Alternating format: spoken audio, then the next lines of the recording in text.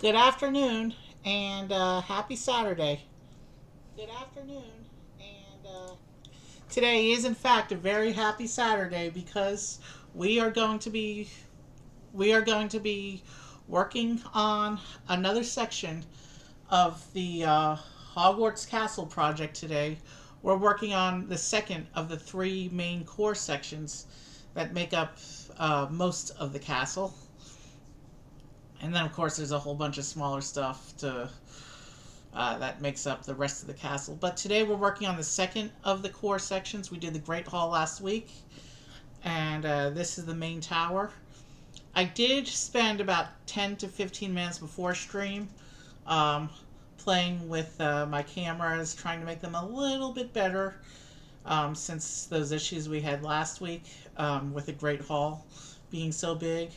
And the main tower is even taller, so we'll probably still have issues when we get towards the later on this evening when we get to the highest parts of the tower. We'll still probably have issues getting stuff on camera, but I tried to make things better. So let's go ahead and I will show you this box because this one is a I just had issues getting the box on camera, but here it is. This camera does not do justice to how big this box really is. And you can see we have a 12 characters who will be joining the castle today. Um, various figures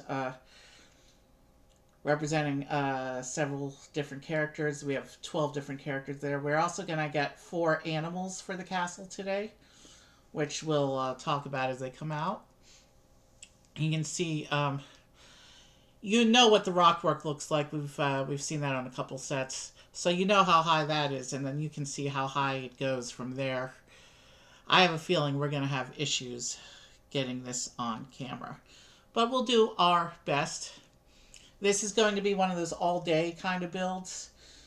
Great Hall took about 6.5 hours to build. It was a 9-hour stream because we did a few small sets. But the piece count, the base piece count for this set is considerably higher than the Great Hall. So we're not going to be doing any of the small sets with this most likely. Not unless we make really good time. And I think I want to I want to take the time to enjoy this build because this is the second of 3 core sections of the castle. Yeah, this is going to take up a lot of space on my table once I attach it to the Great Hall. So anyway, there's the front of the box. You can see the characters down there. And let me try to flip this thing over and show you the back of the box here. There's the back of the box. I'm not too concerned with on the bottom here, you can see it says it comes with 6 of the collectible wizard portraits. We'll talk about that in a minute before we get started here. You can see here, it's showing at the top there, it's showing how some of the rooms can be pulled out so you can put in the modular classrooms.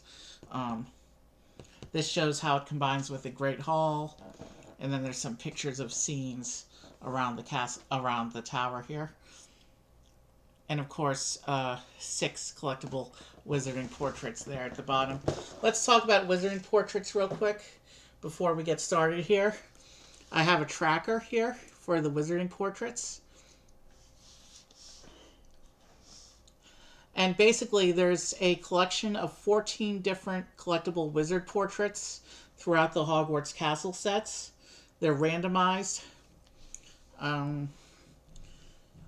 Throughout the Hogwarts Castle project as a whole, there's 27 total portraits, and there's 14 to collect, so there will be duplicates. But we have, in the project so far, we have opened up 9 of the tiles so far. We have pulled 7 different ones, so we're halfway to a complete collection, and we have 2 duplicates. So far, we have 7 of our pools were new ones with 2 we're getting 6 more chances on the wizard portraits today.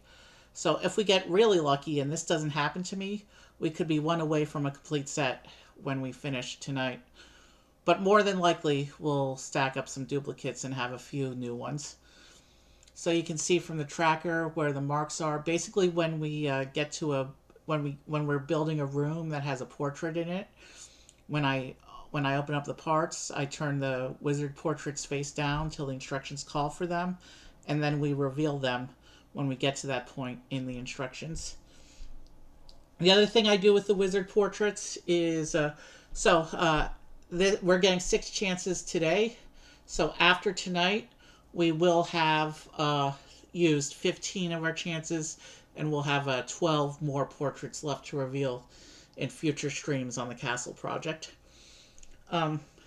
We are getting the Gryffindor Common Room as part of the build today. And what I do with the house common rooms is I want to... I don't know who all the witches and wizards are in the portraits, but I did memorize the 4 tiles for the house founders. We've already put together the Hufflepuff and Ravenclaw common rooms. And in my Great Hall stream, I actually did pull both Hufflepuff and Ravenclaw.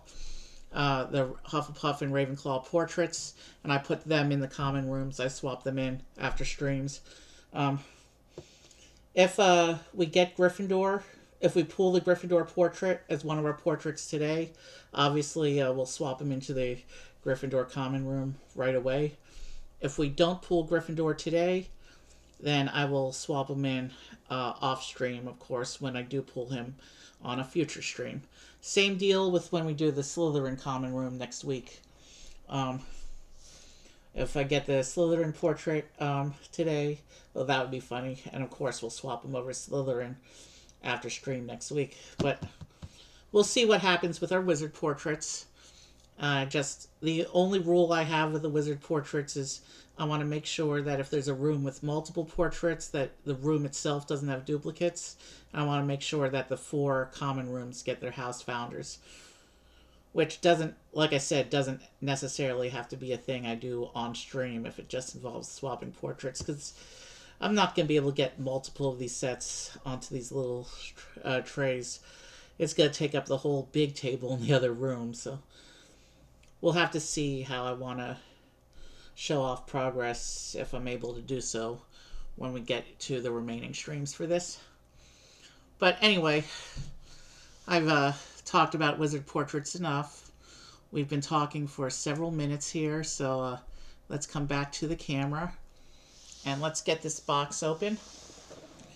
And you'll notice I have the 2 tables set up again. I'm trying a different camera position.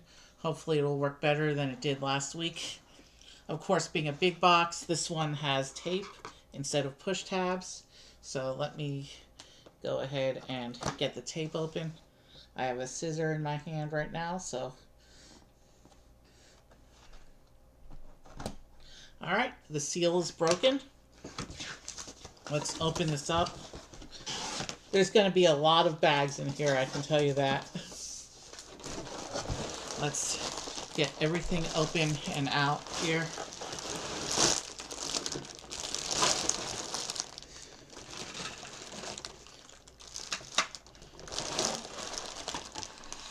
There's some loose pieces too, I see. Alright, let's get things organized here. So we have this big loose plate. It's a 16 by 16. I will set this aside until instructions call for it. We have this bag, this unnumbered bag of bigger parts. I will also set this one aside until instructions call for this.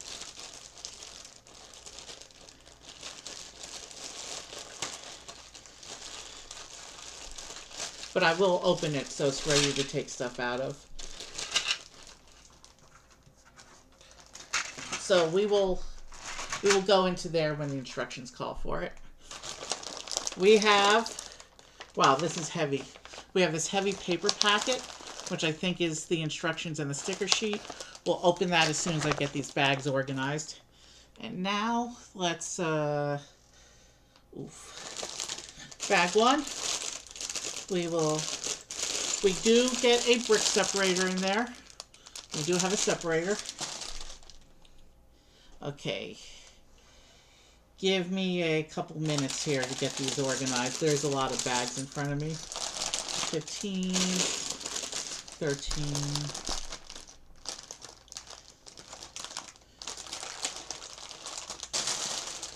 And actually, let me set bag 1 aside because we're going to need it in a moment.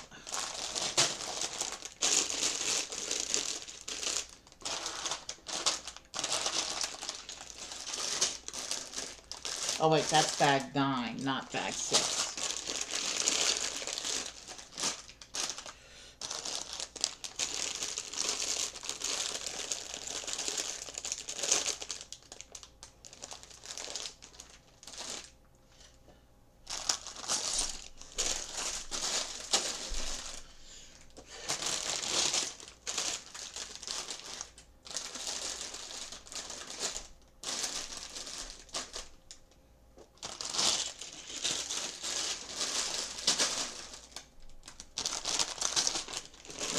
Bag 11. I think there's 21 total bags. So I'm just making stacks to my side here so they're ready to go when we need them. Yeah, that's 9.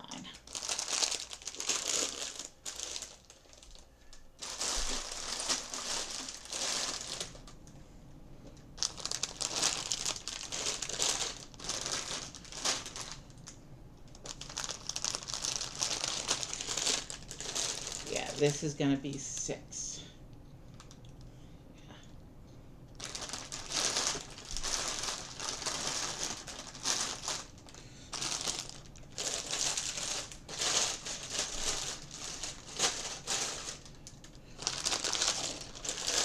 14.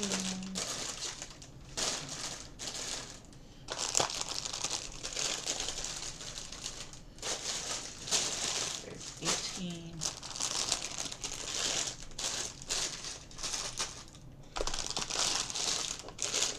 Bag 2. I'm almost ready to go here.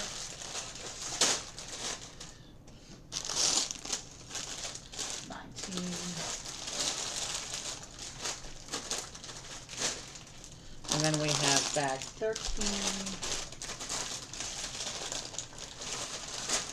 And we have bag 15. Let me check my stacks and make sure all my bags are in order, and then we can get started with our production. And I just dropped something here. Okay. I think we're ready to get started here.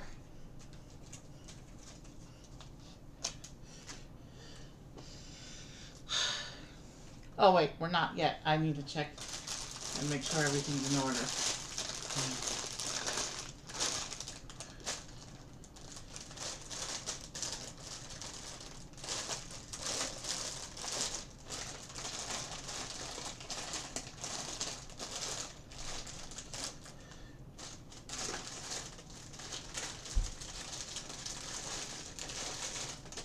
Okay, we're ready to go.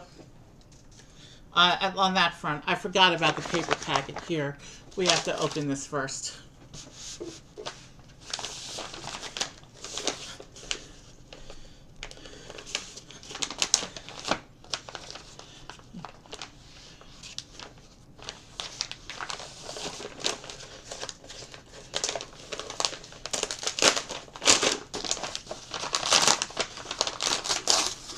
So we have a sticker sheet. 2 sticker sheets actually. We have a regular sticker sheet with a lot of stickers on it. That's like a Speed Champion sticker sheet. Although given the piece count, the sticker per part ratio isn't too bad here. Let's see.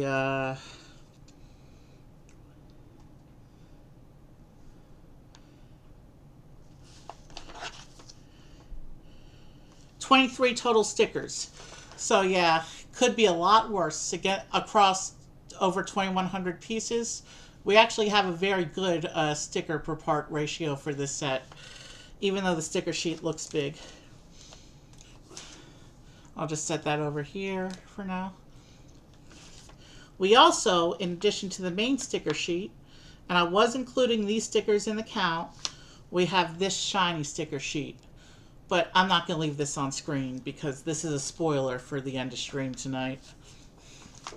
So we have 2 little sticker sheets there. All right. And we also have instruction books.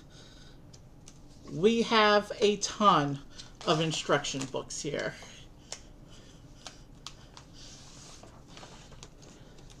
There are 7 different instruction books on this set, representing different parts of this section of the castle.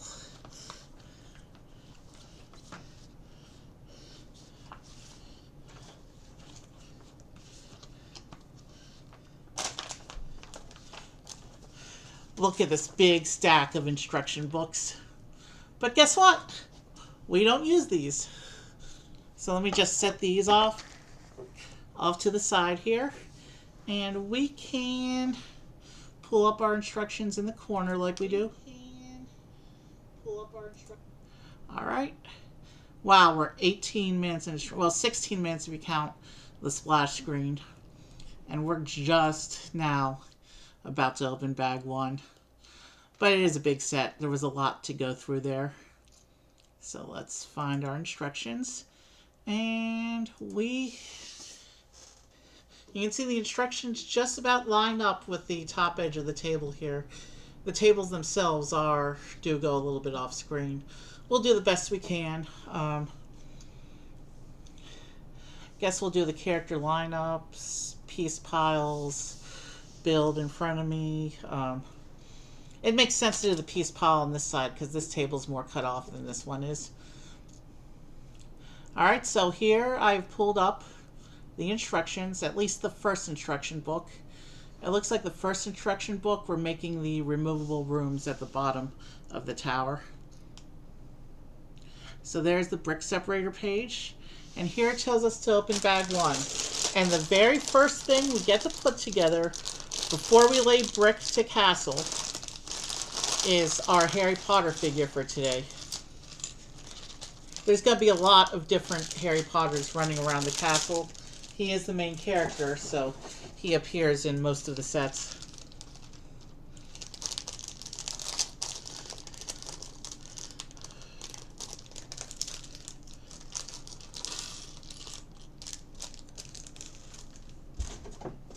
And let's take our separator. Wow, a piece scattered all the way to that side. Okay. All right.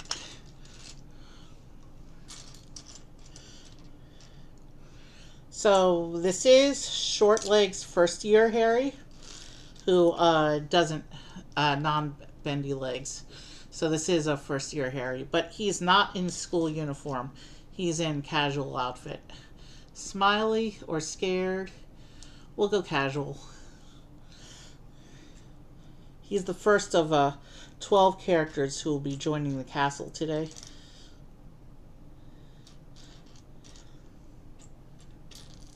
Alright, there's the hairpiece, and we need to give him a wand.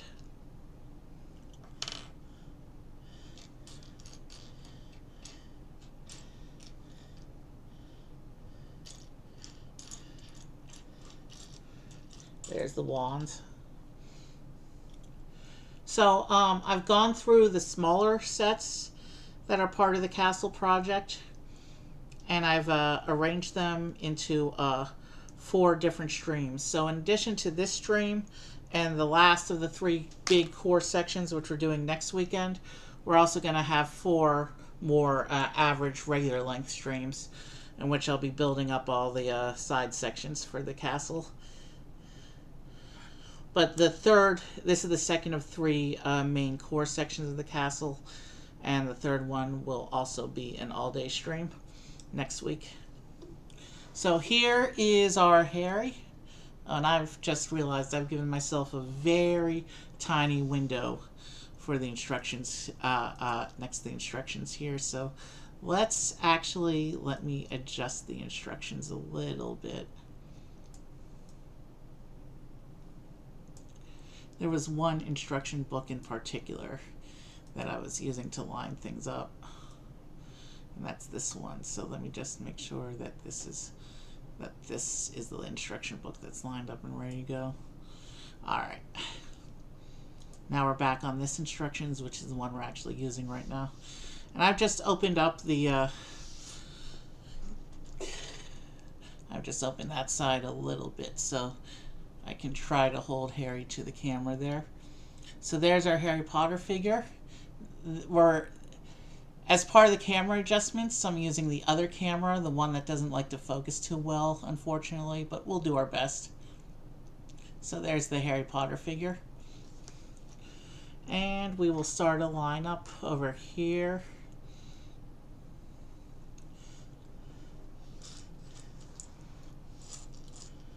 And we will come back to our instructions now and begin setting brick to castle.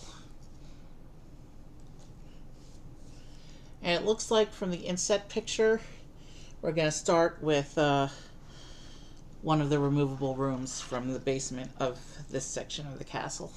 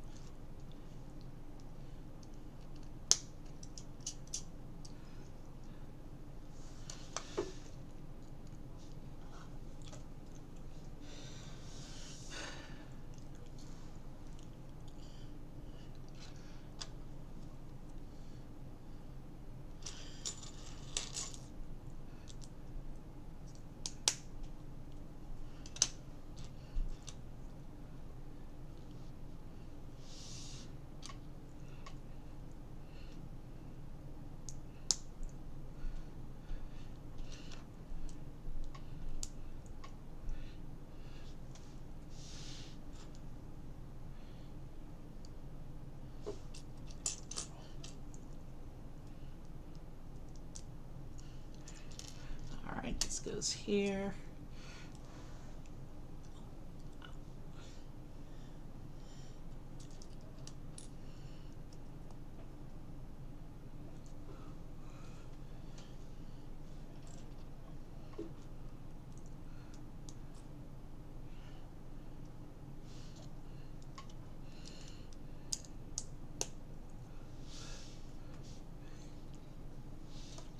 Okay, there are a few transparent clip pieces in here. So it'll be interesting to see what this room is ultimately meant to be here.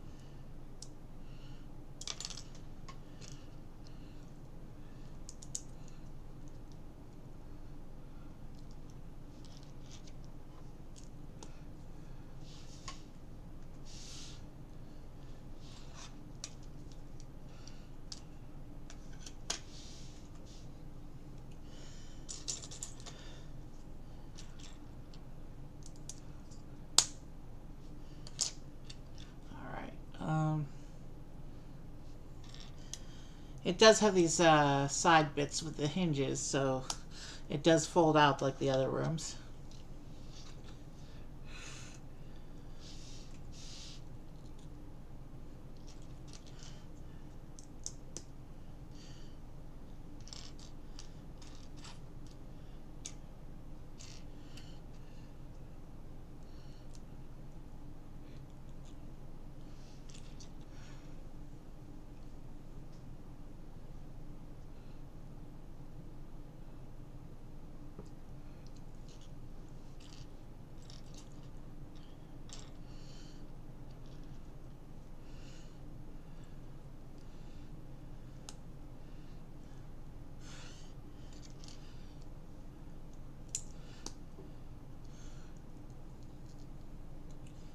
By piece count, this is not the biggest Lego set I've done, but by piece count, this is definitely the biggest set I've actually done on stream on the channel. And I think next week's section of the castle is also comparable to this in piece count. So, but for right now, this is definitely the single biggest by piece count stream I have done on this channel. Or that I haven't done it yet. We're doing it right now. You know what I meant.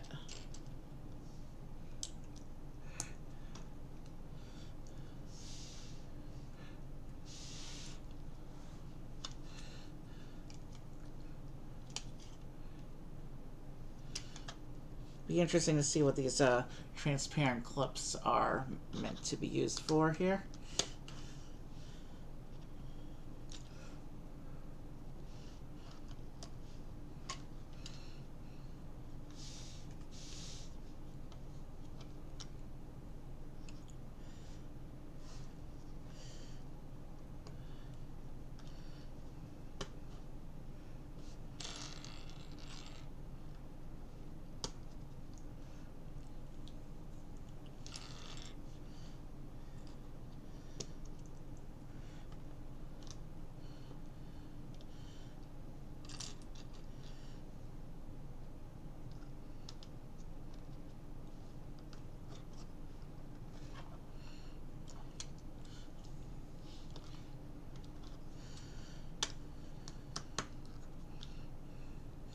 It would help if I put these in correctly. A little bit of an assembly here for part of the room.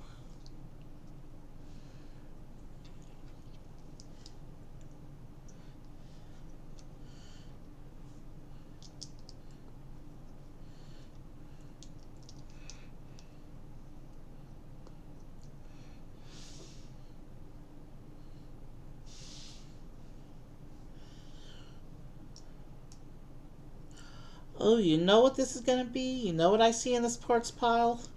This is the room of winged keys. This is one of the challenge rooms from the end of the first book and movie.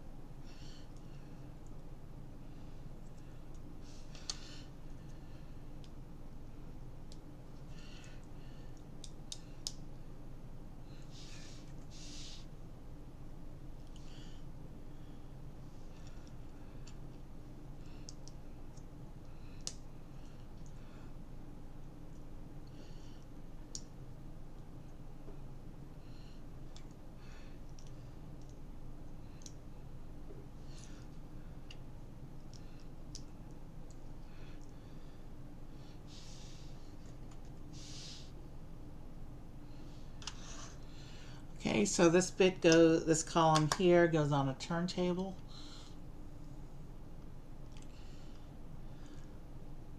And it looks like we got to put all the keys in. Let me take all the keys off of the clips here.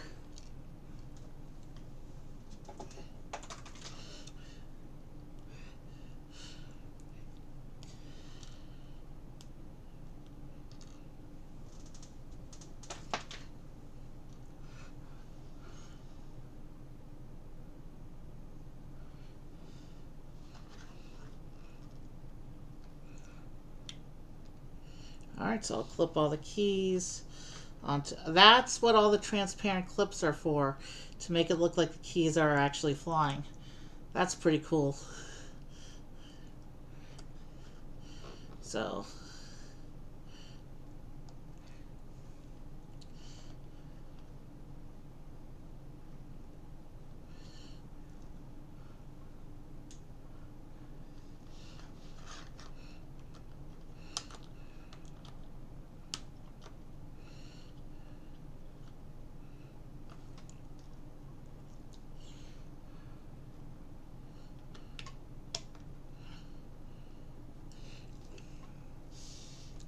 and then of course we get a broomstick,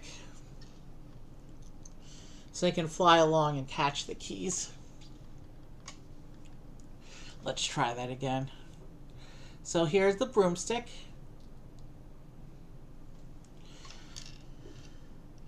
You know what?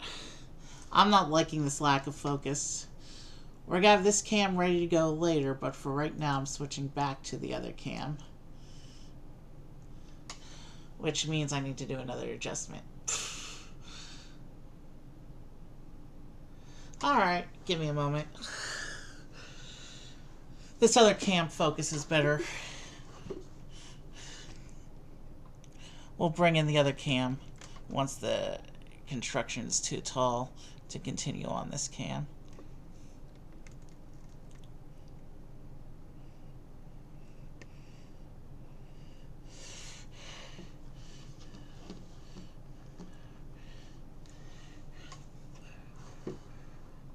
There.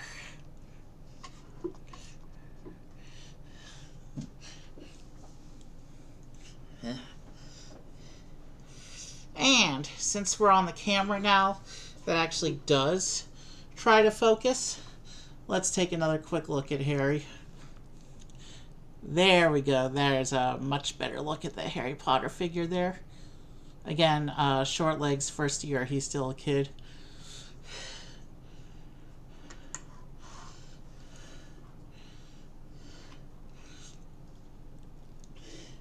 And now that we're focusing, we can actually look at the broom. Brooms are fairly standard in Harry Potter, and this is the first one that we're putting into the castle project. And this little broom just flies on the other clip here. So what we just did with bag one is we built this room. We built the room of flying keys. This was one of the challenge rooms from the end of the first end of Sorcerer's Stone or Philosopher's Stone, however you want to call it. But there's the room of wind keys with the broomstick flying around the central spinny pillar there. Let's pull the instructions back up and get ready for bag two.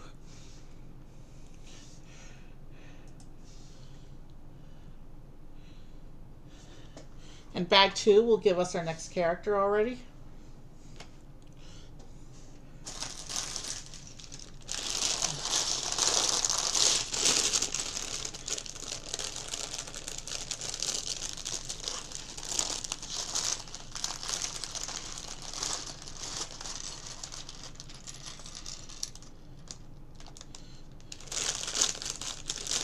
So I'm not going to be able to do Mario Monday this week. So we're just going to set back by 1 week the end of Mario on this channel. So we're going to do Mario Monday next week instead. But then I'll still have that one last Mario set for the following Monday.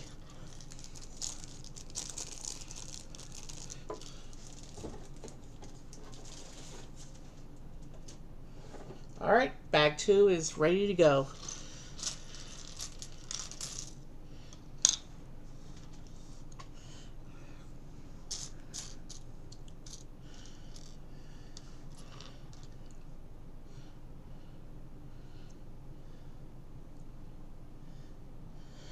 So bag two, our character is Ron Weasley,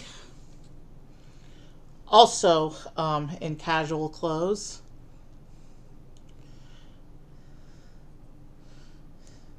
Also, with the first year little kid short legs.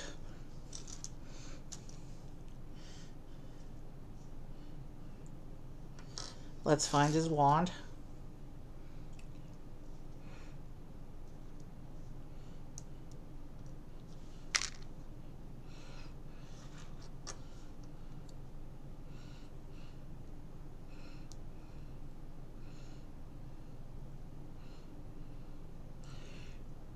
So here is the Ron Weasley figure. Oh, that's a nice focus right there. He can sit with his friend Harry, and we can continue on and build whatever this room is going to be.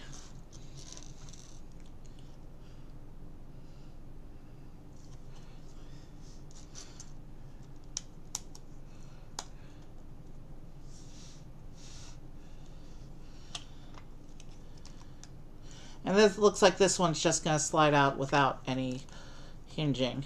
This one's not going to open up or anything.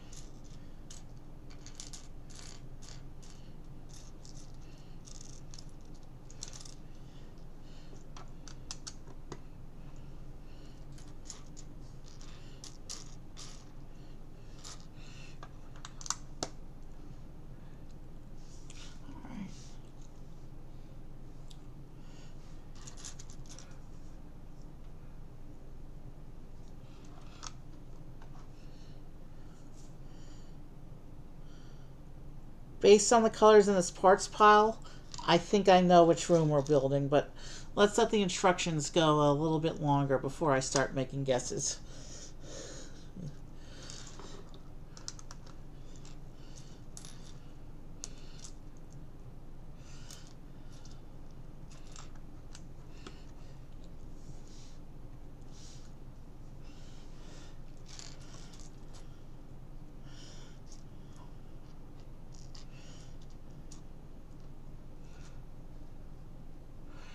I just need to see something real quick. Yeah, it's in my best interest.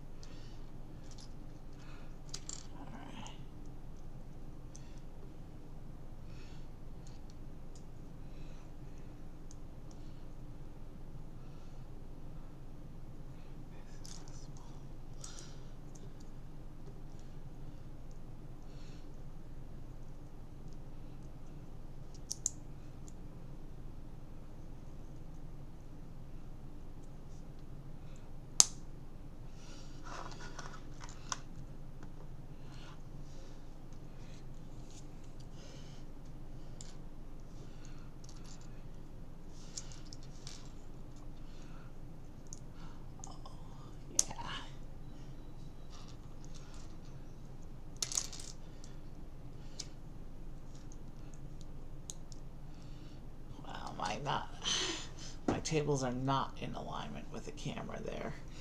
And I'm not as concerned with perfect table placement as I usually am, just because it's a different setup to accommodate the bigger build today. But I still want it to look good, even though I don't care about it looking perfect today. The cameras, I mean.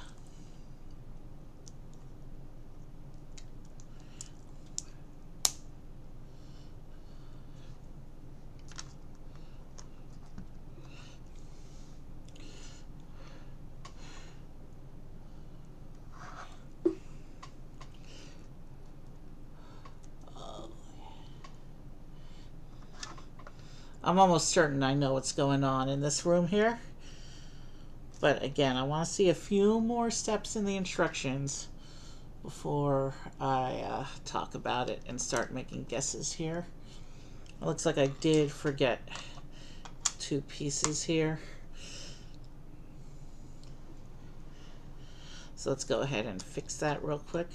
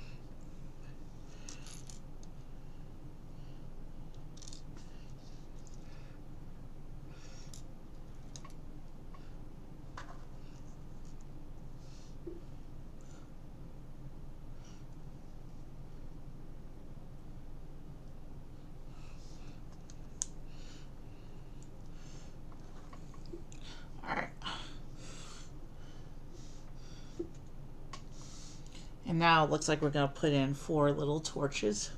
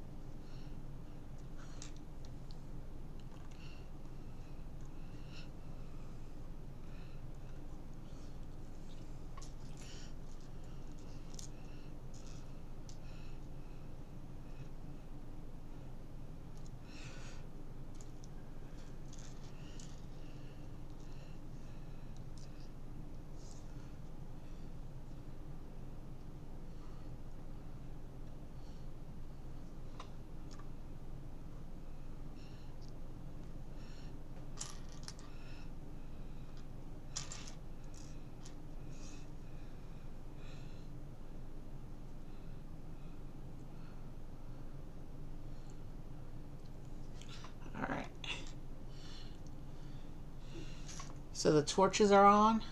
Okay, I know exactly what this room is. This is the Wizard's Chest Challenge.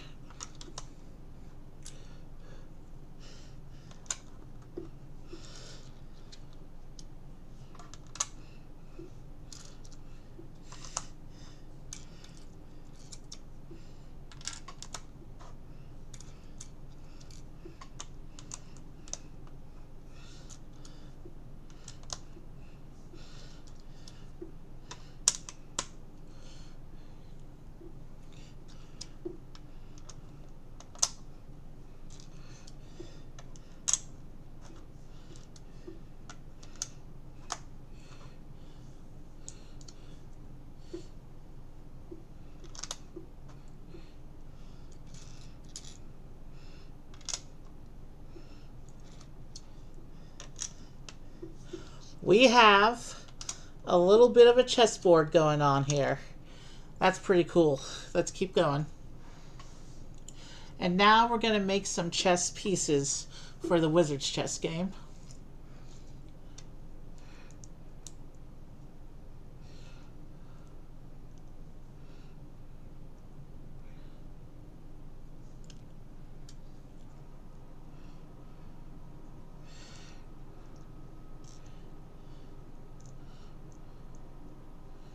And it's cool how each of the squares on this chessboard has a stud, so you can move the chess pieces around.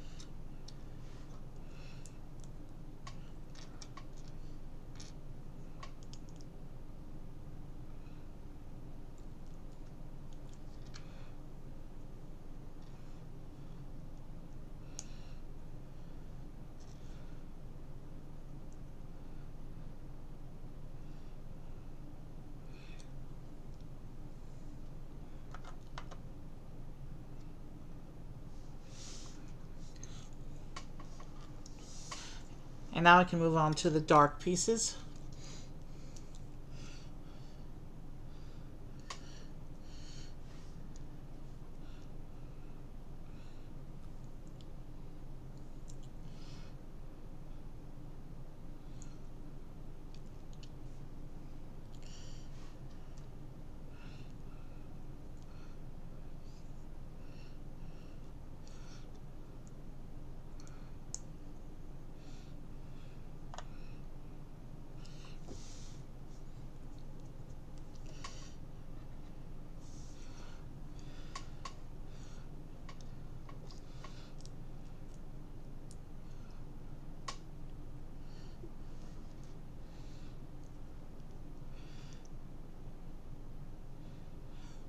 Many years ago, I think Lego actually did make an actual Wizard's chess set. It's like hundreds of dollars on the aftermarket now.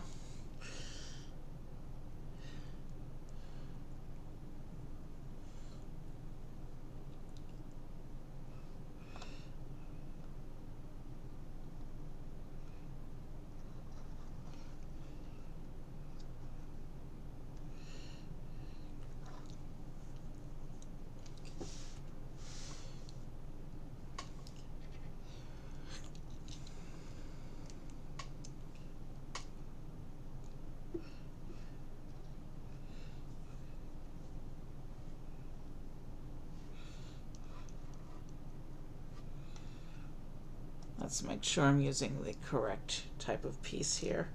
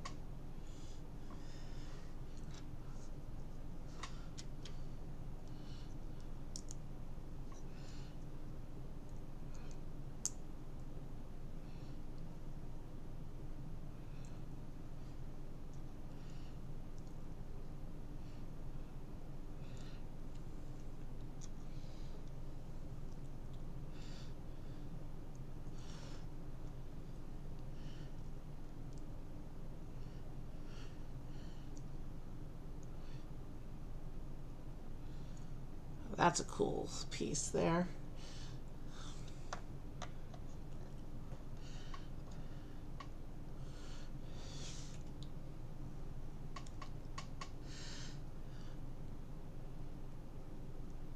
And here's some advertisements.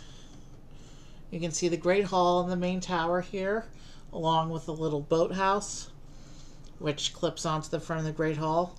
We actually did that with the Great Hall stream. And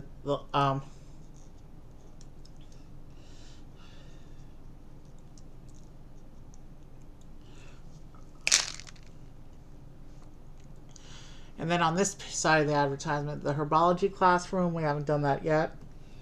And the flying lesson, we haven't done yet. And this is showing the, is that the charms classroom we have not done yet. And this is the dueling club, which we did with the Great Hall. And then the potions classroom, which we have not done yet. And here's a little picture of Harry and Ron, ready to explore the Hogwarts castle. Let me switch instruction books. Okay, so this next instruction book looks like we're going to be in it for a while. There's 4 bags involved. So let me show off the wizard's chess room, and I'll bring, and you can look at the flying keys room again some more. And I'm going to take our first bio break. This is going to be a bit of a longer one because I really need some water. So I'll go get some water, do my stretch, whatever. We'll come back in a few minutes at about the 1 hour mark of stream or so, and we'll go ahead and we'll start building up the foundations for the actual structure of the build itself. Here is the wizard's chest room. Very cool how they did that there. You can see the different chest pieces around.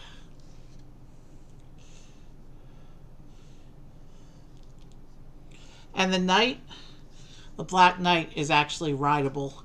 There's studs on there you can put Ron for him to command the chess pieces. Alright, so you can look at that. And here's the flying keys again. I'll let the broomstick show. So there's the flying keys again, and you can look at that some more as well. And I'll be back in about 5 to 8 minutes, so we can continue on with the castle tower, or not the tower yet. We got to build the stone foundation first. In fact, let me go ahead and there's preview of coming attractions there. And I will be back in a few minutes and we will continue.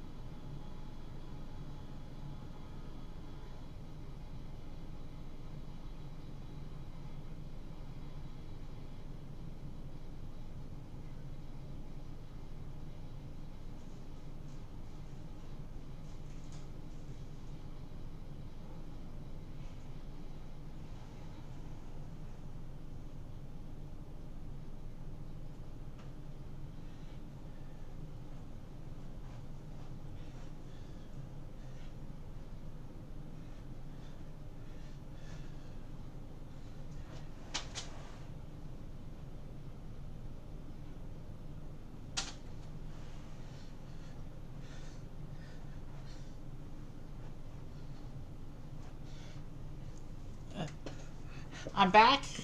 Never underestimate the importance of a good stretching break and water break during a long stream.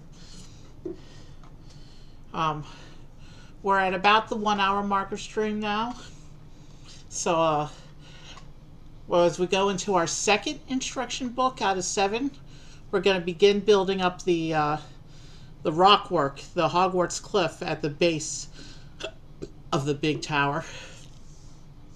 So the first thing we have to do is we have to take our our flying keys room and our wizard's chest room, and we just have to set them aside off screen for a while. Let's make sure I'm not breaking them when I set them off screen. So let me fix that real quick.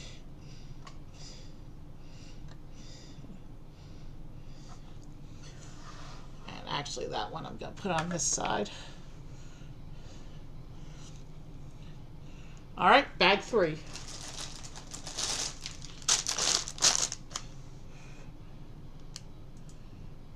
Let me just... Am I still working here? Yeah, we're working good. Yeah, we're working good.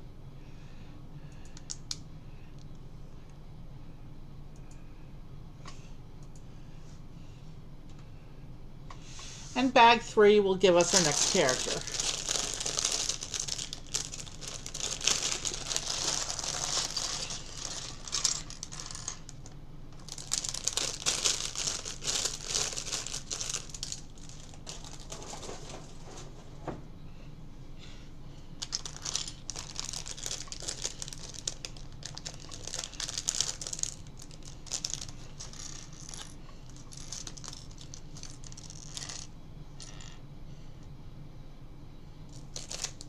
So this is actually going to be Hermione. Like Ron and Harry in a casual outfit. First year short kid legs. This is actually going to be the 4th Hermione in our castle project. Because she was in 2 of the other sets we did.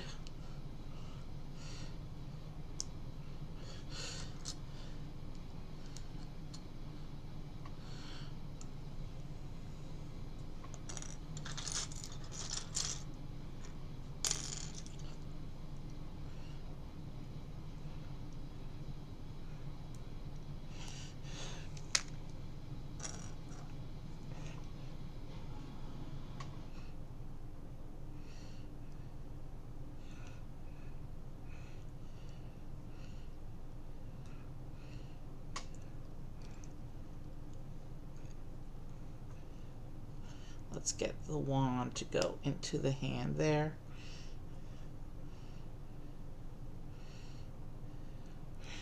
And this is today's Hermione.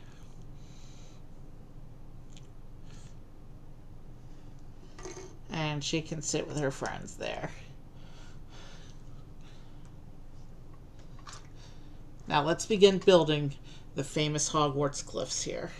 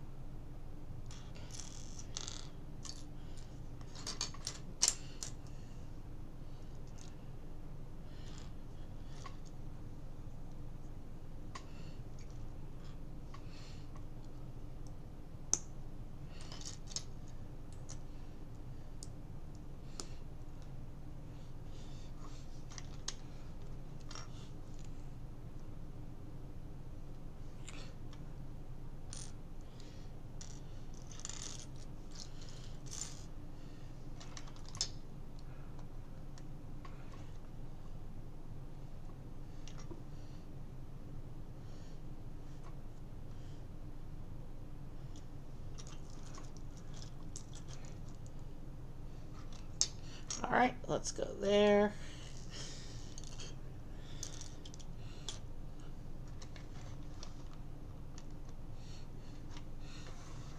Actually, we may adjust the size of the instructions if we have to, depending on the actual footprint of the terrain here.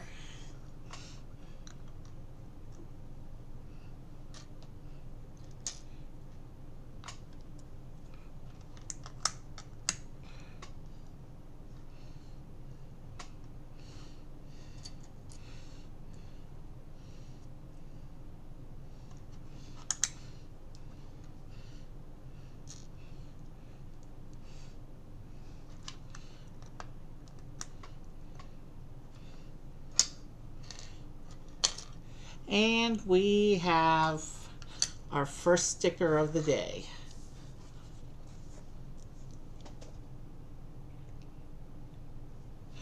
Oh, I see what's going on here. I think.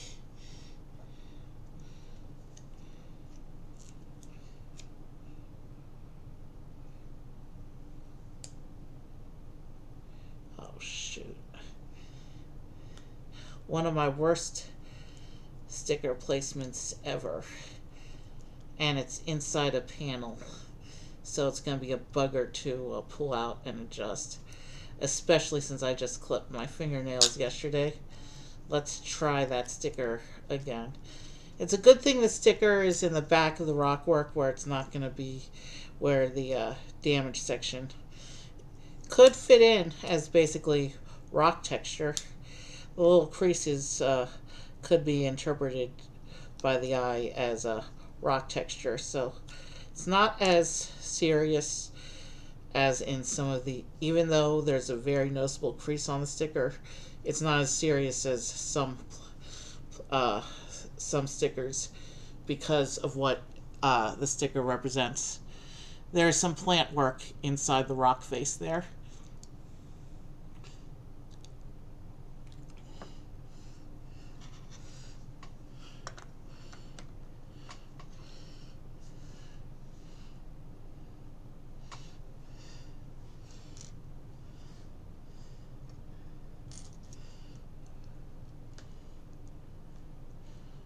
The cliff section for the set is this and the next 3 bags after this one. So we'll be doing this for a little while.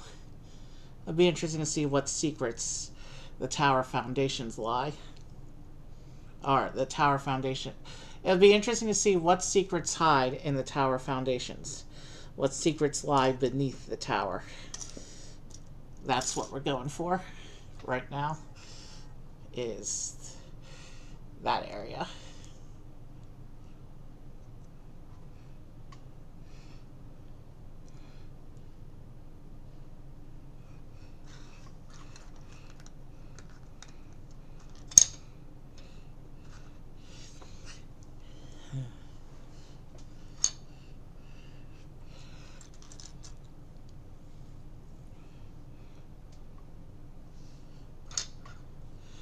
And we do have some of these big molded rock pieces.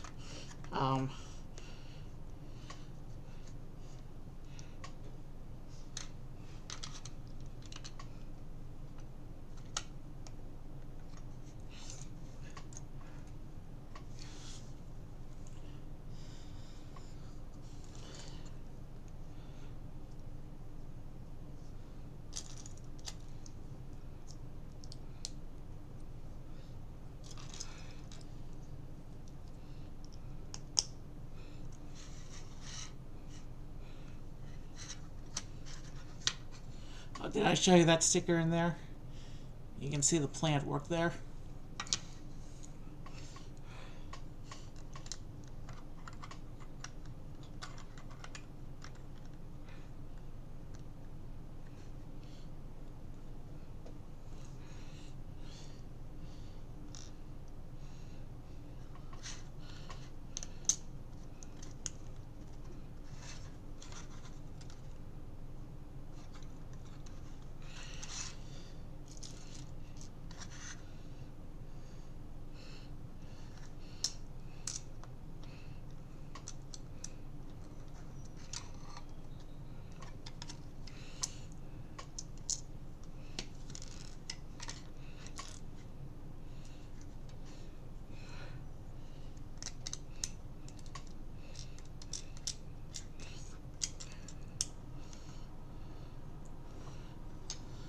I'm struggling with one of these little one by one slopes. They're hard to grip in tight corners like that. But I think I got it. And I got to place one more of those. There we go.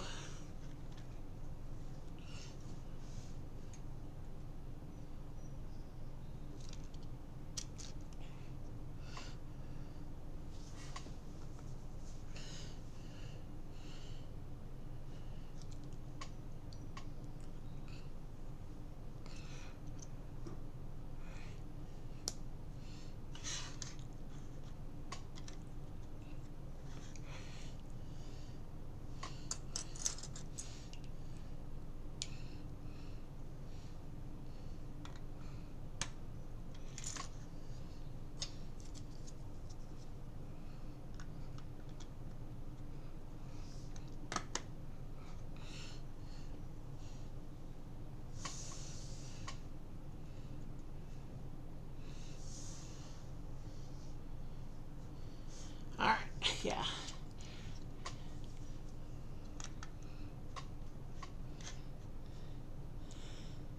Sorry, I'm not talking much. When I stop talking, it allows me to build more efficiently and focus on the build. And with a big build like this, there'll be a lot of times during this build where that'll happen. Plus, we're just doing rock work right now. There's a lot of cool stuff in the set, but right now we're just doing foundational bits. So there isn't really much to talk about with this. Although it is cool seeing the shape of the cliff come together. It's always cool seeing that with these bigger sections. It's really cool how they do the shaping of the Hogwarts cliff.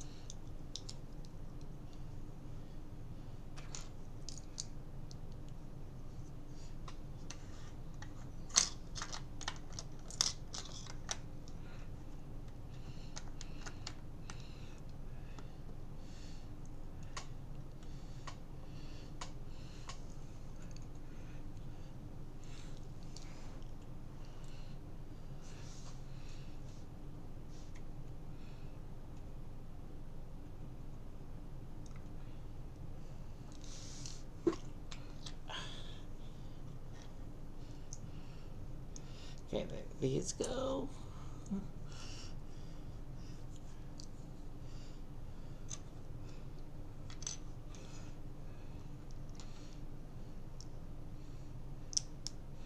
Oh, I think I see what's going on here.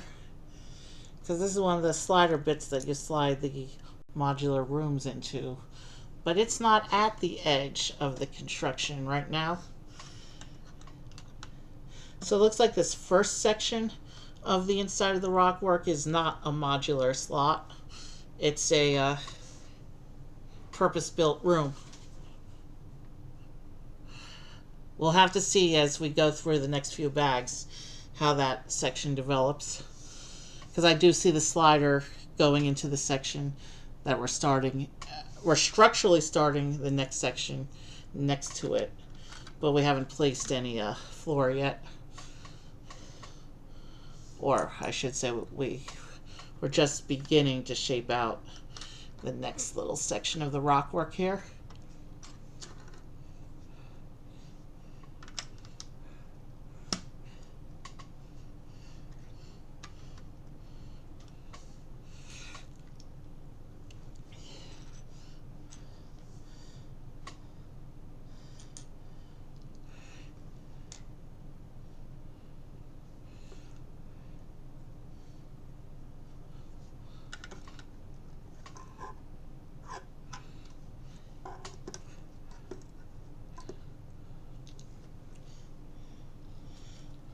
So we're almost done with bag 3 here.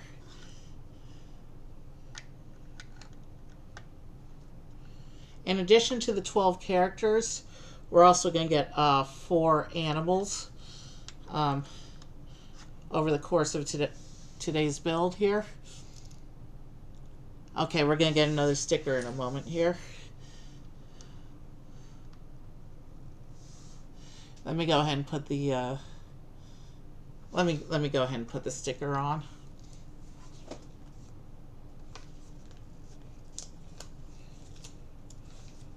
Okay, it looks like the rest of the stickers look like portraits and things and wall details. So it looks like we won't be using the sticker sheet again inside the cliff. But we do have this second sticker representing some more plant work. That's going to go inside the cliff first before we're done with stickers for a while.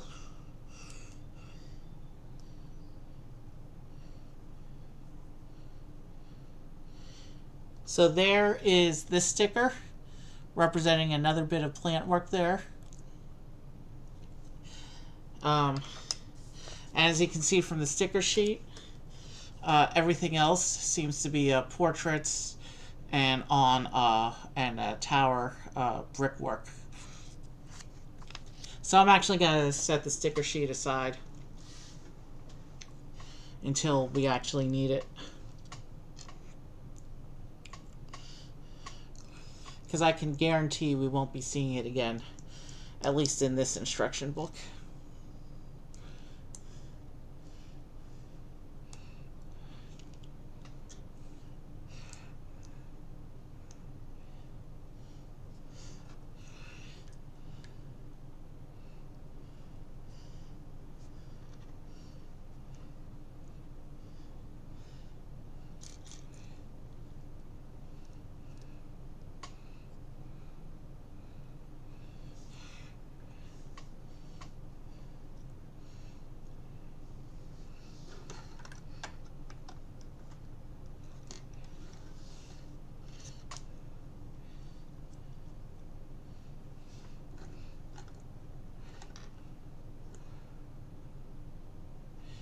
Did I miss something? It looks like I missed a piece somewhere. No, I did not miss a piece. I placed a piece in the incorrect position. That's what that issue is. So let me fix that. There. Now I can connect this piece as the instructions show. There we go. We're ready to move on.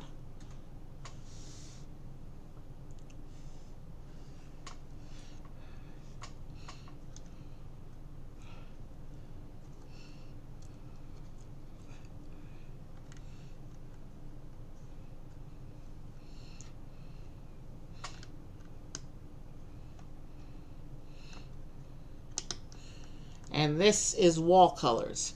So our first little bit of Hogwarts castle proper has entered the model.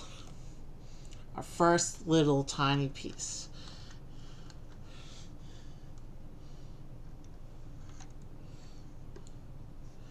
And we have some more plant pieces for inside the cliff here. Oh, I see how that attaches. That's why we put that stud down there.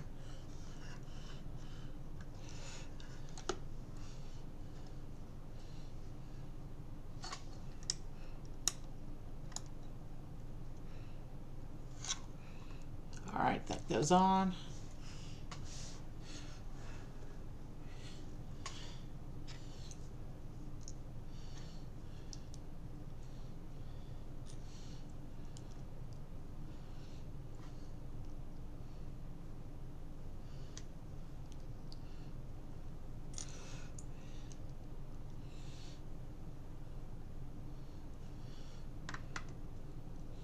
And with that, we are about a quarter done we're about a quarter done with the Hogwarts cliff for this section of the castle.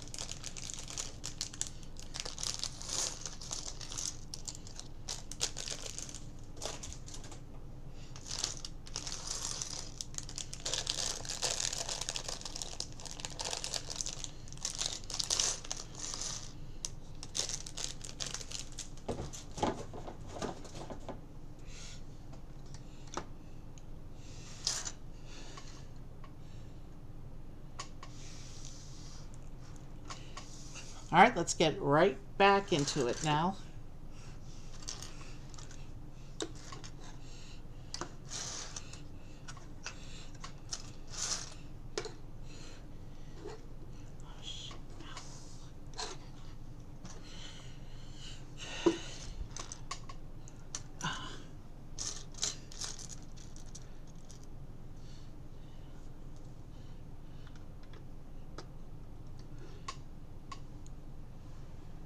I do see some more of the castle wall tan in this parts pile.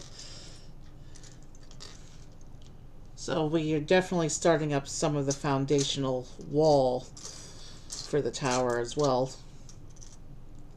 as part of doing the Hogwarts cliff.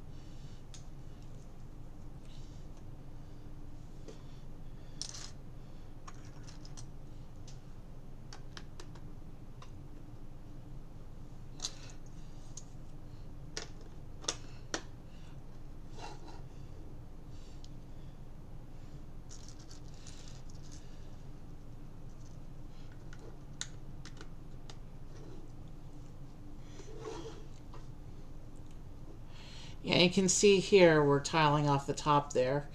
So that's where castle structure proper is going to attach.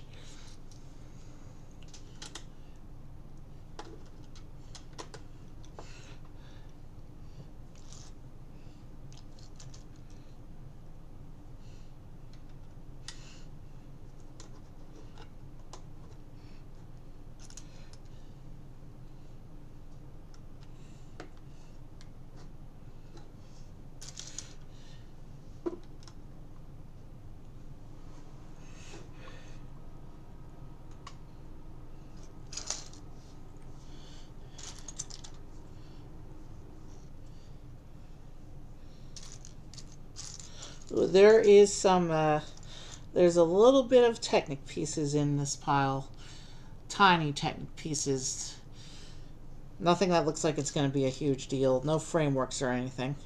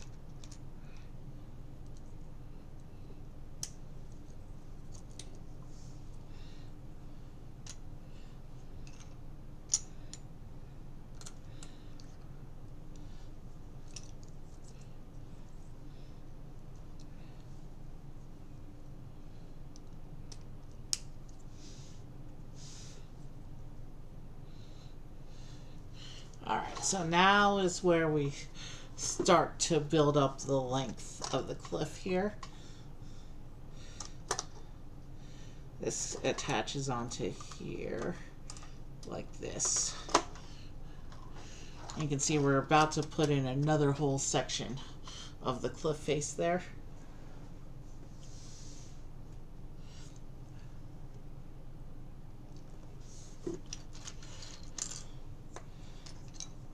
And here's another bit of the slider grooves for the modular rooms in the base here.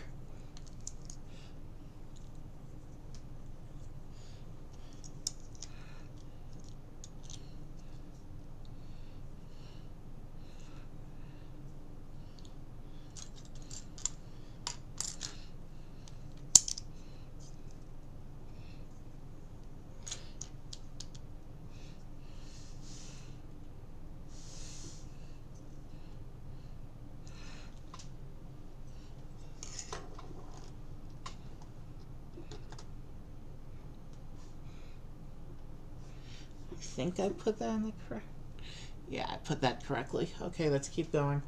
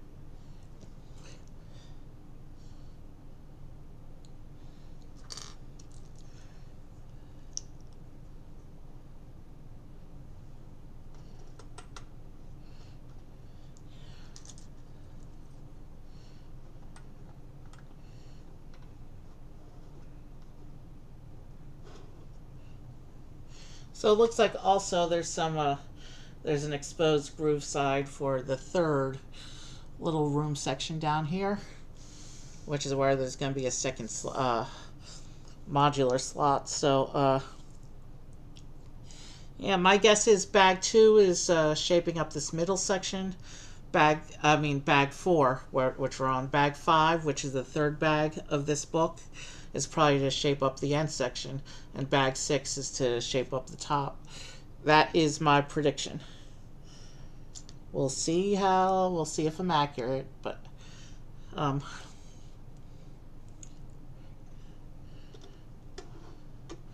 I kind of know how Lego flows by now. But sometimes they throw surprises.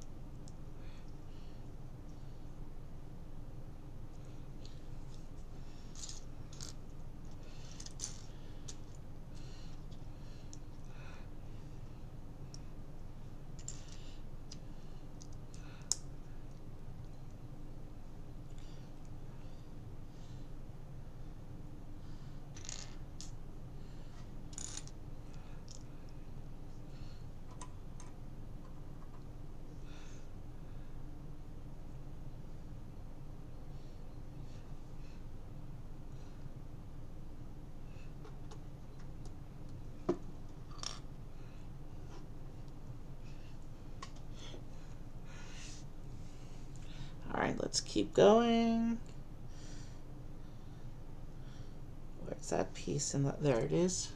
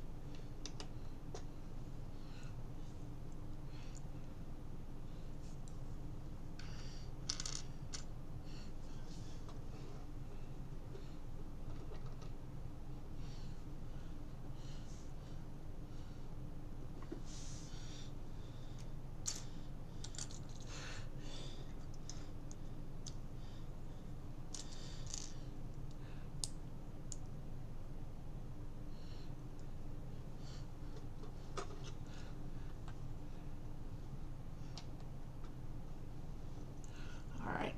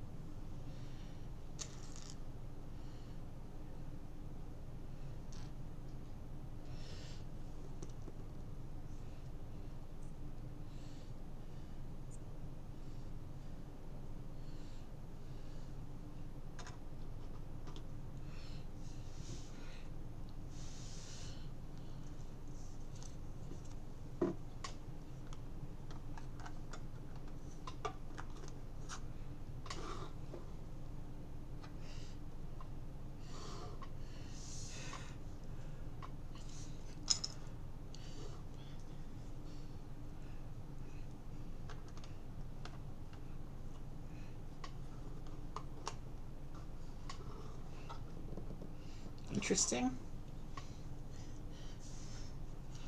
The rock shape is doing some interesting things. I like it.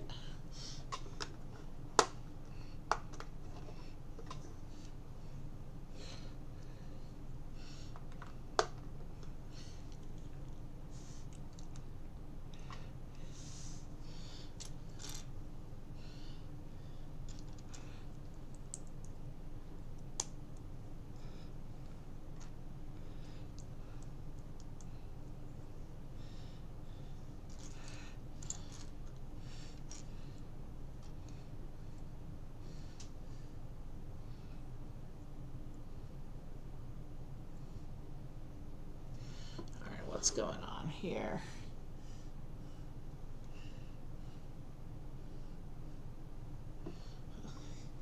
This goes into this slot like that. All right.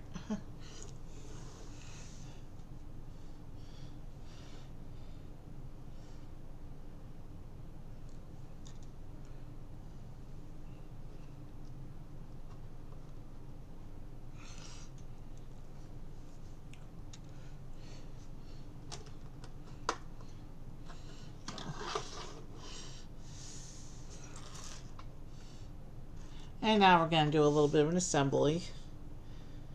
And this assembly involves some technique.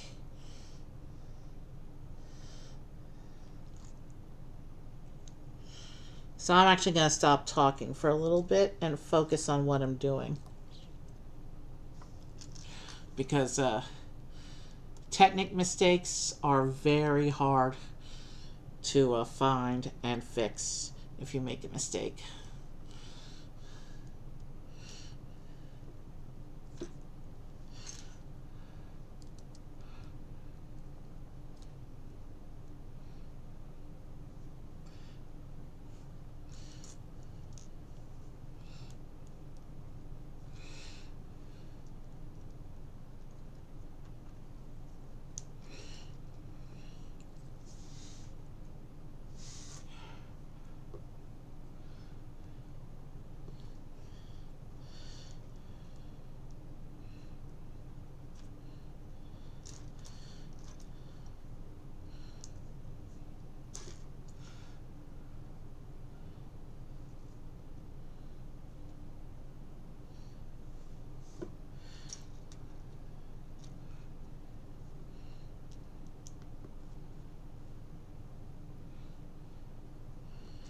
All right.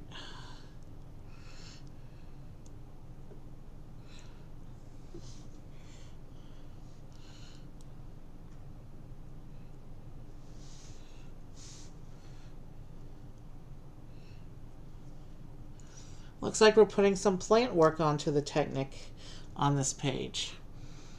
Interesting.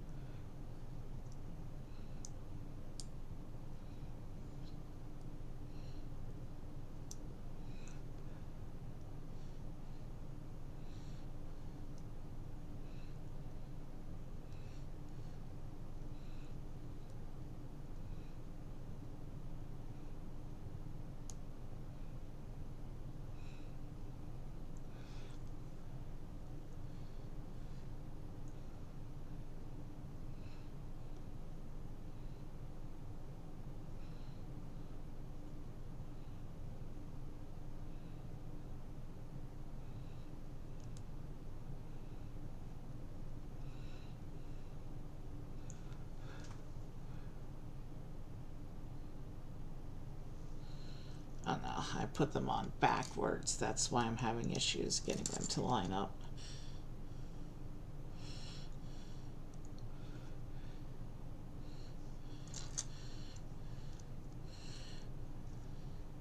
Technic and trees. My two Lego weak spots that I'm not so good at.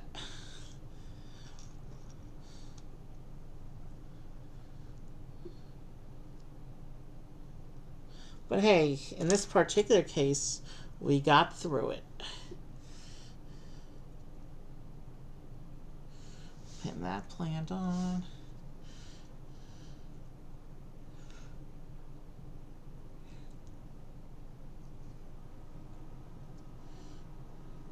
So we just made this a bit of plant work that's hanging off of a Technic. And this looks like it's going to slide inside the room here where we put the plant stickers.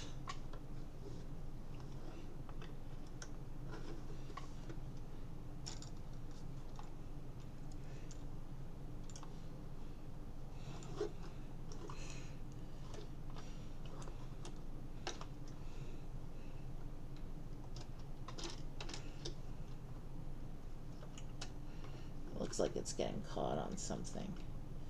Maybe it's supposed to be getting... Yeah, it's getting caught on the other bit of plant we put in before. Oh, I think I see what's going on here. Let me finish. I think that's the magical plant. The strangulation quicksand, whatever it was, plant. The strangulation plant. What was it called? Devil Snare or something like that?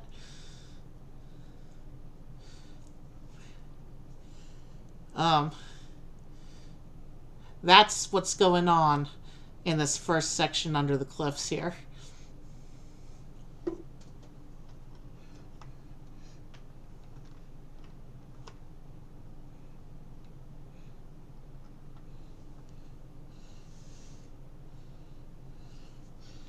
And that, okay, and that just goes there and holds the devil snare in place. I think it was called Devil Snare. Don't quote me on that, though.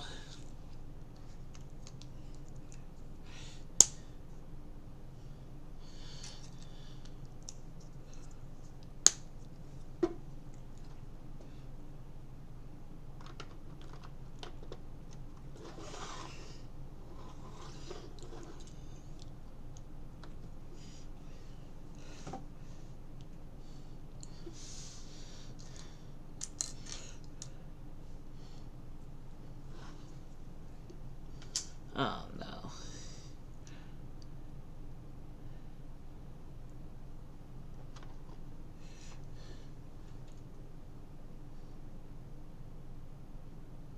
Something's not lining up correctly. But that was a me problem, not a instructions problem. We fixed it and we're ready to move on.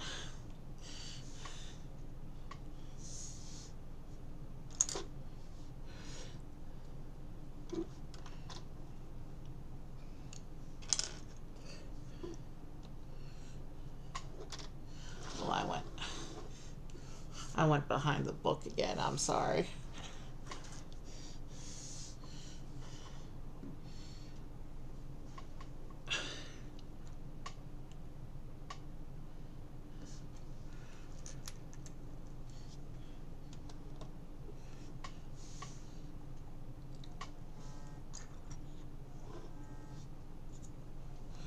Who's calling me?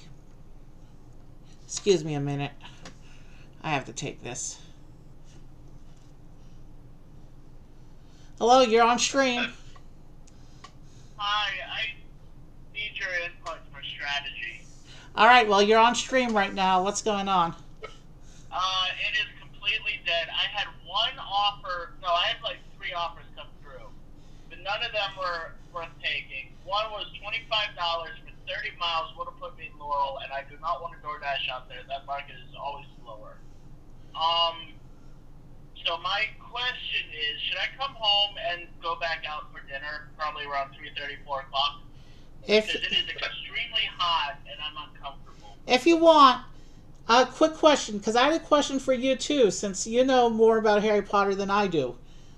The challenges, the challenges at the end of Philosopher's Stone, Book One. There's the wizard's chest. There's the winged keys. What's the name of that strangulation plant? Devil Snare. Devil snare. That's what I thought. There's some devil snare inside the cliffwork of this tower. Nice. All right. Do you wanna make? You're already kind of guest appearing on stream right now, but do what you want. I cannot tell you how to do your door dashing. I understand that, but I think Mom understands better, but I tried calling her twice and She's sleeping right now. I went up to do a water break after the last bag, and she was out on the couch. Okay. Yeah. So you do what you want. I can't. I can't tell you what to do. Because it is supposed to cool off after dark.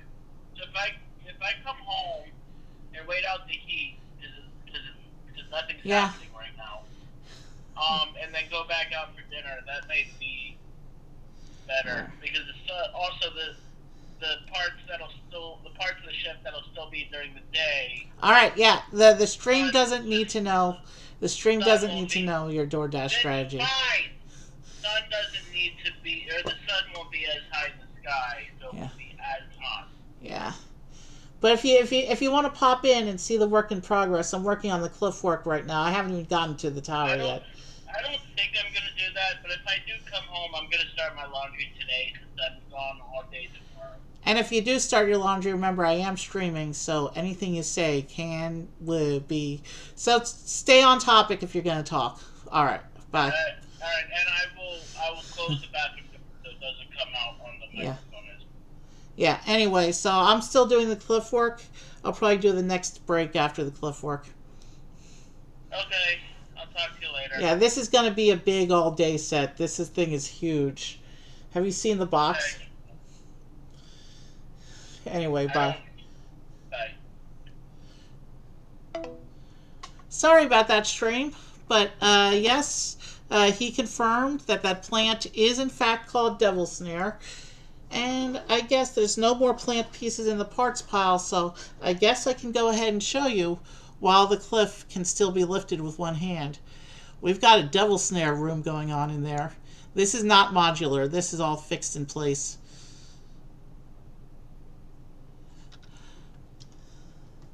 Oh, and I see what's going on here. The Devil Snare blocks the entrance for going into the next room. Oh, okay. This is all the challenge rooms. Because we're going to put the wing keys in the middle and then the wizard's chest on this last section here. This is pretty cool. Let's finish up the cliff work and then I'll put the rooms in place and we can see how it all lays out.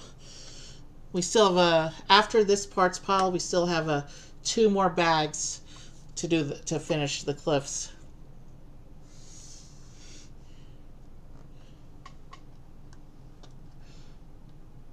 Which means the immediate part of the castle that's right above this bit of the cliffs is going to be Fluffy's hallway.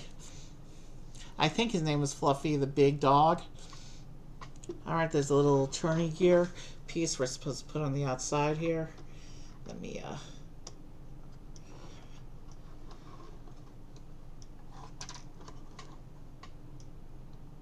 Okay, yeah, I see how it is. Yeah, that's a Devil Snare room in there. Okay.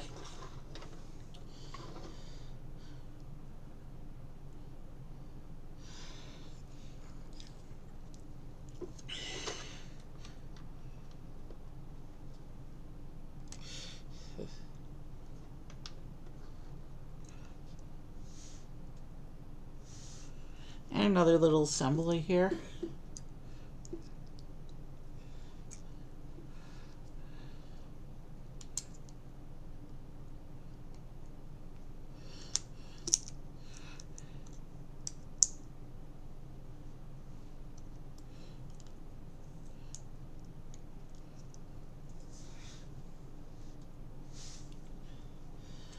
Okay, and it's got a little bit of it's got the gear tile. Interesting. Okay. I think we're setting up a mechanism for the Devil Snare challenge here.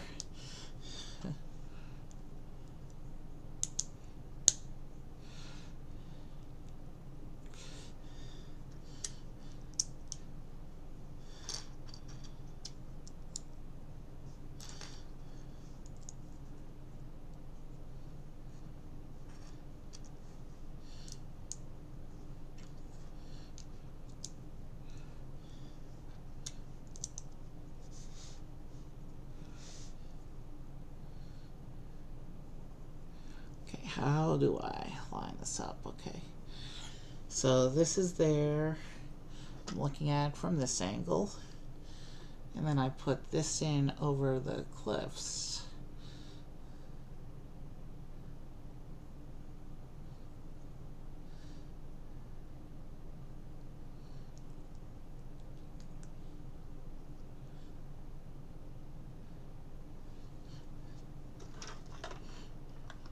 With this bit lined up there.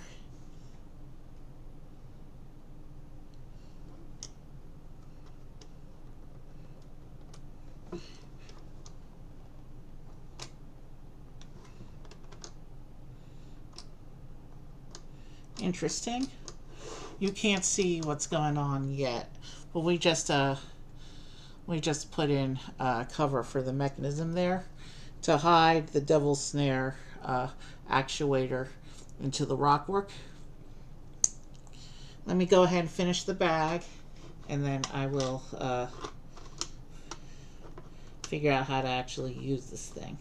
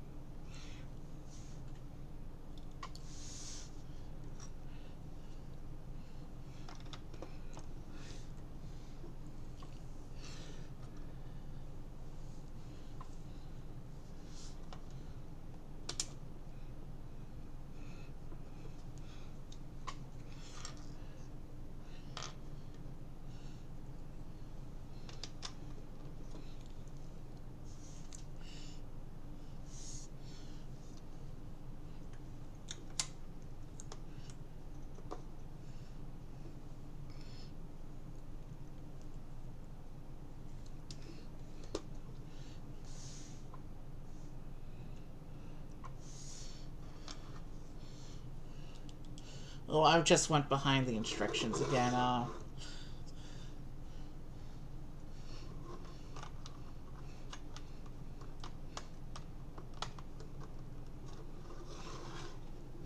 Alright. So the mechanism for the Devil's Snare is actually cleverly hidden into the rockwork here. Interesting. So just looking at the castle as a static display, you would never even guess it's there.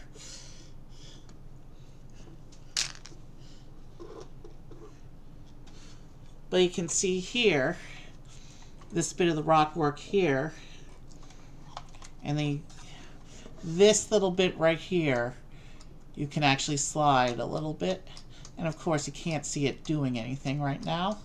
But if you turn it around, and you look at the, and the light's not getting in there very well, but let's see if we can get into the side there. You can see the Devil's Snare plant, and as I slide the rock, you can see how the plant moves in there.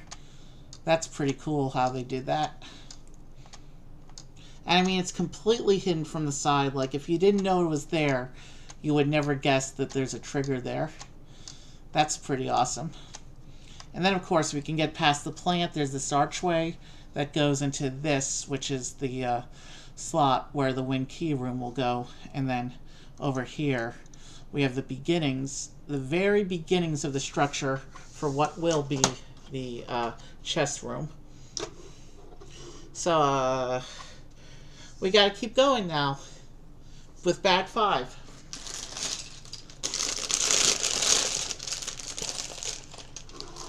We've got 2 more bags to build up the Hogwarts cliffs and finish the 2 modular room slots.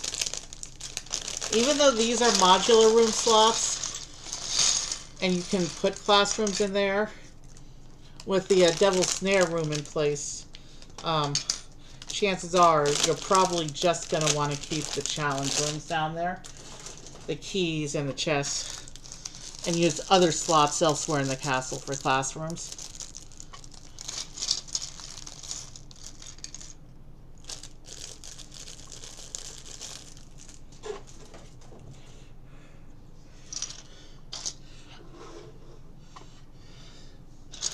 I'm going to try my best not to go behind the instructions again. But, you know I can't guarantee it. And we've got a bunch of these cliff pieces in this. We have 5 of these cliff fronts in this pile here.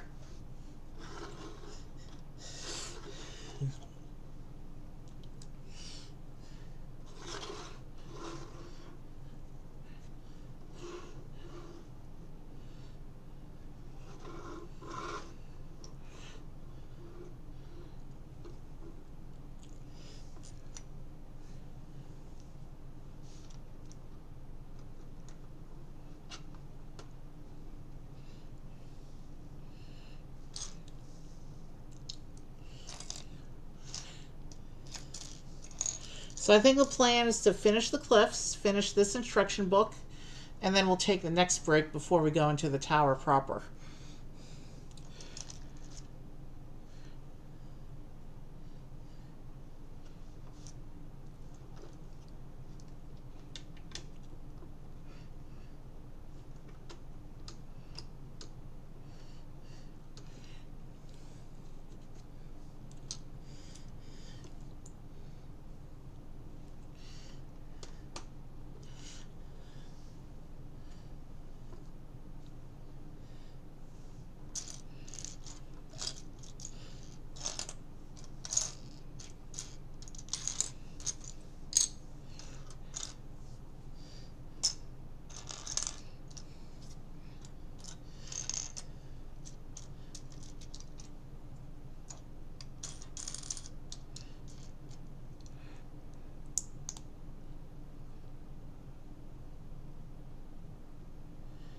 Where's that piece in the pile?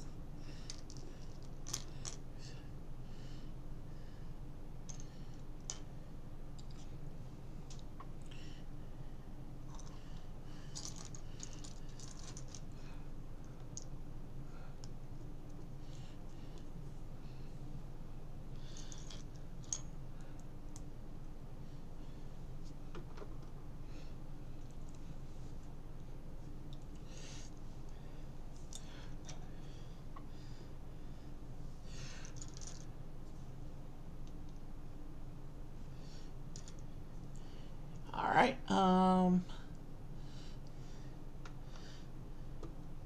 that's clever there.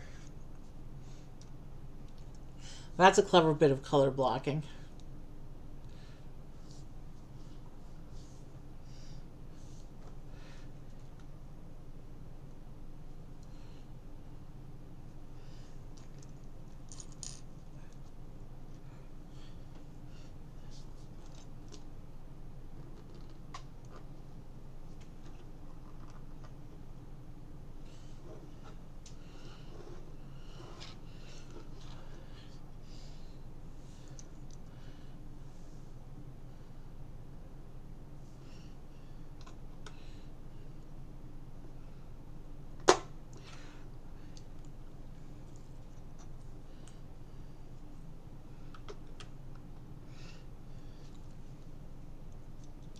Okay, and now we're going to do an assembly. So I'm going to go ahead and stick this section of the cliff behind the instructions for now, because it looks like we're gonna build another whole new section here. So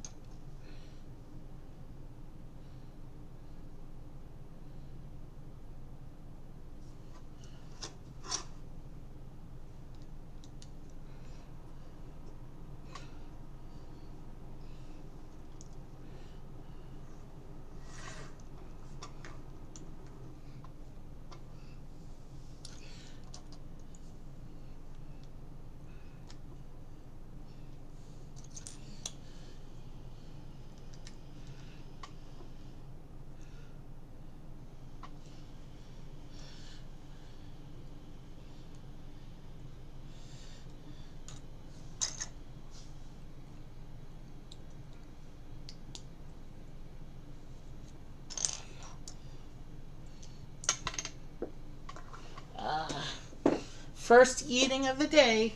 We got to the 5th bag before that happened. Well, technically second if you count the parts bag we dropped at the beginning when we were getting stream organized, but I don't really count that because we hadn't started building yet.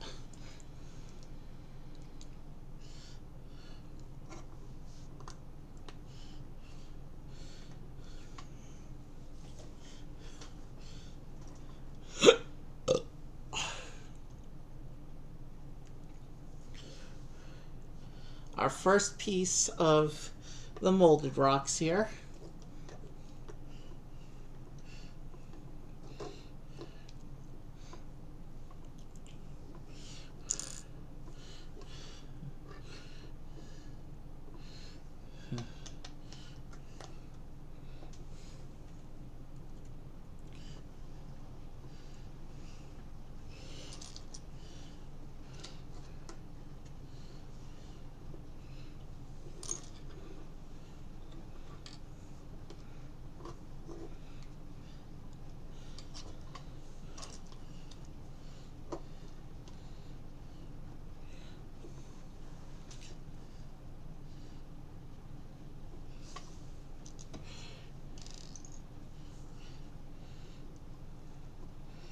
All right.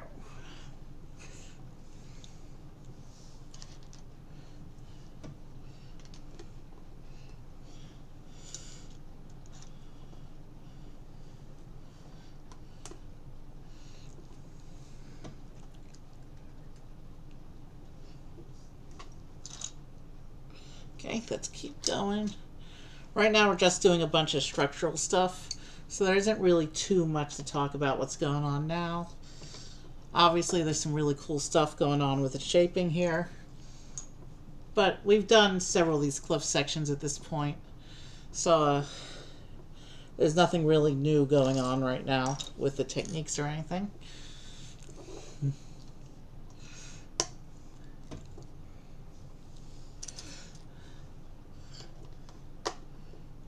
So we're just gonna focus on getting through this part of the build so we can get to the exciting parts again. The Devil's Snare, that was pretty exciting. That was a nice surprise. I did not see all that coming. I particularly like how they hid the mechanism in the rock.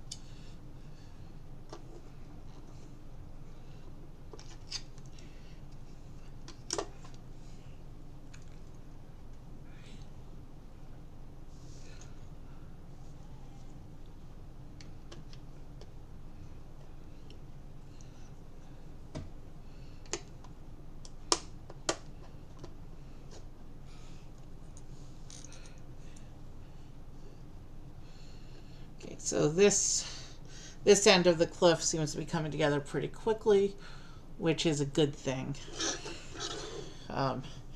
Because we still have to get to the tower proper. There's a lot of build to do today.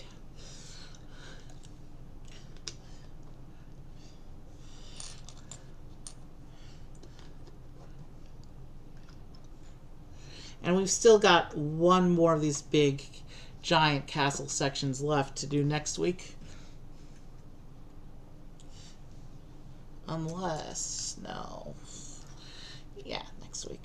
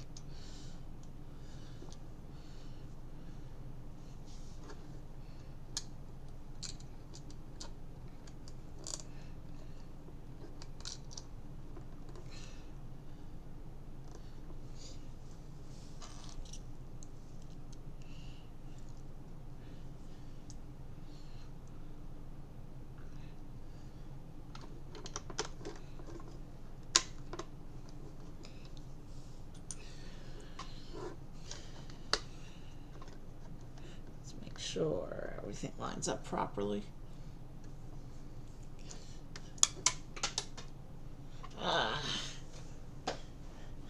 Another Butterfinger moment, but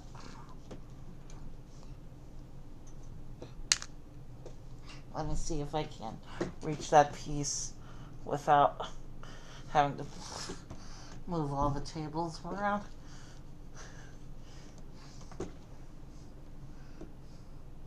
Nope, can't reach the piece. I don't even see it anymore. I saw it, I felt it, it shifted, and now I don't even see it anymore. Excuse me a moment while I try and figure out where it went. There it is. I got the piece, but I also dropped the mouse for my computer.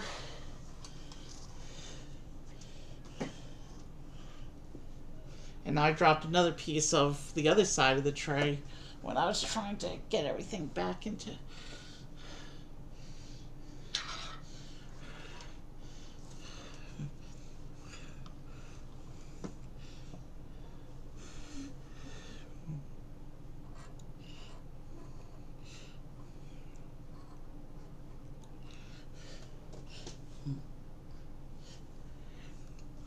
All right, I think I got everything. So I think we're good to continue.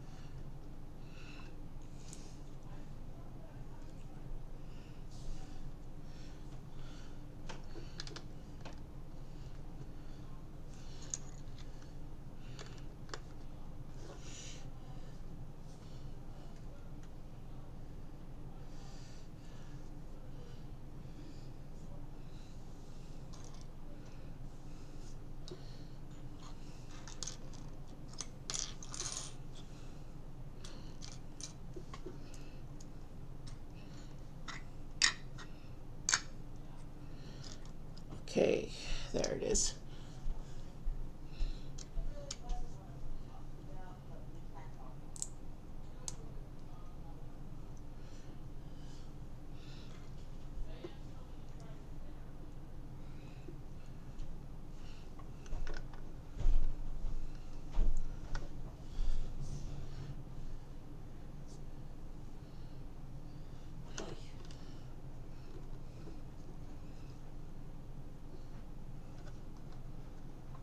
Are you streaming? Yes, I am streaming. You're not saying a word. Right now I'm focused on the build. I'm working on a section where there isn't too much exciting going on yet. Once we get through the cliff work and we start building the tower itself, that's when things are going to blow up. Where's the what box are you working on? Oh. This is what I'm working on. Are you on mute? No, I'm not on You're mute. upside down. I know that's how I haven't opened the box. We should flip it over so you can show people. Well, here's the thing. It's in the back here to pick up my trash. Okay, well, I'm working on putting my load in. All right, you do know that everyone can hear what you're saying. Well, that's all right. They can't see you. All right, so actually one exciting thing is about to happen right now. We're attaching this piece of cliff to this piece of cliff. What? And now we can finally start to see what the footprint of this section. This is going to be massive when done here. So yeah, now if we put the two halves of the cliff together, oh wow, this is going to be a big section. But it's going to be bigger in height than it is in base. It looks like in terms of base, it's not quite as sizable as the Great Hall in terms of overall footprint, but in terms of height, this will dwarf the Great Hall. So yeah, this is going to be a big, massive project, especially once everything is combined at the end of it.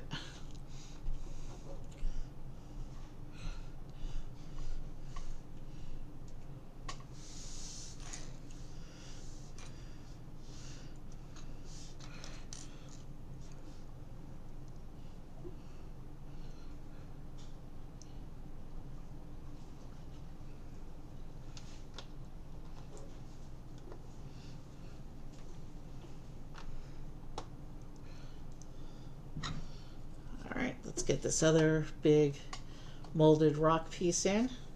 And there's still one big molded rock piece that we haven't put in quite yet, but we'll put it in soon.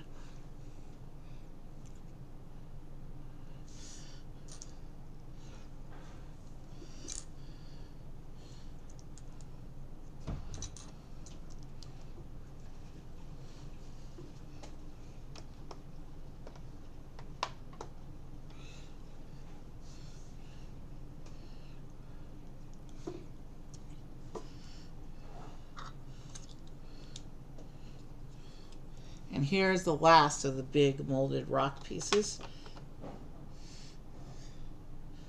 But we've still got quite a bit of shaping and surfacing to do up here before the cliff is done on this side.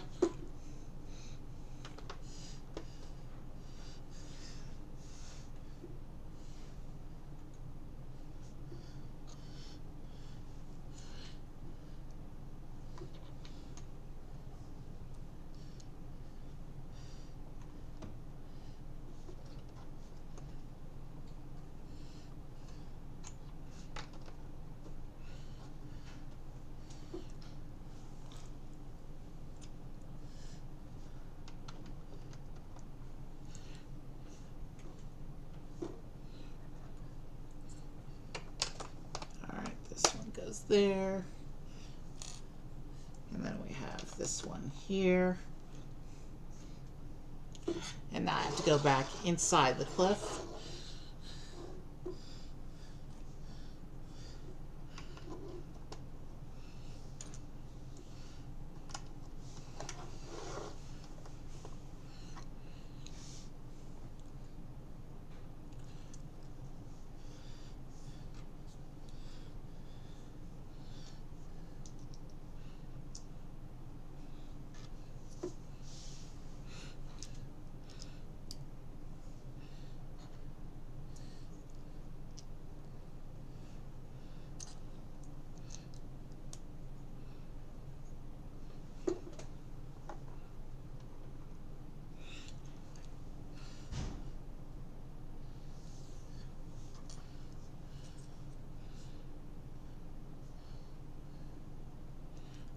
This goes here.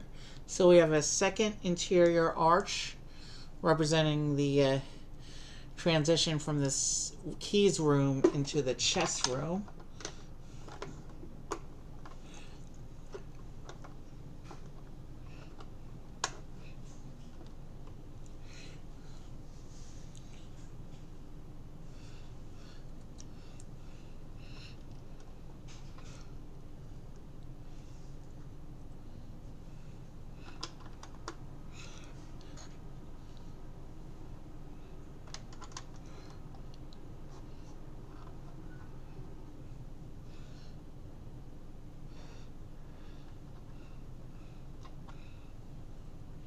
And with that, it's time for bag 6.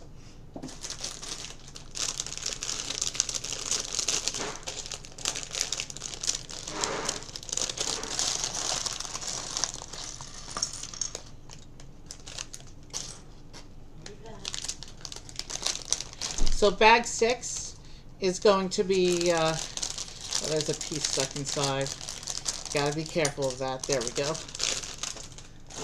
Bag 6 is going to be the rest. We're going to be finishing off the surface of the cliff work here, and then that'll be the end of this instruction book, and then the next instruction book will start building Hogwarts proper. There are a few plant pieces in here, but we're done with the Devil's Snare room, so I think those are just the little decorative trees that we've been getting for putting around the cliffs in the previous sets.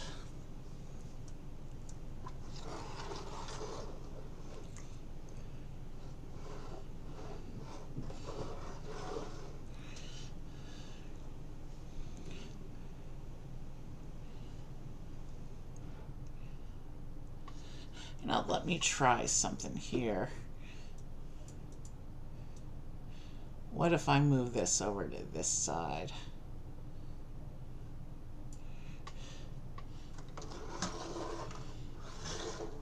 No, still awkward. But for now, if I do that, it'll let me keep the action over here out of the instructions. We may adjust the instructions as stream goes on, honestly. This is the end that's finished, so this is the end that doesn't need to be on camera. It's going to be awkward no matter how I try to do this, I think. So,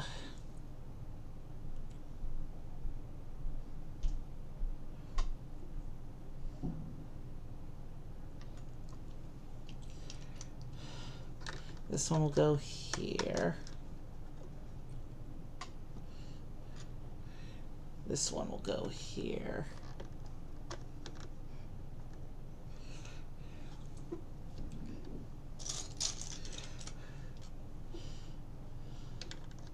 And this one goes here.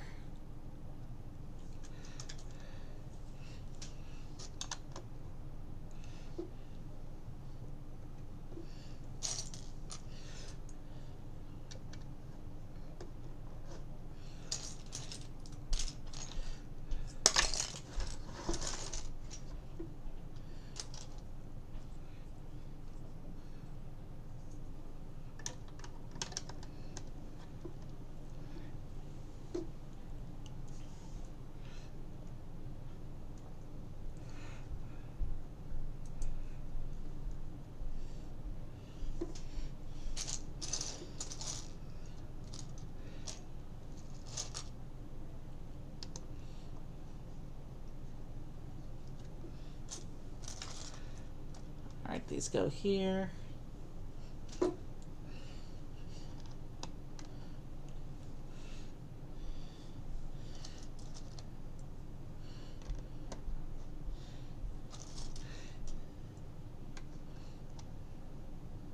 And then we get a couple of these arch pieces in Hogwarts tan, meaning we're about to start putting in the base, some foundational bits for the castle structure itself.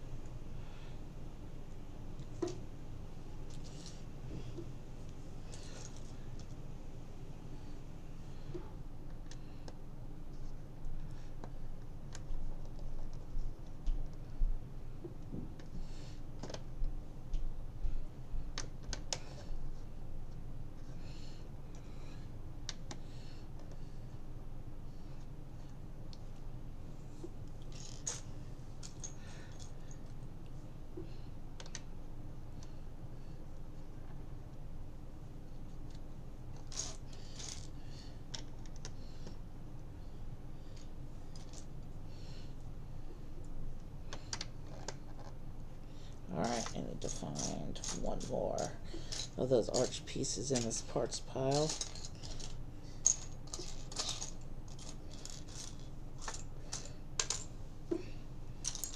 There it is.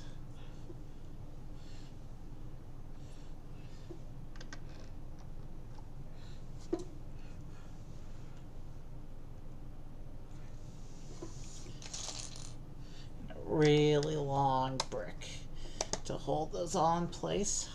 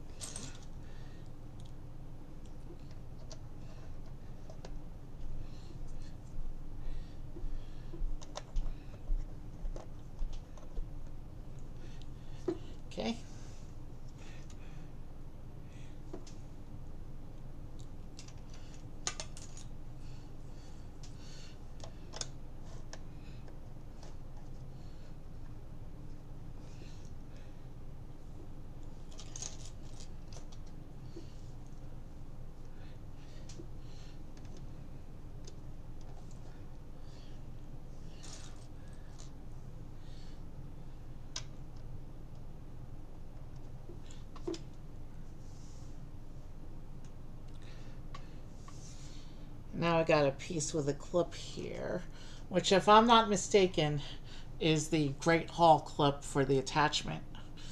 Or, I mean, the clip for the attachment to the Great Hall. I think that's what that loose clip in the side of the clip is for.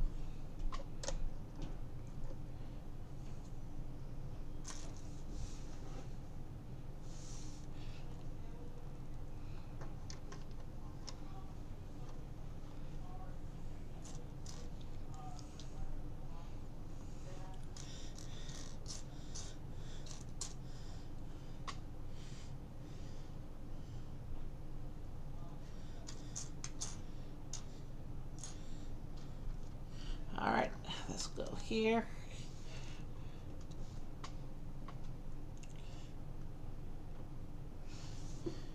And now we'll start tiling off these sections here.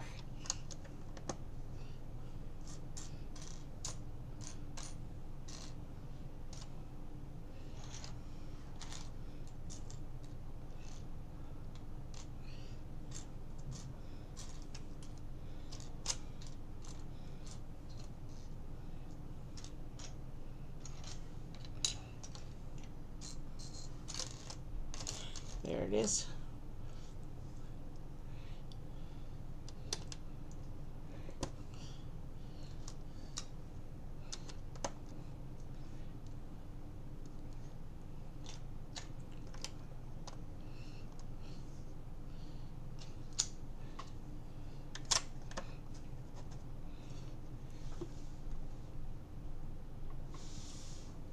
Okay.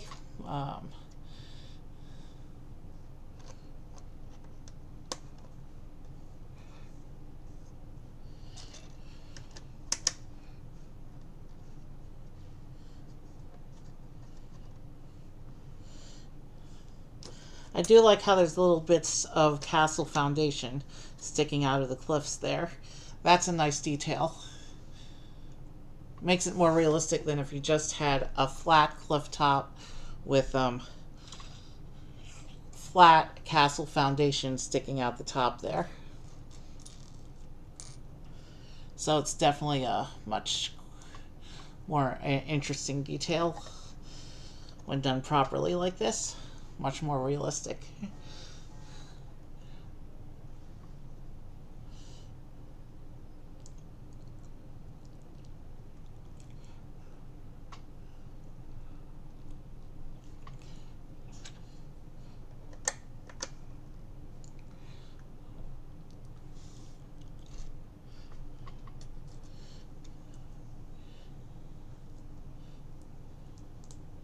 So now I'm going to move things over because it looks like we just have this middle section left to finish building up here.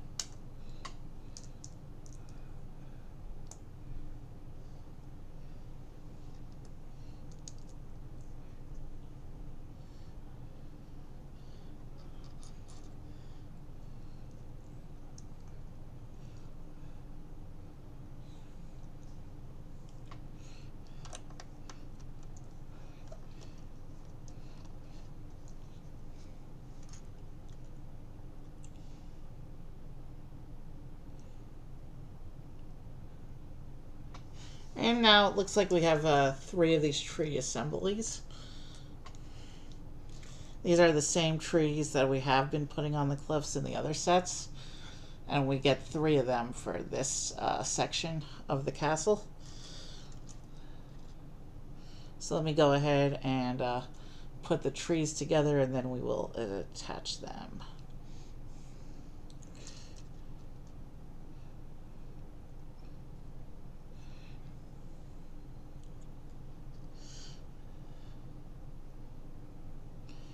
So here's what the tree looks like, and we get 3 of these around the base of the cliff there.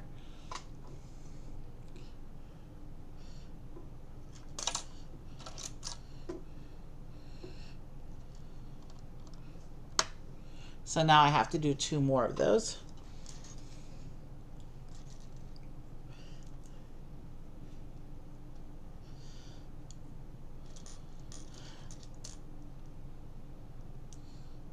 I do like the consistency with the trees.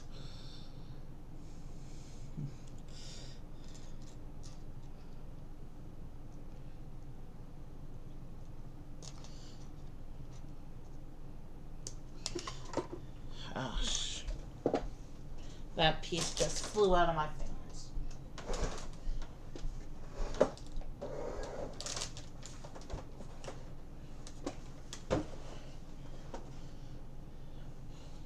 Where did it go?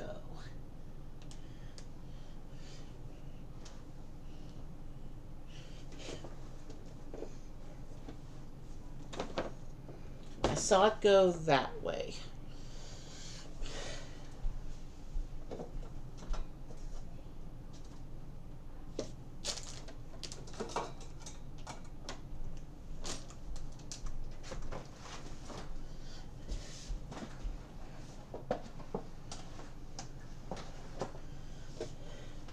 Looks like I have to floor dive for this one.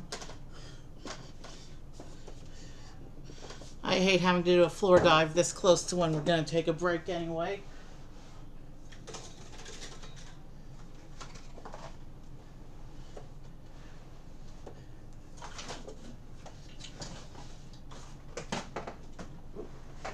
Definitely went this way.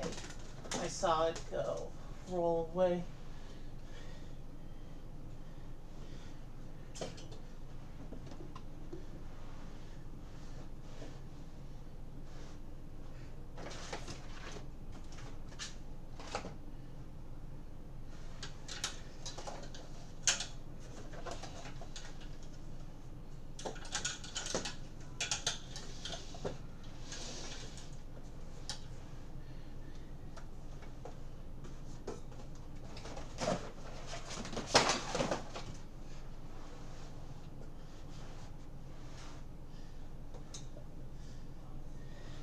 Alright, tell you what we're going to do. It's not a structural piece. It's just a tree top. So I'm going to attach that tree as is.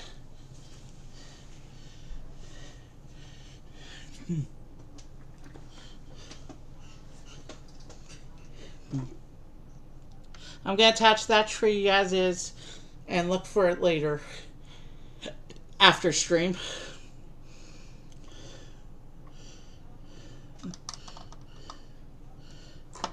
So one of the trees will be missing its little tree top for right now.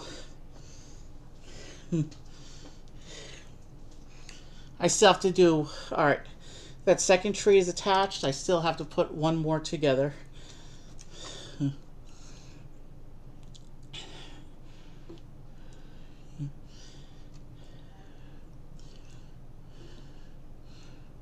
And I will look for that other treetop piece off stream later.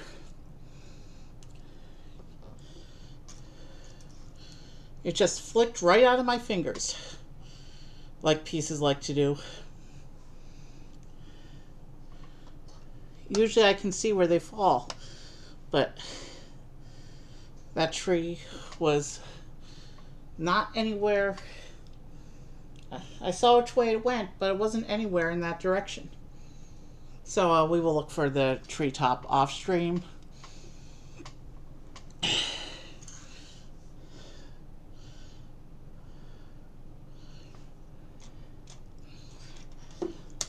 You know, we have a little bit of an assembly to do here.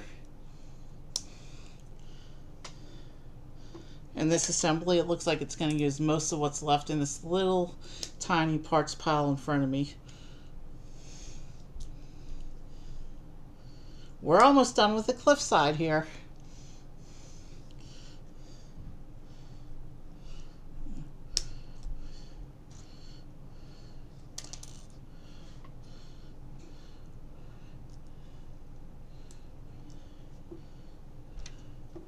Oh, I was totally off camera for that.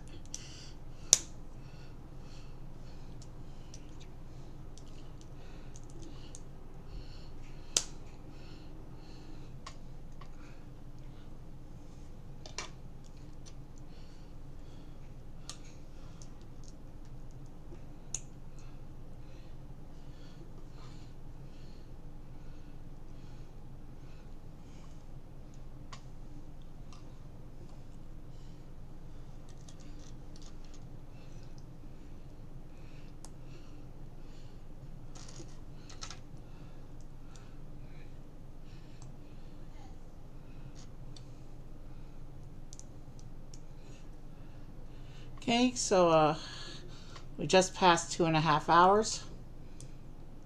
That's a good metric to have. It means when we come back from break, we will be actually starting to build the actual tower itself.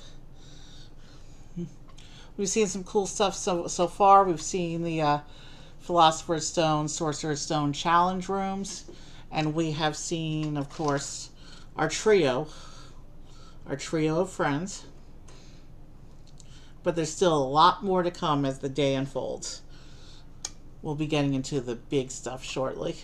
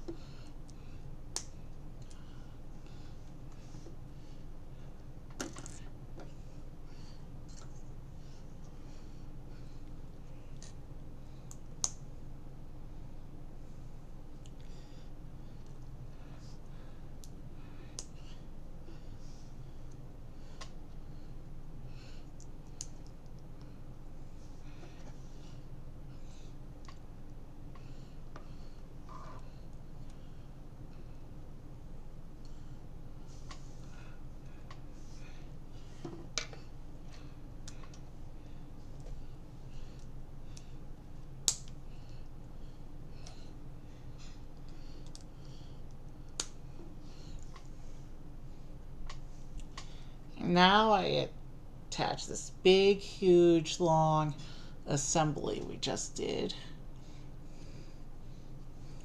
I have to turn this around to where the instructions are.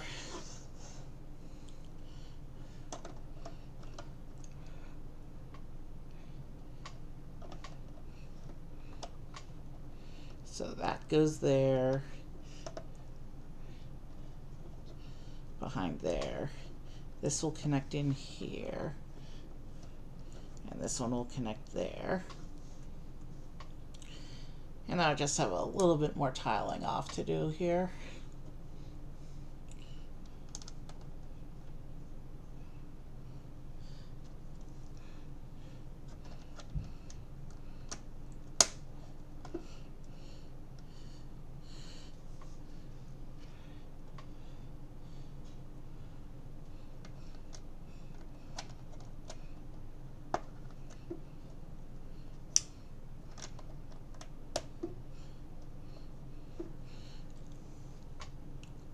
And the frame is in place for where the castle, where the castle itself is going to sit. It's going to sit on all these studs. It's not a fully studded connection, so they did think about being able to separate it for maintenance, storage, moving. So that was all the castle sections on the cliffs are like this.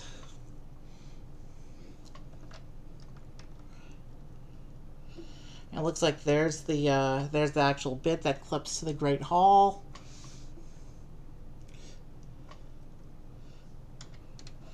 And then this goes there to connect that.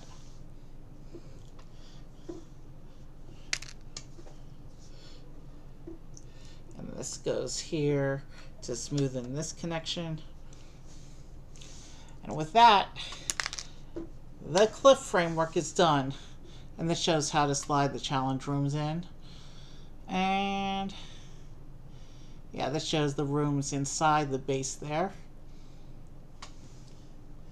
Okay, let me turn the instructions off and we will set this up for first. Let's take a minute. So it looks like the next thing we're going to start building up is the tower itself. Well, not the tower, but the little bit of castle building that sits next to the tower, which has 2 rooms in it. Okay, so here is our cliffside. You can see here the tree that's missing its top. But yeah, you can see all the clever shaping and detail on the rock work there. This is the secret bit of rock right here.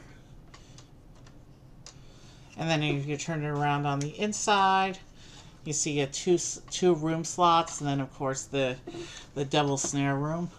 Let's go ahead and put our challenge rooms back in to the base of the cliff so that you have something to look at while I do a quick little break here. We're between instruction books now, so let's take a quick little break. And let's get the other room out. And let's get that into this middle section here. So you can see here we have the double snare room, the keys room, the flying keys, and the wizard's chest. And in front of all that, you can see our trio, Harry, Ron, and Hermione, ready for their Hogwarts adventure. And let's have bag 7 over here ready to go. I will be back in a few minutes, but take a few minutes, take a little break. Never underestimate the importance of a good bio break on a long stream. We'll be here all day, so we will need to break periodically.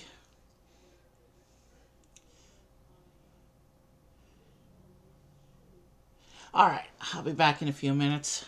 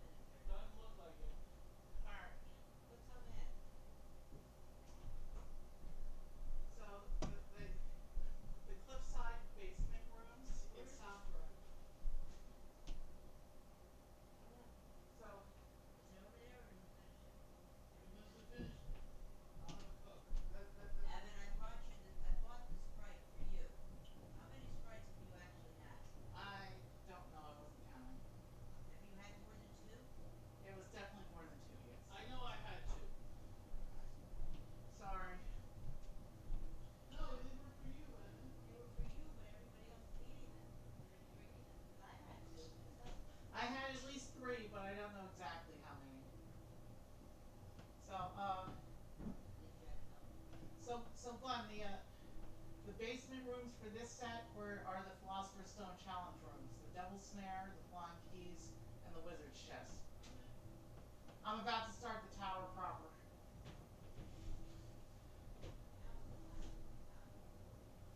Well, no, that's going to be a whole bunch more hours. What?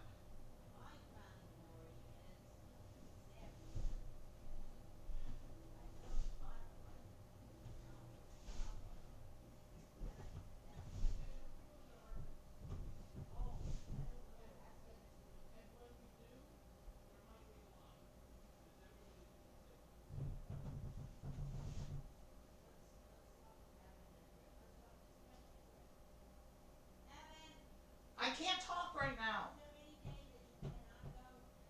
I'm I'm doing my streams this week. I'm gonna lock into Tuesday and Thursday. Those are the days that I'm definitely planning to stream for this week. I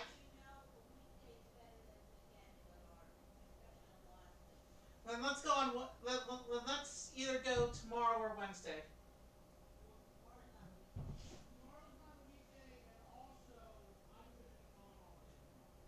Then let's go Wednesday. Actually, let's go Tuesday, and then I can do World Cup Wednesday.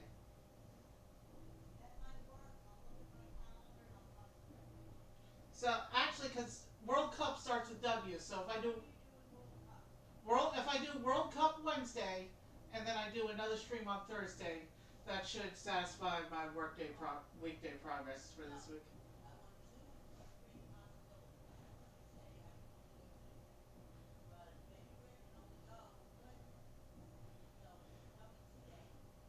Well, I want to stream.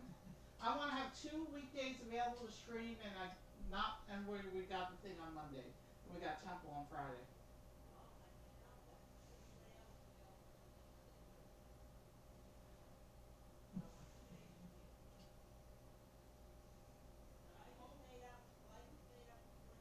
Like I said, as long as I'm streaming 2 weekdays, we only need 1 day to go to this place. So find out when Rick wants to go. Find out when Rick wants to go, because the other days will then be spoken for once we lock in the day.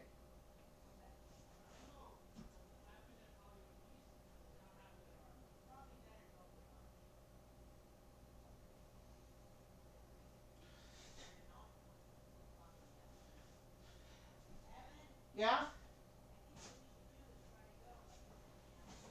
Well, if we did that, it wouldn't affect stream at all.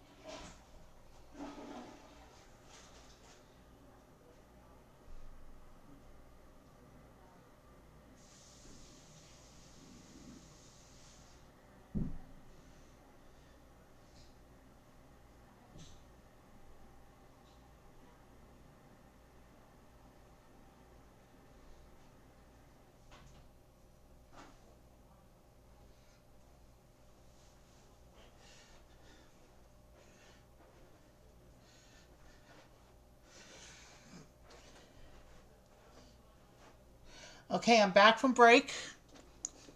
And now that we're done with repetitive cliffs that all these builds start with, um, we've reached a point in the build where every bag almost is going to mean something.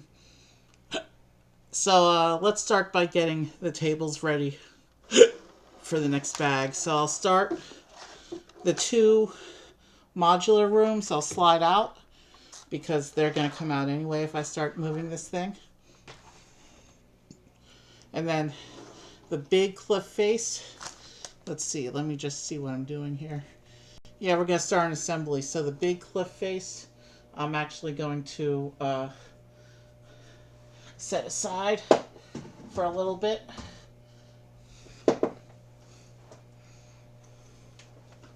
I have bag 7 ready to go. Let's pull up the next instruction book.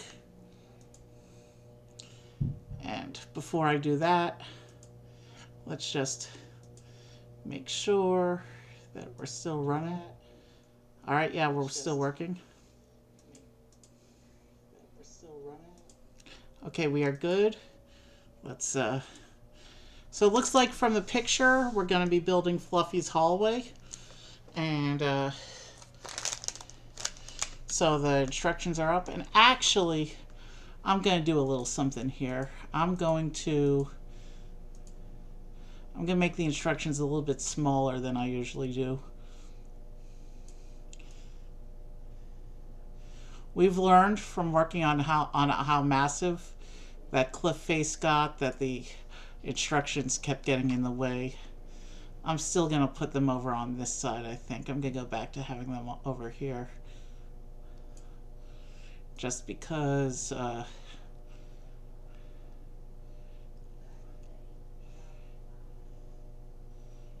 yeah. So let's have the instructions over there.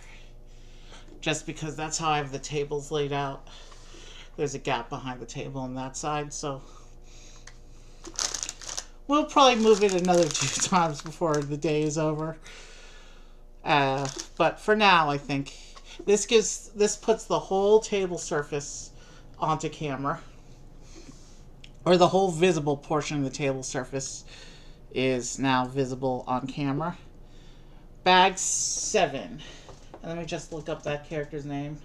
So this is a character named Professor Kettleburn. And I think, if I remember correctly, and I may not be correct, but if I remember Kettleburn, I think he was the magical creatures professor, predecessor to Hagrid. I know he didn't really have a major role in the story because I had to think about who he was when I saw his name on the box. But this is Professor Kettleburn.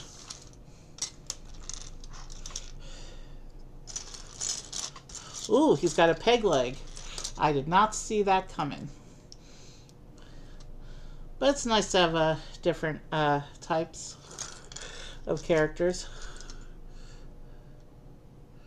Alright. He has a beard. But unlike Dumbledore, his beard isn't very long, and you can actually see the torso print under it.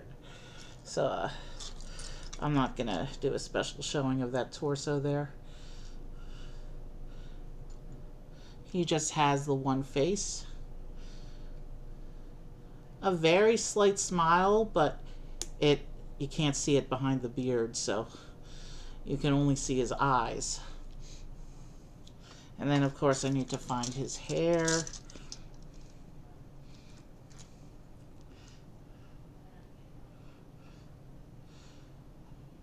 He looks cool.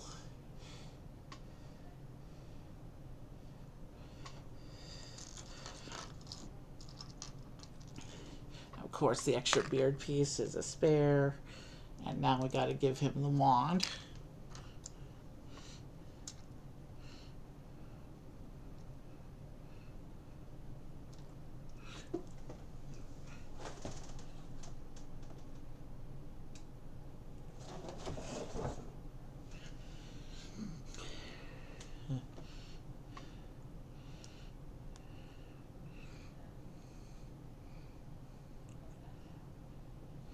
So this is Professor Kettlebird.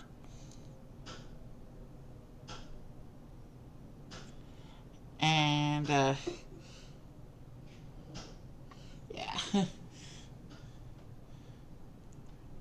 He's a character that I had honestly forgot existed until I saw his name on the box there. But we'll sit him in our character lineup there. And we will start building this room, this portion of the... Well, this is the first of 2 rooms that's going to make up the side building, and then we get to do the tower itself. So this is the first building room that's going to make up the yeah. This is our first bit of Hogwarts Castle proper, since we've finally finished the cliffs.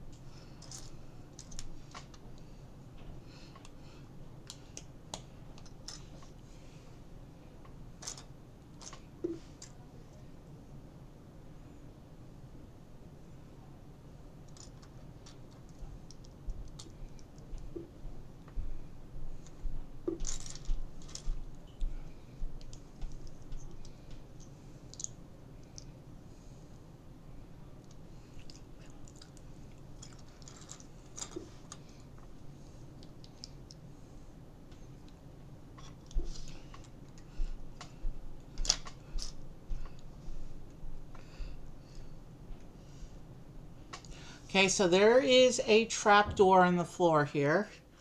Interesting. So this must be the door that leads down into the Devil Snare room in the cliff.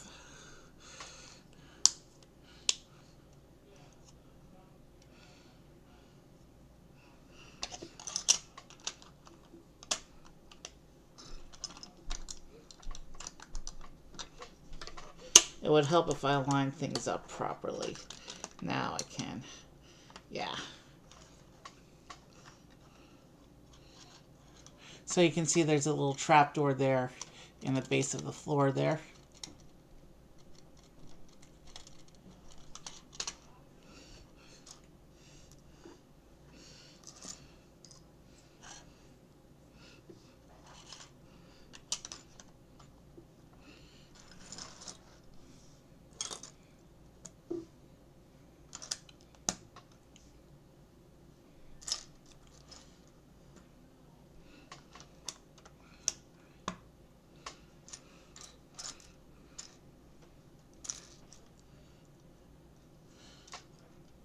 We're almost exactly on the 3-hour mark of stream, which is where I figured we would be by the time we finish the cliffs.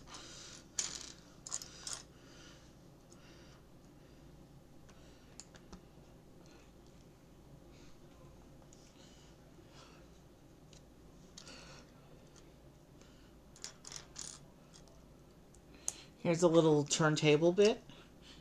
It'll be interesting to see what that ends up being used for.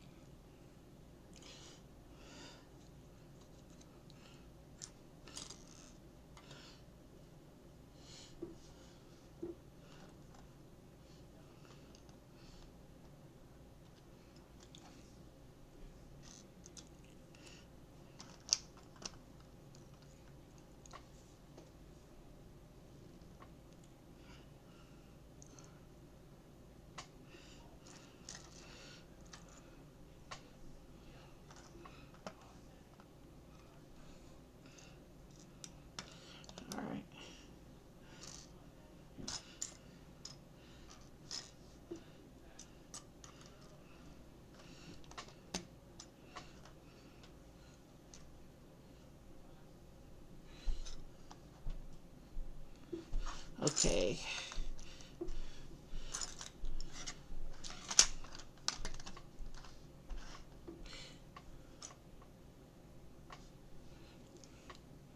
All right. And there's a clip. So clearly something's going to go on that wall there.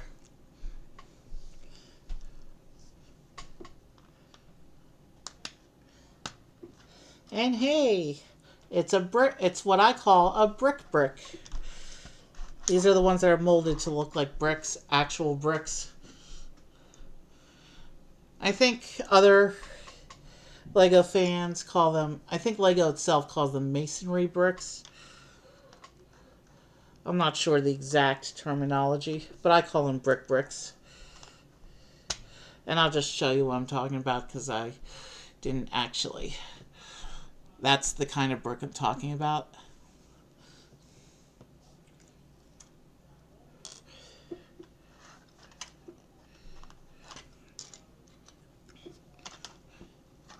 But it's a fairly straightforward wall build, so the next few minutes should go by pretty.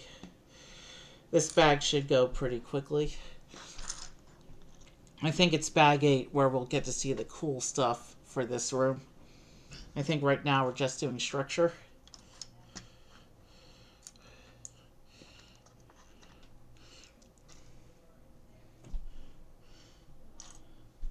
At the end of the book, it will show us how to attach this to the cliffs, but I think we're going to wait and do the upper level room too, and then we'll go ahead and attach both rooms to the cliffs. And okay, so we have a panel, but hey, it has us doing the sticker detail on the easy side of the panel. And because it is just a brick texture detail, it doesn't have to be terribly centered. It doesn't have to be absolutely perfect. Even so, I think I made it look pretty good. So there's what this section of the wall is. That's what this piece of the wall is there. And I could just stick that on here.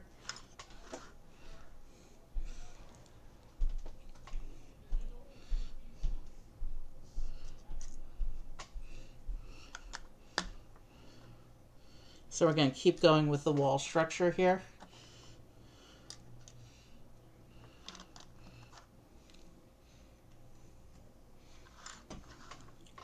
And now we have an assembly for part of the wall structure.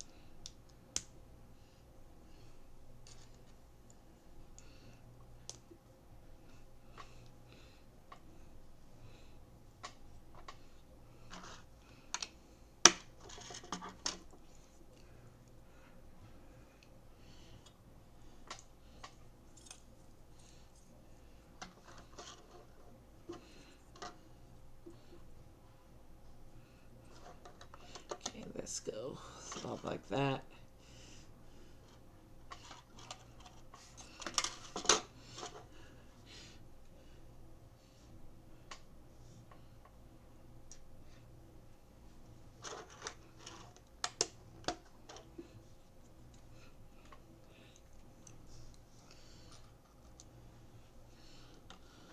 Lots of arches throughout Hogwarts Castle.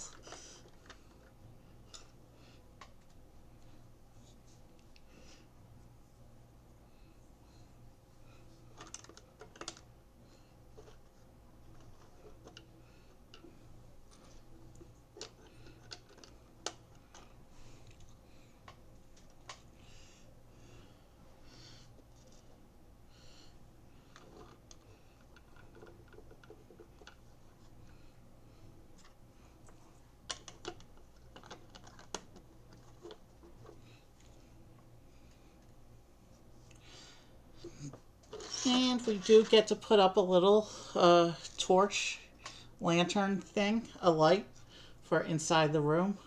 A lamp, I guess is the word I was looking for. Here's a lamp that I'll be putting up. Okay, so that's why we put that little open stud on the inside of the corner there.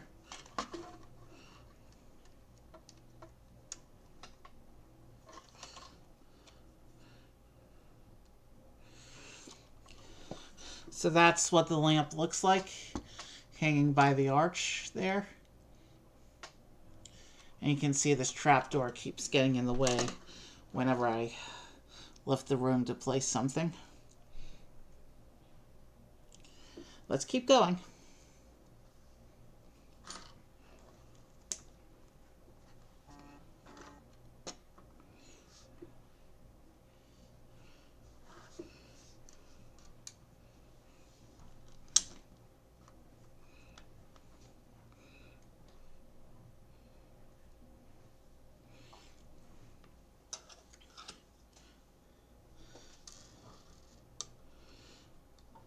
And we have a nice big door for the room.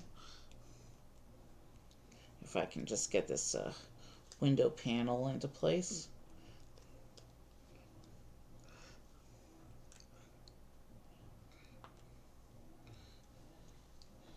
It uses one of those nice period doors. Now if I can, that attaches to these clips on the side. Okay, so that's what those clips were for. Those for the door here.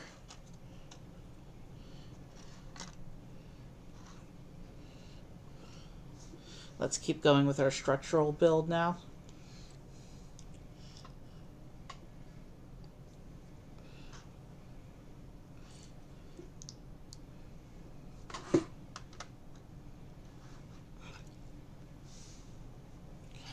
I keep knocking this table here.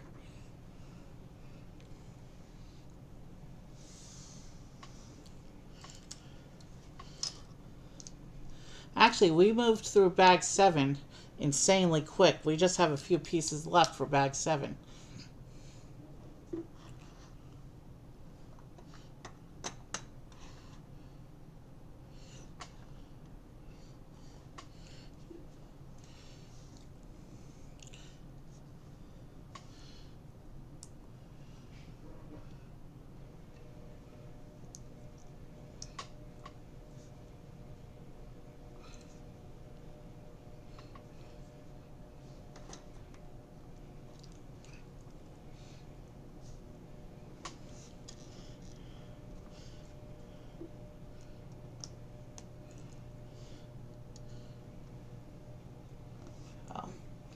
Keep going off camera, sorry.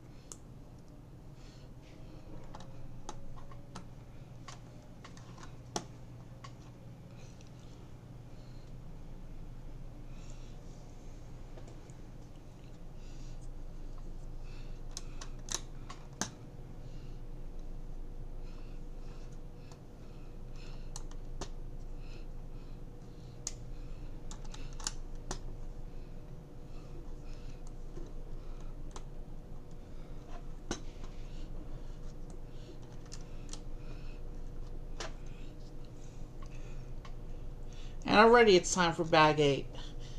And it tells me to get this interestingly shaped piece out of the big parts bag over here. I will pull that piece when the instructions call for it. Meanwhile, let's get bag 8 open.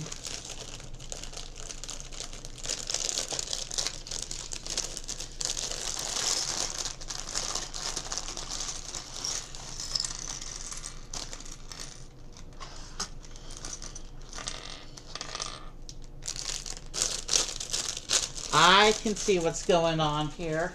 We're about to get our first animal of the day. Our first of 4 animals today. And this is the big one for the set.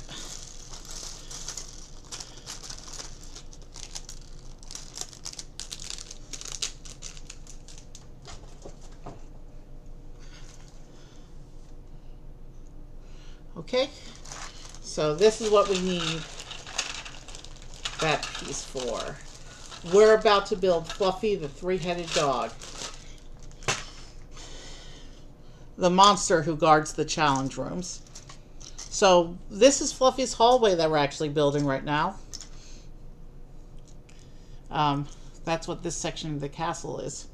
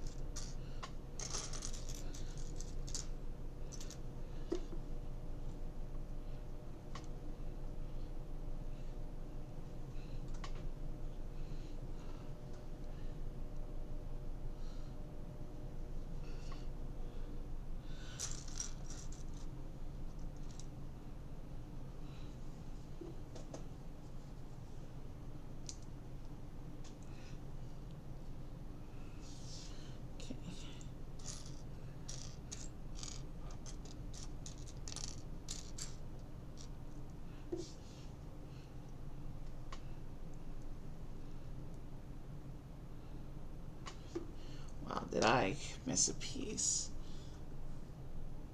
I did.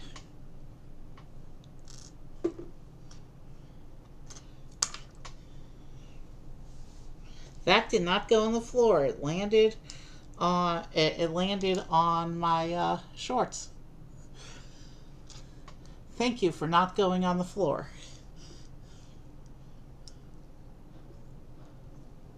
All right. Now that piece can go back there. I need this little piece.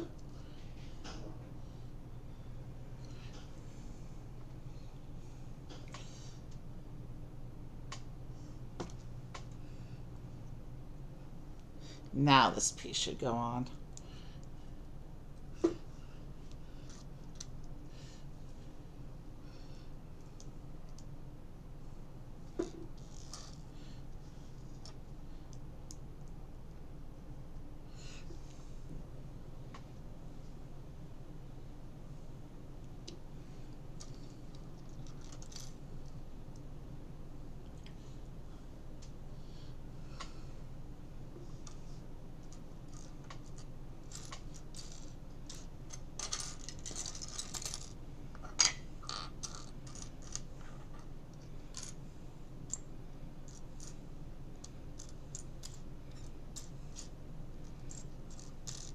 There's that one.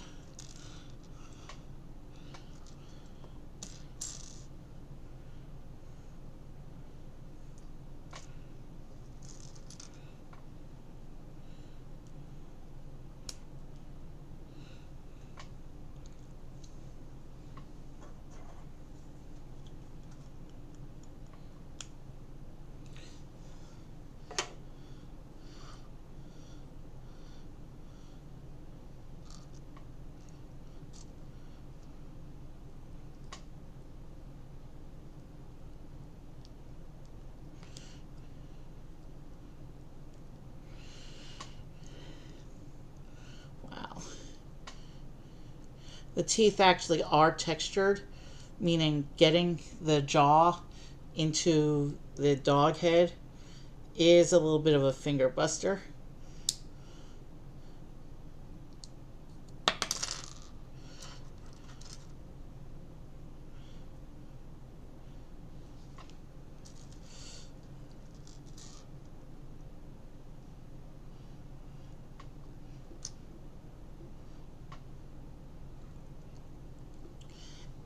And it's only showing us doing 2 of the heads on this step.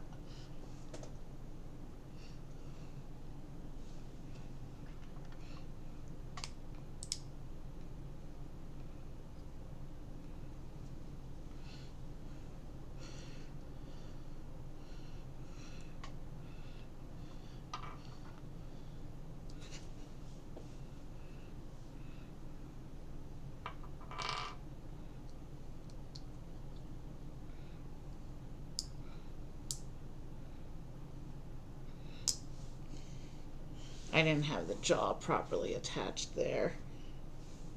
Where did it go?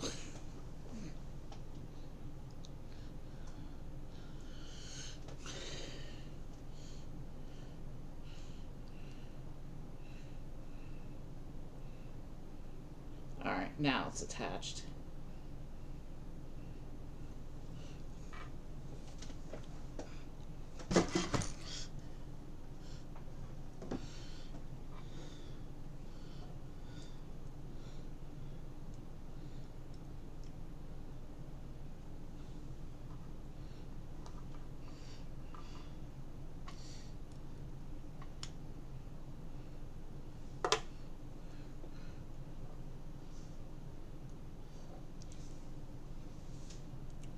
Now we gotta put the last and final head together.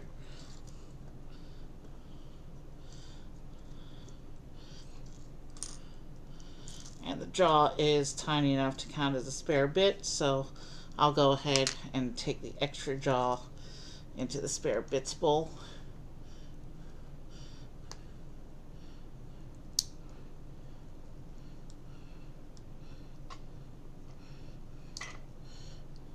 Since this is the middle head, I think I want to have this head open. And actually, that is the way you're supposed to attach them. So I actually didn't attach them properly on this side. Yeah. These are one of the ratchet joints. They're meant to be ratcheted. Alright, so now that I fixed those heads.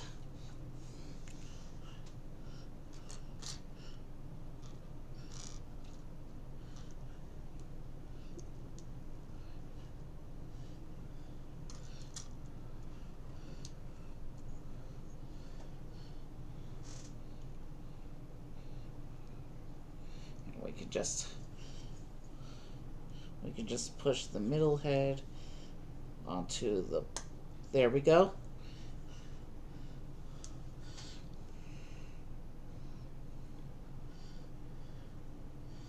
Wow. This guy's a little scary looking. There we have Fluffy, the three-headed dog who guards the challenge rooms.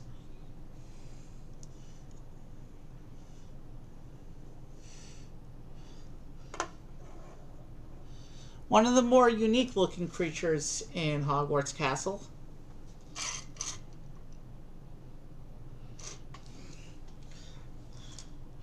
Let's keep going.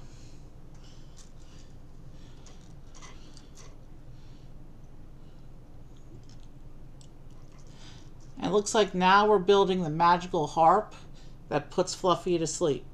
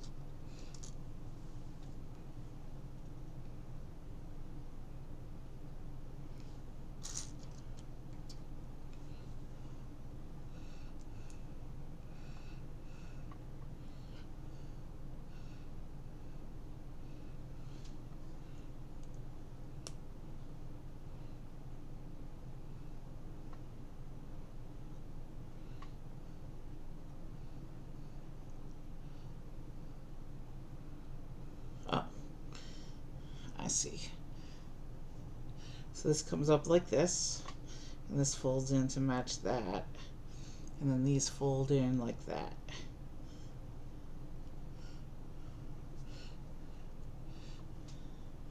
So this is the golden harp that puts Fluffy to sleep.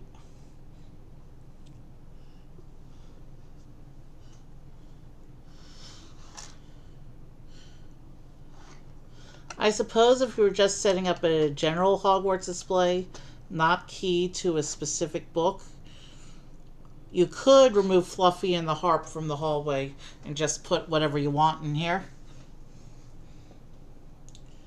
But then you'd also have to make sure that the trapdoor is securely closed.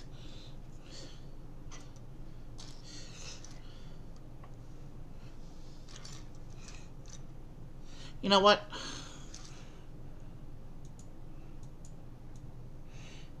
If I put the instructions in here, I can move my hands the way I naturally do. See what I told you? The instructions are like the staircases in Hogwarts. They like to move around.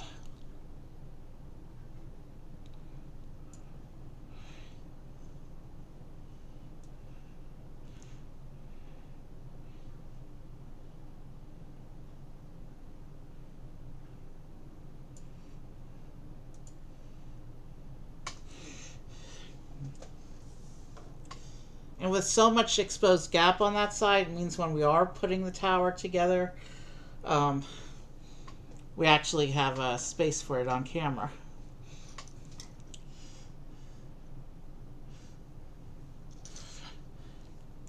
I think.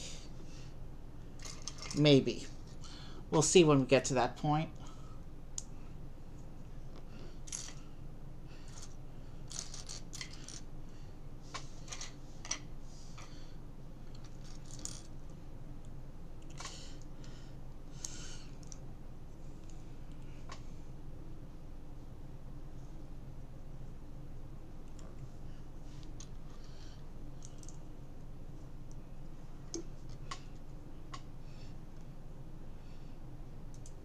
Yeah, this feels a lot more natural to me. This is the way I normally sit and build, so let's go with this. With the big sets like this, it's never an exact science, and sometimes you have to move things around on the fly.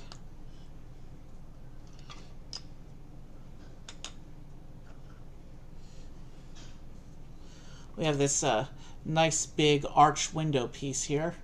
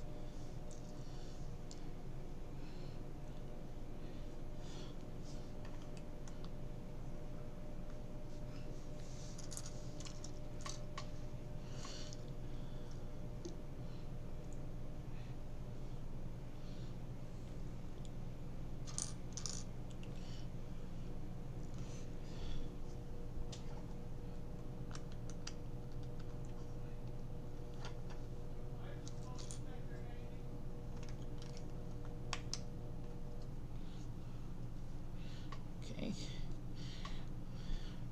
Let's make sure the blocks look straight.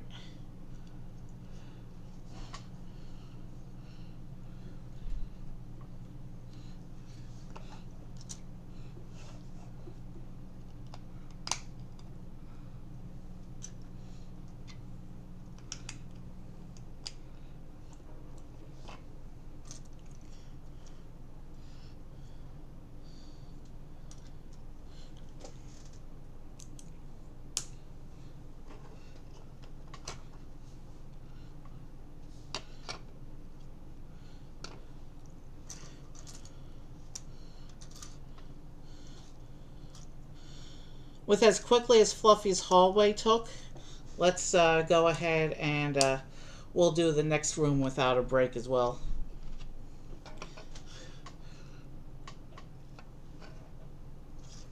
Which I think is the next instruction book. Yeah. Once we finish Fluffy's hallway here, we'll be going straight into the next instruction book.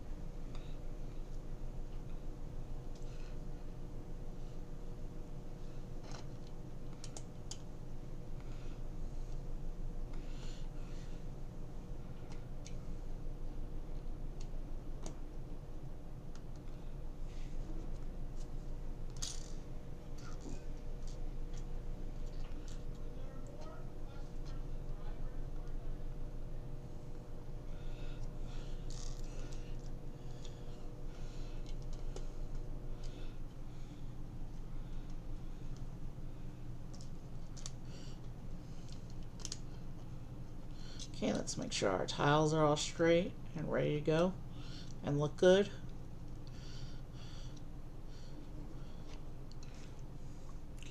And let's get this attached over here.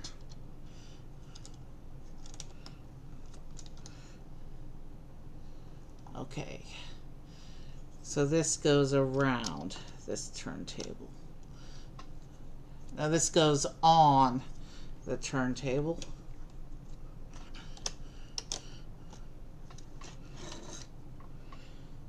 We want to make sure it's lined up with the structure though. So that bit lines up there.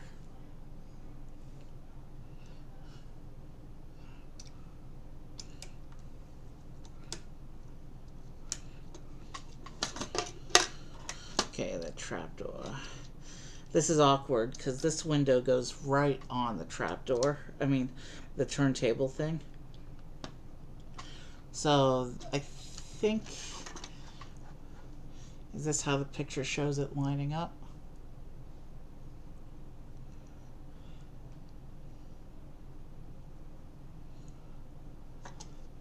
What's all? Yeah, that's all that down there. So this lines up with that. And then, yeah, this lines up with that. So, yeah, that's how this lines up. So, we have a window that's on a turntable. But it looks like this particular turntable looks like it's just there to set a precise angle. It doesn't look like the window is actually meant to move. Yeah, because then we're using this wedge piece to lock the window section into place here against the turntable on top of the window. So, yeah, that secures it in place. It's still moving. But I think once we build up this last little bit of wall on this side, that will lock it in place. So that's pretty clever how it uses turntables in order to lock precise angles for this window.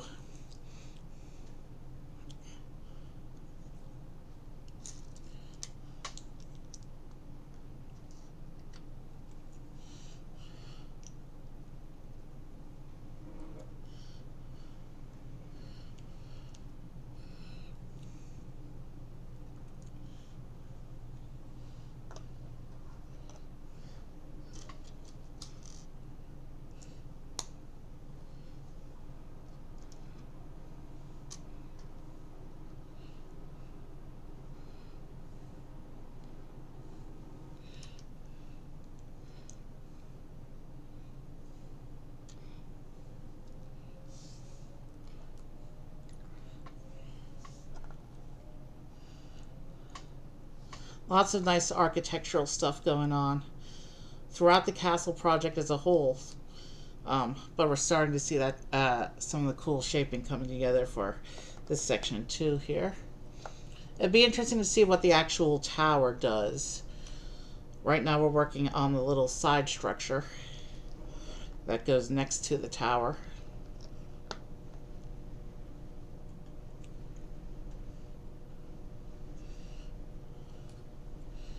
So yeah, this bit of wall goes in here.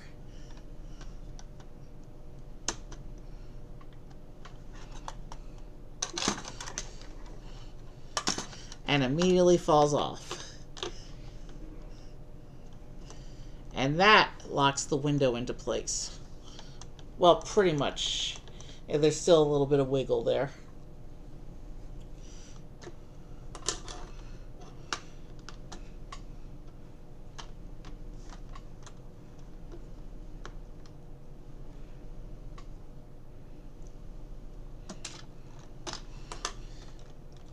Things are falling apart on me. Alright, so let's have that turned out. And then that goes there.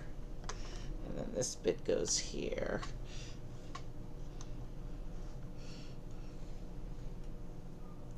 And now this long plate, oh, this goes on this side.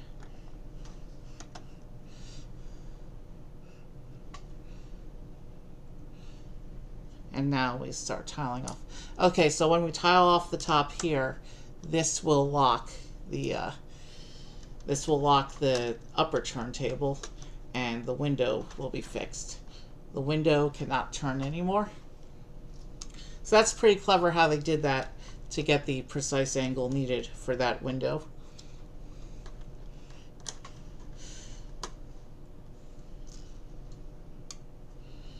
And here's the tiling that the next building is going to attach onto. Yeah, that's pretty cool how they did that shaping there.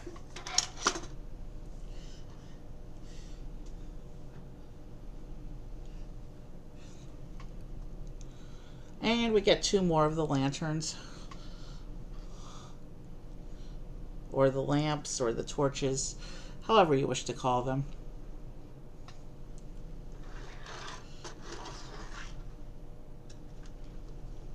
So the doorway actually goes to that little bit there. This little room here does not have anything going on. So there's a little entrance area room and then a door into Fluffy's chamber.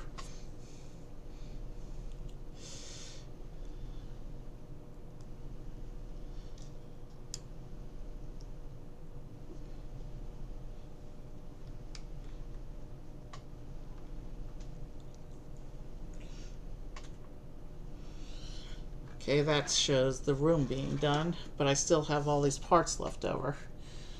So there are assemblies to be done. Yeah. Okay, so there's another little balcony piece we have to make. Before we do that, I'll show you the room real quick. So here is the outside of the room we just made. And then inside there, you can see this little entrance area here. I'm sure most students running through won't even realize there's a danger on the other side of the door there. And then you can open up this door that's in the middle here, and then you can go into Fluffy's hallway here. You can see the golden harp. Fluffy will stand here, of course, over the trapdoor, and the trapdoor, I guess, drops into the Devil's Snare room below. So that's a pretty cool room, and I'll set that here. We have a little bit of an assembly here to make a balcony.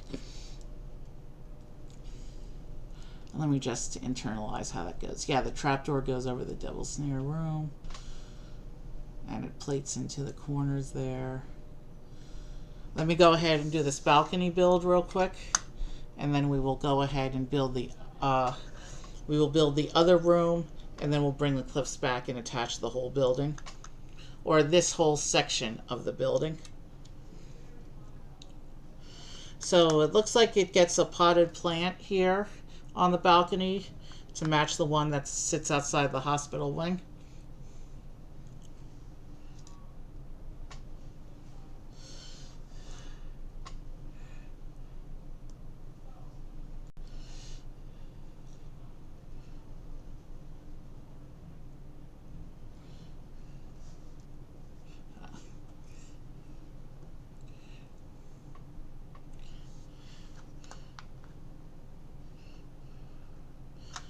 So a small little balcony piece here to place, I guess, in front of this part of the building once we're actually attaching it to the cliff.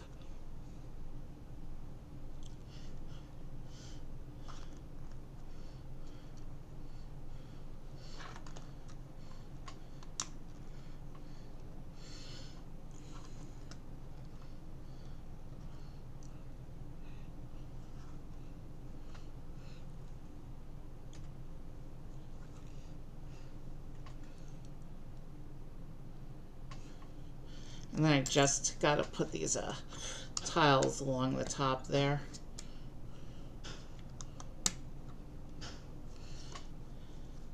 And with that, our balcony is ready to go. That will finish us for bag 8.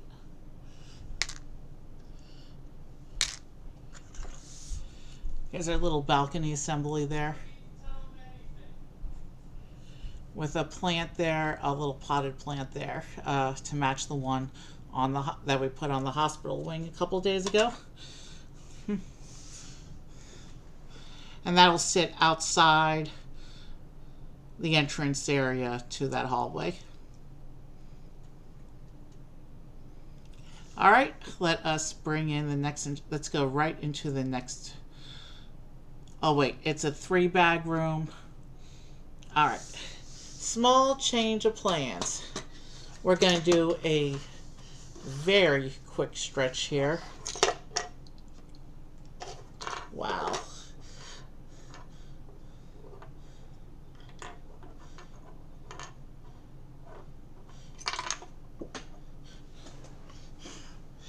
I either did not have the neck assembly bits pressed in all the way, or that's a very weak assembly.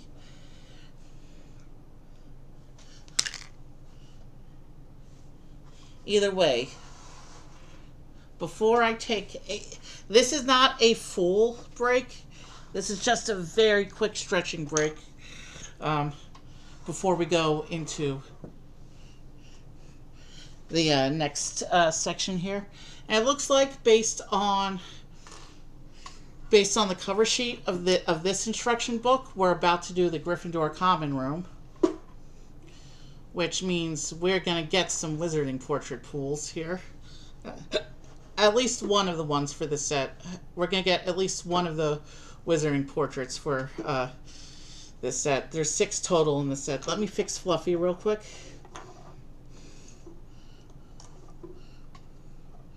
Yeah, I might not have had everything pressed together all the way.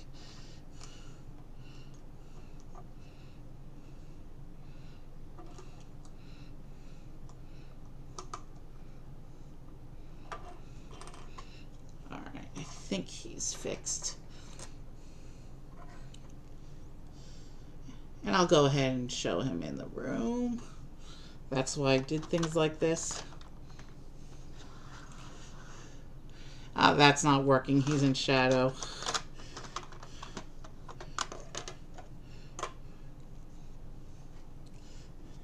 So you know what? So that there's a little bit of visual interest, I will leave it on the inside so you can see the harp there. And I'll put him in front of the room like that. That could work.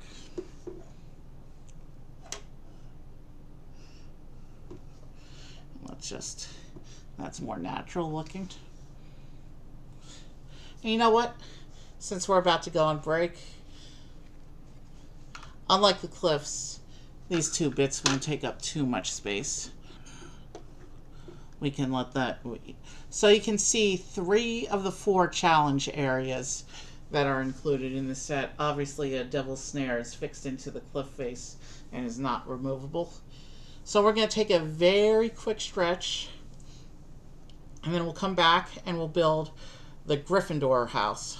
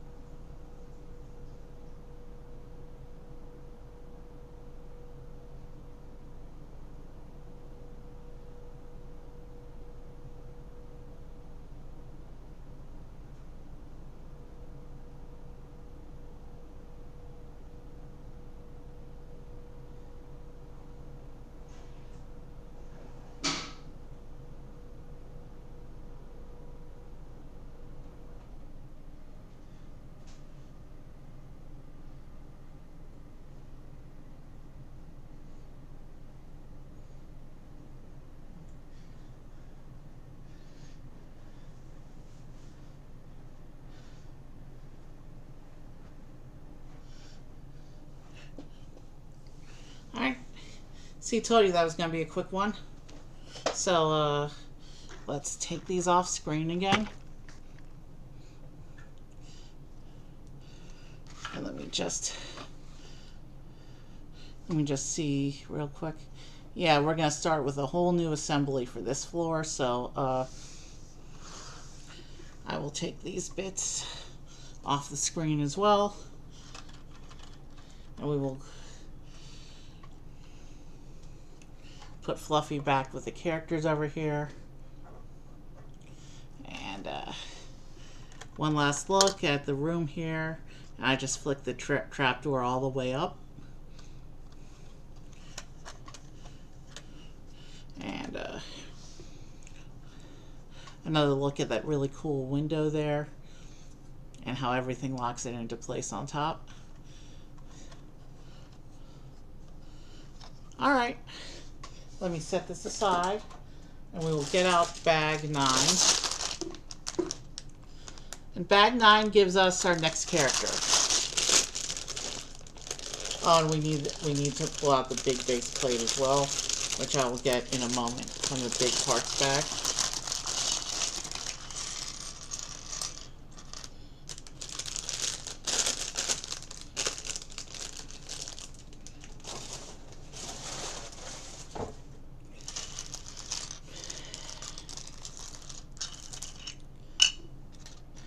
So our character in bag 9 is, okay, so we don't have, it doesn't look like we have, bag 9 is going to give us the Gryffindor House Wizard's portrait yet.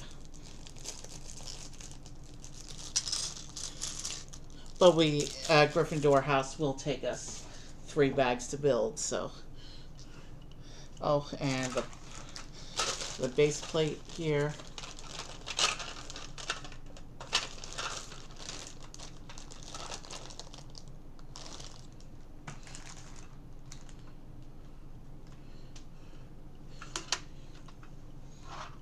And now we can put, so this is Neville in pajamas.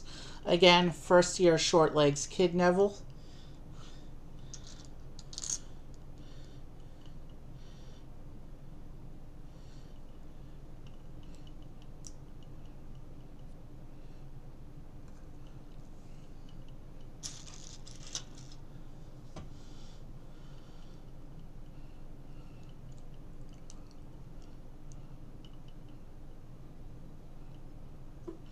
And let's give him a wand.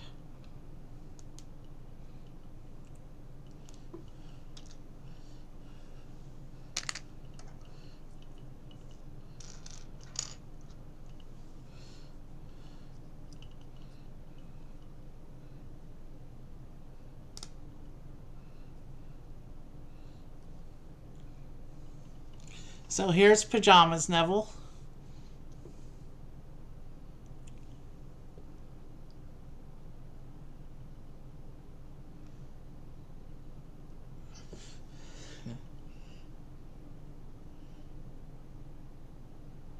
Well, those are teddy bear print on his pajamas. The camera is not going to focus on those teddy bears, but that's what those color blocks are, those color patterns there. He can sit with his friends, because that's how we do on here on this channel. And before I continue, let me just...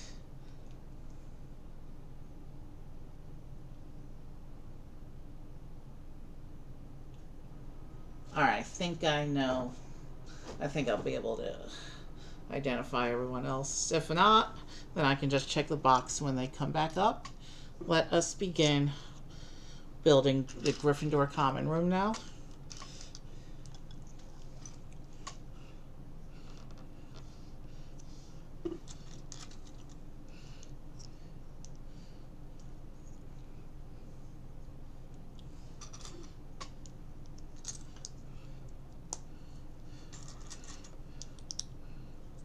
This will be the third of 4 common rooms in the castle. The Slytherin common room we will be adding when we do the last of the 3 cores next week.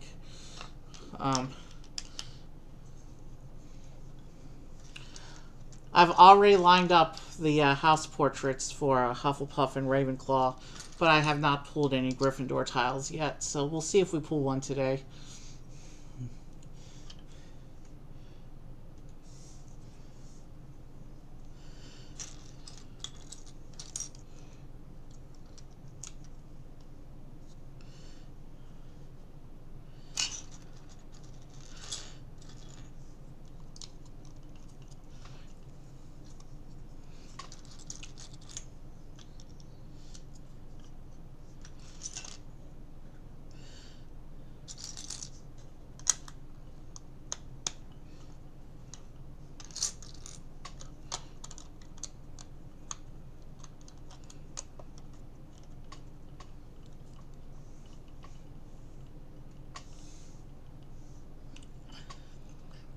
So, this bag, since it's the first bag of the room, is probably just structural stuff. I'm not even seeing much in the line of house colors going on yet, so I guess the next bag is where this room gets interesting. But you know, you gotta have the room in order to put the stuff in the room. So even though some of the structural stuff is more repetitive and less interesting, it's still critical to the build as a whole. And you still gotta do it to get to the fun stuff. And I mean, all parts of the building are fun. It's just that some parts of the building are more fun than others. And I just knocked a piece off the table. So let me go get that.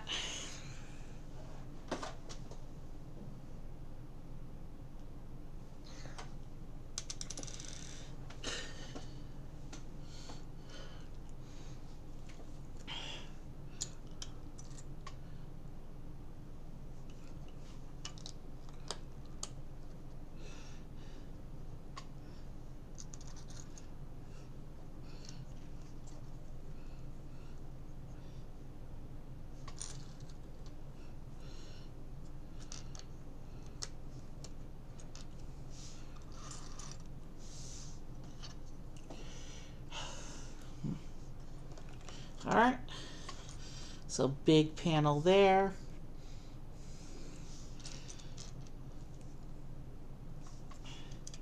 That's how you quickly build up a wall, is to use the big panel chunks.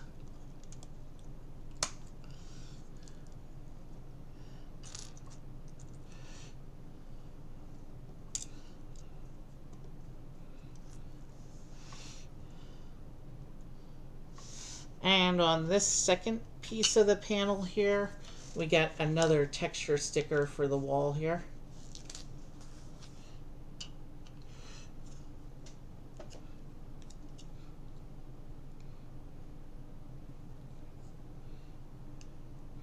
And actually, that's our last exterior texture sticker on the sticker sheet.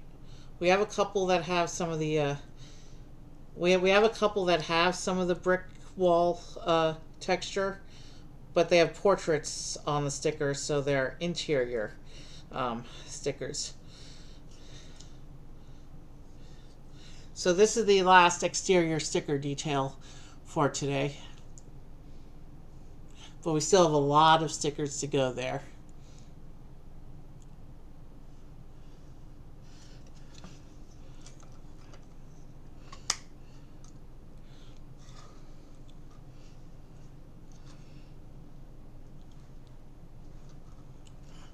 Okay, I'm not sure what magical artifact this represents here.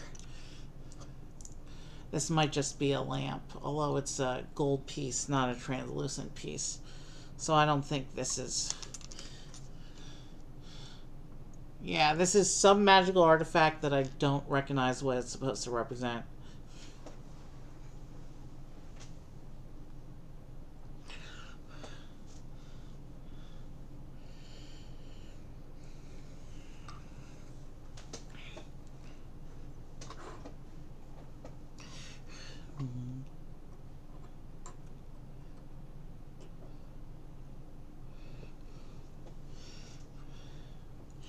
So that's what this assembly looks like. Again, I don't recognize it. I don't know what it's supposed to represent.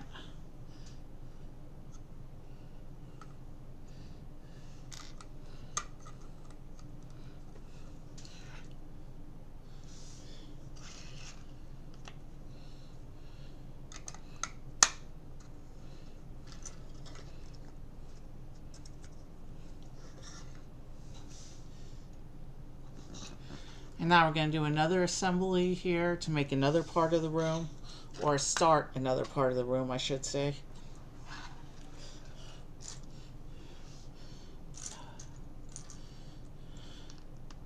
And this part of the room actually has two of those classic Hogwarts windows, but only two for this step. Actually, in the picture, I only see two.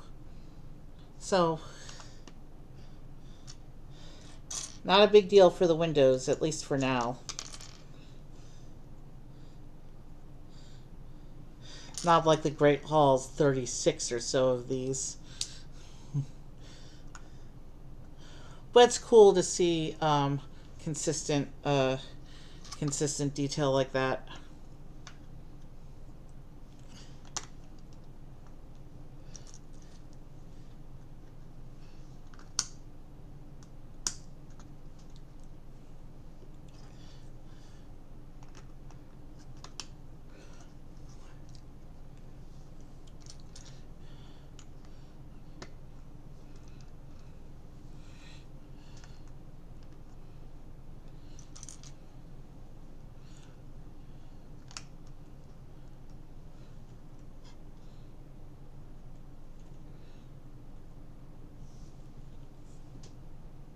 And we have another one of those. These might represent lamps after all, because it is a... This one looks the same as the previous one. So these might actually be just lamps.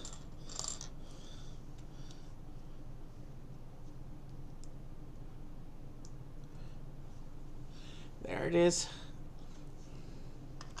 And I just toss that in here by the window there.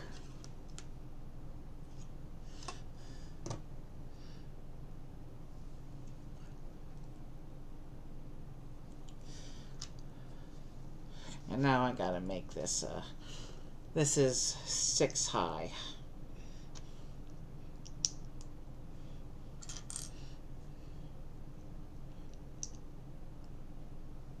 There's 4, 5, and 6.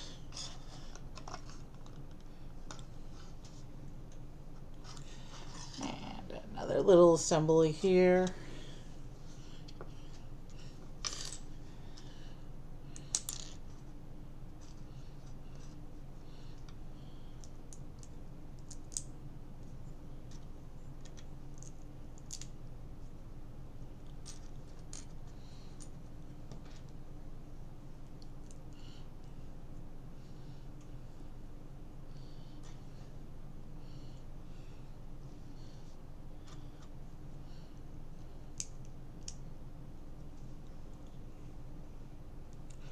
Wow, we just passed the 4-hour mark of stream.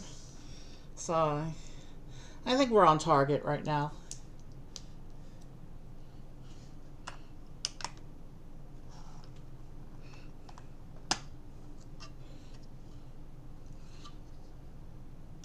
So now this section goes onto this part of the room like this. Interesting. Okay, so it's kind of a raised kind of situation here.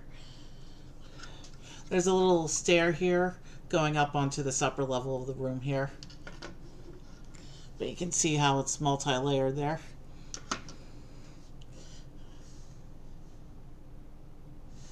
Now we take the big base plate and we start developing that.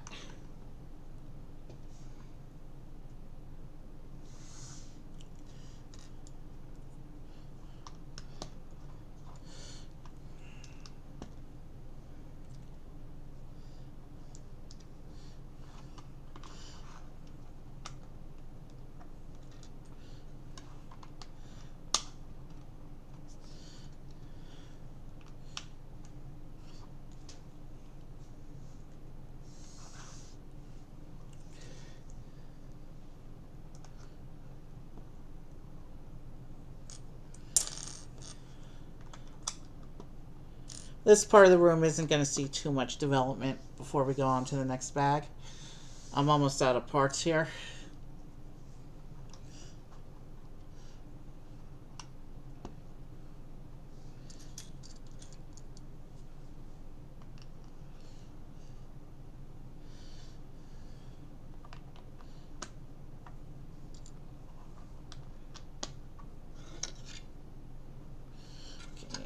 That's not pressed in all the way there.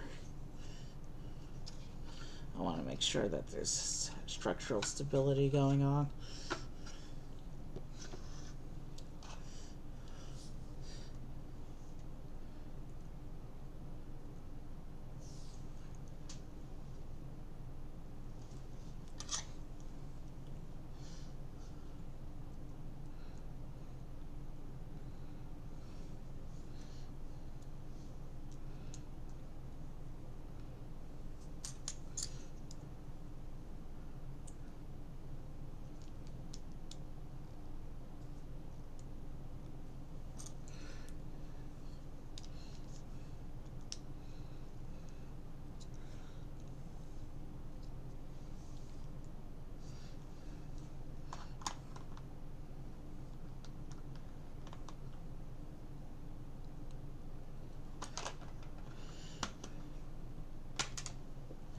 Oof. I had that piece in the wrong part, and I had that piece placed incorrectly, and then it went flying when I tried to pop it off to fix it. But we're back on track now.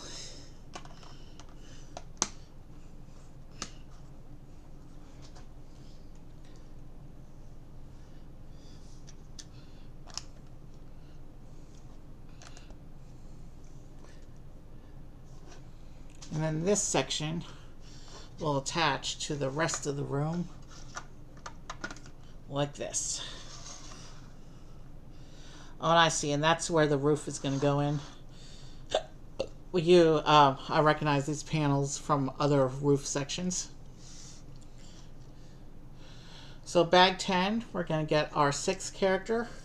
We'll be at our halfway point with character reveals on this next bag.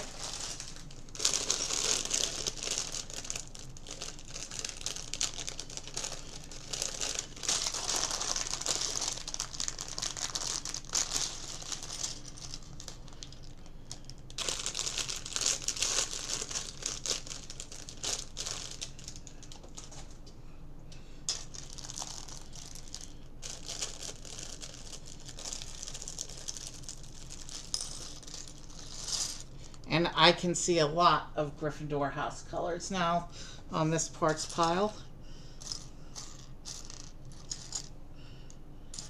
And I can see the Birdie Bots Every Flavor Beans piece. Okay, so this guy has regular legs. This is going to be Percy Weasley. He's an older student. He's a later year student. I think he's like a 6th or 7th year at this point. Percy Weasley was the grumpy... I'm eating a lot of parts lately. More than usual. Now he has a reason to be grumpy. So let's roll with it. Let's use his grumpy face for... Percy was always the one Weasley who did not like to have fun, so we'll give him the grumpy face. We'll get his wand out.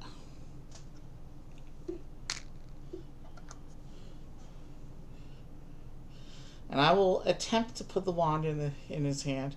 And Percy is our first student today to actually be in school uniform.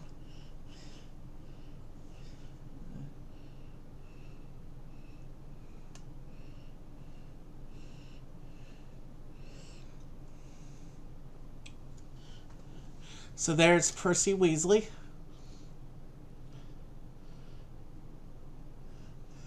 If the camera can focus a little bit. He's the first of several students we'll see today in school uniform. And I'll set him right there next to Professor Kettleburn. And we can keep going with the build now.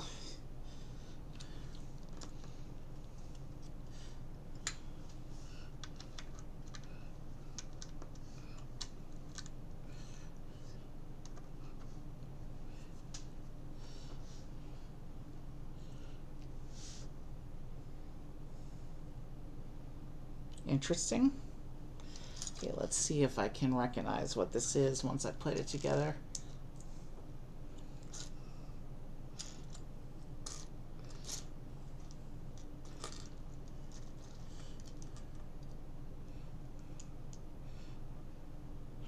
So we have revealed 6 of the 12 characters in the set so far. That's a blaster piece. That's a fancy gun piece. Oh, is that?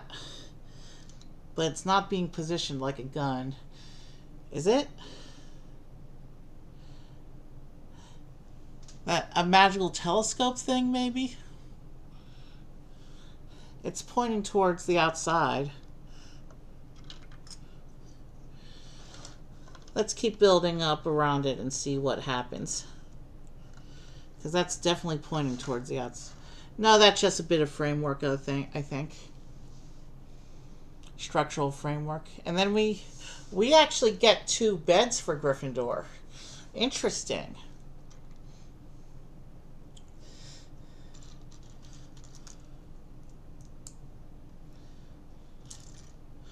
So they're giving us, well, it's just 1 bedroom with 2 beds, so it's not quite the full house, but certainly a lot more than they've given us for the other 2 houses.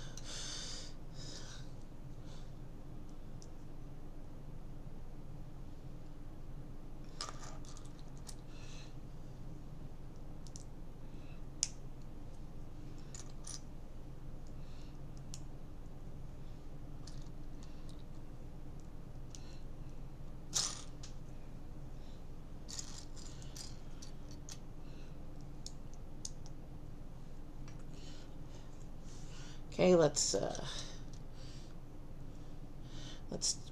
make another bed.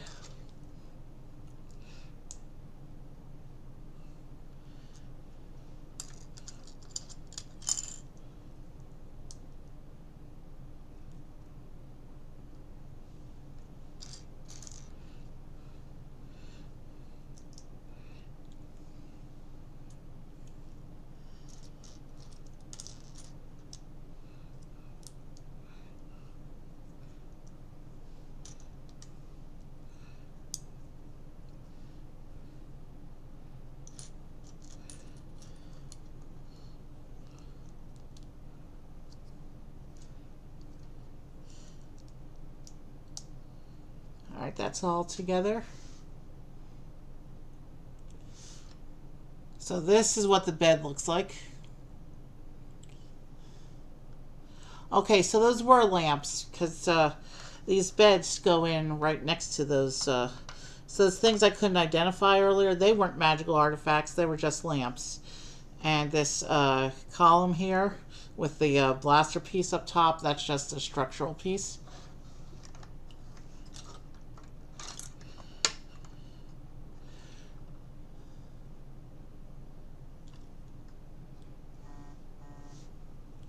So with that, the beds are in place. And there is a, just like we saw in the hospital wing, there is another package here of Birdie Bot's Every Flavor beans. And that is just sitting on one of the beds.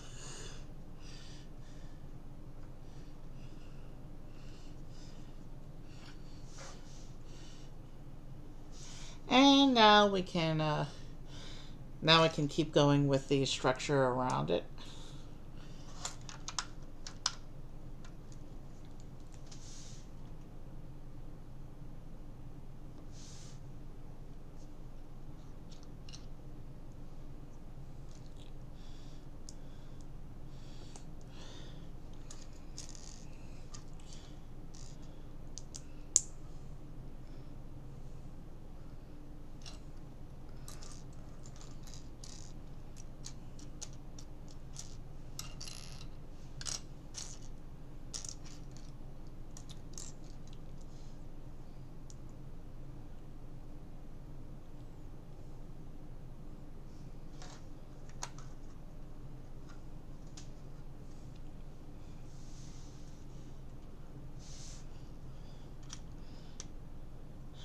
So it looks like most of the rest of this bag is going to be more structural stuff. We do have a window piece, but it doesn't, we don't have the window grill. So I'm not sure why we don't have the window grill for this window.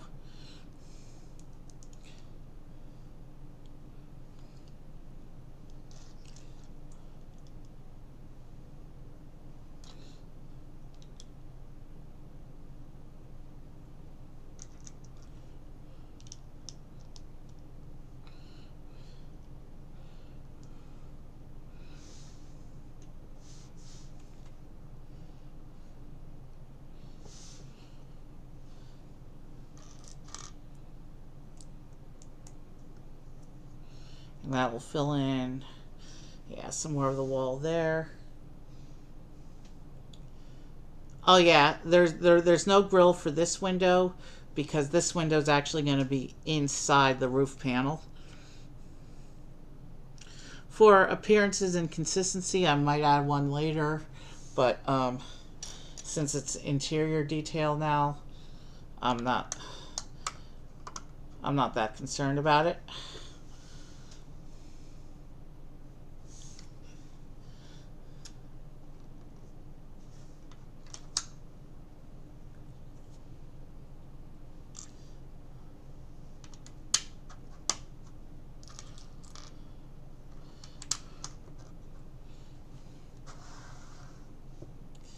There, you can get a.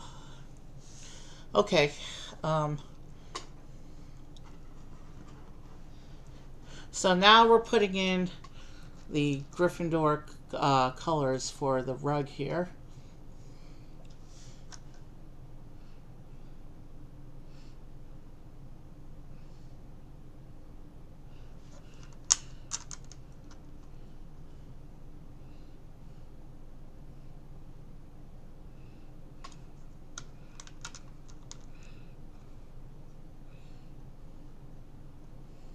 Yeah, that's where that one goes.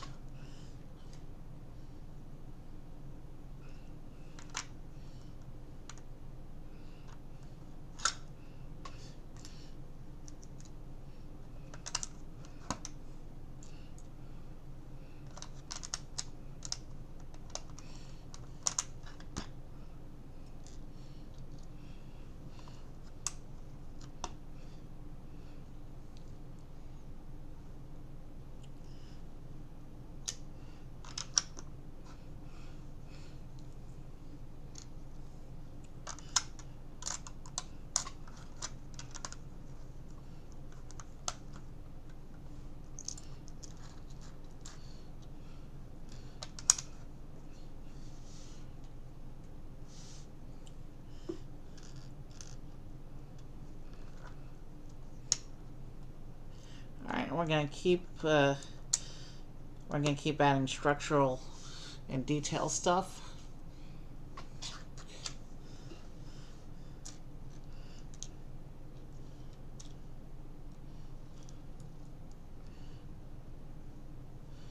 The detail stuff is more exciting, but the structural stuff is more important. So all have their place within a Lego build.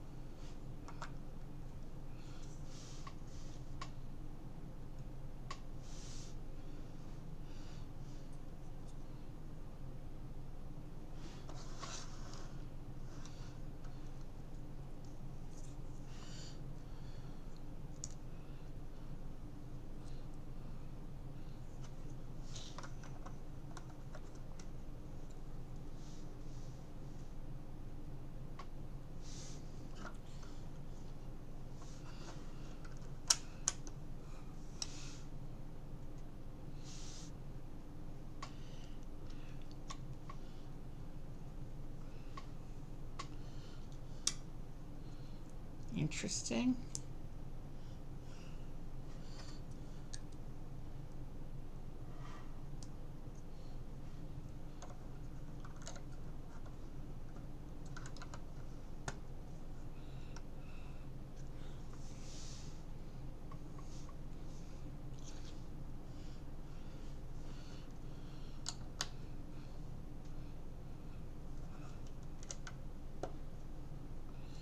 Some more here.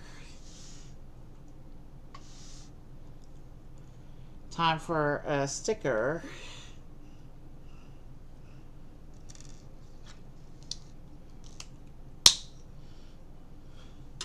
Oh, this is the famous Gryffindor entry portrait.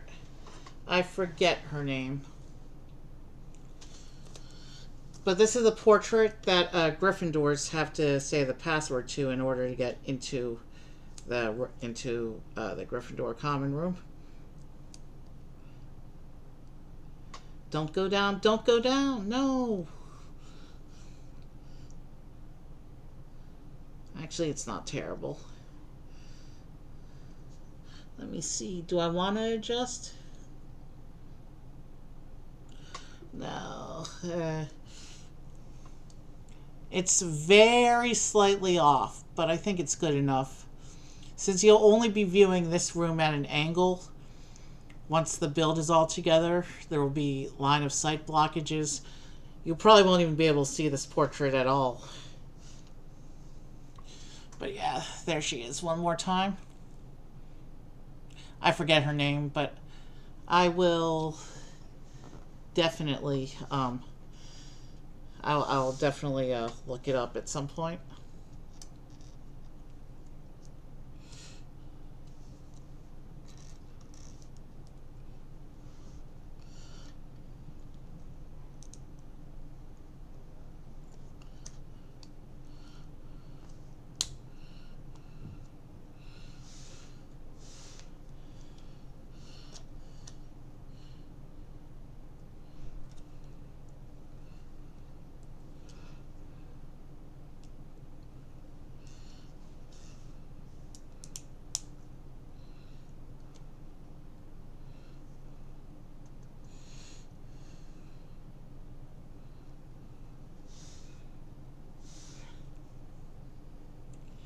So this attaches in here.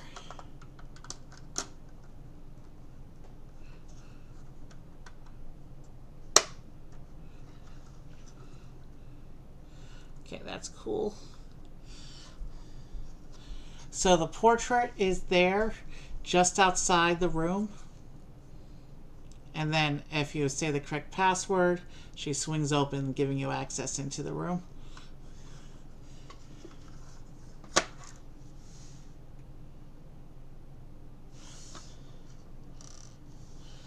And a crystal ball. Well, not crystal because it's white.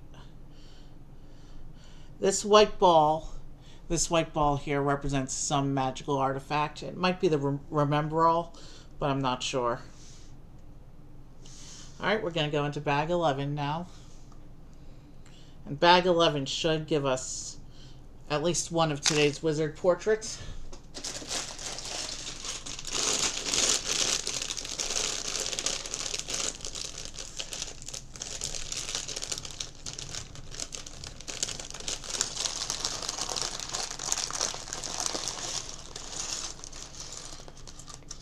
Ooh, I can tell you that bag 11 does give us one of today's animals.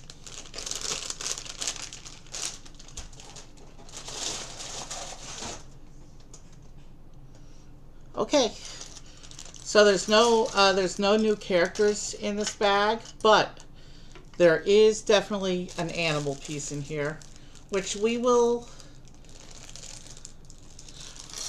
reveal when the instructions put that piece in.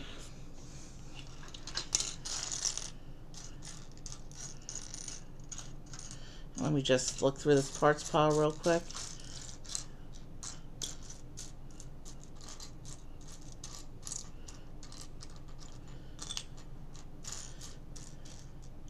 And actually, I'm not seeing I'm not seeing any wizard portrait tiles in this bag.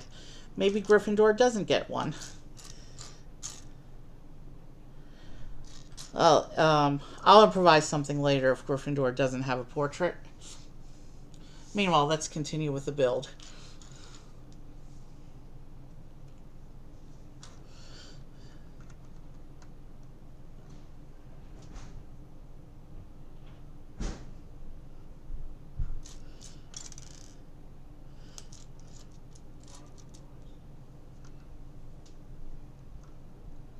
All right.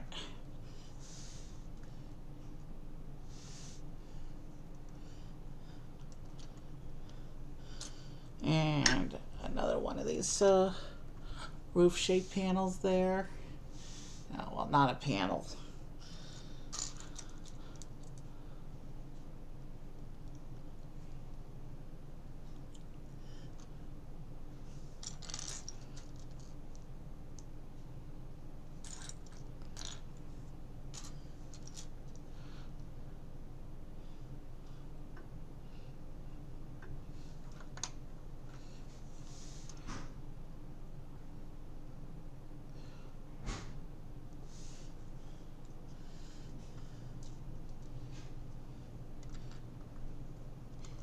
Wow, that's almost a wasted instruction step there.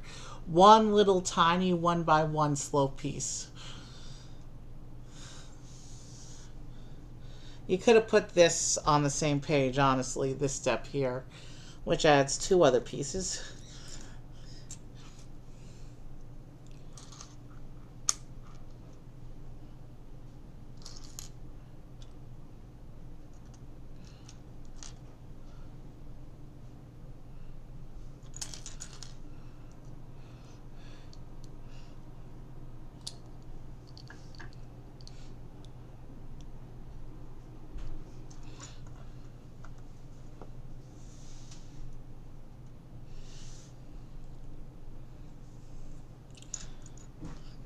I do see a lot of Gryffindor red and crimson in this parts pile, which is good because it means we're going to be filling in the detail for the house now.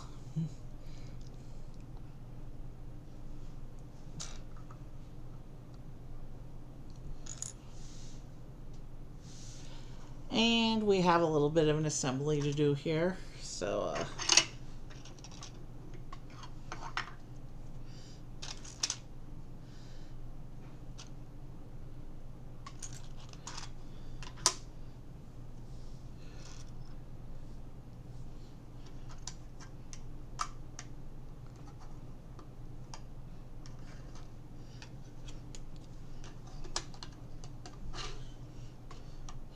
So we're building a roof panel right now for this section of the building.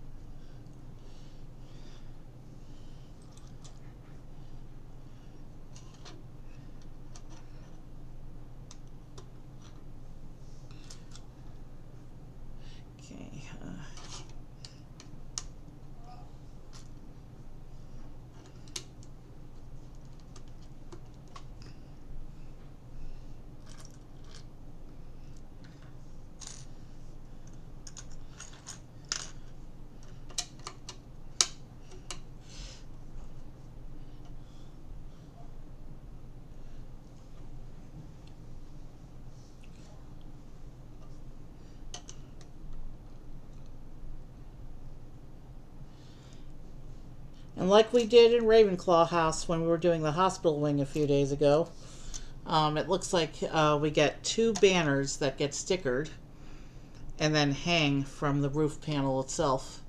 So let me go ahead and get these stickers done.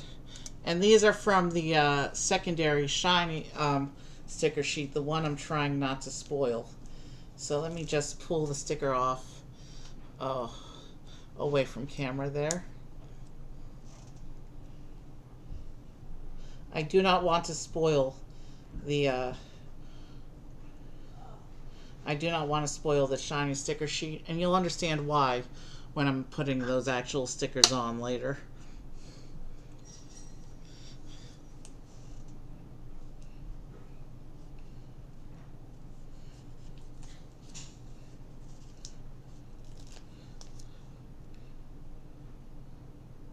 I think the only reason the two banner stickers are on that sticker sheet is because they ran out of room on the main sticker sheet. Because there is no shiny bits shining through on the banners. But this is the two stickers on the shiny sticker sheet are for a very particular special detail that's going to be at the top of the main tower, which we haven't even gotten to yet. We're still working on the side building here.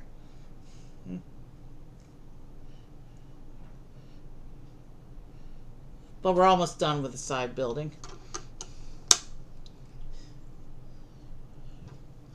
So you can see here the back of the sticker sheet where I've taken off the two banners. And now I will set that sticker sheet back off camera, and we will continue building this roof panel.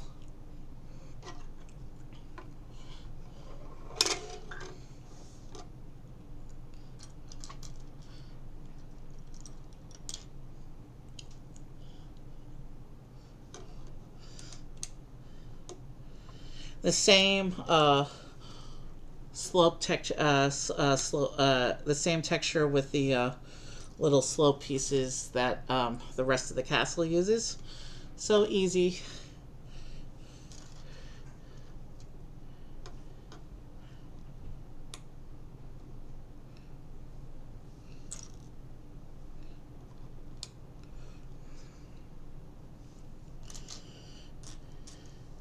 Visual consistency across textures is good for a big structure like this. Where is the other slope piece? There it is.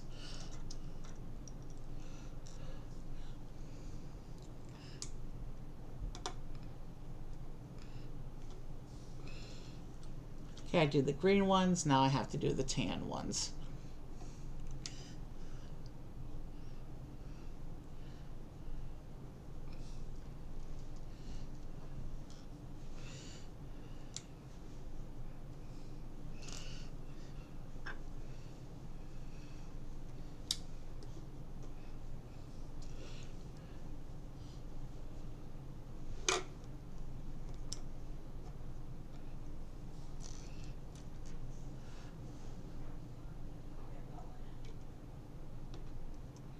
Yeah, there's no wizard portraits in this parts pile. So Gryffindor might not actually have one.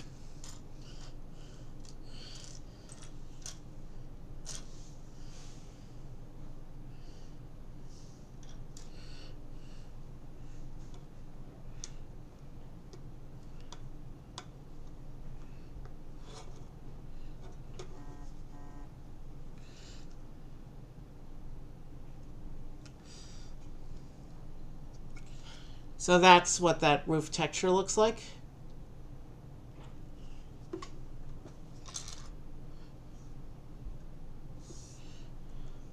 Alright, and now it looks like we clip it into place here on these first section of clips here.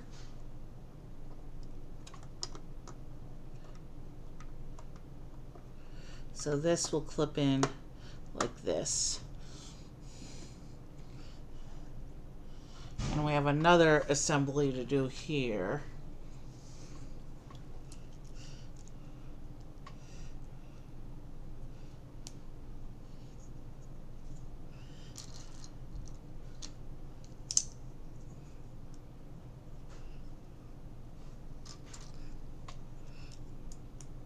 So we're building another structural support section for the roof here.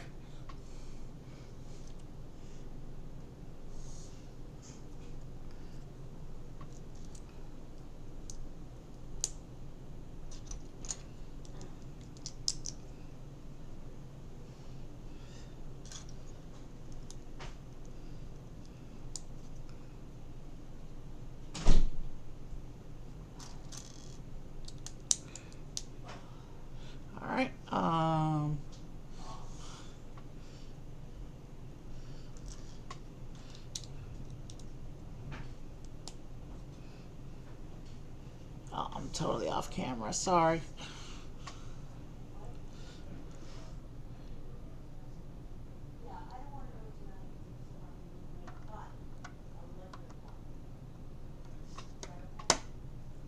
Okay, so that goes on there. And so now, well, it doesn't show the roof sloping in just yet. But now I have to come on the other side because I have some more roof structure to put in here.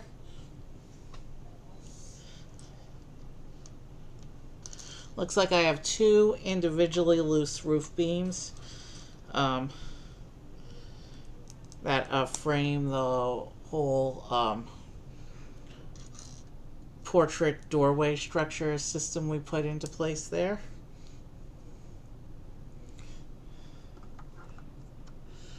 So if I clip that one in there, and let me just take the big piece off until we're actually ready to fold that into place.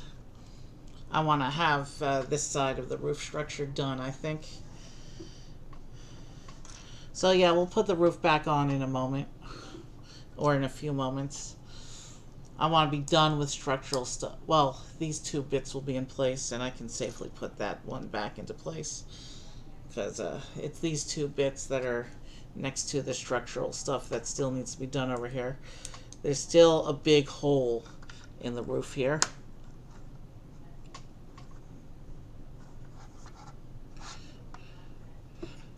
So if I re-clip this back in now, something just scattered onto the floor when I clip that. And that actually does need to be clipped on before those, because there's a plate that the other bits lean out against.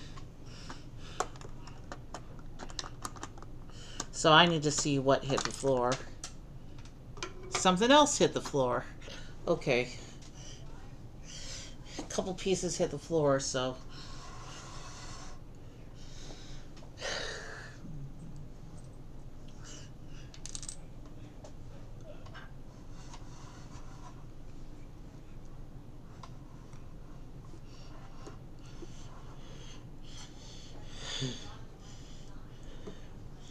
Alright. Let me see what broke here.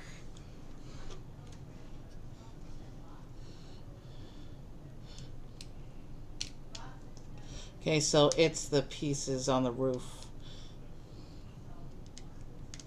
that attach to the clips.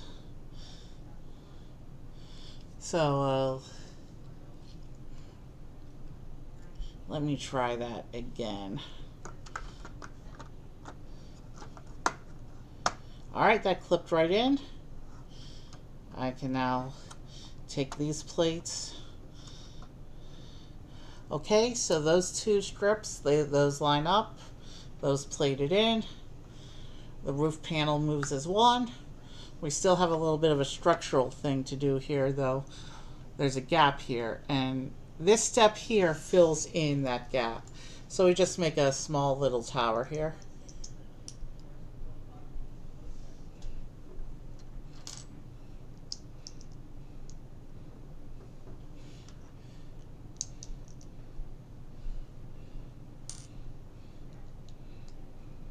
Alright, so this goes in here, fills in that structural gap, closing up the inside.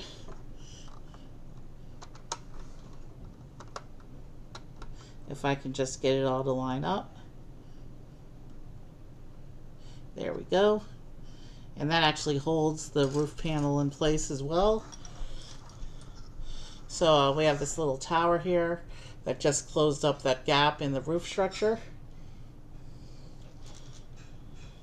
And you can see how we have the banners hanging down from the roof into the main section of the room there. We have the 2 banners right there.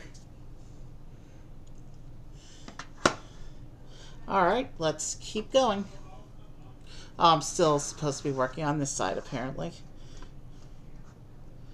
Why is this not going in all the way? Oof.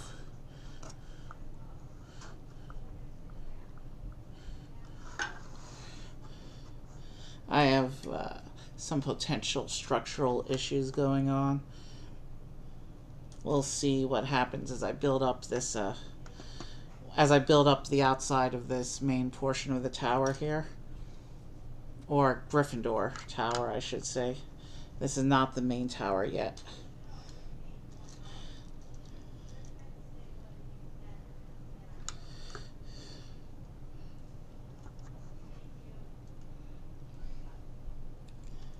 So now we're doing structural stuff for the outside of the Gryffindor tower bit here.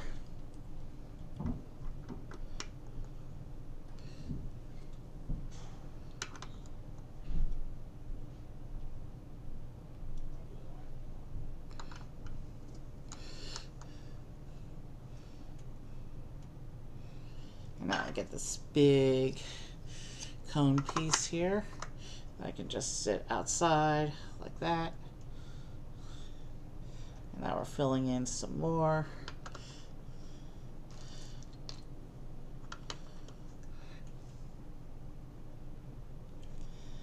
And then there's that piece.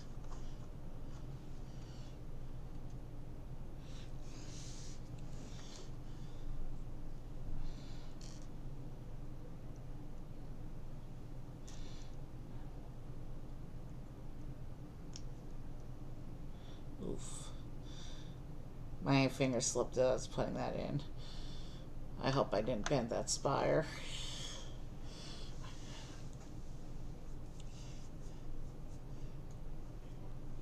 Okay. So there is the outside Gryffindor tower there. So this is the top section of the building. And Fluffy's hallway is going to be underneath this. Alright, I'll let you see the inside of the room while we do the various furniture assemblies. Starting with the fireplace.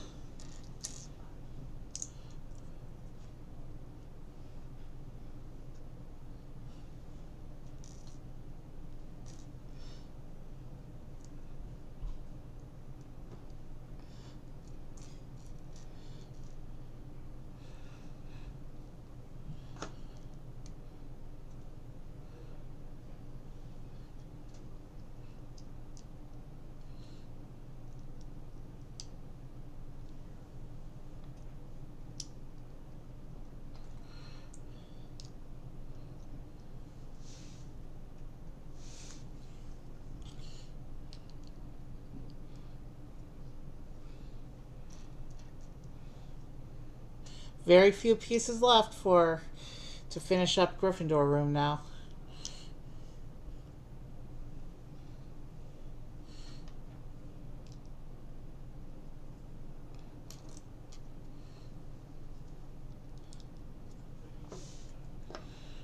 So here's the fireplace. Every one of the common rooms so far has had one of these. Fireplace is a regular feature of the common rooms. Let me turn back and attach that.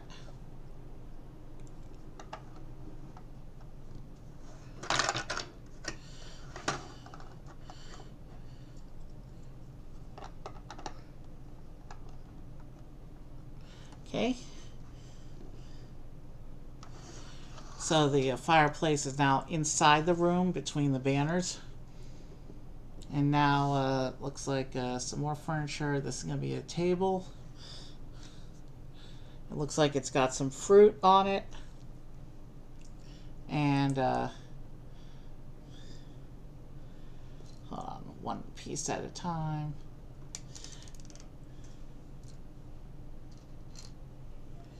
Oof. Pieces are scattering onto the floor again.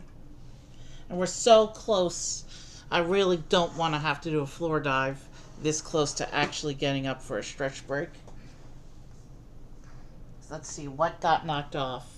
There's that piece and the spire.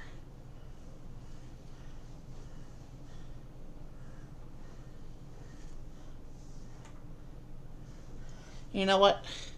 They actually give you a spare of the spire. We're using the spare. Let's put everything back now.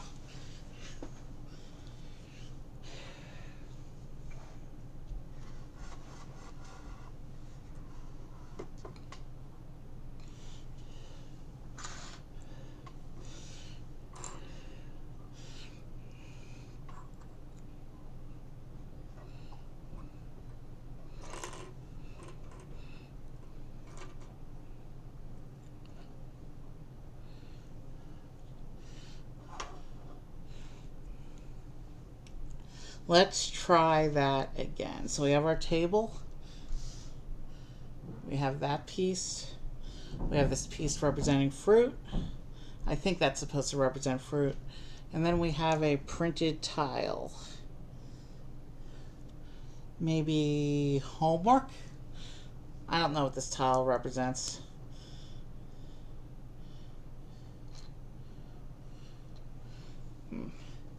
Wingardium Leviosa. It's a lesson. Here's a tile showing how to do Wingardium Leviosa, the levitation spell. That's a pretty cool detail in there. Somebody's homework, obviously.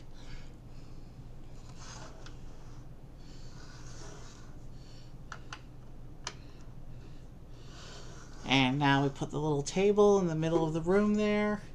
And now we build 2 of these chairs.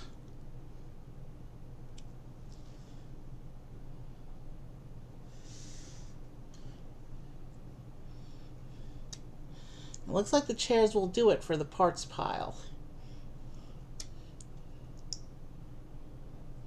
It looks like we do have a 2x assembly, so I will go ahead and make all 4 of those.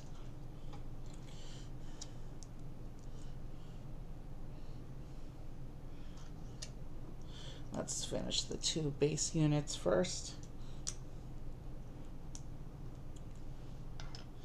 Alright, let's make these side bits here.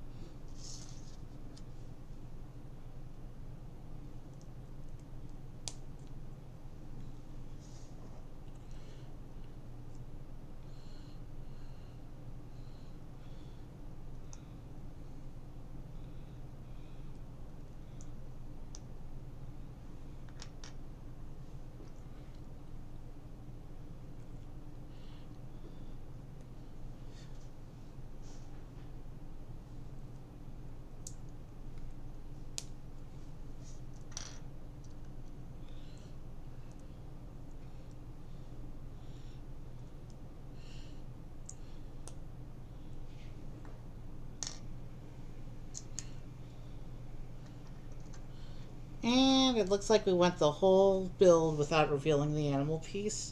So of course I will reveal that in a moment once I finish these 2 Gryffindor chairs.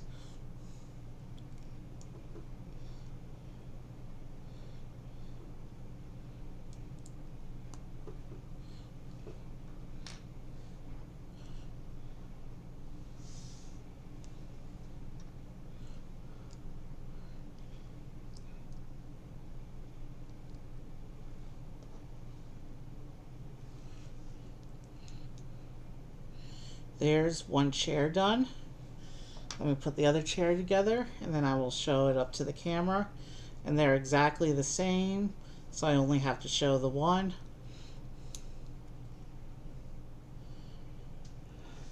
There's our Gryffindor chair.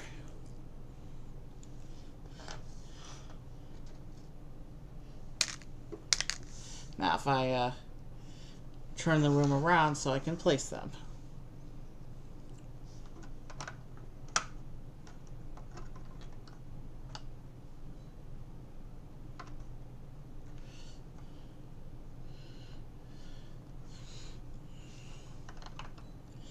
So no wizarding portraits in Gryffindor room. So what I'll probably do is I might make I might make some customization mods or something. Or you know what? When we get to the wizarding portraits for this set, I'll make sure that because this is the section of the castle that has Gryffindor, well, it really doesn't matter if there's no portraits in the room itself. Then I don't really need to be chasing down a Gryffindor tile, do I? But even if Gryffindor doesn't have a portrait, it still has beds, which makes it more substantial than the other common rooms. I know from the product images that we haven't built yet that Slytherin is the tiniest of the common rooms. Hufflepuff's pretty tiny, and Ravenclaw just has that little secret library. But here is Gryffindor. That's the Gryffindor common room there. You can see the fireplace in the back. There's that Wingardium Leviosa tile, but I can't get it close enough to focus. Banners, beds. Bertie Bott's beans on the bed there. Nice little build for Gryffindor house. And before we put this section of the building together, oh yeah, it tells us to put it right on. So this is our animal for this. This is our second animal for the day here. Let me hold it from down here. This is Hedwig the owl, and the instructions say to put her on the Gryffindor roof. But being a character piece, Hedwig the owl can stay with the other characters over here, with Fluffy and the other characters.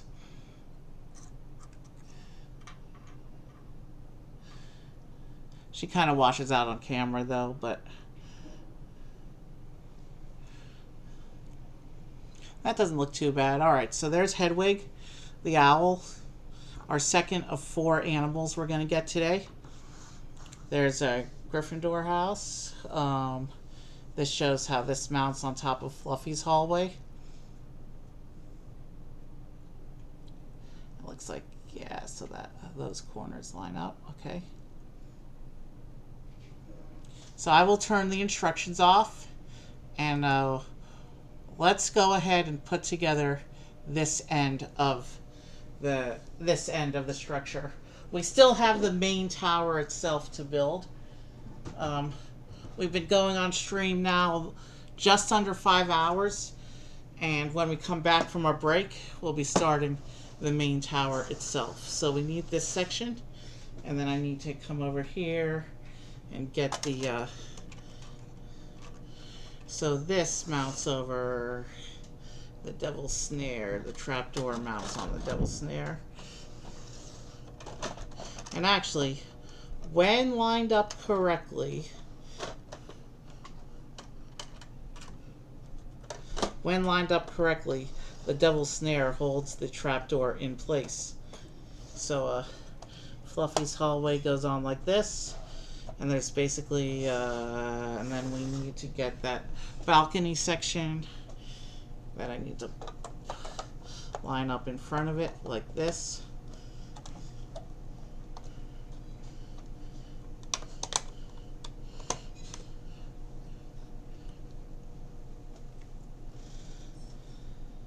So yeah, that actually looks nice on there like that. And then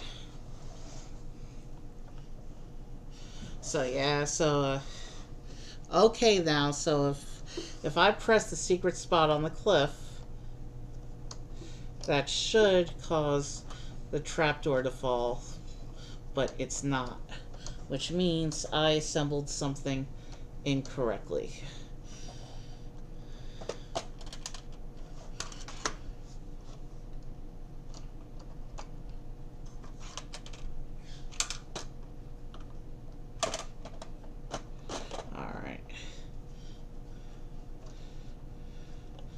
I need to make sure everything lines up perfectly so the trapdoor bit works. So let's press that in because it lines up over. Okay, maybe it's not meant to. Maybe it's not meant.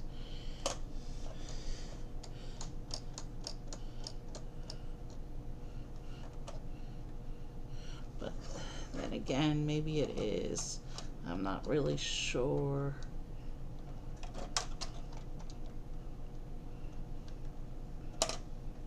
Yeah, because there's actually about an inch. There's about an inch between the top of the mechanism and where the trapdoor actually is. So the cliff face doesn't actually control that part of it. You actually open the trapdoor and then climb into the devil's snare. And then the mechanism will drop you onto the floor. I think drop you onto the floor. Alright, let's see if we can figure this out.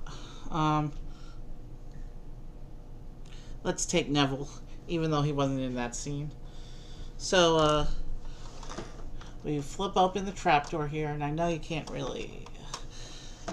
I can't see what's going on if I turn this towards the camera to show what's going on. So he jumps down into the pit and gets caught in the devil's snare. There, let's see, you can see Neville sitting down there in the plant. And if I come over here and start nudging the rock, that should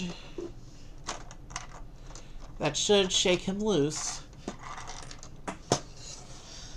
and knock him onto the floor, which was knocking him too farther than intended, obviously. He wasn't even in that scene. I don't know. Why are we torturing him? Why aren't we torturing one of the trio? Just long as he's out, give me one more minute to feel this out. So give me at least a moment to see if I can feel it out for myself. So your character is sitting on the snare.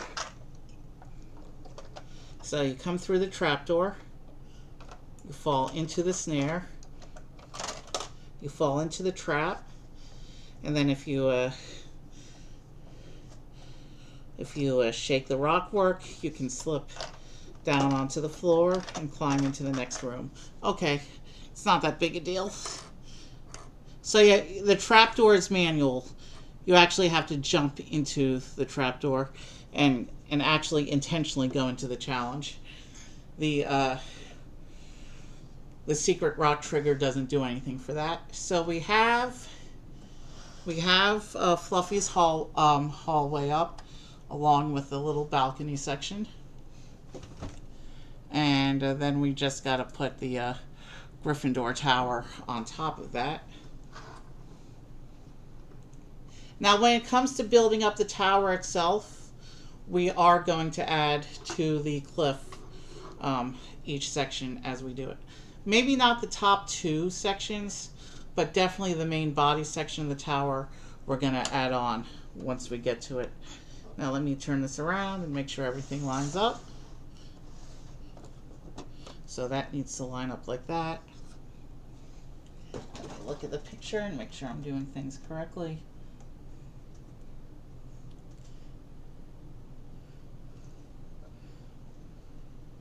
Yeah, because that part is in line with that part, which is what it needs to be. I'm studying the picture real quick to make sure I line everything up correctly. Bear with me a moment.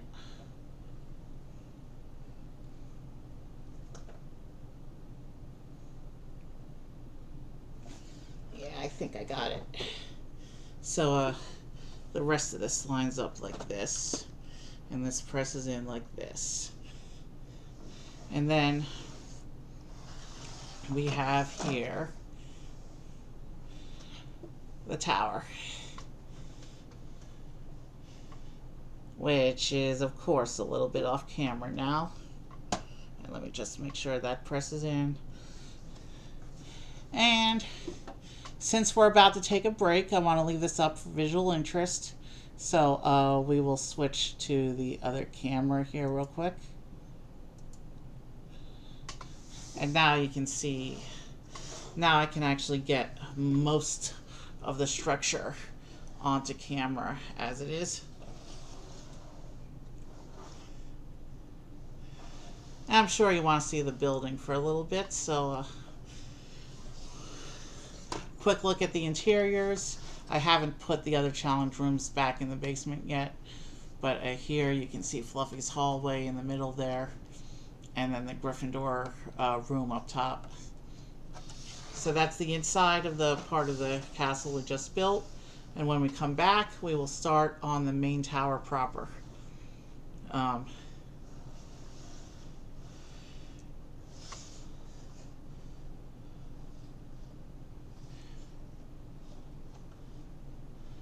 I'll leave it like this for a little bit of visual interest there. And you know what?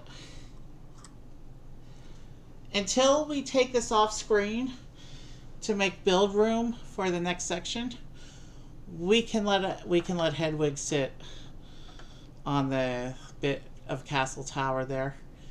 You can get a slightly better view of Hedwig if I do it like that.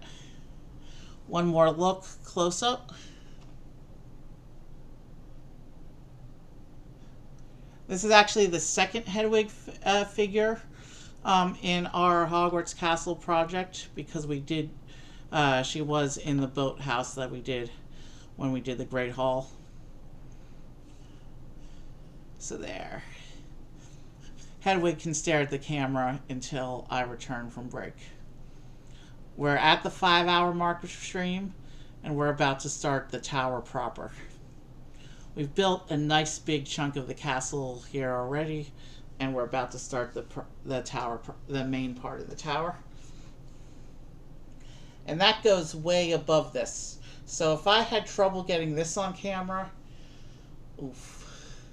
We'll worry about that when the time comes.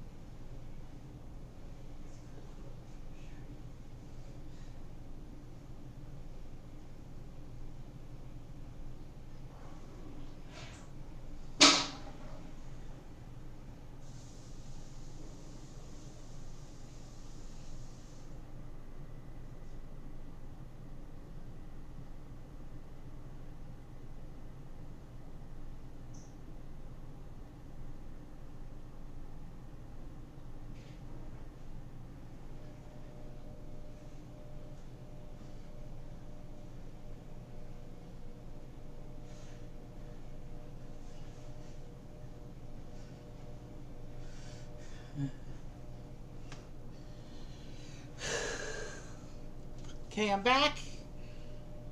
Hold on a second. I forgot that laundry's running. So let me go ahead and close the door.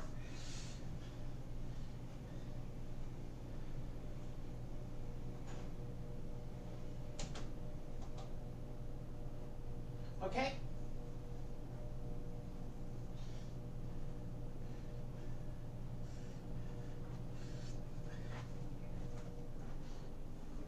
So this next instruction book is going to be 5 bags.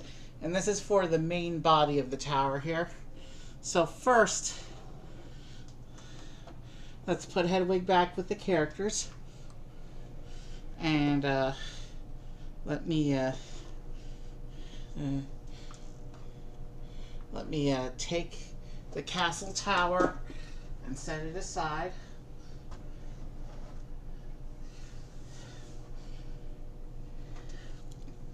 And we will switch back to the other camera position and get the...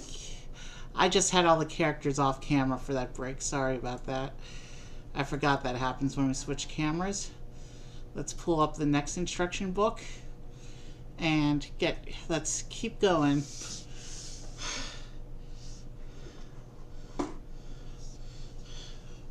We still have a lot of build left today. We still have to do the whole main section of the tower here.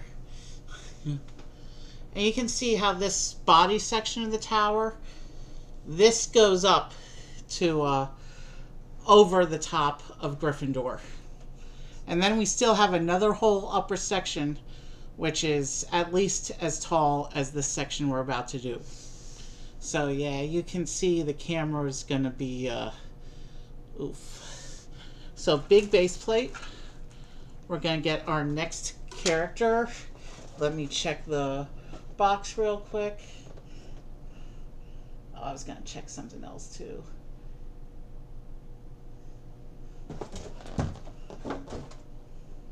Give me one moment. I forgot I was going to look at something real quick.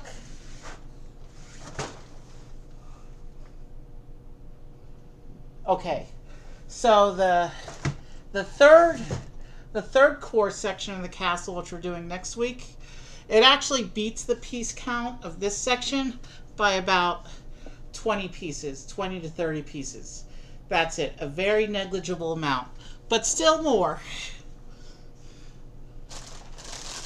Let's get bag 12 open. And this is where we start to build the tower itself.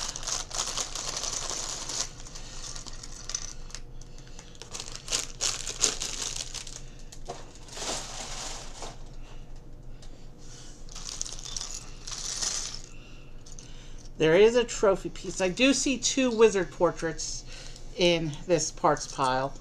So I will face them down and we will set them aside until the instructions call for them.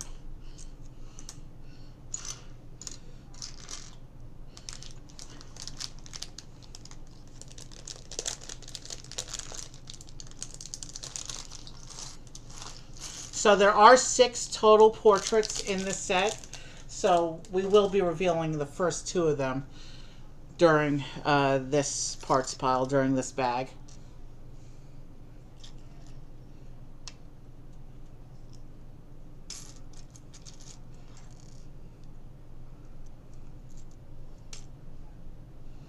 Okay. That was not supposed to happen. I'm seeing other minifigure parts in this parts pile as well.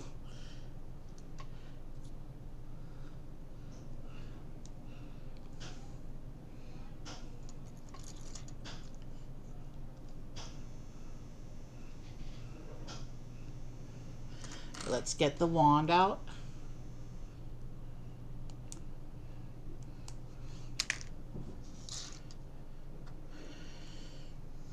He too is a first year. This is going to be Dean Thomas. He has the first year kitty short legs. But unlike the other first years that we have revealed so far, he is in his school uniform. So this is Dean Thomas.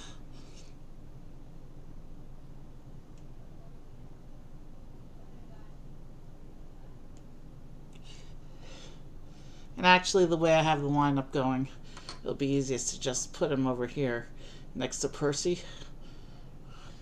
instead of on the other side with his actual friends. But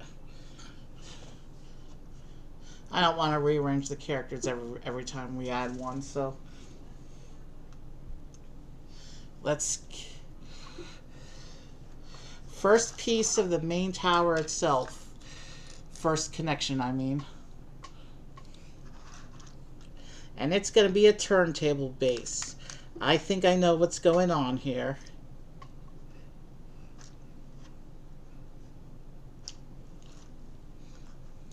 We have a turntable base for our first connection on the tower unit itself. And in order to make this instruction book fit on my other screen, I actually turned the size way down, so this instruction book will be harder for me to read. But it looks like it's based on the page count and the number of bags involved. This actually looks like the kind of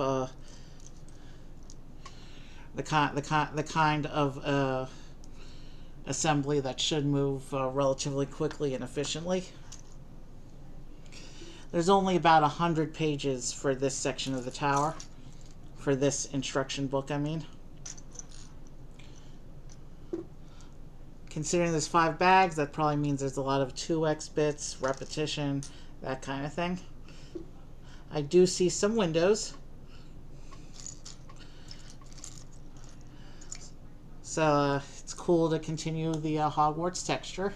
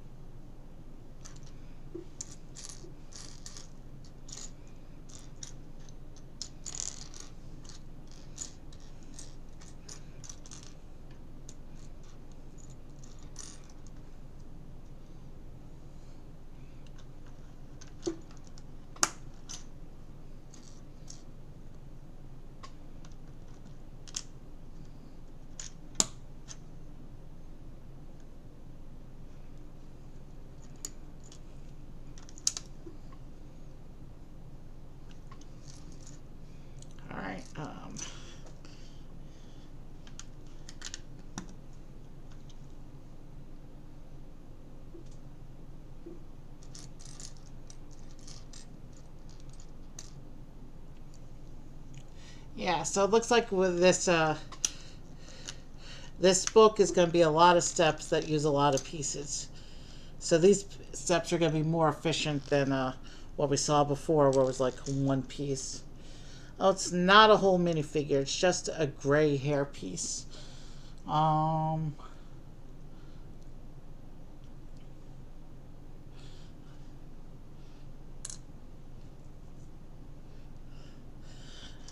So maybe it's...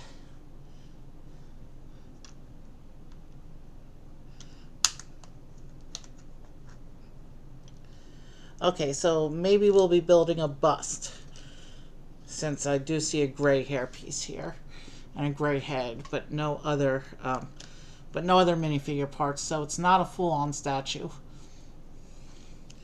but we have the head and hair, so it's gonna be a bust.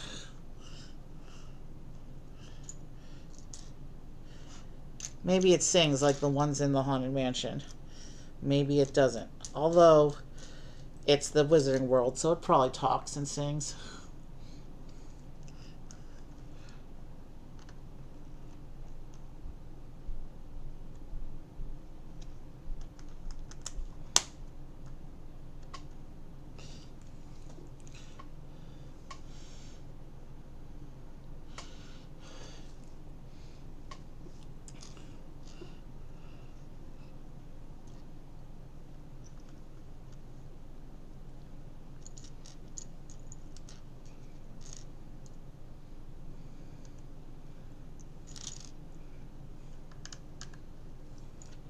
So a little bit of a built-in balcony over here.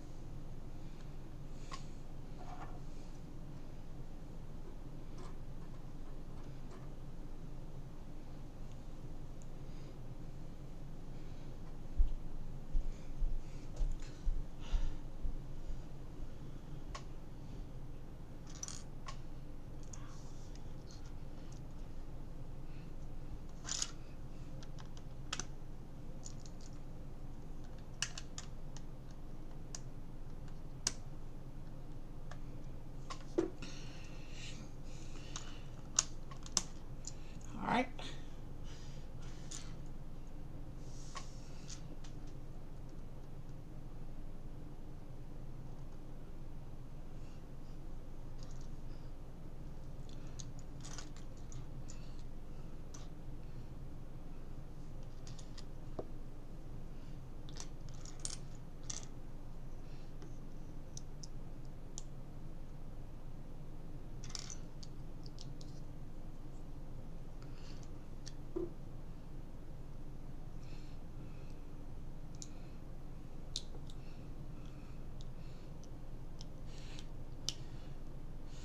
So this bit we're doing now, it says to do it twice.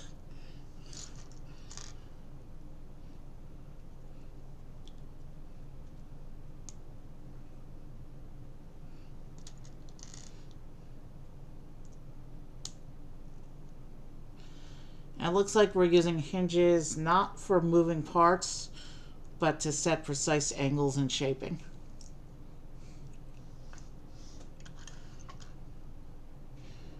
Let's see, how does it line up? It shows this bit lining up like this, and then this bit just sits on top like that, and then I need to build that again for the other side of the curve there.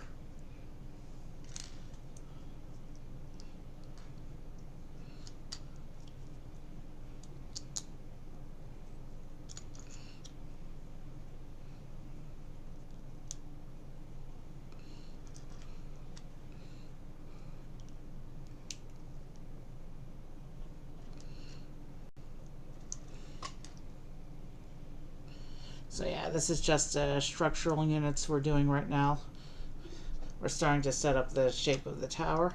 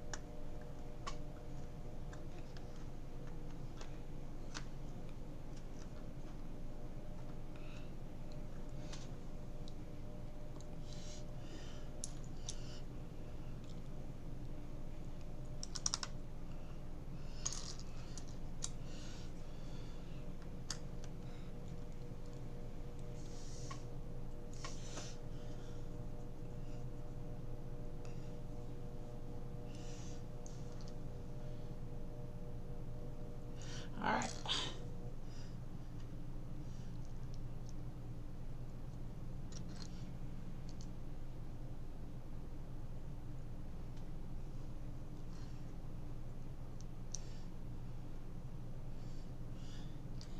Interesting. We're almost 5.5 hours into stream, and I haven't had a spammer yet. Usually we have one spammer show up within the first hour of stream, and that's it. But we haven't had. Maybe I should stop talking about it. Maybe we can go a whole record length stream without getting a spammer. Wouldn't that be something?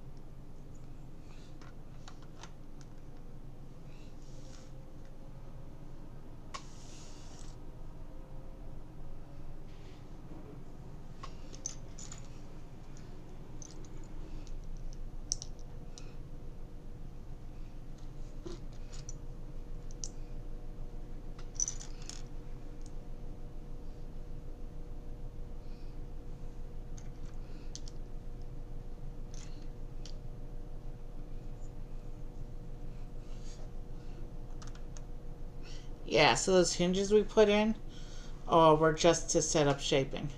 They were not to, they're not going to be moving parts.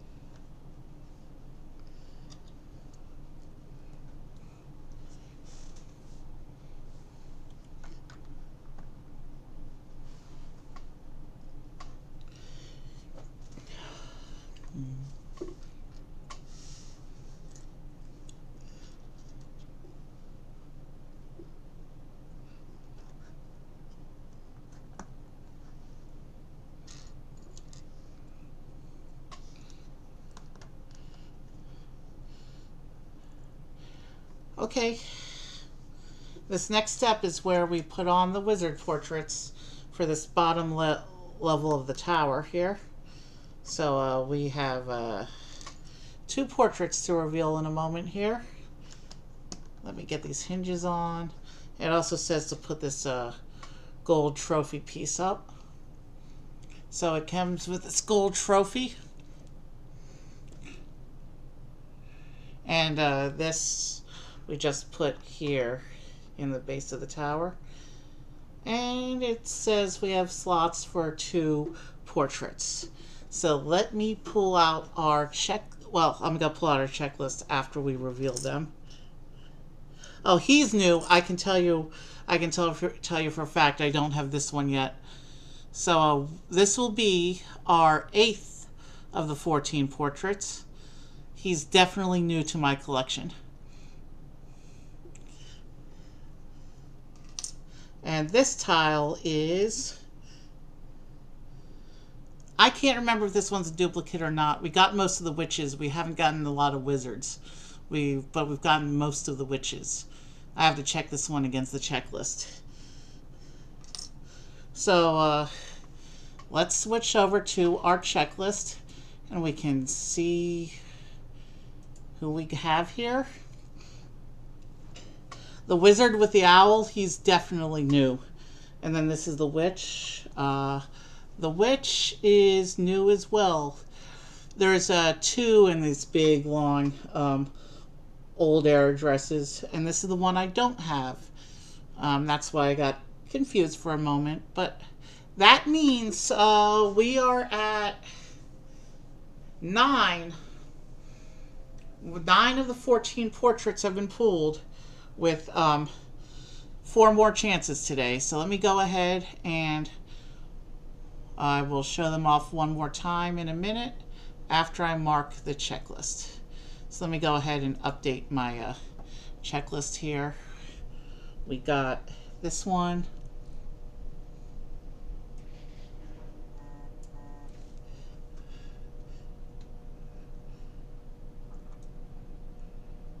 And we got this one.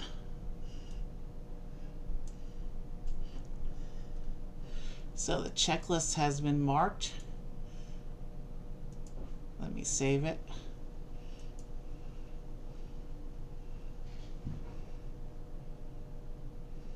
If I come back over here.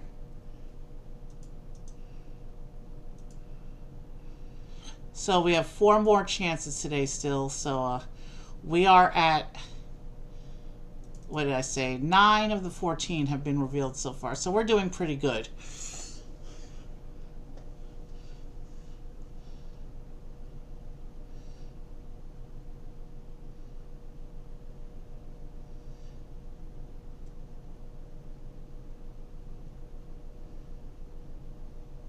All right. Now I will hold them up to the camera one more time as I slip them onto the model. And let's go back into the studio here so I can see what I'm showing you.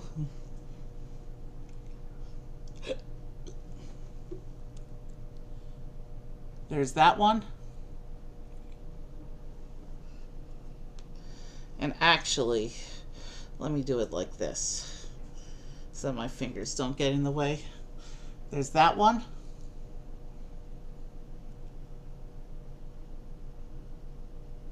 If it will focus.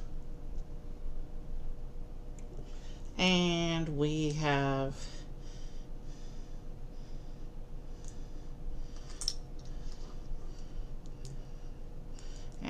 this one. So those are our first two wizard portraits of the 6 we're going to reveal today. If it will focus.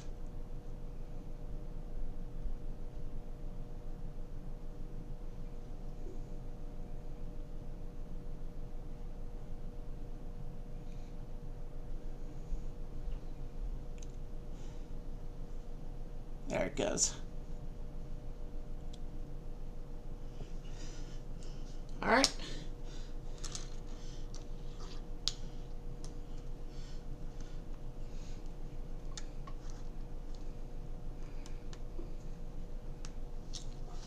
So I'm going to put these portraits inside the tower here. And we will keep going.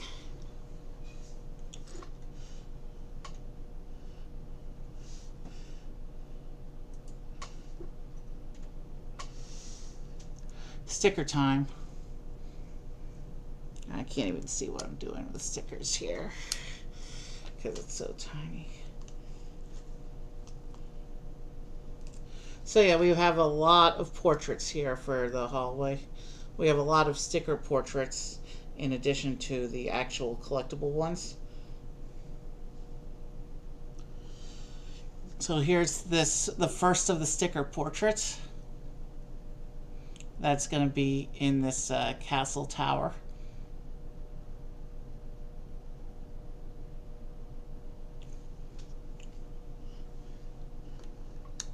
And he goes right there.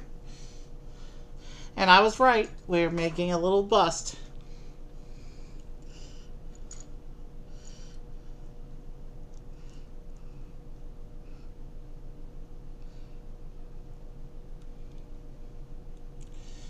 This is what that looks like there. And he's going to go sit on this side opposite the trophy. And then we get 5 of the window bits.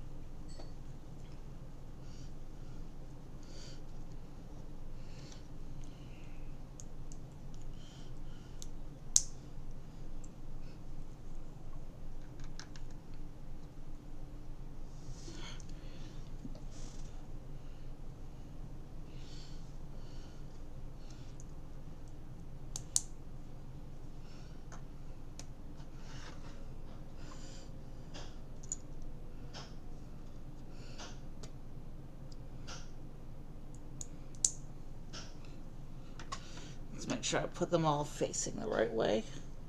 Yep. We are good to continue.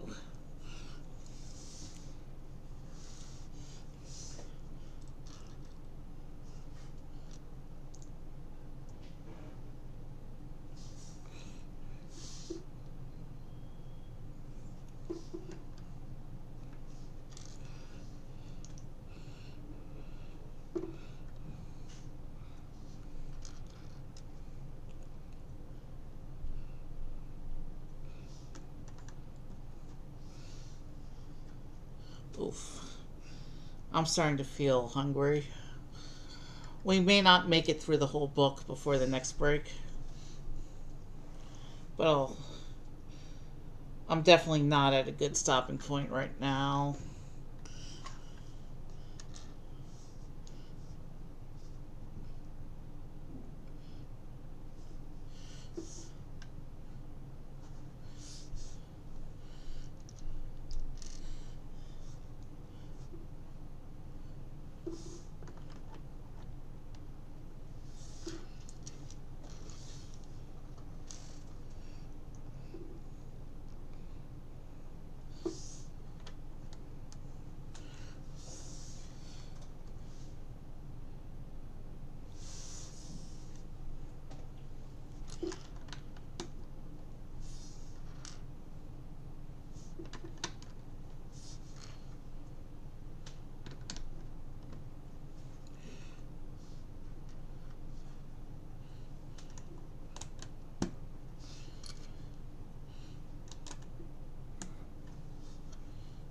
The good news is if I do need to stop for a snack, I do have a snack drawer down here.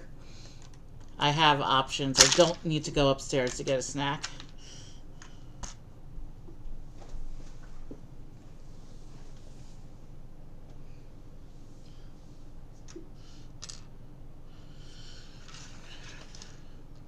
Where did that go?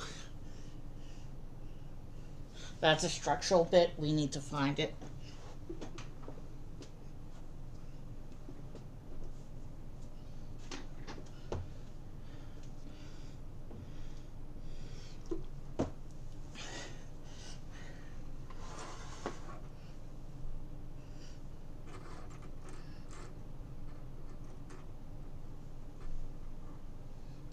Found it.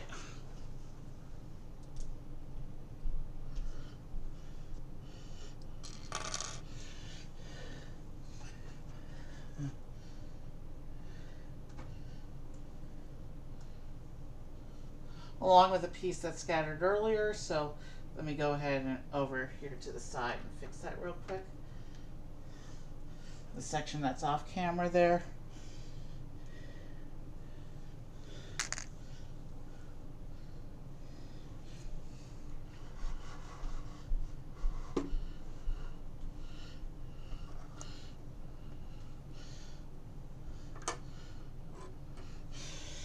Okay, let's get right back. So I think let's do one more bag. If I'm still feeling this way, we'll take a quick snack break. I ate a big meal before we started, but that was 5.5 hours ago, so.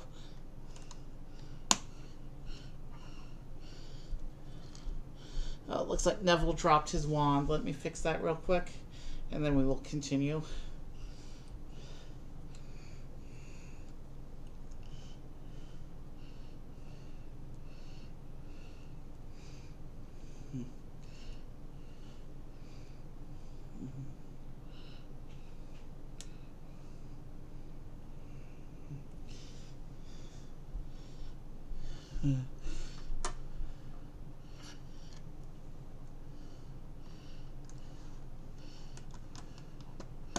And with that, the base level of the tower is starting to come together.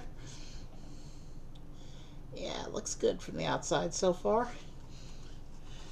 So yeah, you've been seeing the outside because that's just how these things go, but I'll show you the inside. I need to be able to see what I'm doing, so you'll be seeing a lot of the outside go up, but I'll periodically try to remember to show you the inside. So you can see the bust, the trophy, a row of windows up top, the 2 collectible wizard portraits, and the first sticker portrait down there on the bottom there. We have this turntable base, so there's definitely going to be some kind of action feature going on with that. And let's get bag 13 going.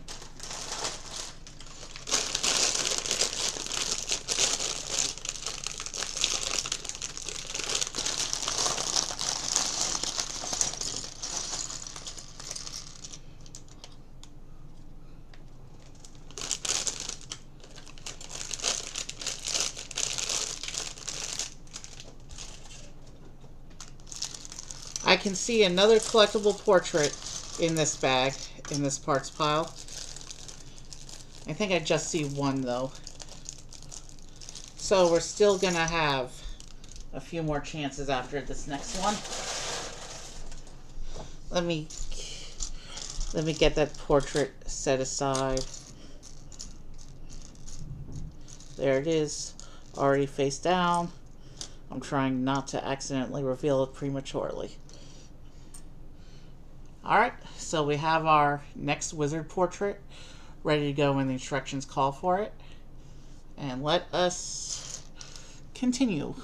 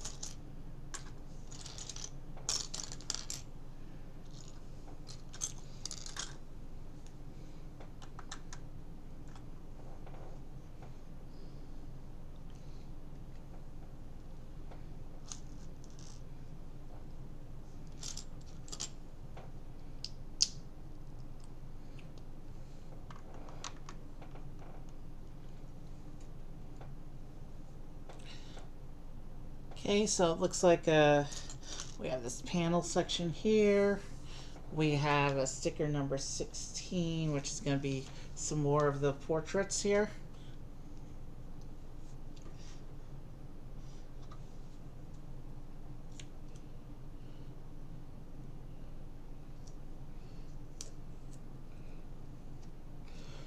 But yeah, that sticker went on pretty cleanly.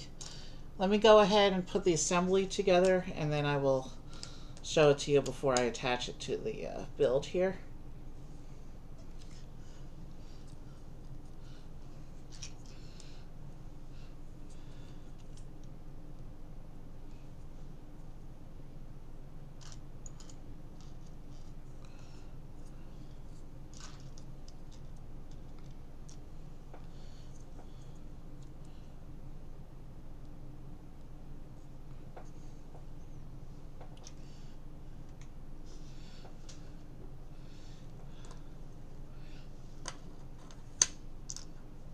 Yeah, I'll show you that. I'll show you that sticker in a moment. I just wanna, you know what? Before we start embellishing the build with more structural stuff, that's what that sticker looks like.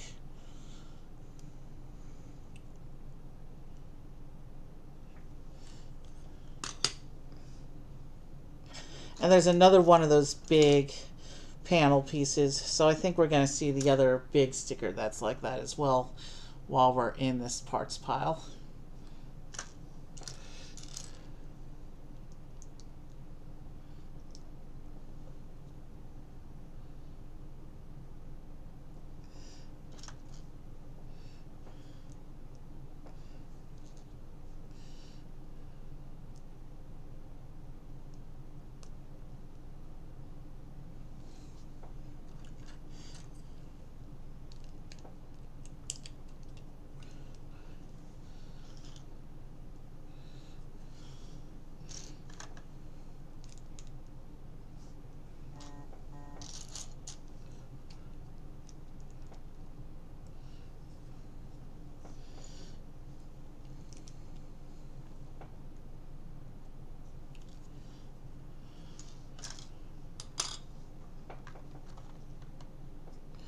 Okay, so that goes inside the wall like that.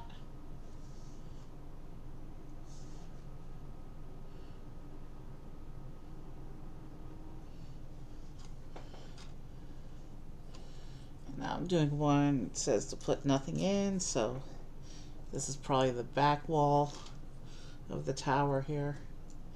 Let's make sure I'm putting my pieces on correctly.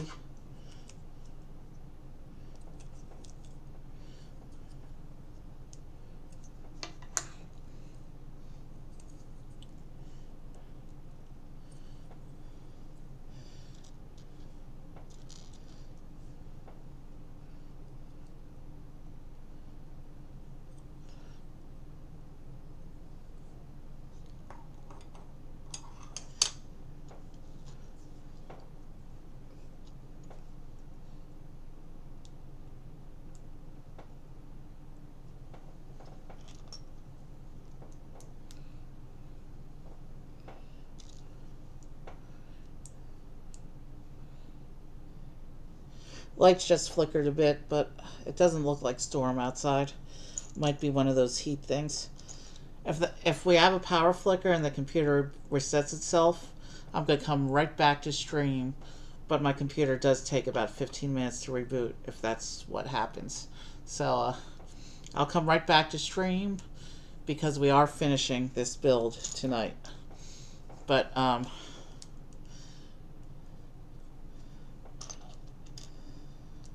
hopefully we won't have any more pop flickers here.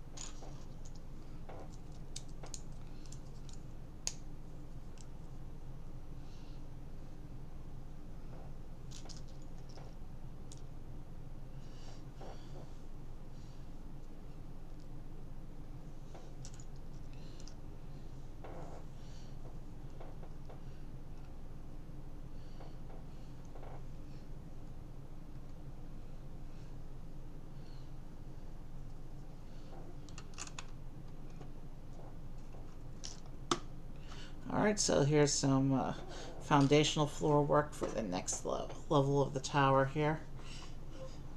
We're building a nice gap there. That's not a good thing.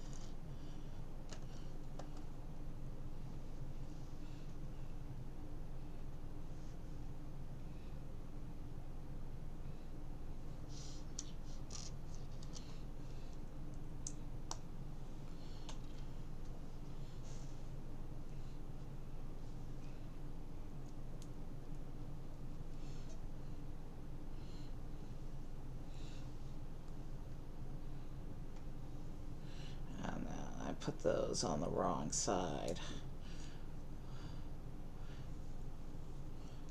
They go there. And then this section goes here and attaches like this to line up with the rest of the tower curve we've set up. Now we need to mirror that on the other side.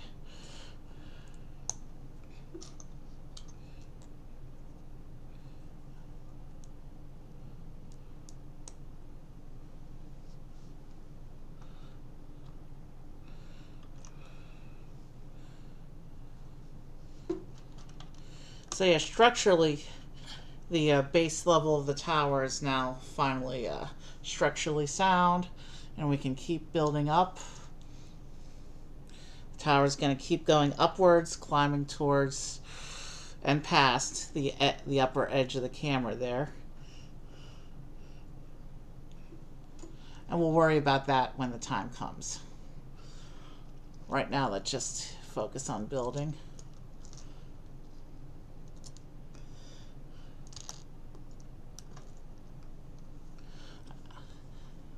Not sure why I had trouble gripping that, but there we go.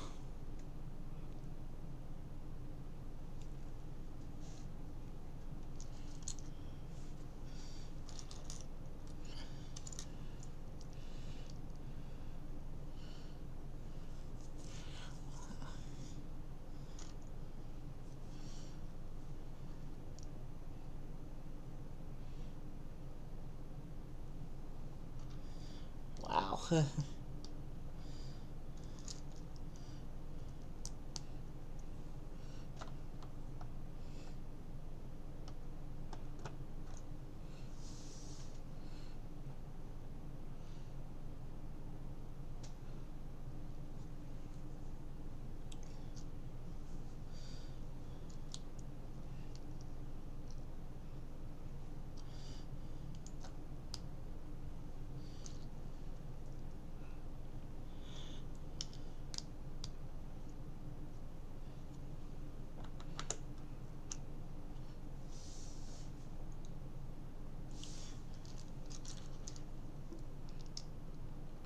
So we're filling in some more of the tower height now.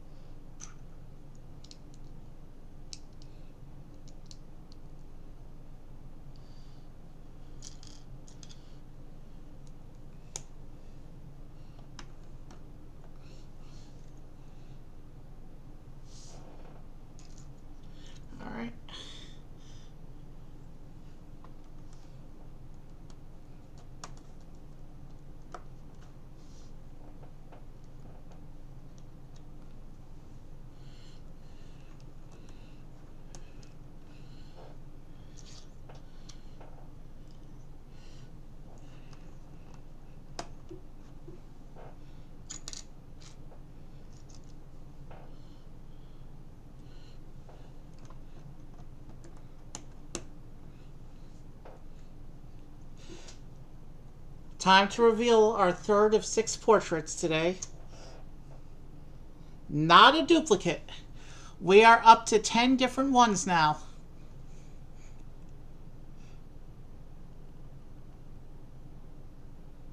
With 3 more chances today.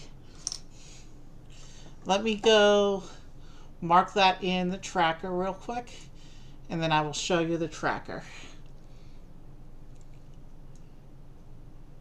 You know, if we pull a full set early, it means we don't care about duplicates. We don't need to keep... I will still keep the tracker because I am logging the tiles to inventory. I log all my pieces to inventory.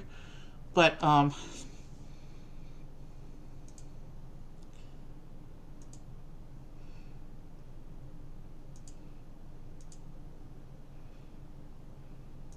let me make sure that's saved correctly.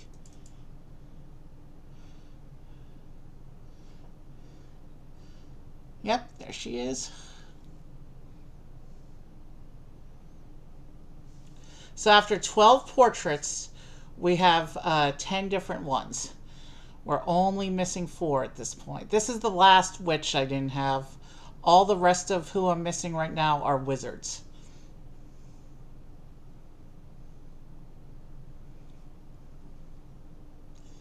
Is that?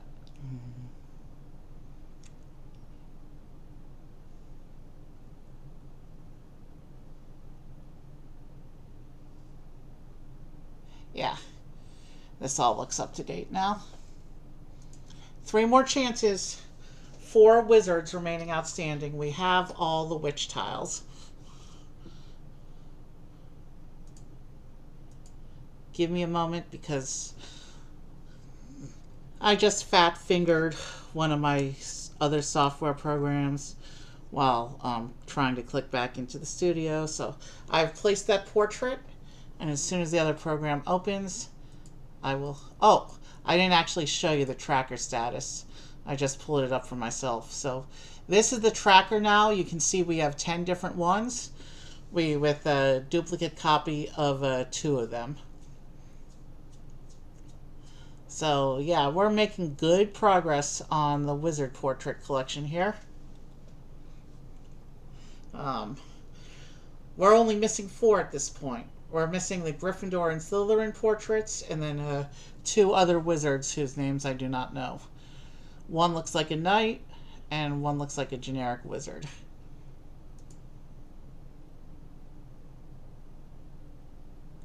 Alright, back to the build. We're doing a sticker portrait now.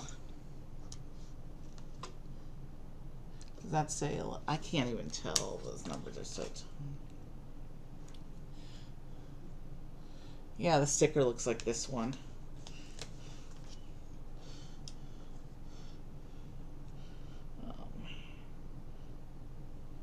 I can't remember if I showed that last wizard tile. I'll pull it off so that I can show it, because I don't think I did. Meanwhile, here's the next sticker portrait.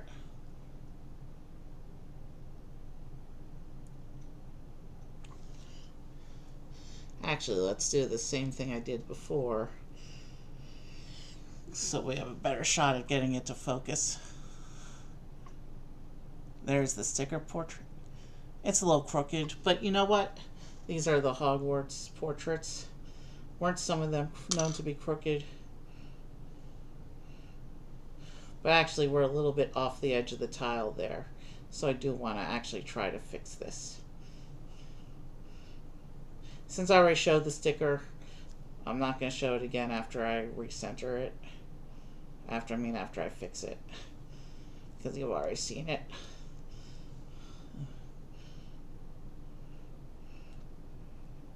What I will do is I will go back and get that wizard portrait, and I will show that because I can't remember if I showed it or not.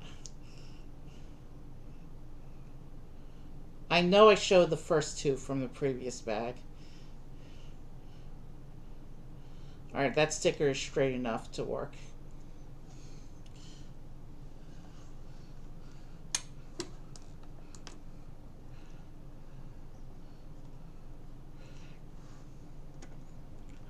let's pull the portrait, and this is the one that we just got. If it'll focus.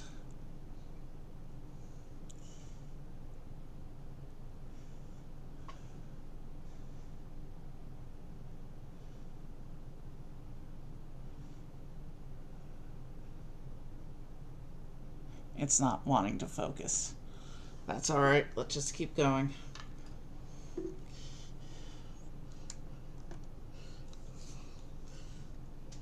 And one more sticker portrait here. That looks like it's the number 8 sticker.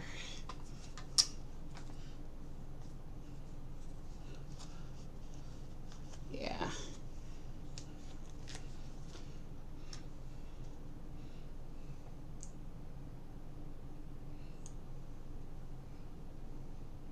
That sticker came out pretty okay. So this is this sticker portrait.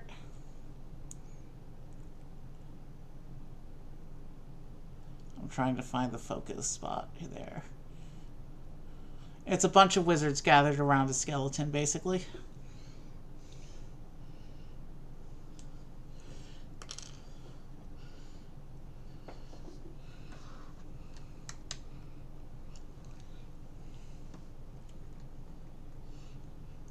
And we have another row of windows.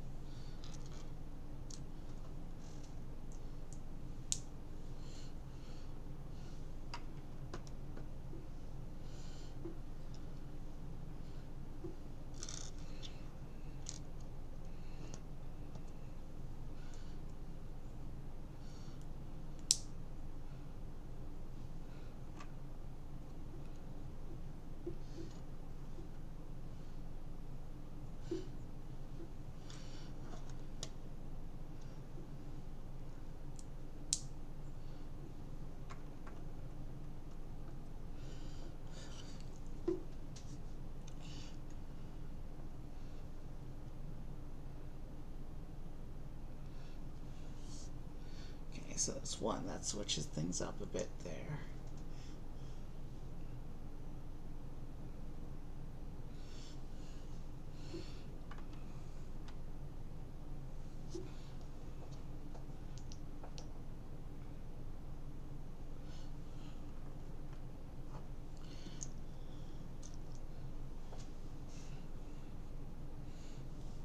We will take a short snack break. Once I finish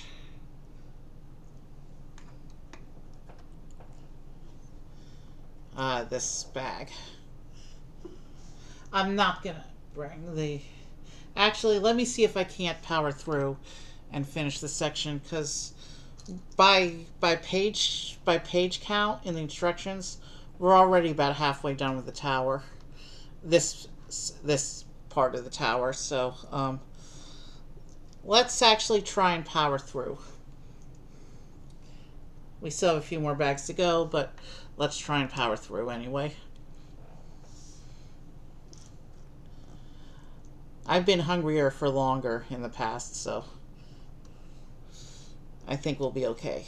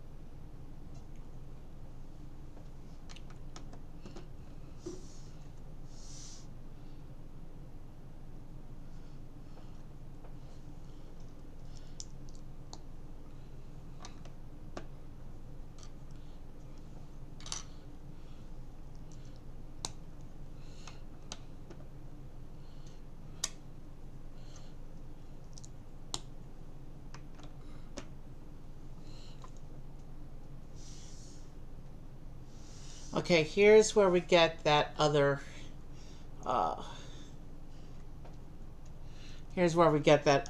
uh, big portrait panel.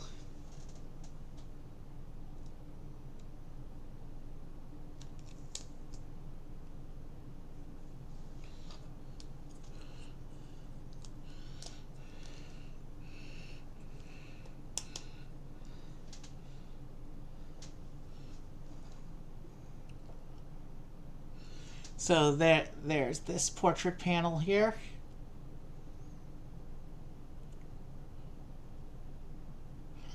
It's not focusing.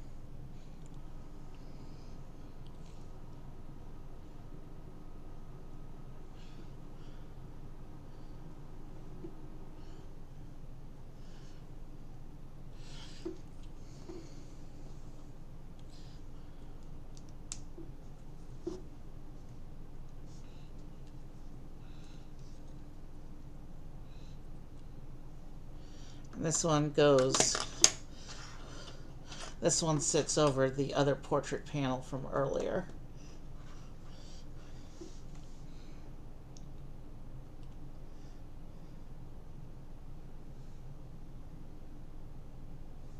Let me see something real quick.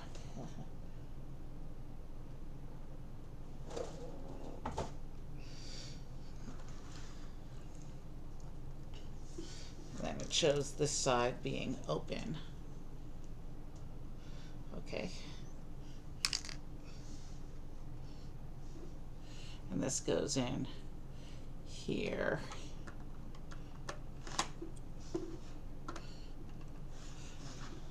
And our tower is really starting to pick up some height and mass now. There's the inside of the tower so far. And you can see all the windows and portraits lining the walls there.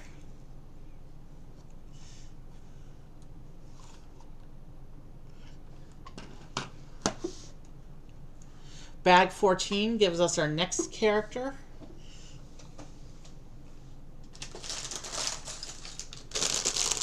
Bag 14 also doesn't look like it has a lot of pieces in it.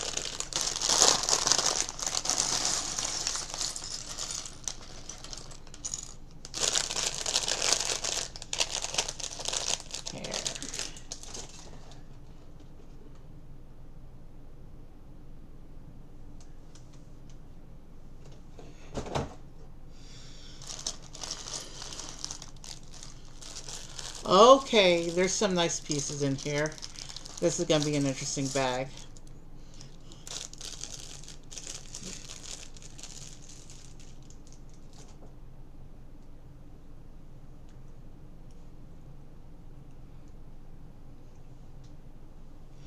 Alright, so bag 14 starts with our next character. Did I read that correctly?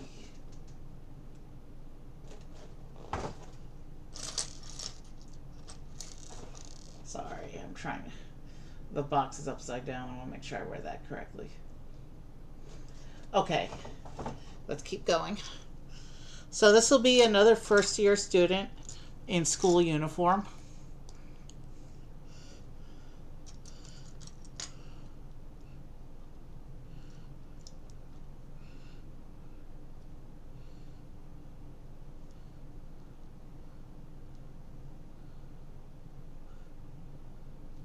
Yeah, we can go smiley. Well, with Percy, we started to do expressions, so we can go with the wonder face for this one.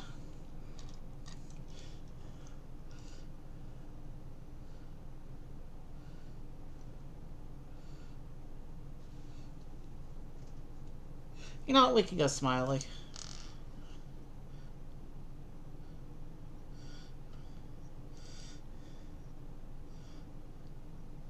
And we need to get the wand.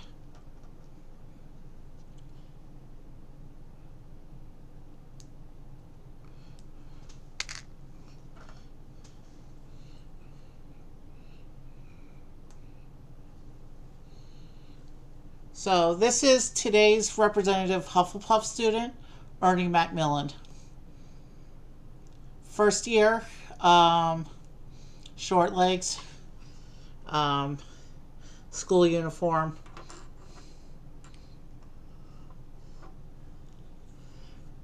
And it says we also need the plate for this one. So there's that.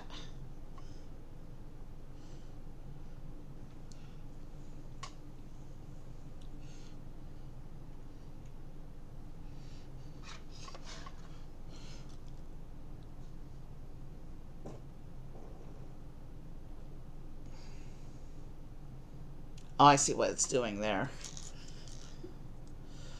It's showing a picture from it's showing a piece from an angle you don't normally see pictures of that piece. That's why I got confused for a moment.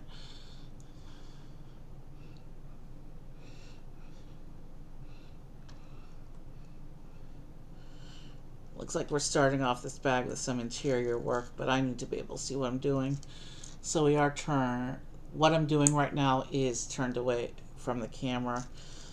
I'll show what I can when I can.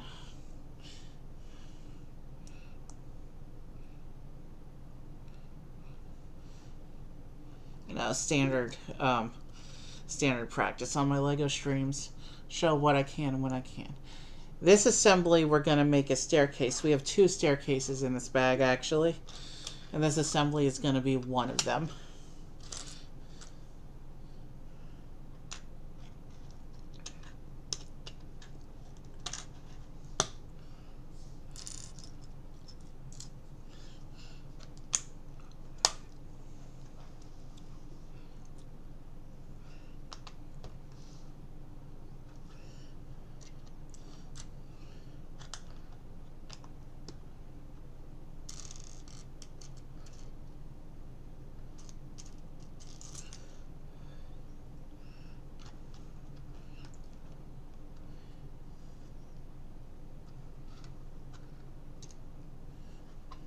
Oh, I'm behind the tower.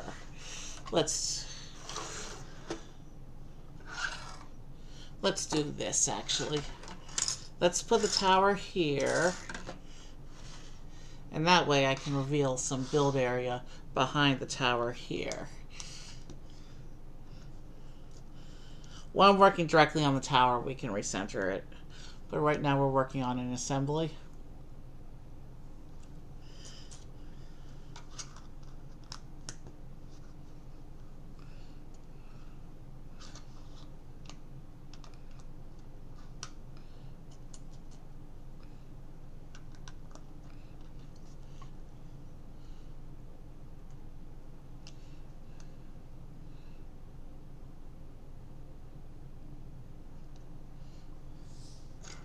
And now we have an assembly on the assembly here. We're building up, we're detailing one of the staircases.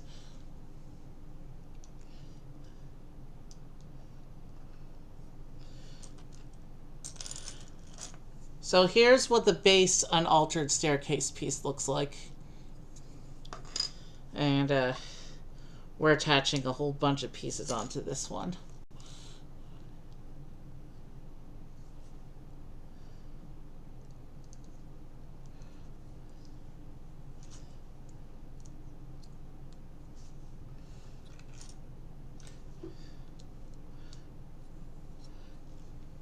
Oh, I think I know what's going on here. If I remember my Hogwarts lore.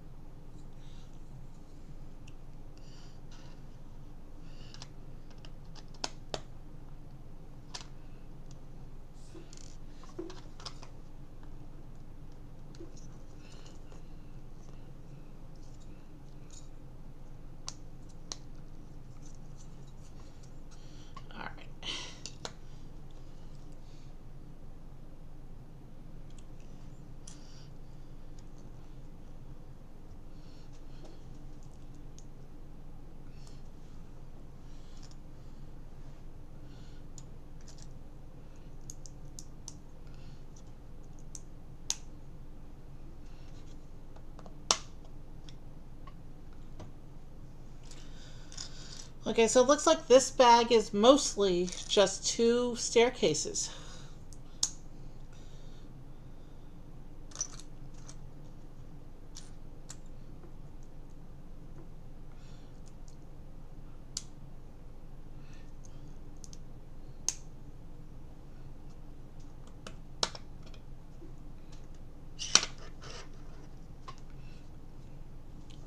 So that's what the completed staircase looks like.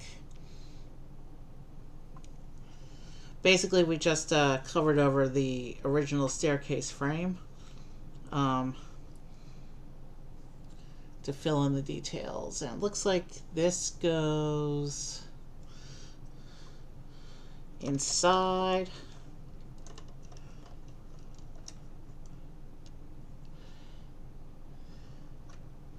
Like this.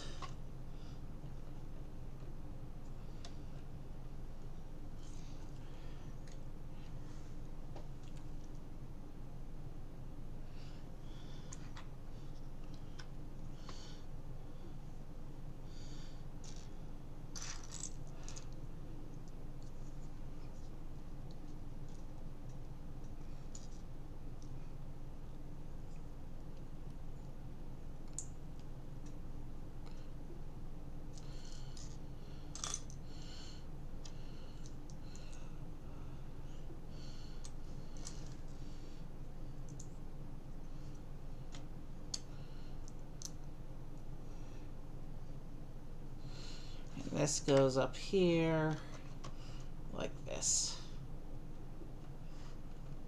holding that staircase in place and making it structurally secure.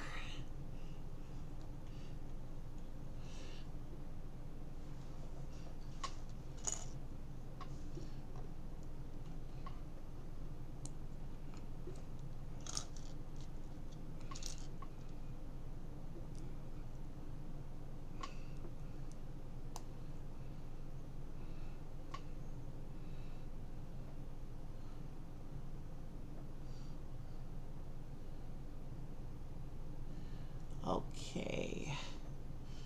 Shoot. I have the staircase over too far on its base plate. Let me fix that.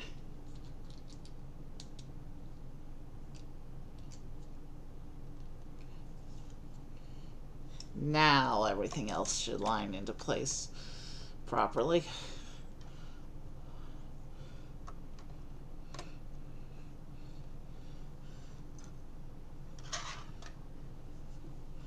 Now this bit.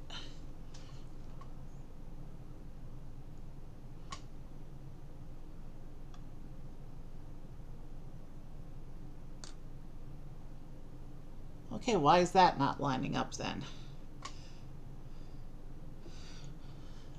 Something is messed up somewhere, I think.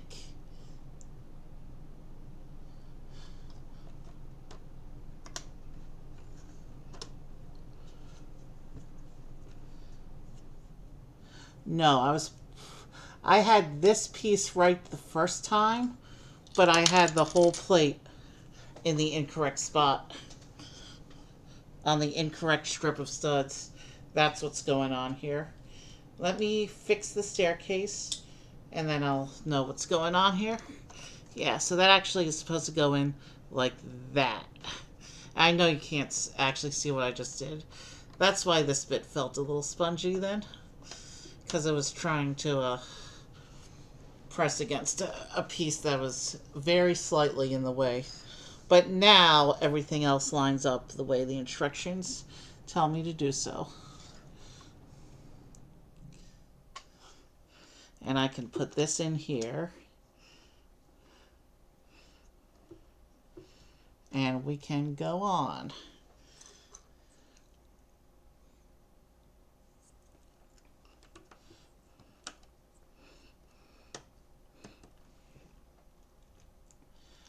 And now we're building an assembly for the other staircase here. Oh, I think I know what this staircase is.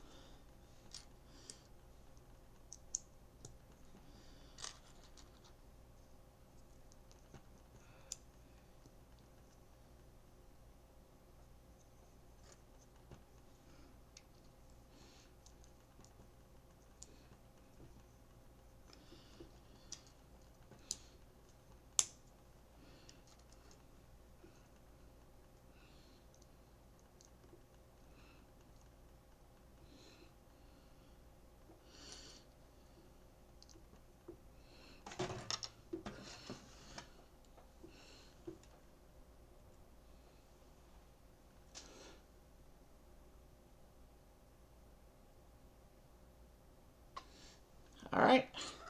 So here we are with our staircase frame, and we're going to go ahead and build up a second staircase now.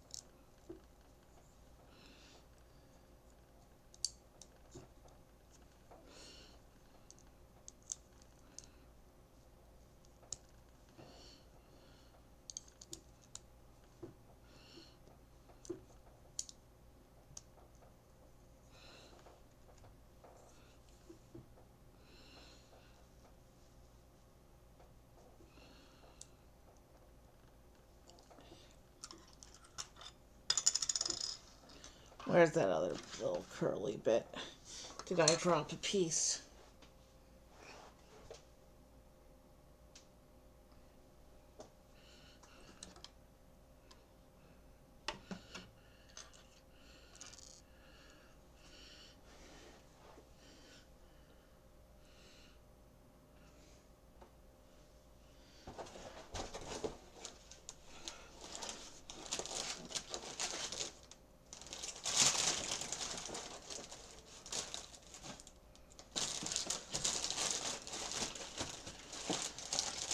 Oh, shoot. I'm missing a little piece again.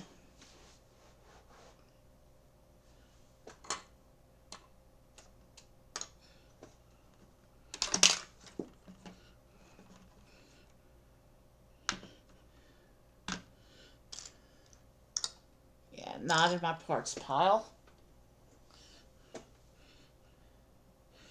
Let's fix this little bit I knocked off.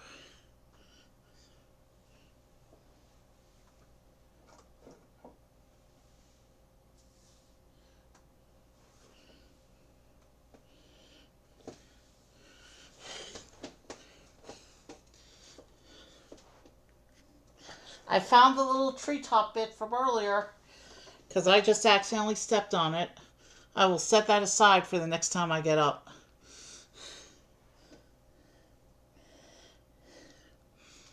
Now let me check the bowl and see if there's a comparable piece I can use here. That's a finisher piece.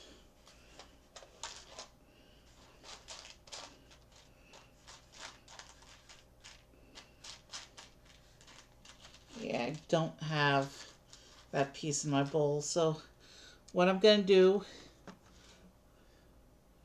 yeah.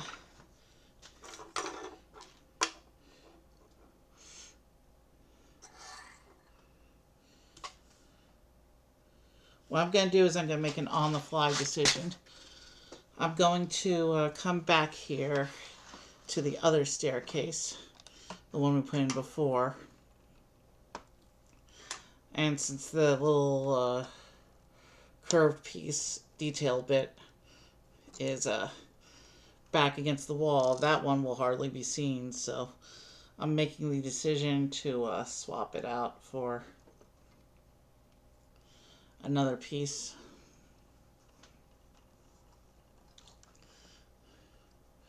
Since that one won't be seen.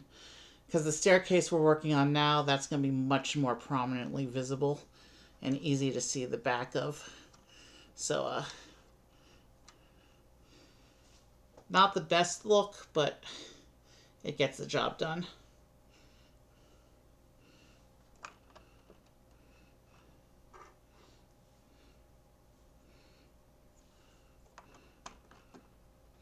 Alright. Now that I've surgeried the other staircase, I can take this piece for this one. And if the piece turns up on the floor later, then I will, of course, adjust it again. Well, by that point, it might be impossible to get to that point in that part of the assembly here.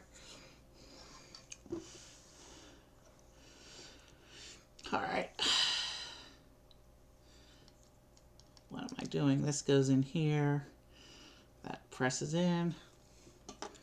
We have the little side assembly for the stairs here.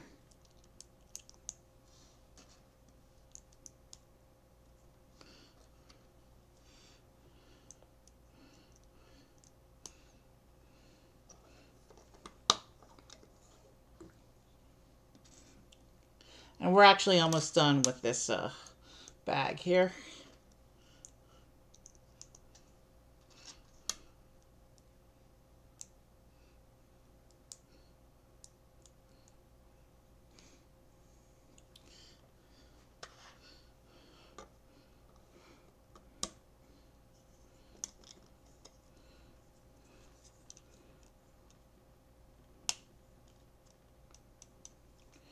Okay, so this staircase is ready to attach. And this actually attaches onto the turntable from the beginning of stream here.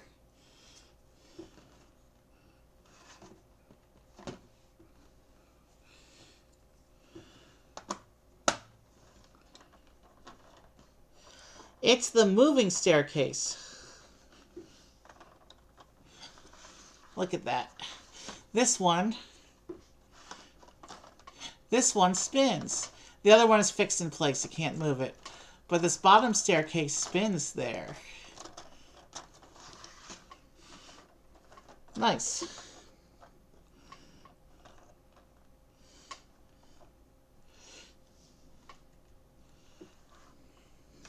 And now we have a second turntable base. So I'm guessing there's going to be one more level of stairs in one of the upcoming bags.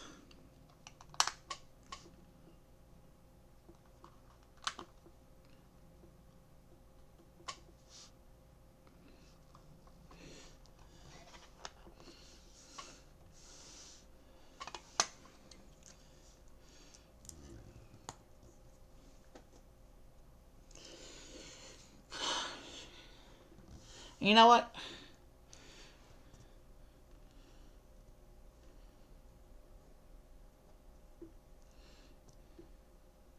Six and a half hours. So we are now officially over the amount of time we used for the Great Hall.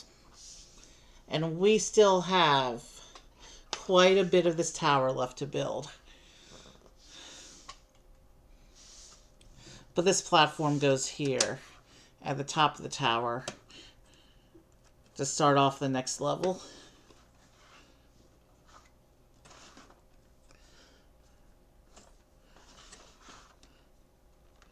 Alright, so this side is secure, this side is secure.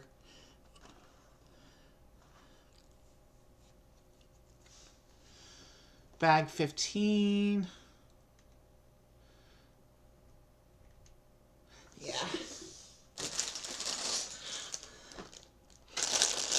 Let's try to power through and finish the instruction book before the next break.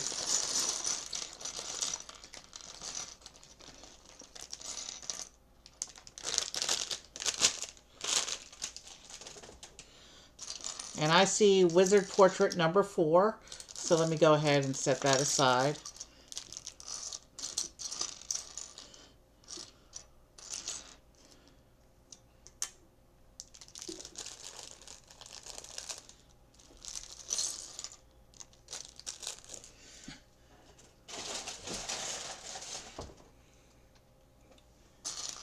So yeah, that looks like the only wizard portrait in this pile.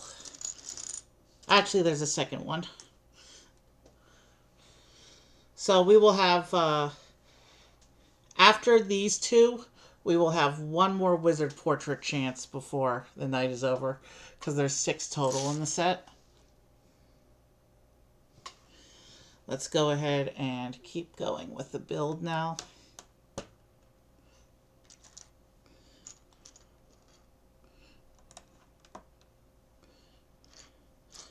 This looks like a more substantial parts pile than the last bag.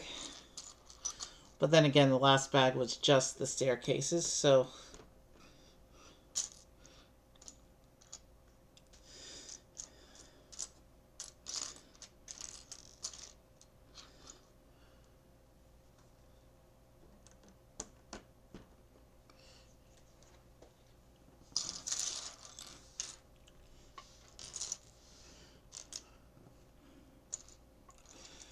We're building directly on the tower now, so it can stay centered.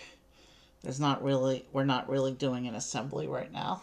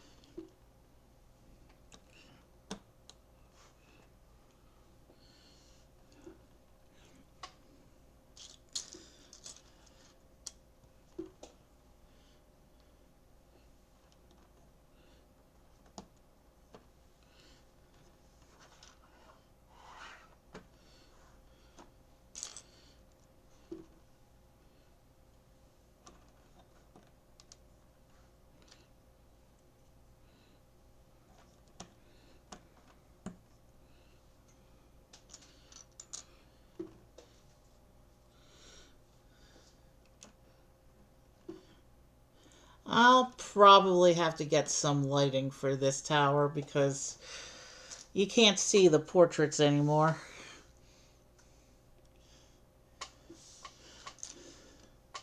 Everything is covered in shadow.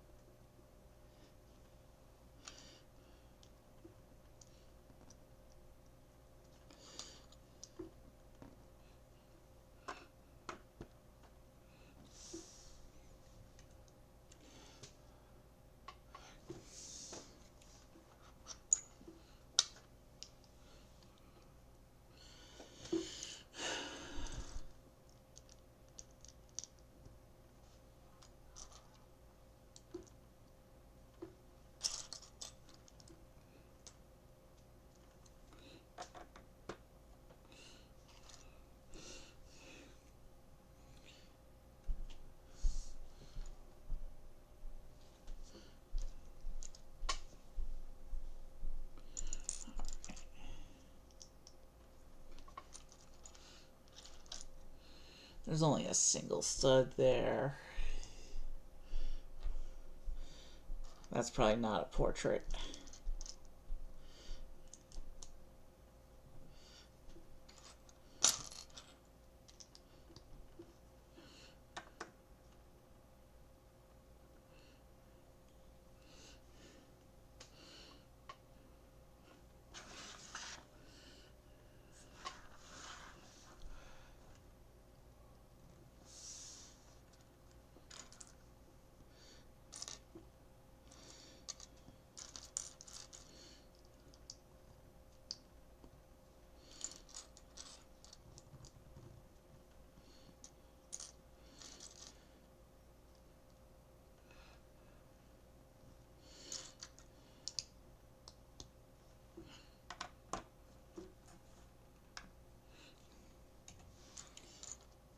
Okay, let's keep going.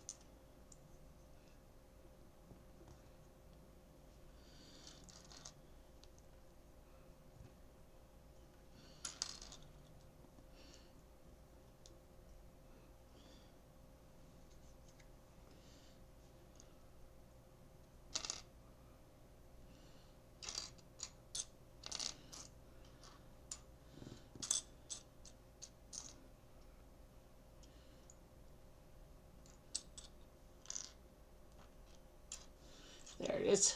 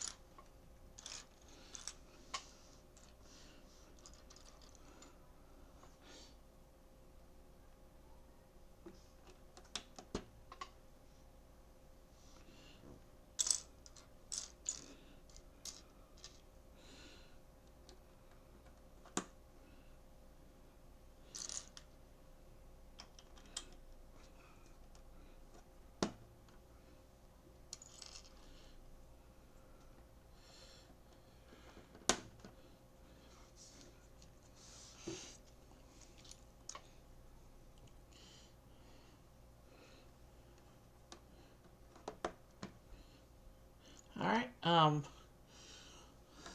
We're doing some more structural building up stuff now, obviously. I've temporarily run out of stuff to talk about, but that'll change soon as we keep going with this. The main body of the tower is definitely filling out nicely at this point. And then, of course, once we finish the main body of the tower, we still have all the stuff that goes at the top of the tower. But let's worry about that when we get to it. Right now, let's focus on the main structure of the tower itself. We have another row of windows.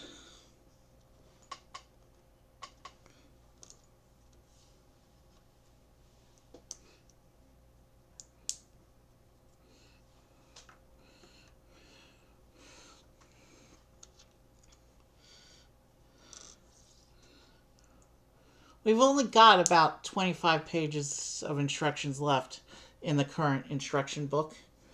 So, we will be getting to break time soon, but there's still one more bag before we get there.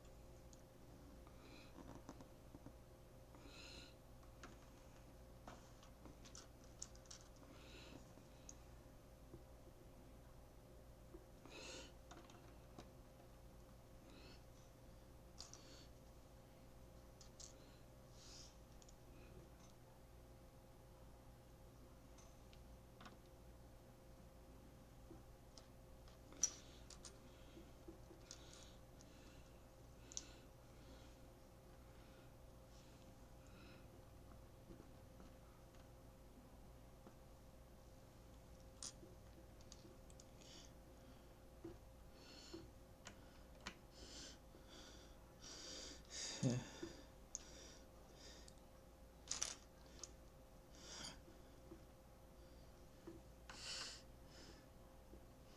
right.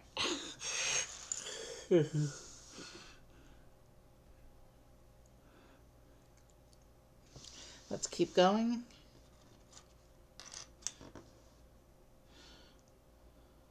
I think we're getting close to the top of the main body structurally. Obviously, we still have stuff that goes in above this main section. But with only one bag left to go after this one, and the fact that the architecture is starting to vary up a little bit. Wizarding portrait time. Let's take a look. Okay, we got something new. And one duplicate. Let me just see here. I'm actually going to do some creative rearrangement here. But I'll have to carefully take out the bottom staircase to get to the portrait in the back. Because that's a new portrait to me. So the portrait that's a duplicate, I'm actually going to hide in the slot that's behind the staircase there.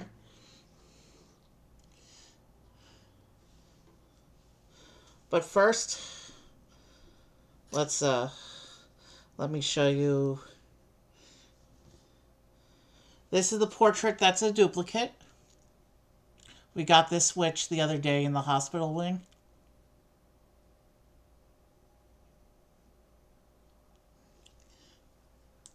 And I'm going to actually put her where I had the other new witch.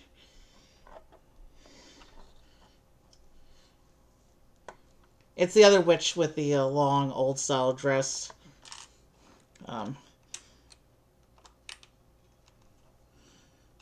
So I'll put her there, and then I'll put the staircase back on.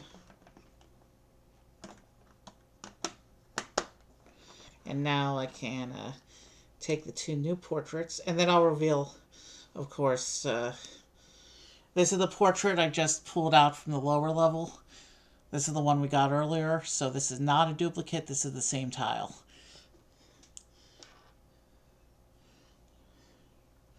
And I'll put her over here at the top of the stairs. And then here, this is a new tile to the collection. This is the 11th of the 14th tiles we pulled. And this is actually the Gryffindor tile. Now, Gryffindor, as we learned, does not have a portrait slot in the Gryffindor house. So I may rearrange things and make this the one outside of Dumbledore's office. But let's actually take a little more time on that one because this is a cool one. There he is.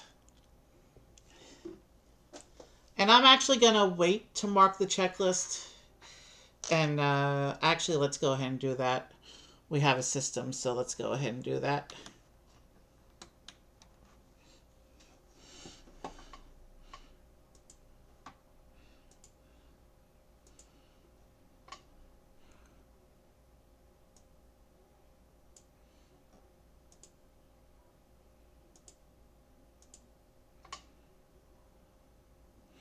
So, out of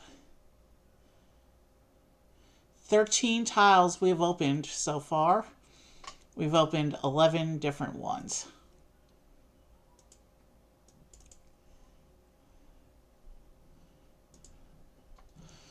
And here is our updated checklist. You can see I just marked Gryffindor. So we're only missing Slytherin, the Night Wizard, and this other wizard who looks like he might be reading a book there. So we have 3 portraits left to find. We have one more pool coming later today because we've opened 5 of the 6 portraits in the set so far. So we're at 11 out of 14 with 1 pool left for today. And then in total, we will have 12 pools on the remaining streams for this project will have 12 more tiles. So after today, there's 12 more chances.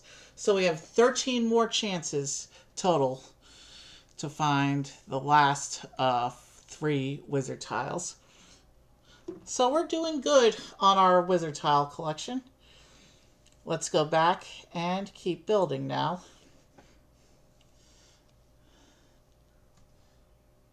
We have a sticker portrait.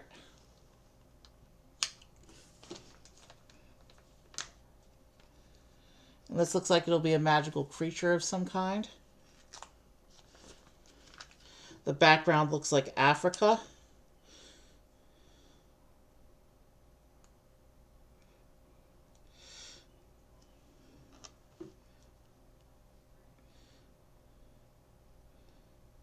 Here's the sticker portrait. You can see how it looks like some kind of African creature.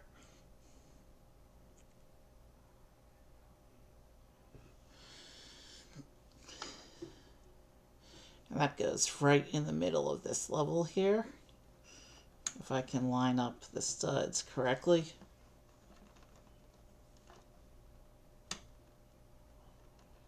There we go. We have another wizarding portrait, another sticker portrait here.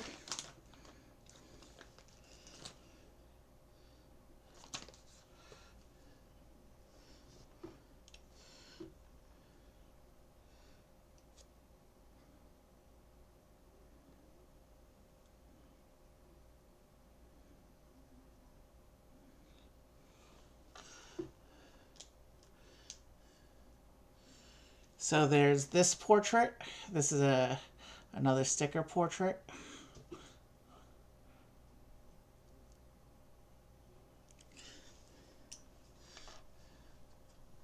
And that one goes in right here. And then we get 2 lamps that go onto these studs here.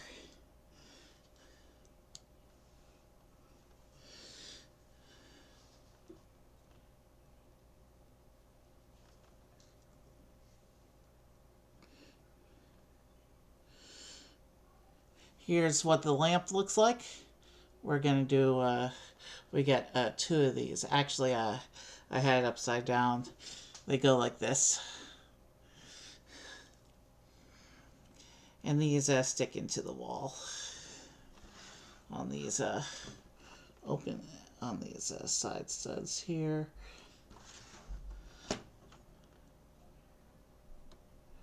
Okay, I need to build another lamp.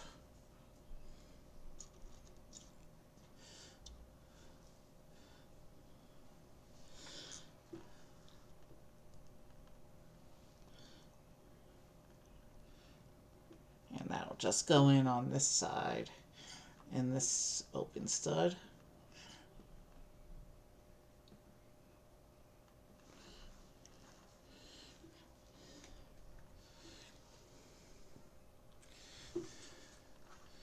And now we just keep going.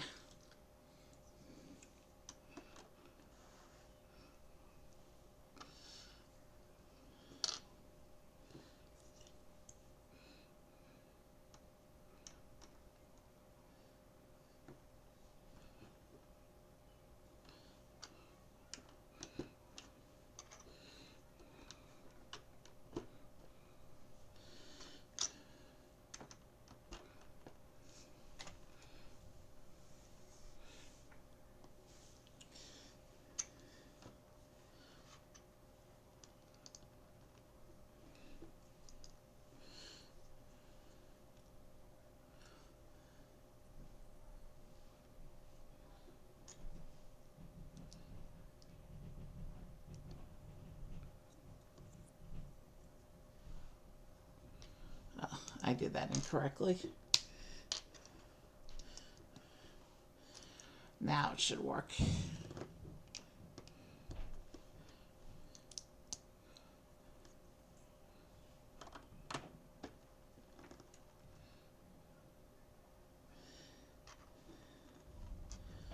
We've got one more bag for this section of the tower, and then we will be able to take our next break. And then we got to build the top of the tower.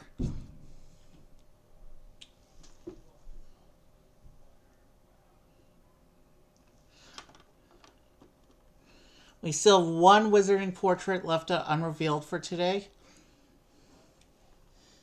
And we still have 4 more characters to reveal today. And 2 more animals. One animal's not that exciting, but one is.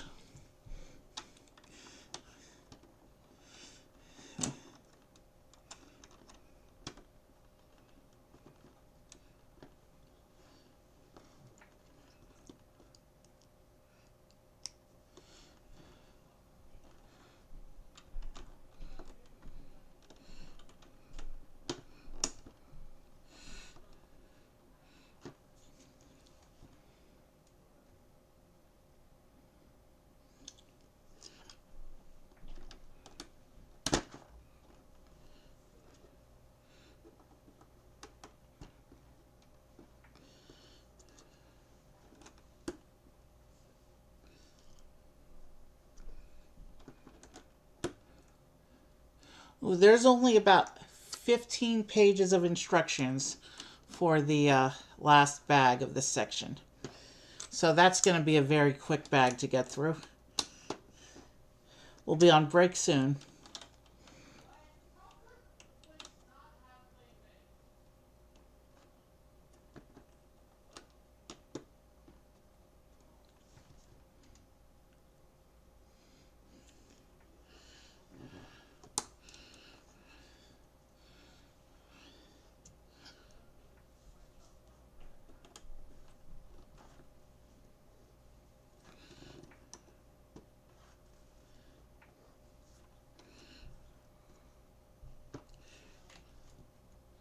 Bag 16 gives us our next character. And let me do a quick look up. So our 9th character of today. Okay, he's a good one. He's a cool one.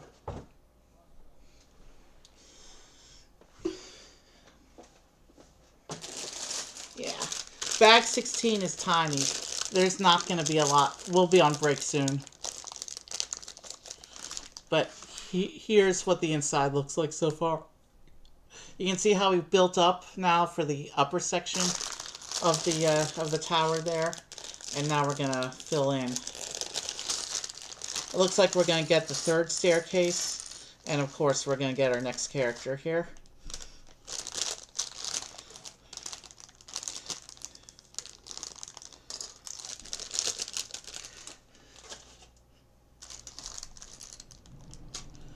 And it does not look like we have yet our 6th and final wizard portrait for the day here.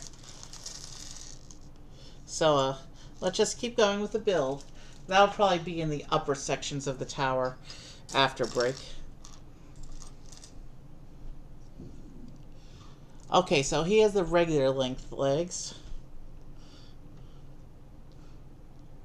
Okay, alright, I see what's going on here. This is going to be our representative Slytherin student for the day. Let me go ahead and put him together and then I'll show him. And he is in a house outfit, but that might be flight robes. I'm not sure. He's holding a wand, not a broom. But he is one of the Slytherin Quidditch players. Let me get the wand into his hand. He only has one face, and it's the overconfident face. This is Marcus Flint from the Slytherin Quidditch team. Like Percy, he has the regular sized legs because he's an older student at this point in the story. So he's one of the older students. But this is Marcus Flint of Team Slytherin.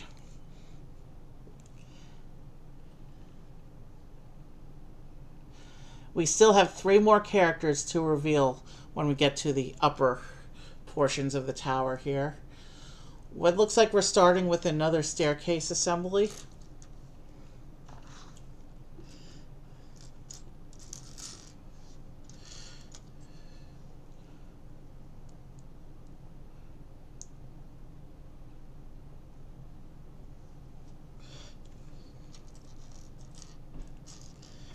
Yeah. When we go on break, it'll be just after the 7-hour mark of stream. And we still have another whole section to go here. This could be, even without building any bonus sets, where we have a good chance of hitting my record for longest stream ever. We missed it by 1 minute when we did the Great Hall stream. Now, we missed my record for longest stream ever by less than 2 minutes.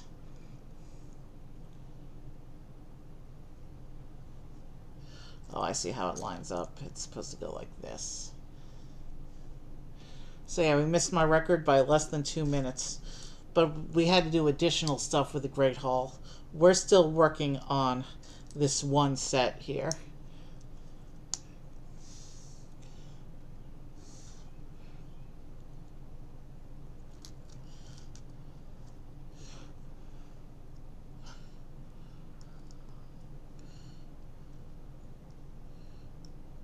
There's only, I think 4, 5 bags left, depending on how the other 2 instruction books list.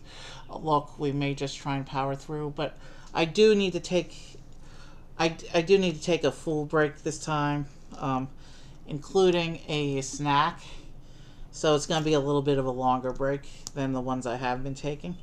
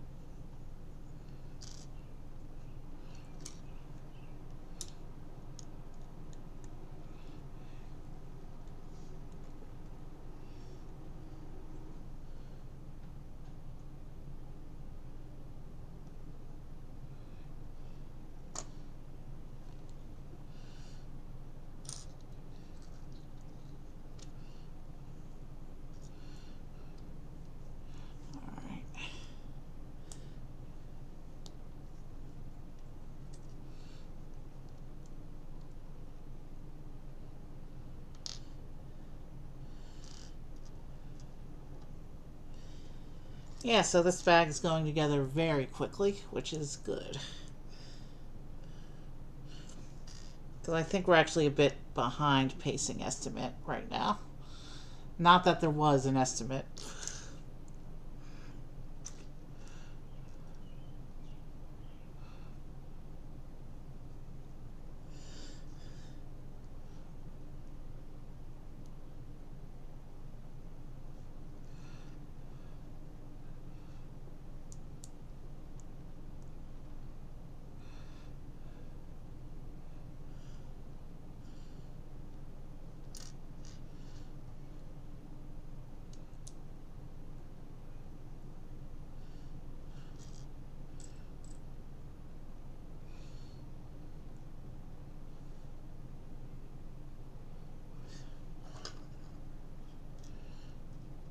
There it is.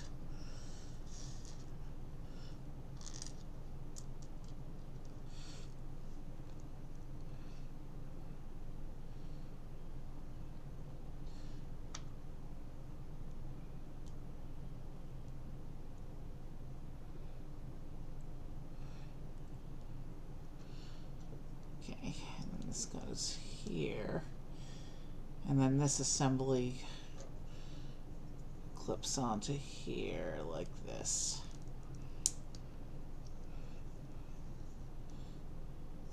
Oh, I see what's going on here. So this isn't quite the staircase yet. This is a little bit of a figurehead thing that they have going on at the top of the tower, which you will understand as soon as I start talking about it in a couple minutes here, as soon as I put it together.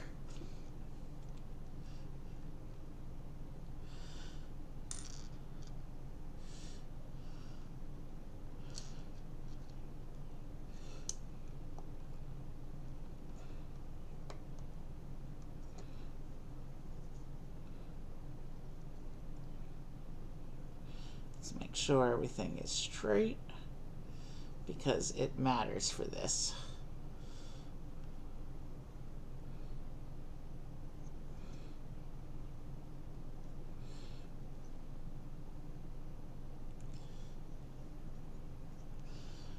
Alright. So yeah, it looks like the stairs do in fact attach to this. So I will show this off in a moment.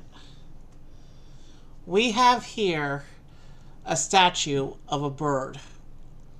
This is a very important staircase that we're putting together right now.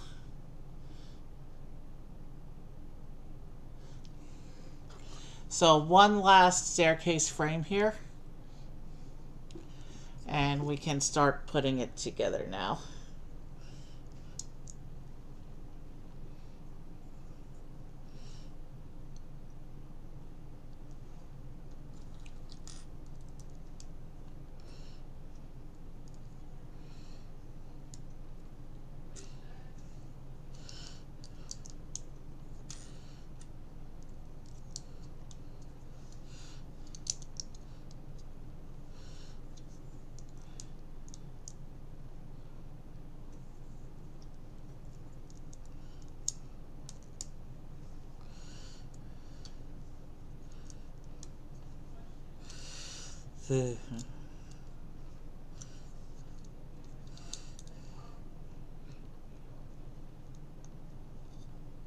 Alright. And these are just straight tiles, not those little curly bits from before.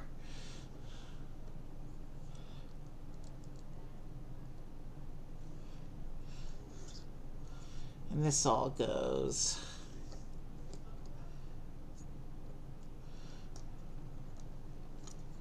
Let me get this all structurally together now. And I'm breaking my bird statue. That's not a good thing.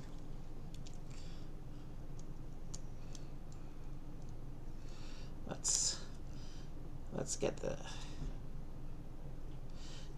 that all fixed up, because that all went crooked when I broke it accidentally. Okay, now we can do this bit.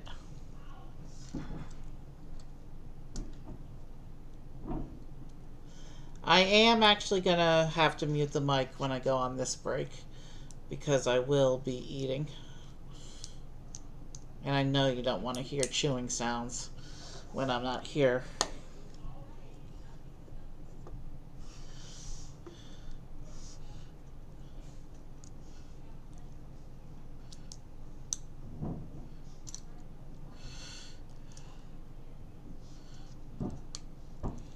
We have just passed the 7-hour mark of stream.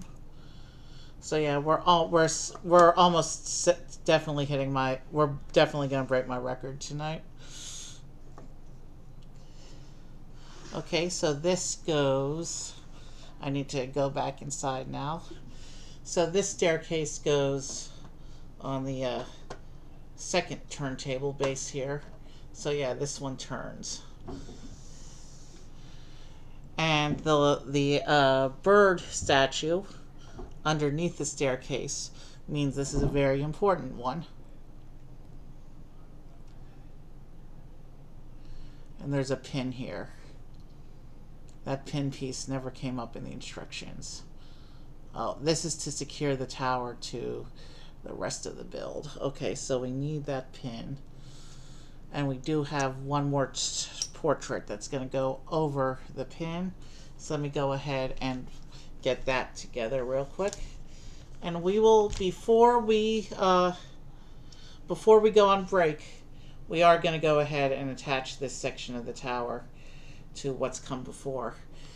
And that'll give you something to look at while we go on break. So that portrait tile's ready to go. I will turn off the instructions so you can see the whole thing.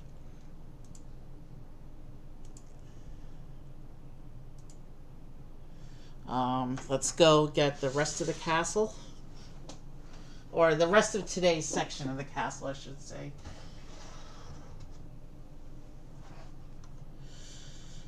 Okay. We have our treetop piece. So let me go ahead and fix that.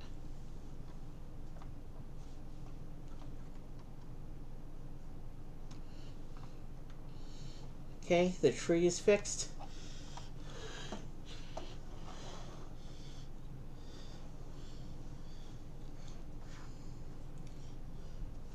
So this has to line up with that somehow in such a way that the pin lines up there. I see how that goes.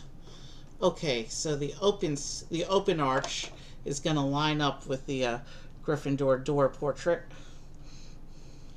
Yeah, that's pretty cool how that lines up. Okay, so let me press this bottom plate into place, get everything lined up. Yeah, this thing is looking huge. And we still have to do the top sections of the tower here. Like, I'm not even on camera anymore. Why am I putting that piece away? This is the piece I need to secure this thing. But yeah, let me go ahead and do the pin and get this secured here.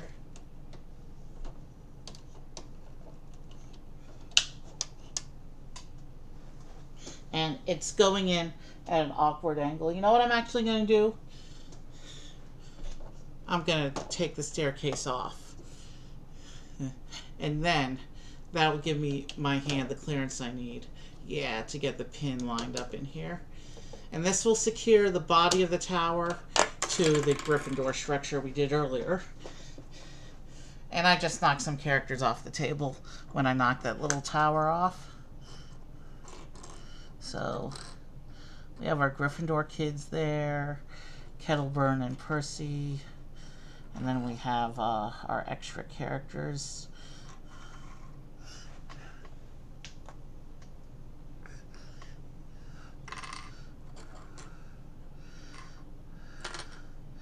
I think that's the order I had them in. Of course, the order doesn't matter, but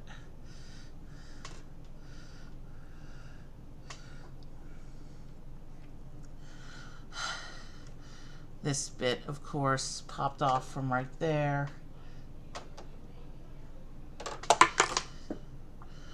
Okay, why did I have resistance? Why is that not going on? I need to do some structural things and make sure we're ready to continue before I move on. But before I do structural things over there, here is that last sticker portrait, which we're going to use to...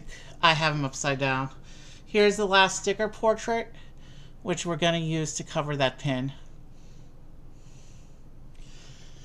And that'll just go inside the tower here.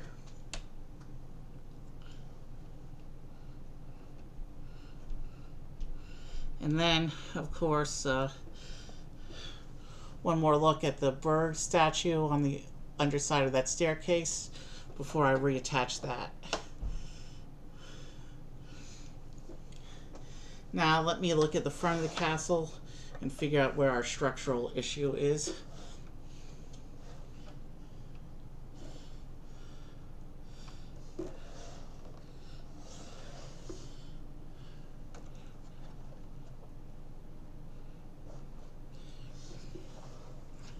Okay, so the roof is there. And this is supposed to go in here.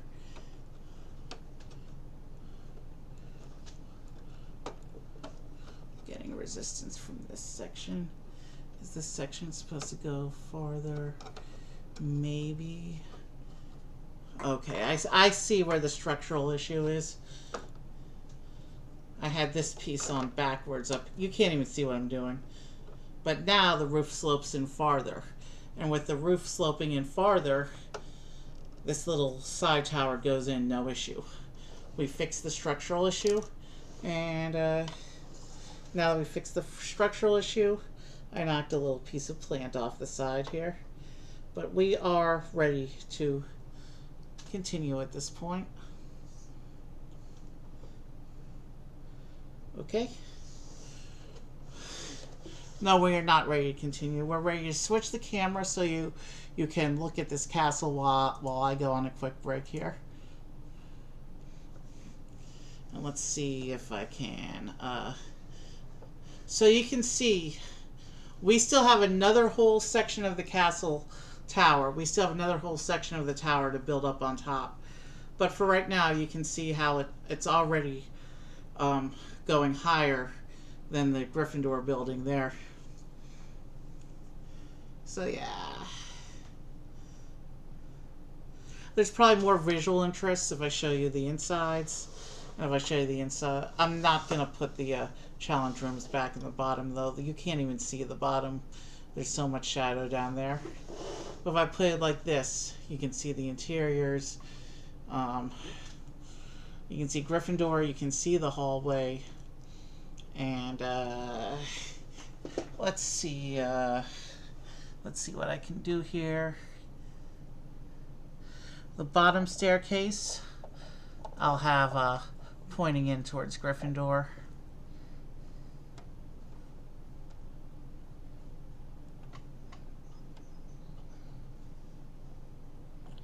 I'll open the portrait so you can see that. You can see the Gryffindor portrait password lady. We'll put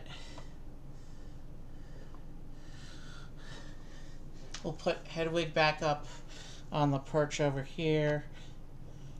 I'm not going to arrange the figures because we're just going to have to take all this off again when I come back from break so we can build the last section of the tower there. We'll turn this staircase so you can see the bird statue, and I'll go ahead and, even though it's shadowed, I'll put Fluffy in his little hallway there and you can see him.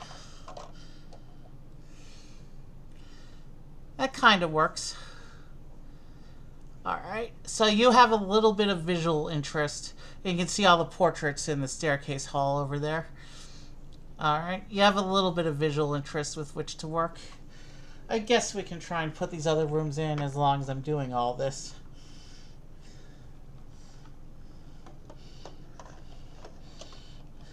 You won't be able to see them that well though because the shadow's down on that level.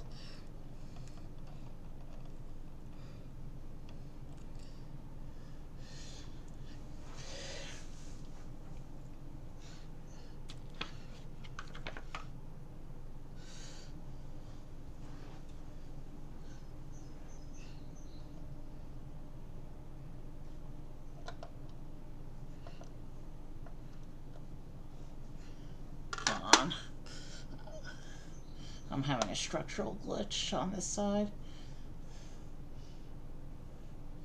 Alright.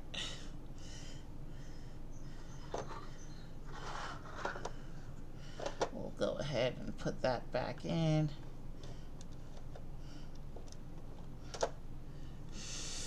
And there we go.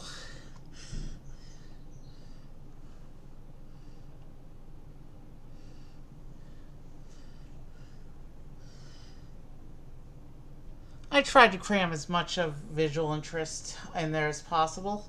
Now we're going to go on break. I will see you in a few minutes. We are already over 7 hours and we still have another whole chunk to build at the top of the tower.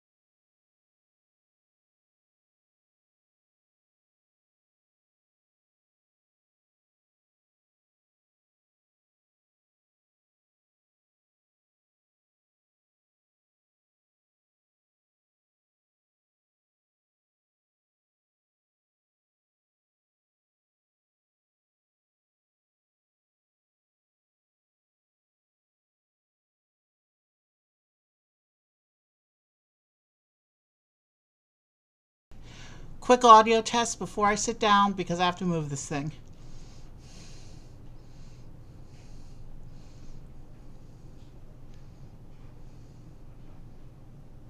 Are we not? All right, let me make sure. Are we not? Okay, so it sounds like... All right, so I got the audio back on. All right, so I got the audio back on. So let's take Fluffy out of there now. I'll set him back with the characters. Hedwig can come back with the characters. You can't see the characters right now because we are on the other camera. Let me move Neville a little bit away from the edge there.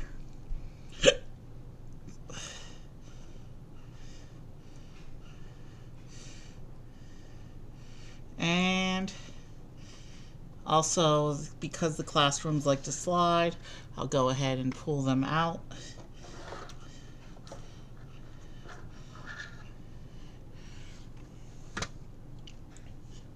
And now with everything secured, with all the loose bits taken out, I will take the castle body and I will take it off camera so we can sit down and build the last section here.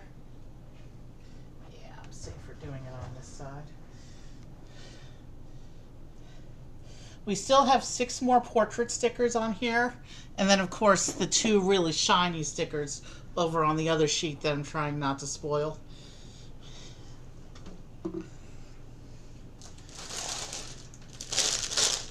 Next bag. Next bag gives us a really cool character as well. I can see some of his parts through the. And oh dear, we're not quite done with break. And no, I'm not bringing the castle back out just for a minute. I forgot to do something real quick. So let me take care of that, and then we're back on.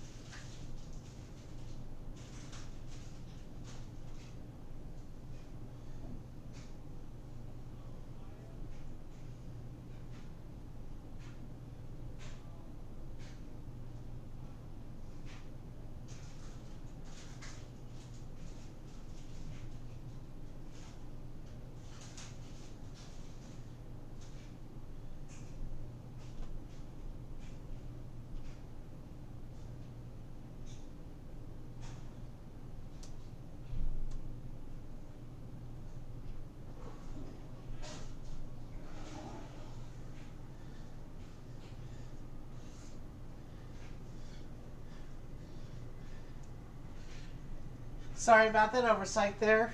Let's get things going.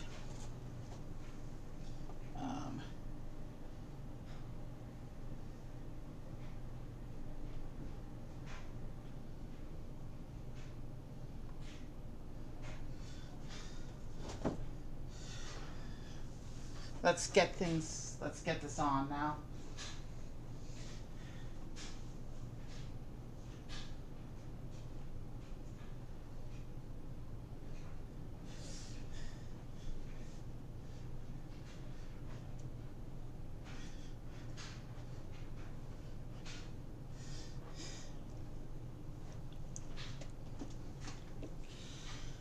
Okay. Sorry about that additional bit of break there. Wow, I've been on that was like a 15-minute break there. I'm sorry. That's really going to pad stream time. Let's get our instructions back up. Okay, so it looks like we have 2 more instruction books, but I'm going to just try and power through and do this all as one unit. So, looks like the next instruction book is the next 3 bags. So let's switch back over to the other camera and pull the instructions up. And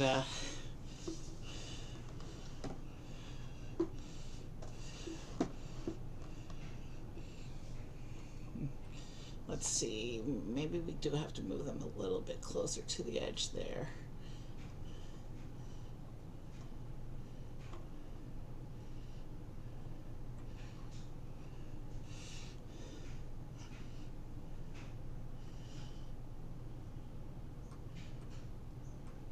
So we're at about the 7.5 hour mark of stream.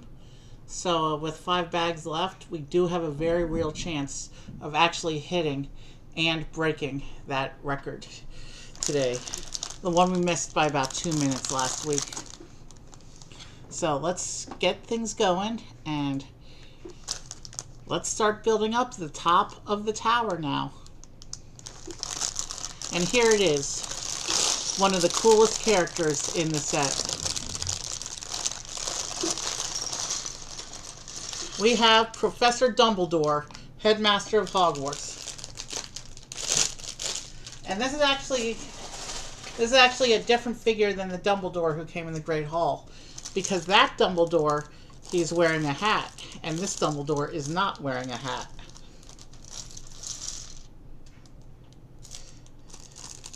So,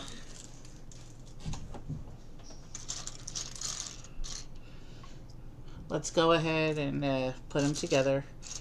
And he doesn't have standard legs. He has the robe piece. Wow, that's nice. And as is standard with Dumbledore, I'm going to show you the robe before I put his head together, because his beard's going to cover that beautiful pattern there. That's a very nice pattern for his robe there. So now we're going to cover all that with his beard.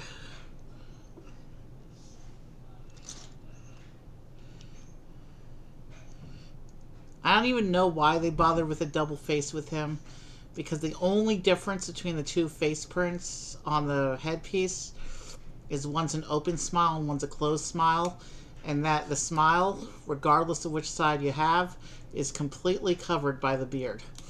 So there is no point in Dumbledore having two different possible smiles, because you can't see it anyway. Now I need to find his hairpiece in the parts pile here. There it is.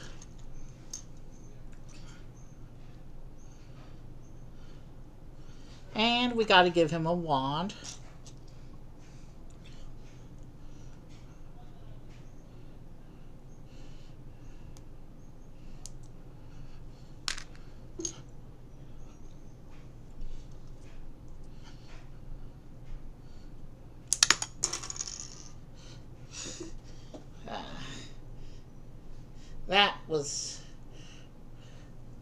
That's been a fairly regular occurrence today, hasn't it? He just flicked his own hair right off. Anyway.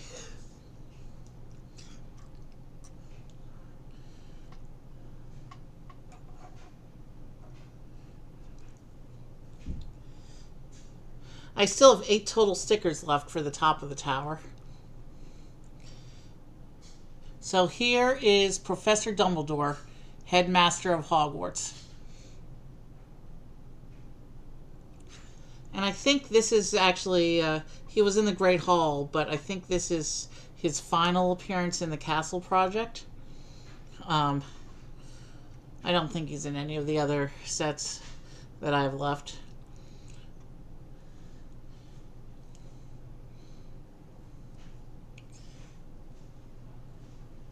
Alright. Let's get the build started. So this first room in the upper part of the tower is going to be his office. That's why there was a bird statue on the underside of the staircase. That's how the school marks the location of the headmaster office, is with the special statue under the staircases.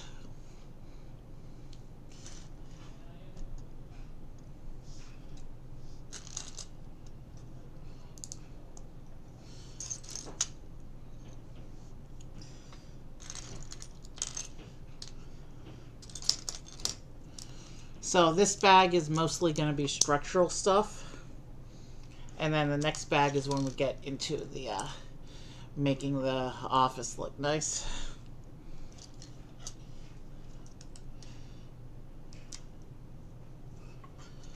You can see, for example, there has to be this big hole in the floor for people to come out of the staircase.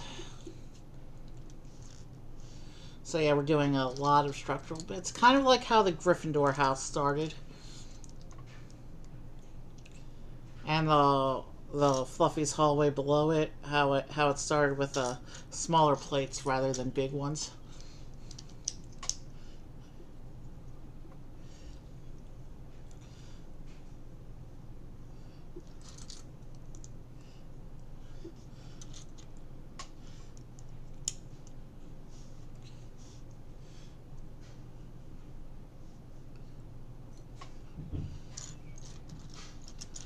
I can hear birds outside. That's nice.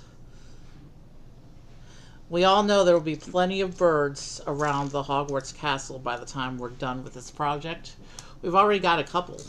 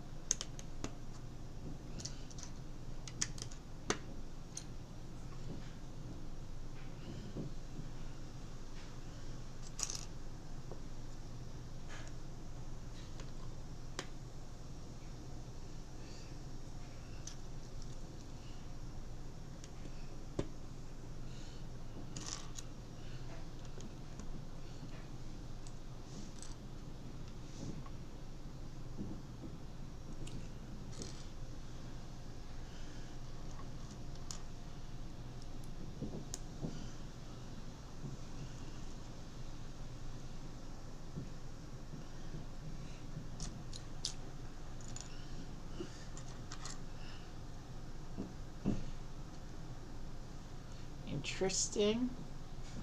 Okay, so we're starting to do some of the tower wall shaping here.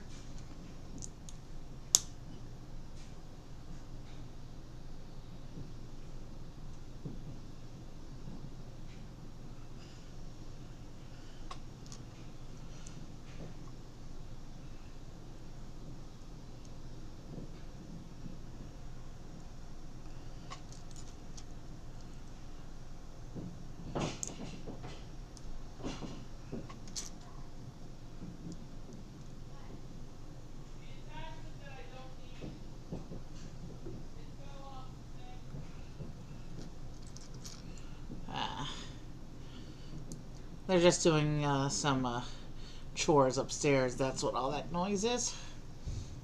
I'm not concerned with it. They do their stuff, I do mine. I participate in the chores too, don't worry. I did a lot of chores, more than usual this week. So yeah, I got clearance to take a Saturday off since I did so many chores throughout the week this week.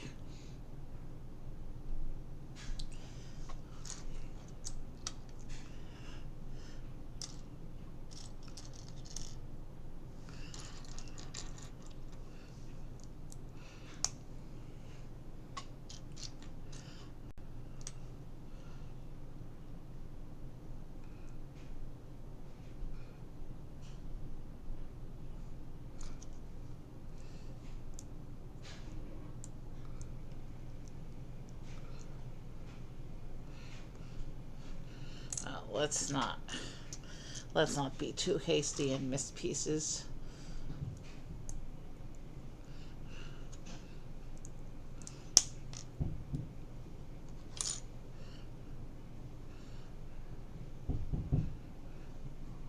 Oh, I see what that's doing. Okay, so that's why we use the quarter tile, because when the hinges go around the plates, the corner of the regular plate sticks into the wall. That's actually a pretty clever, interesting.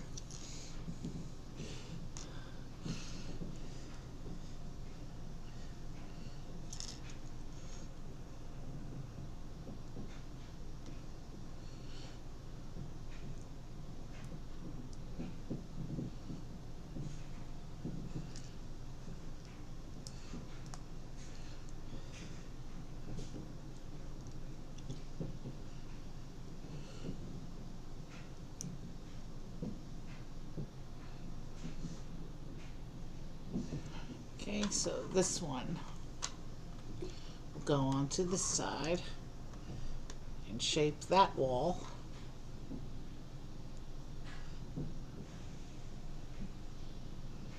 Yeah.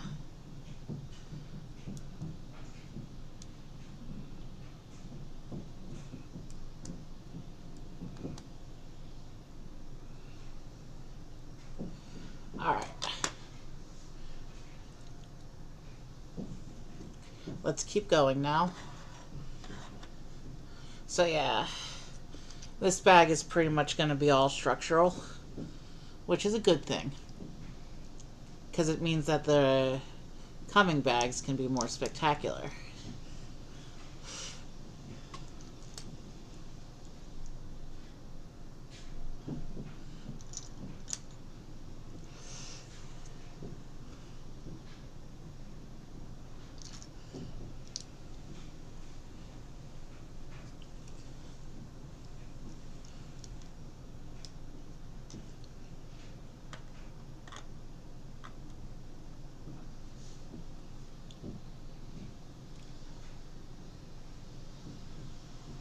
Okay, we have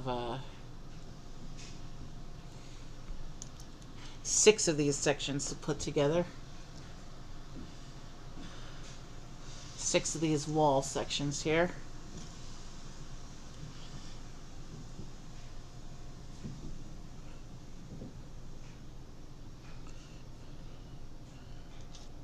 And that will be most of this parts pile.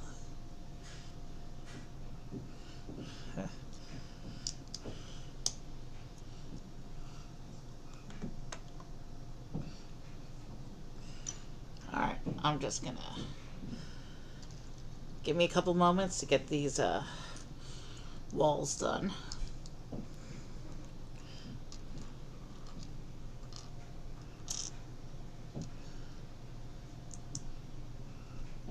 They've actually just released a new standalone set for Dumbledore's office. That's not compatible with this castle system. Looks pretty nice. I might get it. I might not. We'll see. We'll.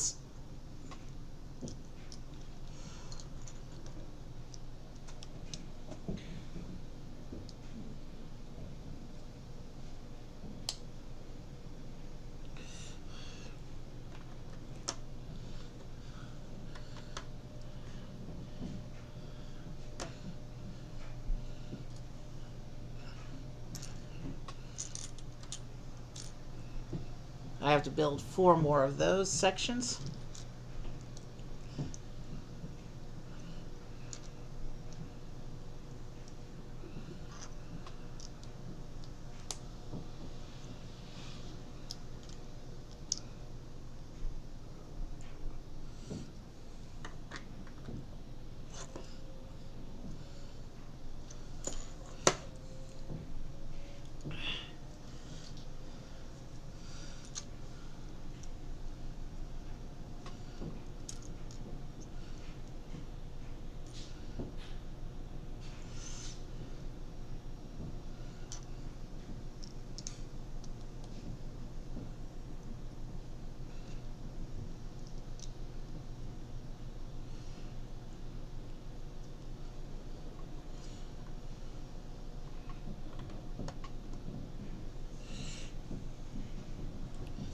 Okay, 2 more.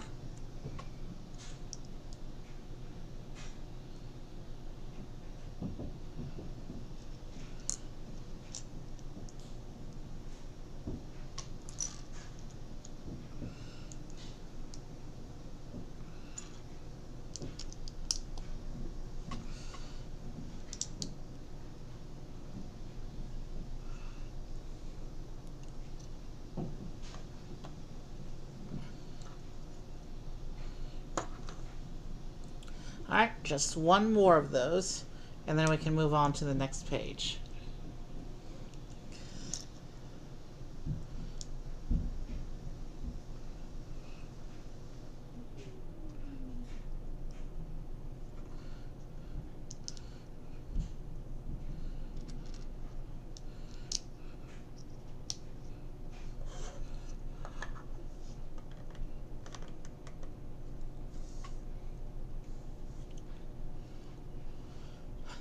And it looks like we get to begin to build a central pillar here, or a central column.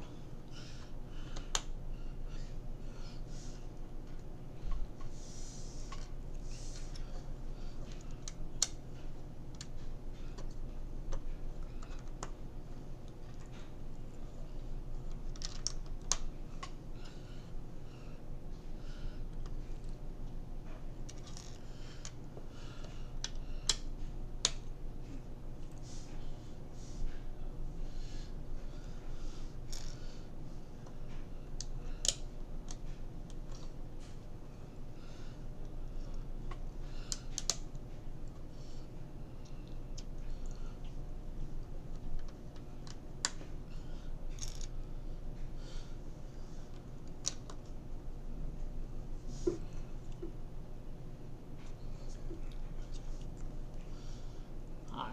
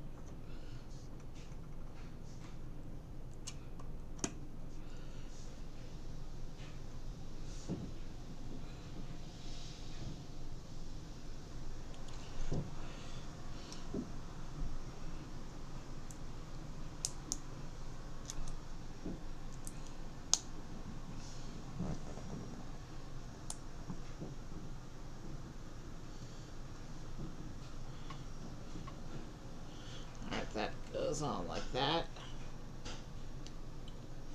And then this goes on to here like this. Bag 18 will give us our final student character for tonight.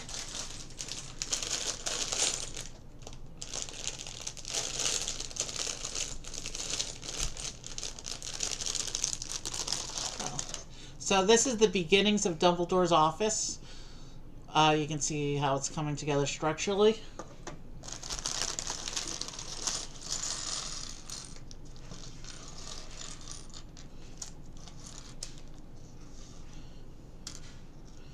There's several pieces that are trying to roll around in here.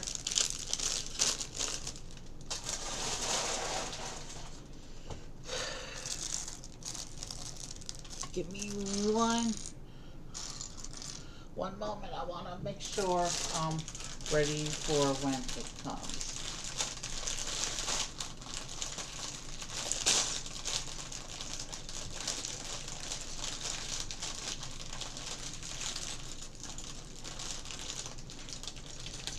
Okay. Bag 19 has some pretty iconic stuff in it. But for right now, let's focus on bag 18.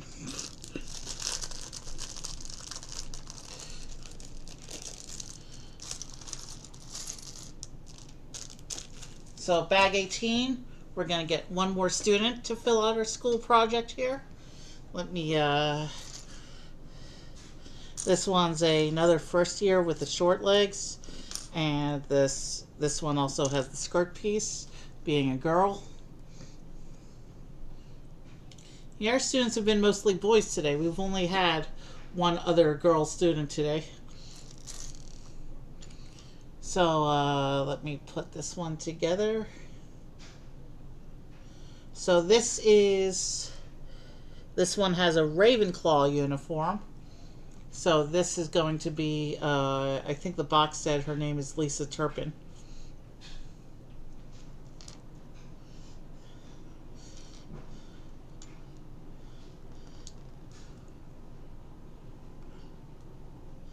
Cute fig.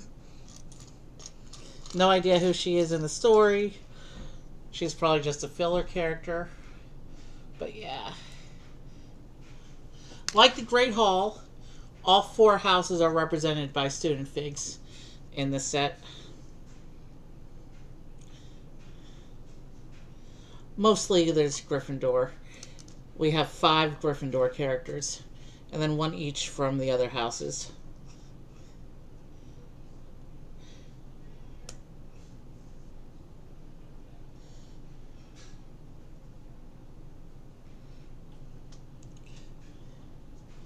How am I going to do this?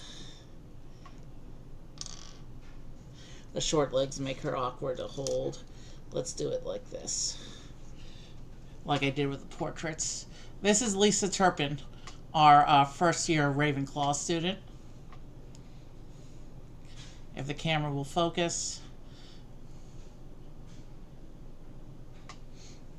It's not, but that's a nice headpiece.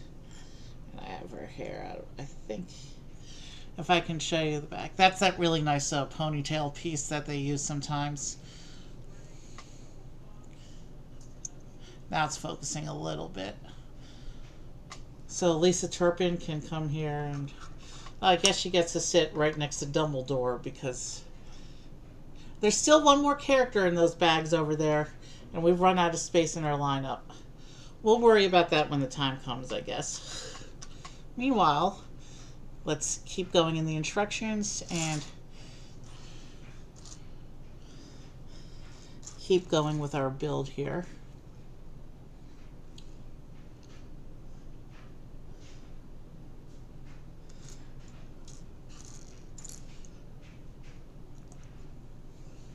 Sorry about that hesitation. I zoned for a moment there.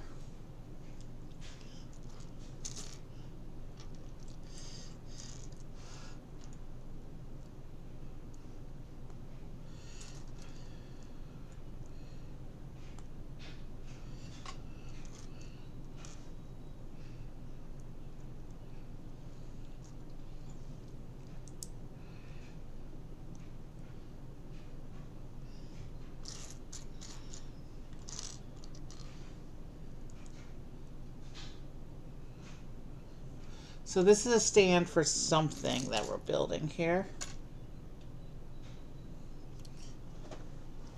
And of course, it just had to flip out of my hand. But I see where it went, so easy recovery.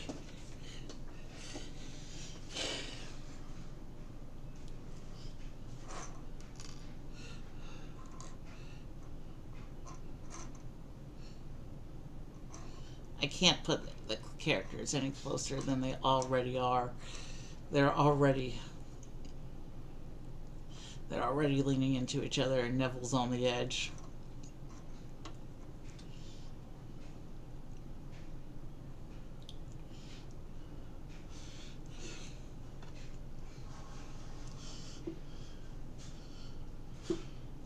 So this is a stand for something. What is it a stand for? I'm not sure yet, but we will find out either in this parts pile or the next one.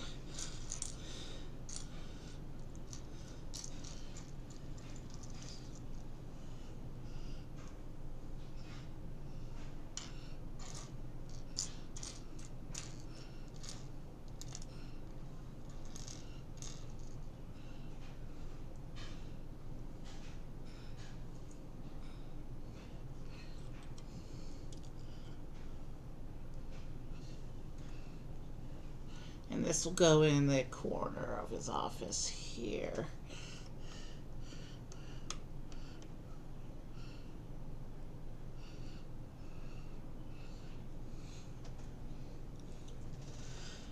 Okay.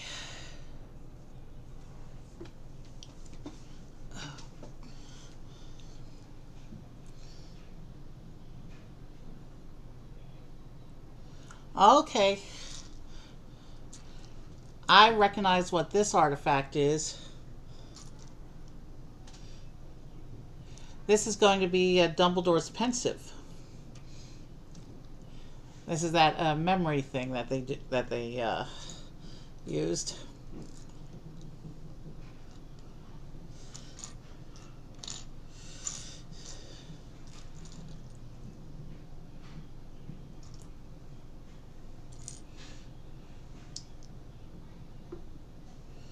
And there's the translucent bit inside the Pensieve that we put there to represent liquid. And that goes here.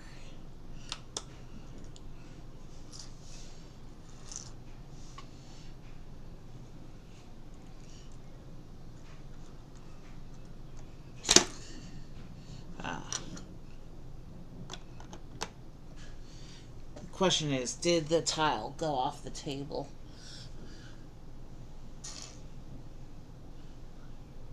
Now I'm still counting 5 of those tiles on the table. I don't think the tile went off the table.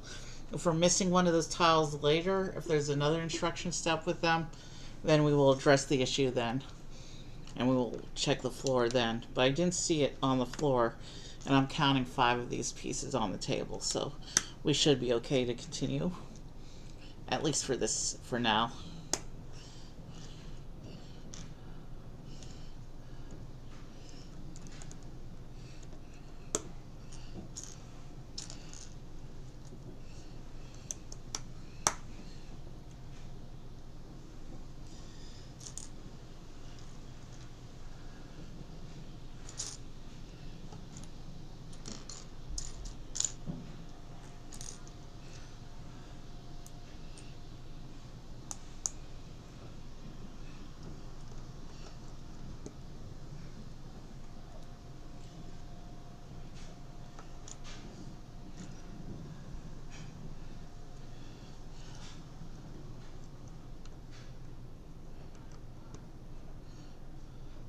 Oh, you know what's going on here?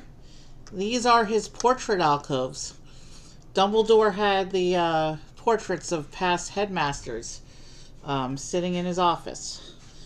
I have a feeling that the open slot where we don't have a tile is going to be where the last wizard portrait goes. But it's not in this parts pile. But there are 4 more portrait stickers here, as well as 2 other little square stickers that don't represent portraits.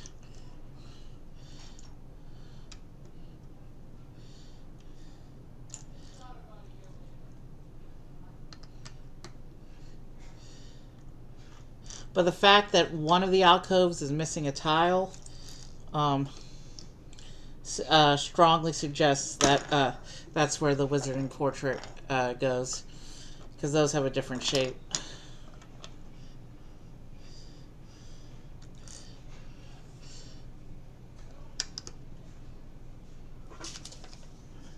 And actually looking at it,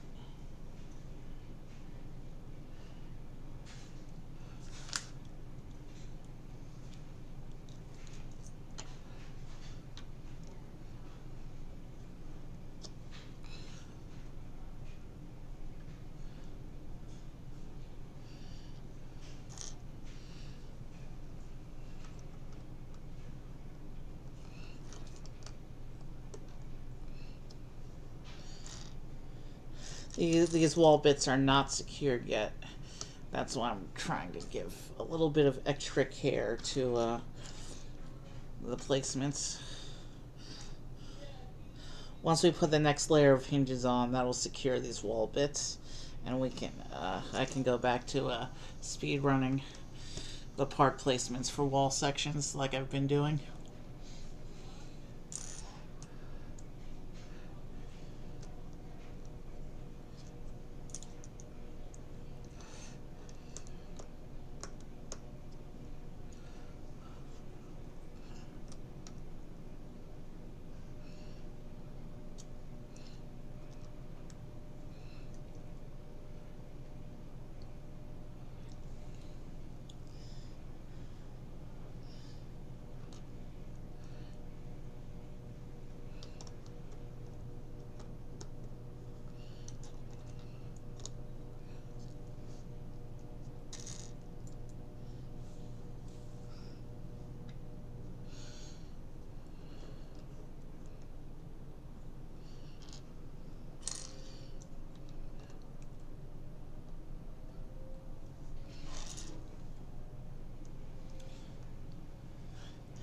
And now we have some hinge bricks. So this This should help to lock some of these wall structure bits into place.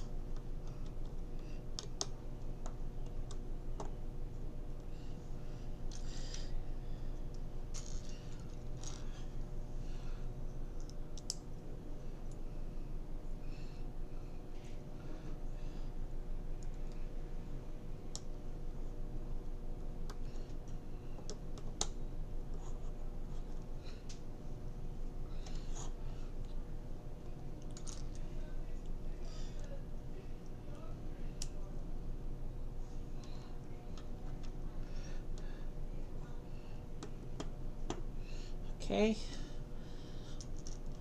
One more of those in this step at least. Although I'm not seeing any more in the parts pile and they don't go all the way around. Interesting.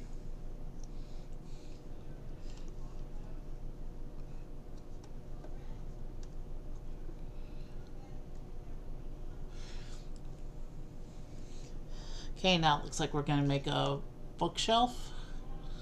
Starting with a sticker, not one of the portrait stickers.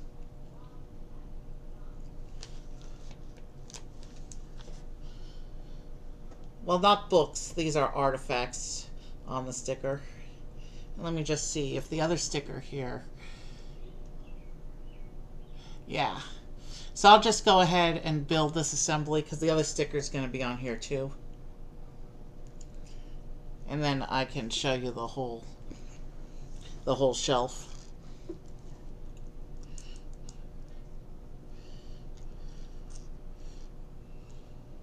So we're building a shelf of random magical artifacts. No, I cannot identify them. Dumbledore was a collector of random magical artifacts. So there were a lot of wonders in his office that were never fully identified.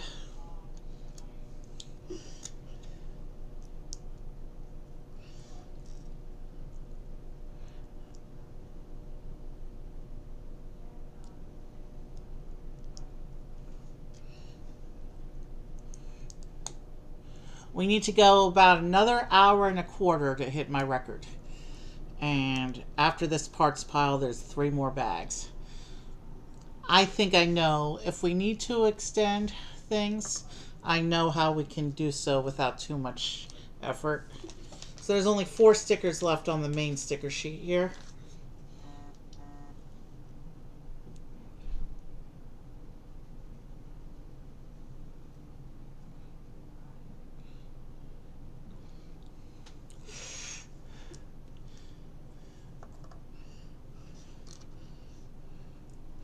And actually, we're almost done with this parts pile as well. This is Dumbledore's office is going together pretty quickly.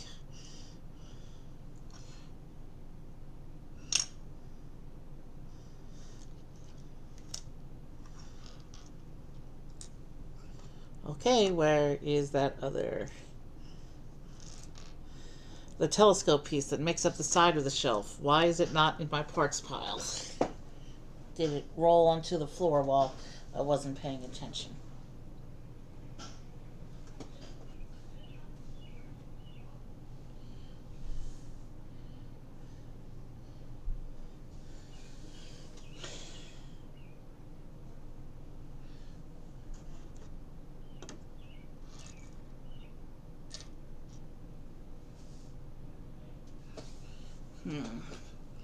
That's not good.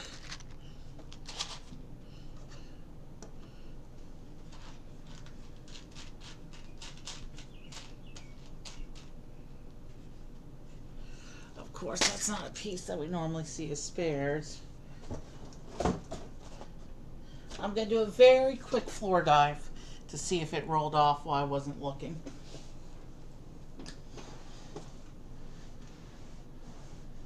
Found it.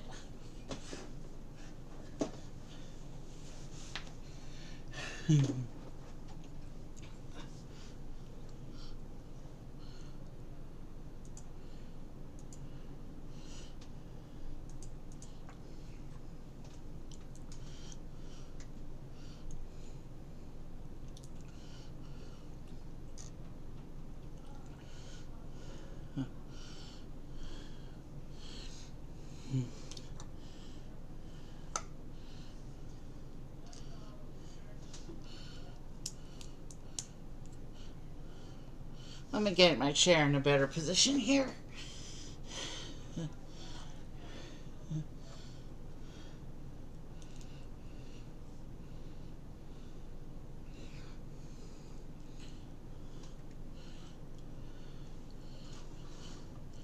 Okay, so I was wrong about the alcove.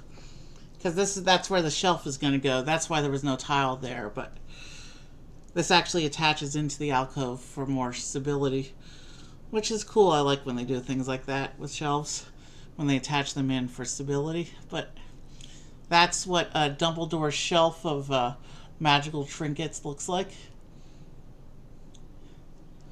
And I can go ahead and plug it in right there.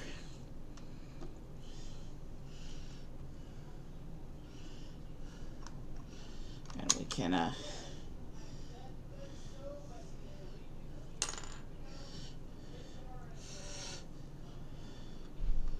and I can continue building up the structure back here. So this one, these two sections are using plates instead of hinge plates instead of hinge bricks to lock in.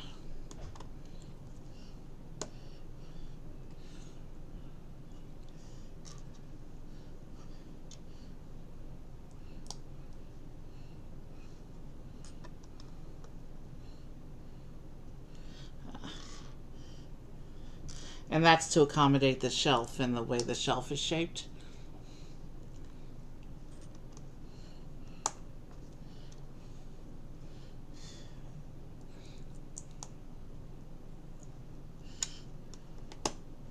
So same deal as we did with Fluffy's Corridor. When we finish building Dumbledore's office, we're going to set it aside and we're going to do the attachment to the main tower at the end after we finish the upper room. There's one more big room at the top of the tower after Dumbledore's office.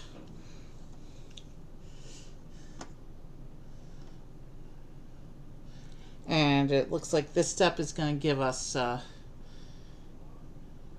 we're gonna get the first of these 4 wizarding portraits, the past headmasters of Hogwarts. Let me get this guy.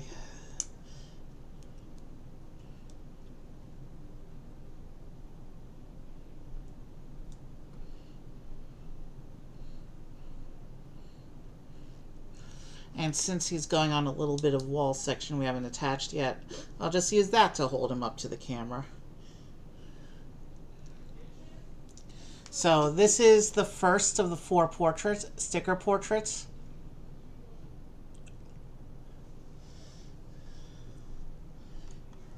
And that one goes right here. This next one also gets a nice little wall piece to hold him up to the camera.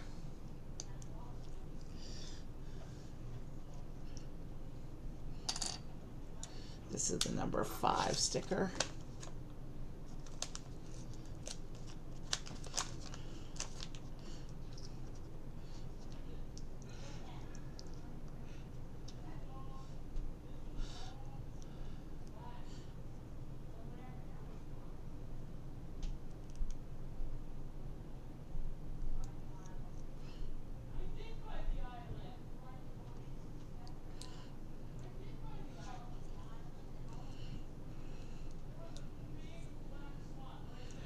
Okay, excuse me one moment.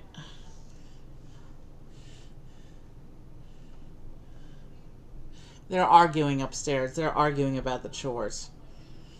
This is the second of the 4 headmaster portraits.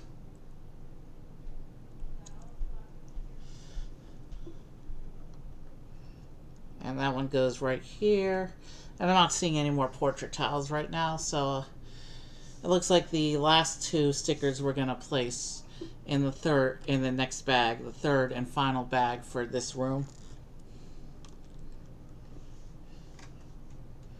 Bag 19.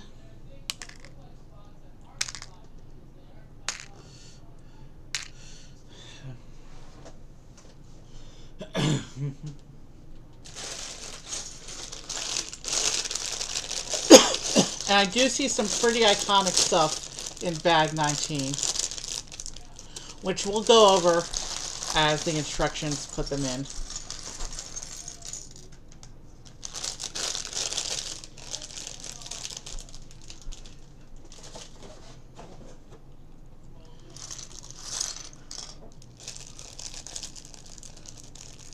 There's another one of those big arches that we saw in the Gryffindor room.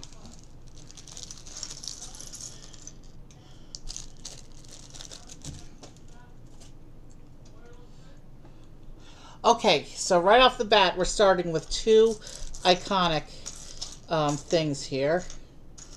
We're starting with, we have the Sword of Gryffindor. Very big plot point in the second book. Even though this set mostly revolves around the first book, this sword becomes a major plot point in the second one. And that clips in right there into the office. And you can see where the Sword of Gryffindor clips in there to the office. The other iconic thing, and this is what that stand was for, and I'm actually going to pull out the stand so I can show you. Dumbledore's pet phoenix, Fawkes. There he is. Our second bird for tonight.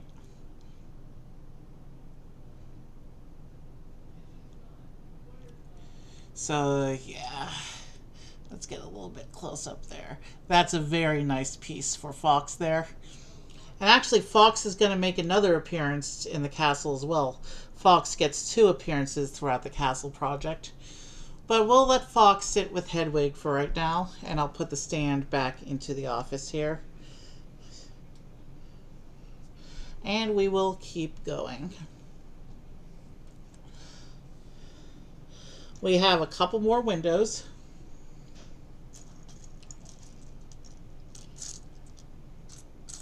I'm seeing one more iconic thing in this parts pile. As long as we're talking about iconic things, let me go ahead and show you this one more thing, and then we'll just put it in when the instructions call for it. But let me show you now because we're thinking about it.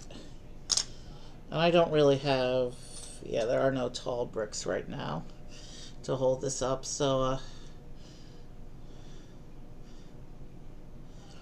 the sorting hat piece. The sorting hat sits in Dumbledore's office when not in use. There is actually one more set in this project in which we will see the sorting hat. There is a set with the actual sorting hat ceremony. And you know what? Because he talks, I kind of count him as a creature. He can sit with Hedwig and Fawkes. He's to me, he counts as a creature because he talks. He's not just a hat. He's not just an object.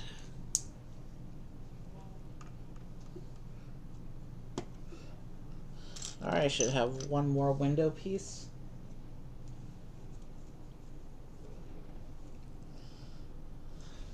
It looks like that might be it for the regular Hogwarts windows this set. It doesn't look like the very top section of the tower has any. Then again, I only see one side of it from the box art, so.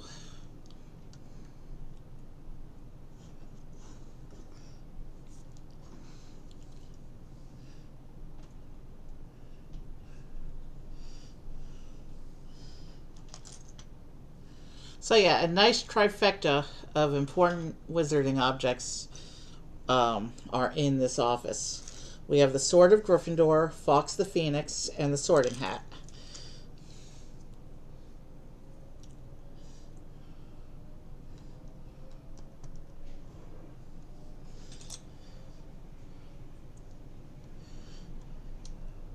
Plus, of course, we have the Pensieve, We have his and we have his shelf of magical trinkets.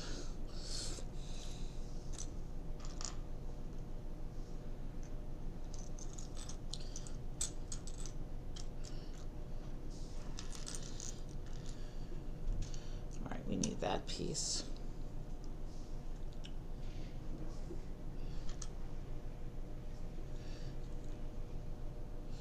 And we're going to keep building up the wall structure for this upper level of the tower here. When it's time to put everything together, I'm going to turn the instructions off, pull the table back, and actually, it's not pulling the table back. It's we will try to make adjustments to get as much on camera as possible. But you saw when we switched the other camera before, we were at the top of Gryffindor House, and the main body of the tower goes up above Gryffindor's roof. So it's going to be very hard to get this section of the tower on camera, but we will try. And I think doing so might take the amount of time we need. Well, I think we're less than an hour to my record. We're going to hit the record. That's there's no question about that. We still have 2 bags to build after this one. So plus we still have this big parts pile here. So most likely we'll actually hit the record in the middle of the last bag is my guess.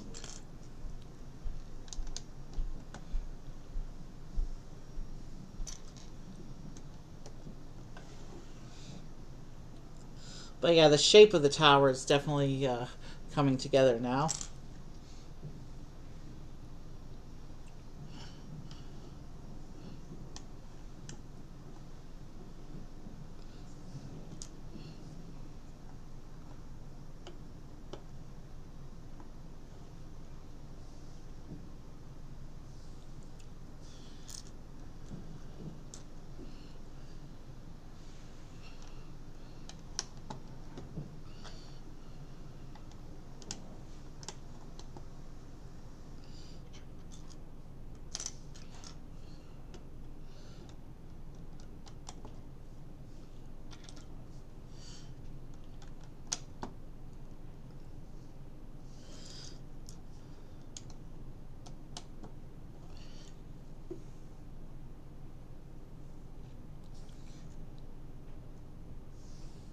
And now we have another portrait here.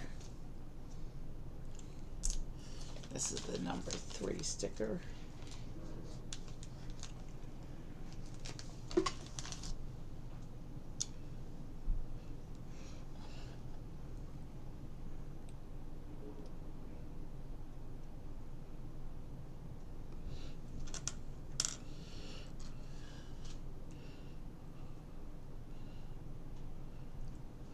There is this sticker portrait.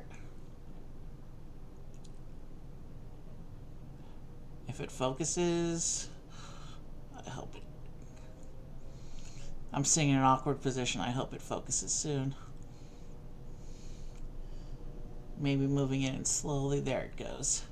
We got it to focus a little bit, but then it went straight back out of focus. There we go.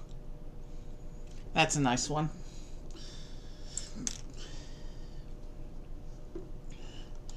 And this one goes in like that.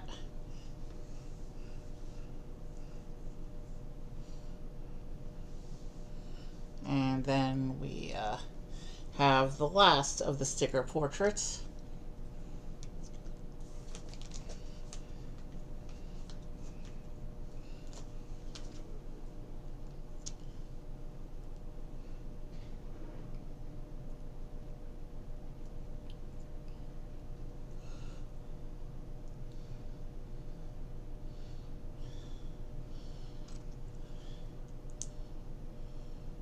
So here's the last, yeah. Our last wizard's portrait is not in Dumbledore's office, so it'll be in the upper room, the very top of the tower. But that's the last of the sticker portraits. And he goes in here.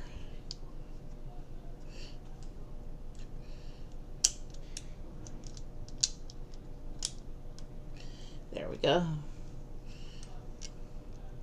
Oh, that tile's not lined up straight. Let me make sure that he's attached properly, and then I'll put that little bit of wall back on. Alright, yeah, there. Now it's fixed. I can put that back up. This is the main sticker sheet, now empty. And you know what we do with empty sticker sheets here.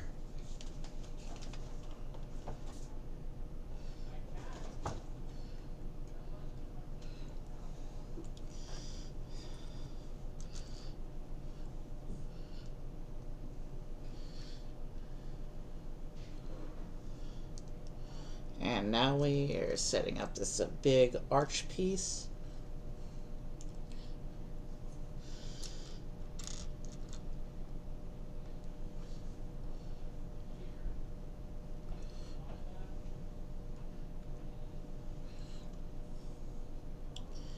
This goes in here.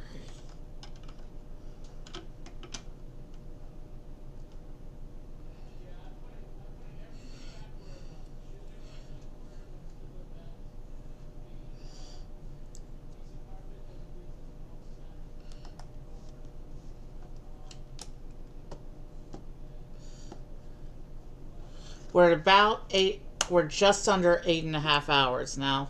So we're definitely going to be breaking the record today for longest stream on my channel ever. And that's without needing to do any bonus sets. And the piece count next week is comparable to the piece count that we just did. So there's a chance we could hit the record next week again. We have one more core section of the castle after this one.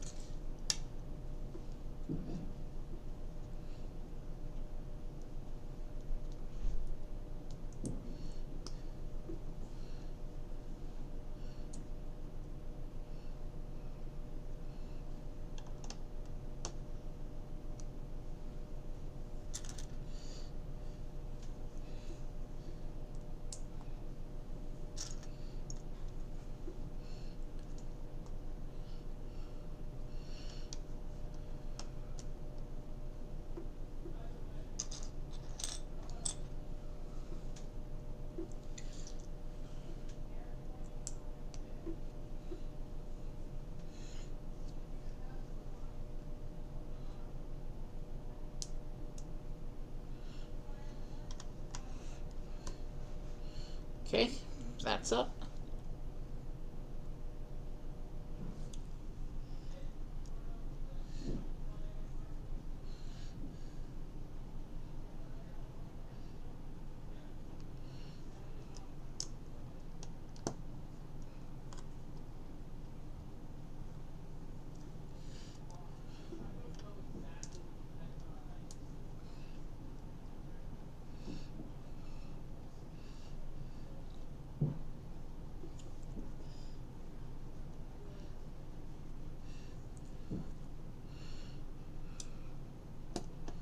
Is there no actual attachment point for the top of the tower? If we're completely tiling off this layer? That might be a structural issue. Unless... No, actually, because we haven't done the tiles for that bit yet. There will be studs to connect the top of the tower. There's one more room. There's one more special room above this one.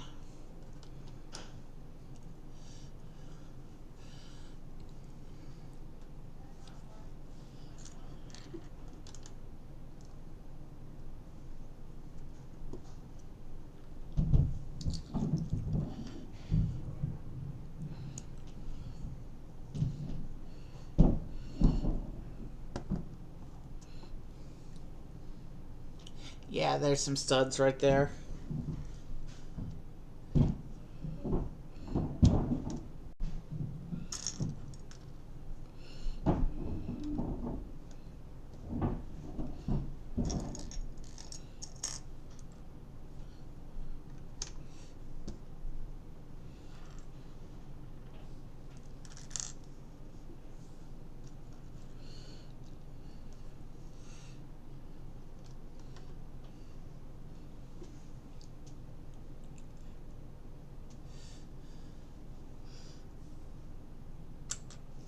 So yeah, there's a couple studs here. So yeah, the top room of the tower does in fact have a connection point here. Okay.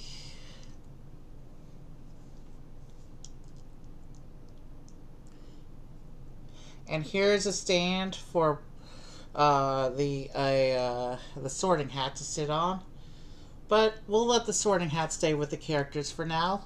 So I will just put this little sorting hat stand on to the base, and we will add the sorting hat later when we're arranging the characters. We have another little assembly here. I'm not sure if this is structural or decor yet, but we will find out shortly. But yeah, we're almost done with Dumbledore's office at this point.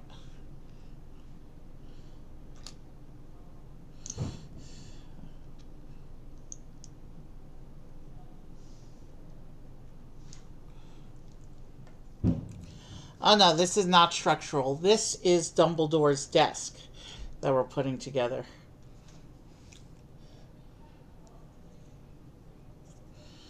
And that looks like there's a letter on his desk.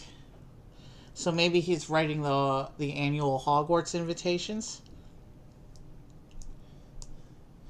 That's a guess. I don't know exactly what this letter is. He could also be writing correspondence to the Ministry of Magic. You never know.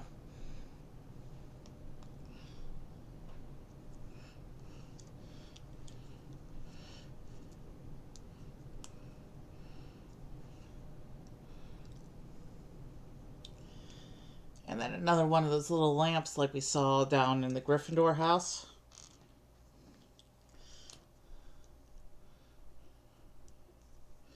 Is that a little bit of a crystal ball? It is a transparent. We do have a transparent ball piece. So, crystal ball maybe. You never know with wizards. Yeah, so this sits in the front of his office like this. Except Fawkes. Let me fix this because this is in the way now. And the desk. Alright, so because of the way the structure had to be done to make it work within the limited space, Dumbledore's desk is actually right at the top of the stairs.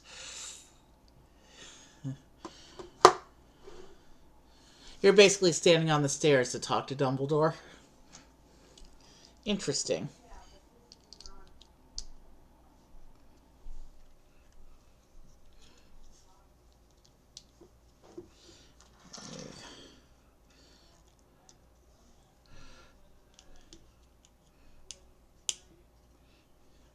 So it looks like we're doing those last little bits of wall now around the sides. And there are studs on top for the upper room to connect.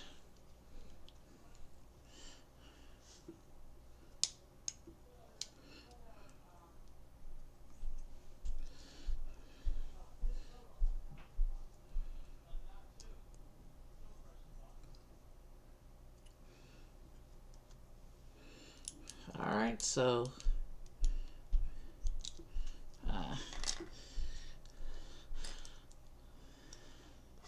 structural bits are, yeah,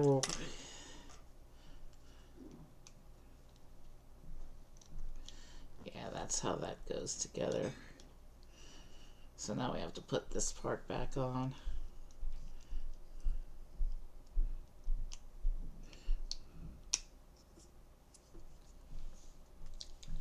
So here's the top of the wall on this side. Oh yeah, so there are a couple of stud connections for the upper room. I need one more of those little structural wall sections here.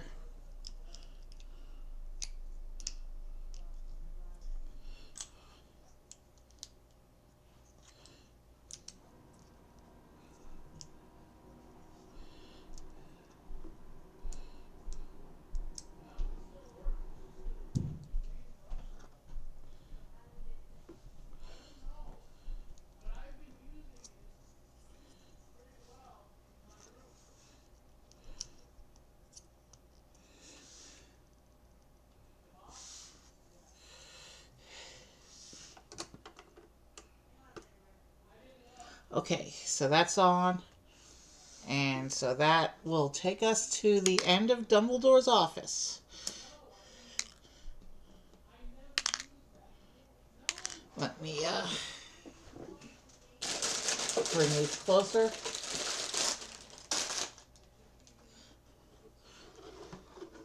So here, this just shows to, yeah, this just attaches to the top of the tower. The bottom bit lines up with the top bit.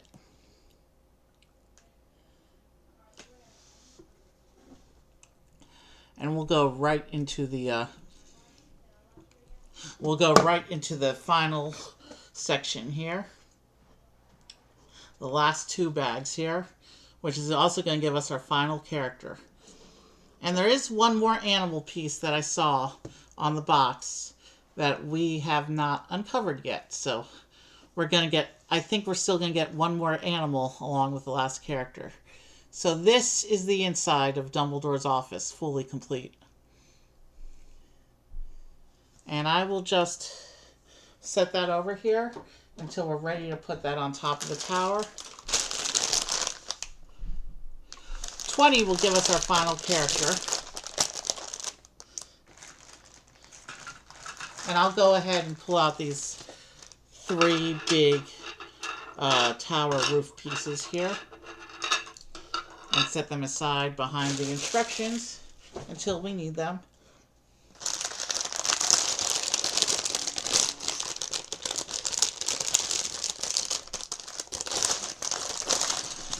So we're about to we're about to put together the final character for tonight. Our final character is the Gryffindor House Ghost, Nearly Headless Nick. All three of the common rooms we've built so far have contained the house ghost, which is a good thing. They're a cool variety of characters, and sadly, they were kind of left out of the movies. Yeah, I see the final wizard's portrait for tonight is in the final bag. So I'm just going to do the checklist updates after stream, I think. Because at that point, we'll be focused on getting everything together and putting the top of the castle tower on and trying to make the cameras work. And it's going to be a crazy mess at the end of stream. So when we get to that last wizard portrait, well, I may as well do the update. That's the way I've always been doing things, is updating it as I go, so it's not that big a deal.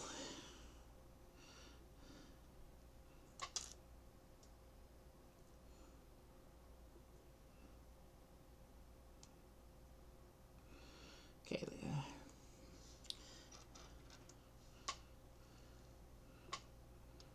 let me see here.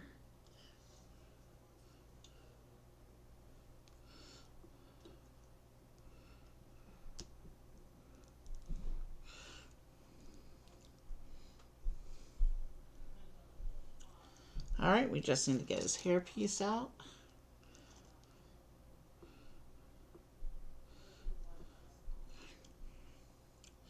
So our first minifigure tonight to not actually have a wand. Cool, huh? Alright. So this is Nearly Headless Nick, the Gryffindor house ghost. And the third ghost so far in our castle project. Which means we should see one more ghost next week when we do the last core section. Because that section has the Slytherin house common room. So we should be seeing Slytherin's ghost next week. Now let's go ahead and begin building this last room at the very top of the tower here.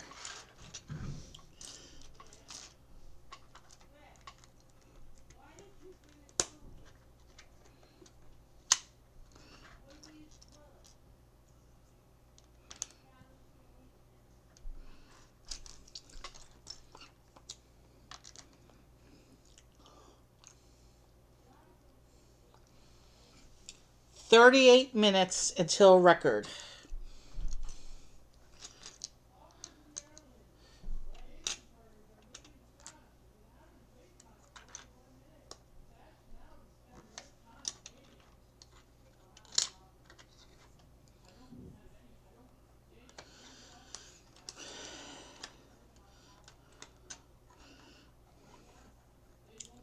There's one more of those big panel pieces that we put the stickers on earlier as well.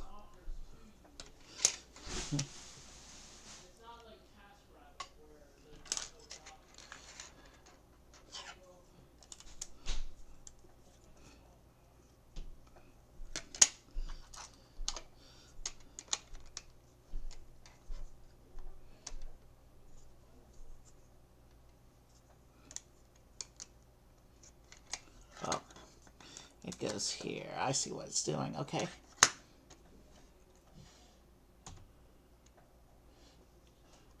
We have a turntable.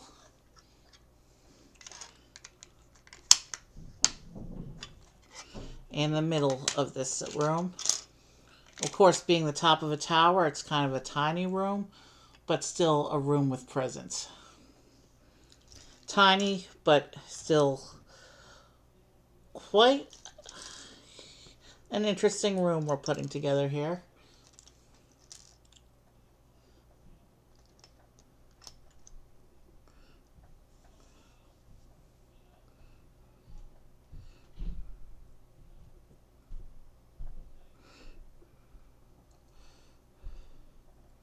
So there's a couple, now these are torches. These aren't lanterns. These aren't lamps. These are actual torches. Actually, they might even be just candles.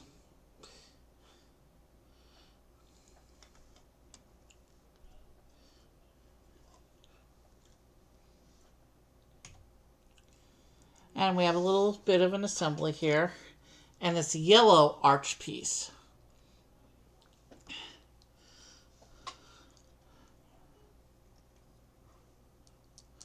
Oh, I think I know what this is. Might be almost time for the shiny sticker on the other sticker sheet.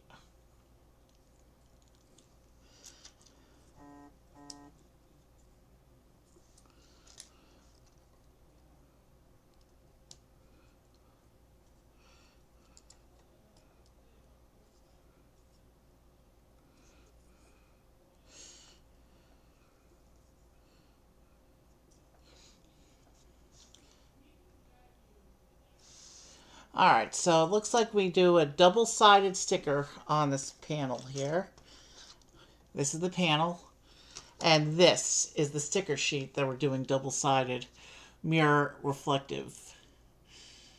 And I will show you what these two stickers are in a moment.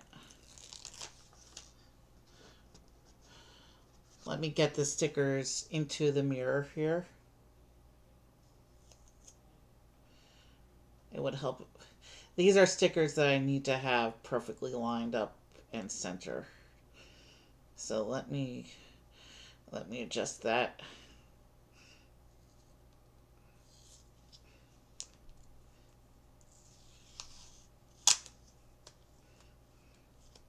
Let me try that again.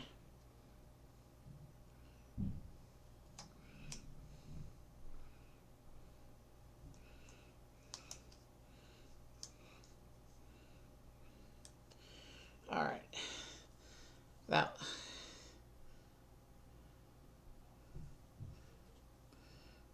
Actually, that's not.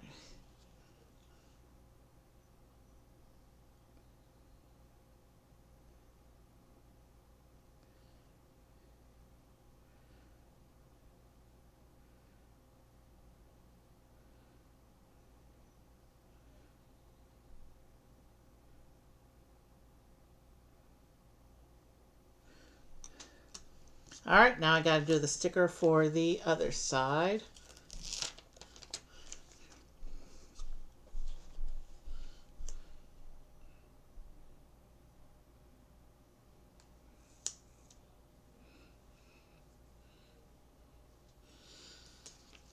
And there is the empty sticker sheet. And we are done with stickers for tonight. 9:15 already. We started this at just about noon. So this big panel piece pops into the arch frame like that. And you can see, if I can get on camera without reflecting too much, on that side, it's Harry with his parents. And then on the other side, it's Harry holding the Philosopher's Stone or the Sorcerer's Stone, however you want to call it, depending on what region you're in. So this, of course, is the famous Mirror of Erised, a major plot point from the first book.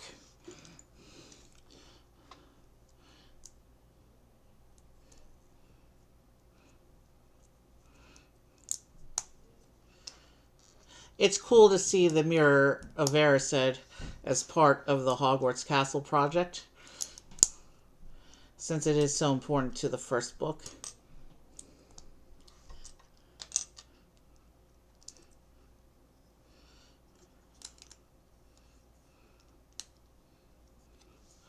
And this goes on the turntable base. Did I position that correctly? Yes. So the mirror actually turns. So you can have Harry wanting different things. So yeah, the mirror spins on the turntable like this. Obviously, for the display, you're going to have it facing one way. Meanwhile, let's keep going with the structural stuff now.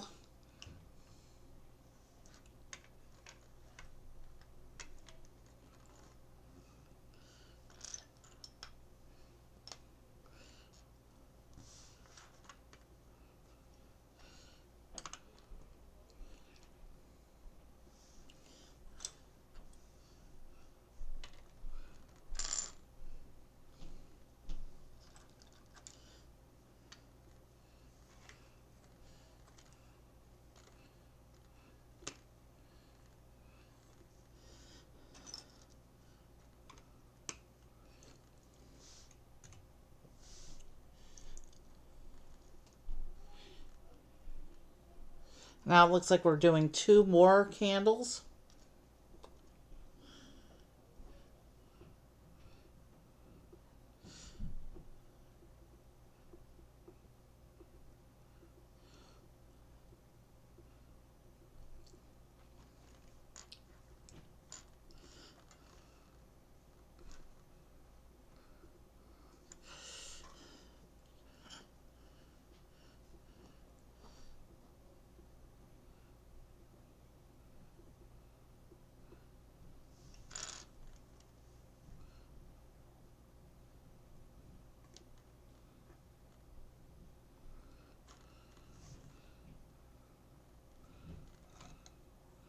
Okay, the candles are in. And we're going to continue building up the structural stuff.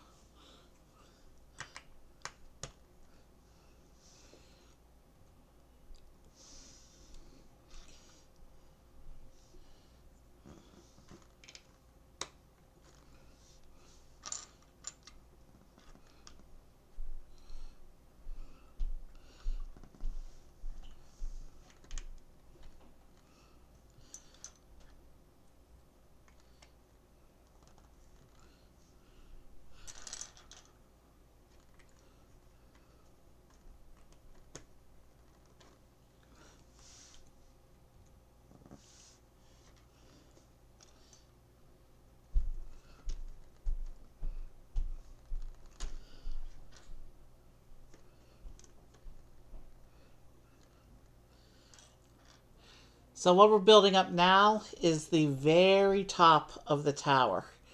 The room at the very top of the tower, where the Mirror of Erised will hide.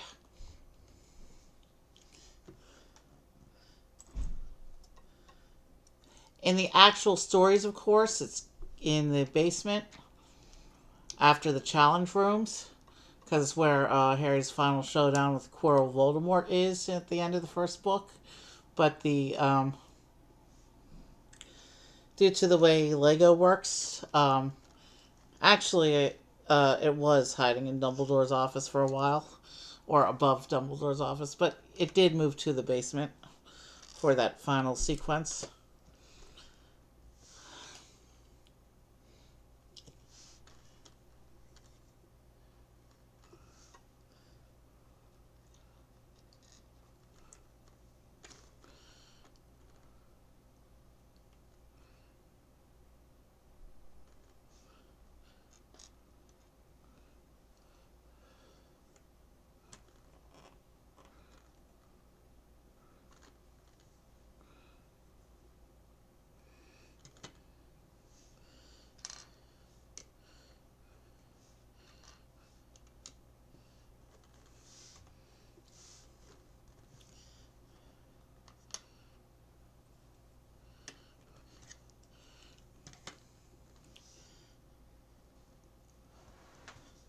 So yeah, we're going to continue framing up the structure here.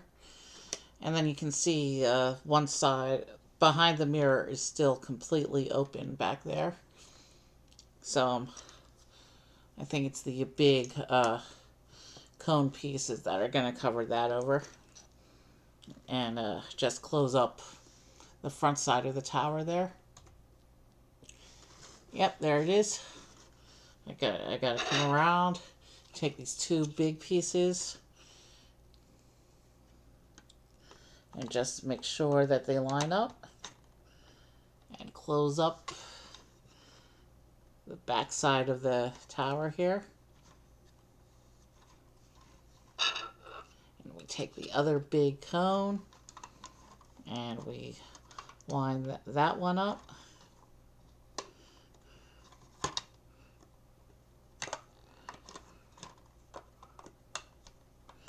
And that goes and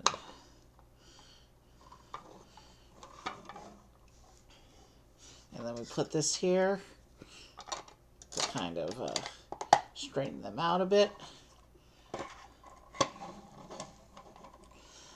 And of course I just covered over. You can't see what I'm doing anymore, but I need to be able to see what I'm doing, so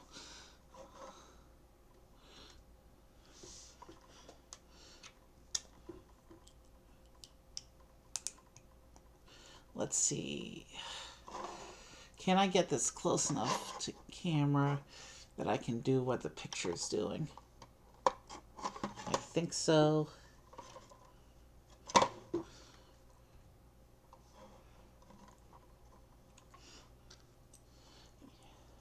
Alright, this part is fairly obvious what they're doing, so this step I can do with a backwards view.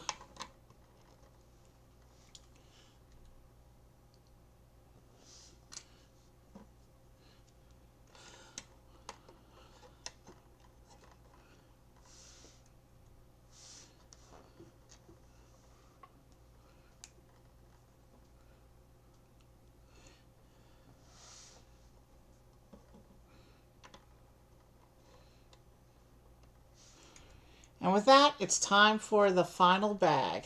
And this does say to pull that last bit of roof cone. We already pulled that out.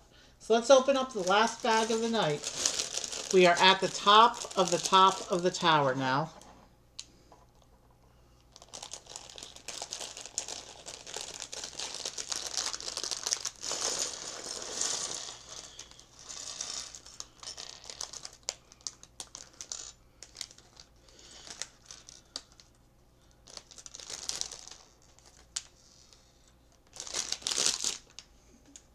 This is our last parts pile of the day now, finally. Here is our final animal piece. And of course our last wizard portrait. Let's set that aside. until the instructions reveal it. Meanwhile, for our final animal of the day, here is a spider hiding in the attic. It's nice to see a tan one because usually with spiders, Lego gives you a lot of black ones. So it's nice to see a spider in another color. And we'll put it over here with the other animals. Let's begin this last parts pile. We have about 20 more pages of instructions, and right off the bat, we are going to reveal our wizard tile for this, our final wizard tile of the night, but we still have 12 more chances overall in the castle as a whole, so there's a little bit of wall for it to attach to. Let's reveal the portrait. And I think this is another new one. I think this is another non-duplicate. If so, this will bring... let's just do things the easy way, shall I?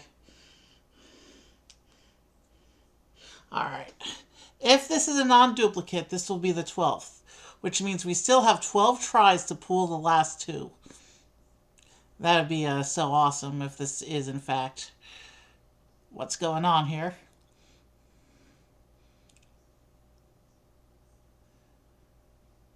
I can't get it to focus, though. Let's try the slow motion trick. Sometimes that makes the camera do things. Focusing things. Well, let me go ahead and log it, and then we will try again. So, let me go log it. We will go pull up the our checklist. So yes, this is the Sleepy Wizard.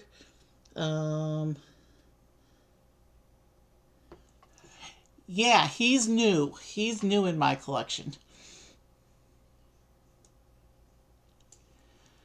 So with that,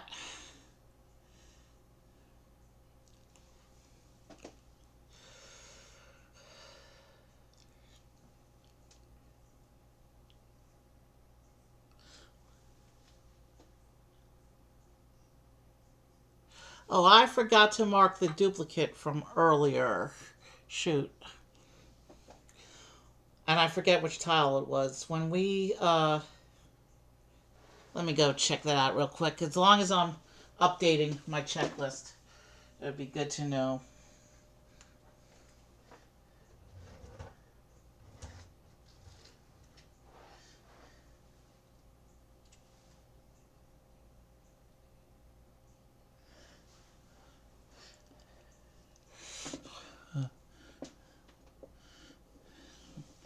All right. So we have revealed 14 portraits in the castle so far. Oh.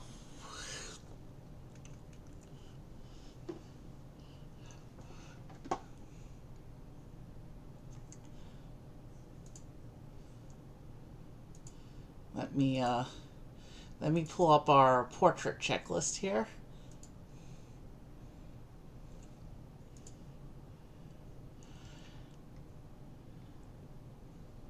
The updates are in place.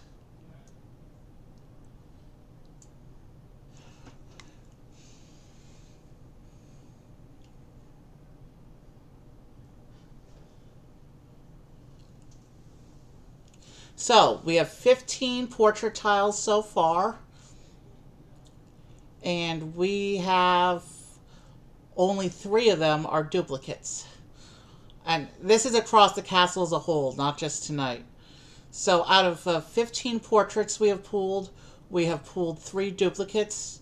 So we have 12 different ones, which means we're only missing 2 tiles at this point. We have, we're missing the Night Wizard in the top row there, and we're missing the Slytherin portrait. And we have 12 more chances across the castle project to pull those last 2. But we have 12 of the 14 wizard portraits so far. I think we did pretty good with our first 15 pulls. We still got 12 tries to pull 2 more. So I think we're doing pretty good. Anyway, that's the status of our that's the final status check on our wizard's portraits tonight after having just revealed the final one for the night. So we did good on the wizard portraits today. We added, out of the 6 portraits we pulled today, only only one was a duplicate against our previous collection. And we pulled Gryffindor's tile today, but there is no portrait slot in the Gryffindor Common Room, so I won't be able to maintain that portion of the project. Slytherin still eludes us, but his house features prominently next week, so he may decide to show up. Give me a moment to just admire this checklist. We're still going to keep doing the checklist even if we pull those last 2. I'm still going to continue interrupting the build to update this because this is how I track inventory. I use this off stream too, so I do need to keep it updated as we go through the rest of the project here.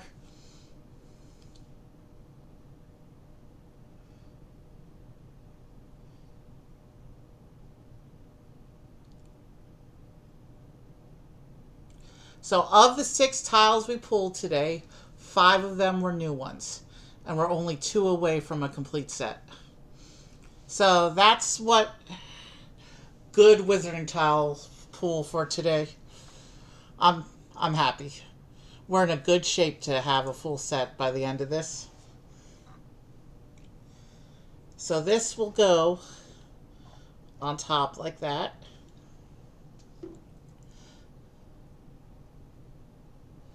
And then it shows the spider hiding in the attic. And you know what? I'm going to go ahead and move the spider there instead of letting him sit with the other animals. I do have some viewers who are afraid of bugs. So out of respect for them, I'll let the spider take its space in the shadow. Well, it will be in shadow once I add that other cone there. Let's continue building up this structure for this top bit of the tower here.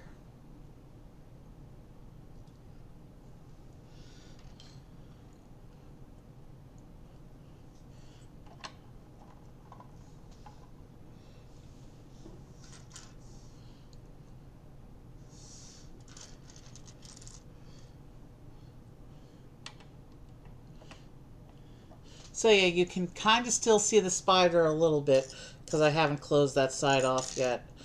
But there is one set in this project that heavily features a brick-built spider. Those of you who know Harry Potter can probably guess what that is. So we will definitely I will definitely give a trigger warning the day we do that set.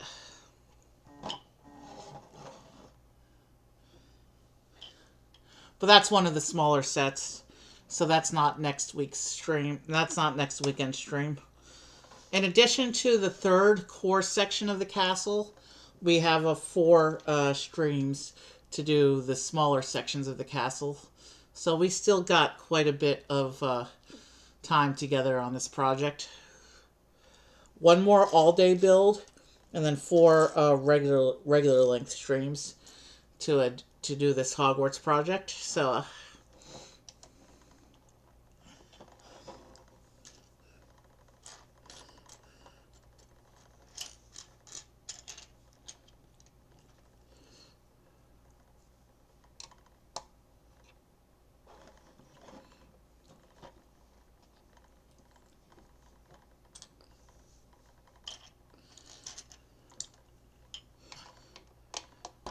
So what we're doing now is you see how plain the outside of the roof is there?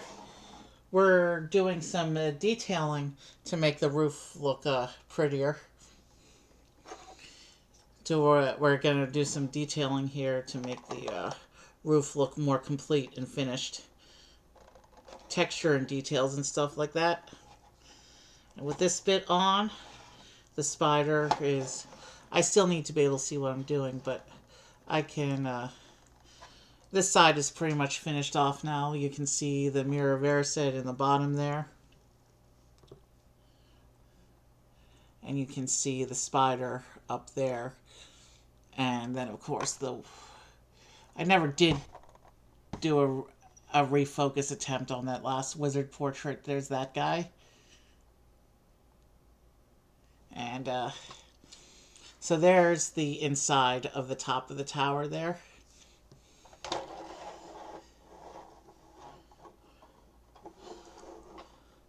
You know what? We can let that side... There's more going on that side. So you can see that side for now. I have to work on this side anyway, so I need to be able to see what I'm doing. So you'll have to look at the spider a little bit longer. Sorry, people who are afraid of spiders there.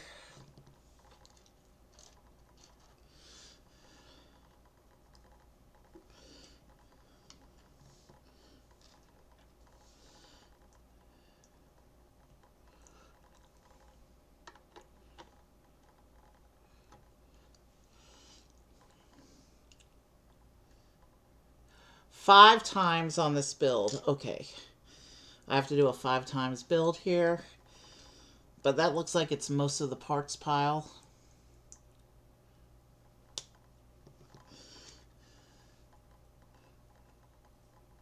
Oh, and this uses a modified version of the roof texture with the slope pieces.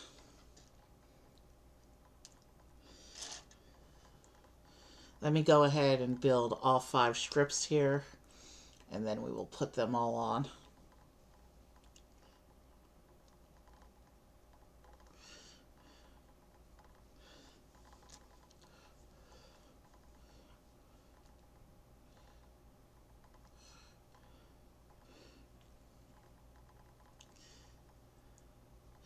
Actually, you know what? I'm going to do something here. Something I don't normally do.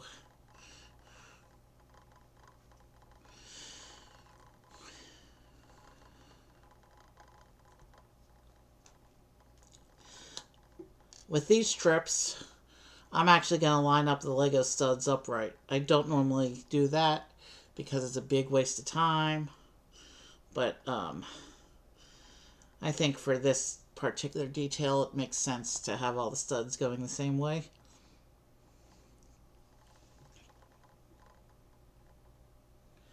So yeah, for those of you that don't know, authentic Lego pieces have the Lego logo printed on the top of each stud.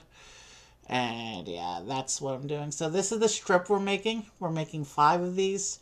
And these will basically hang off those clips we just put in the middle of the roof to be a detail here for the roof. Let's go ahead and finish making the 5 of these.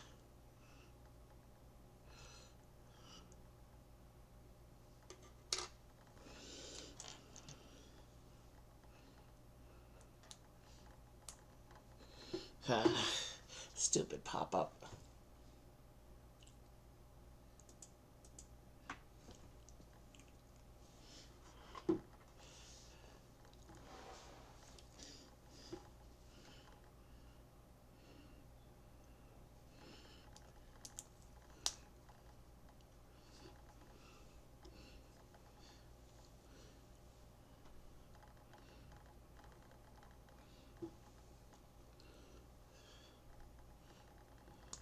I'm going to make all 5 strips because I don't even see where they attach yet. Well, I see. I think I know where they attach. I think I know how they attach.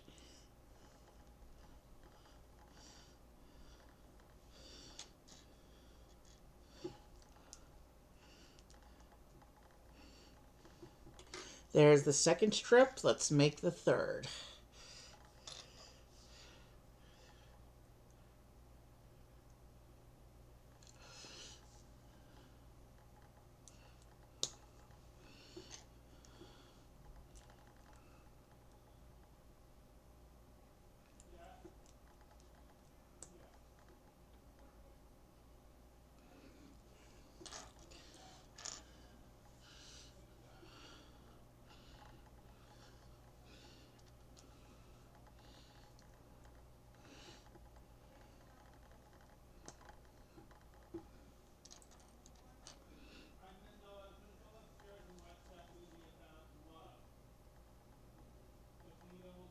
Okay, they're talking very loudly upstairs, so I will try and talk over them a little bit, even though I'm trying to focus on what I'm doing.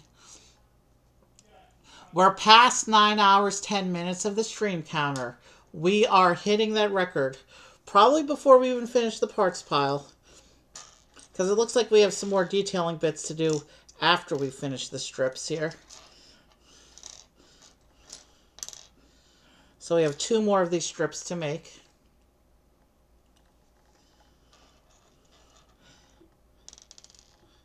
And then some more detailing will go on the tower when we finish the strips.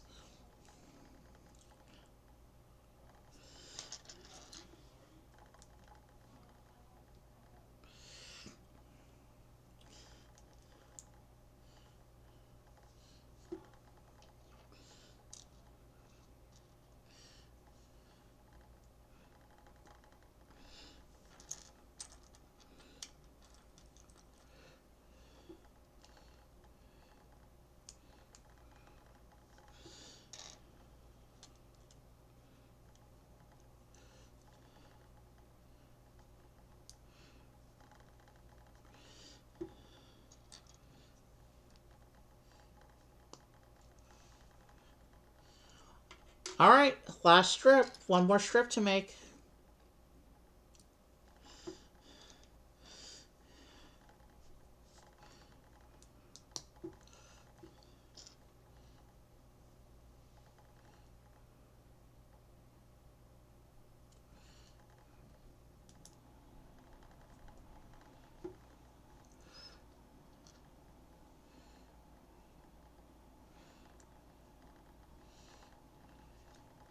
$5 minutes out from personal record for longest stream ever. Actually, 6 minutes out. Oh.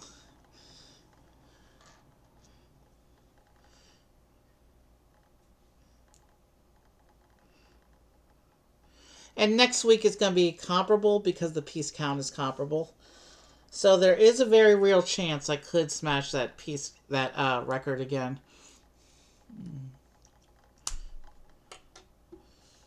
Okay. And now it shows putting these strips on the, attaching them to these clip sections we just put around the tower. Like this.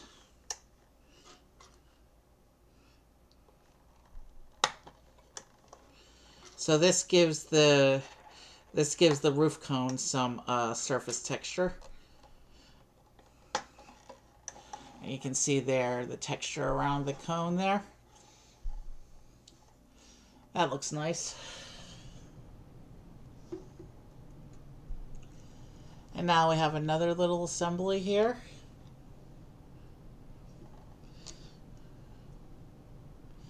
Looks like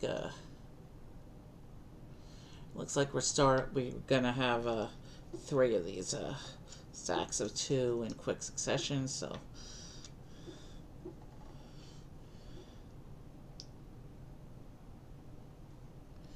all right, let me fix this one because the holes need to line up.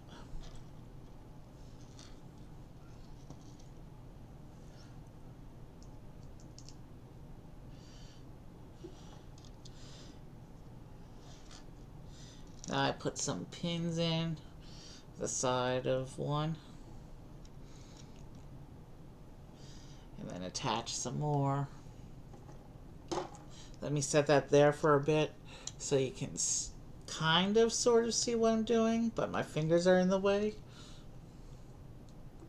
So we're building one more little assembly that's going to attach to the tower.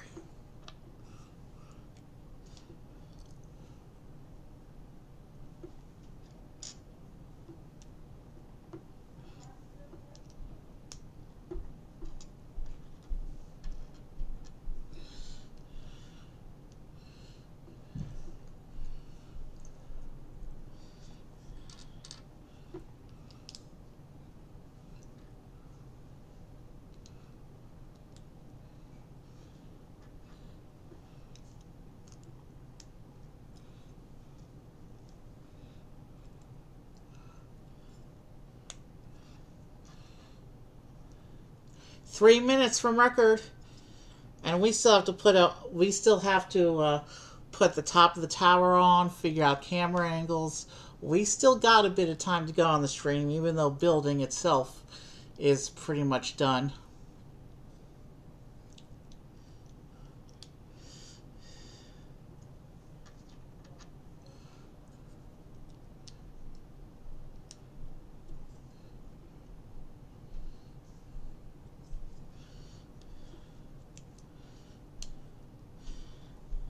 And this lone pin you see sitting in front of me here,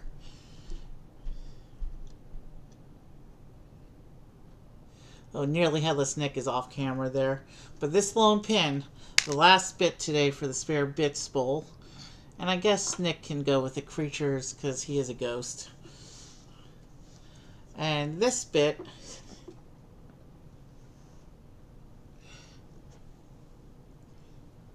attaches here, back on camera,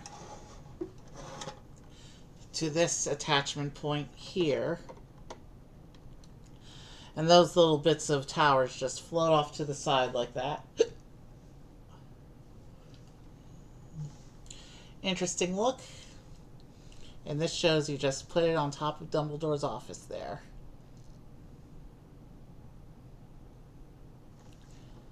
Okay, so why did we have a... So this shows all the stuff that goes inside there. I'm going to turn the instructions off real quick. I'm going to thumb through it myself. There's a jumper that I don't know why it was a jumper and not just a straight plate.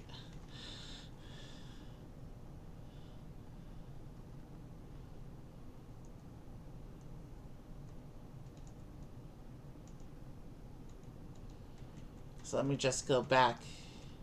I want to go back to the... I just want to take a quick glance at the mirror build real quick.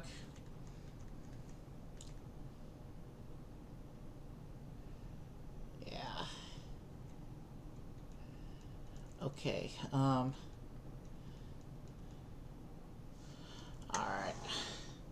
I think I know what's meant to go on that jumper, but...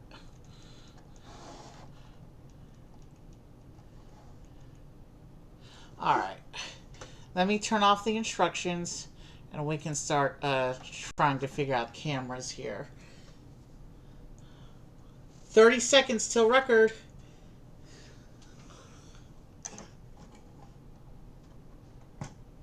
Alright.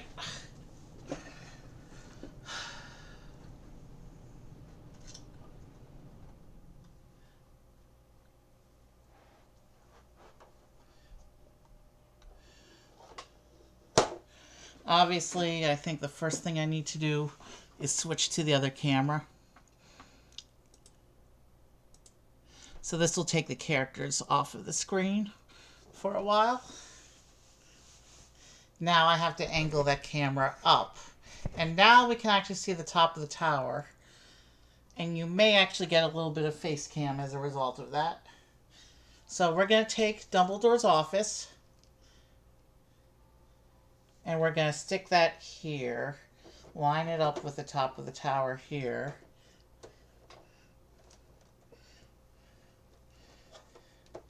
Wow, this thing is tall. So that's Dumbledore's office lined up on top. And now we can take the Mirror of Erised room and stick that right on top of Dumbledore's office. Like this. That's how that lines up. And we're back to being off camera. So you can see just how high this thing goes. But let's see here. Let's pull back a bit. And let's see if I can actually make cameras work.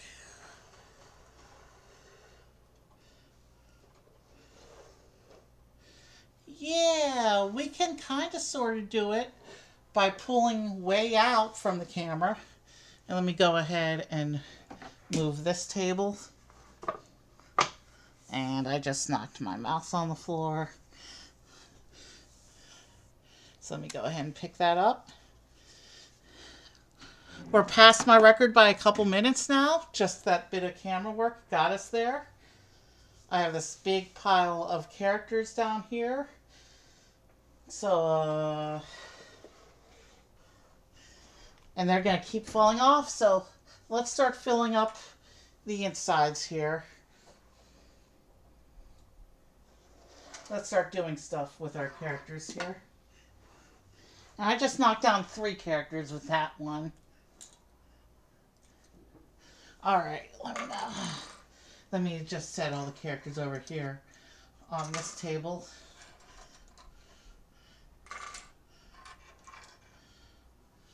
Some of the stuff I'm doing is a little bit off camera right now, but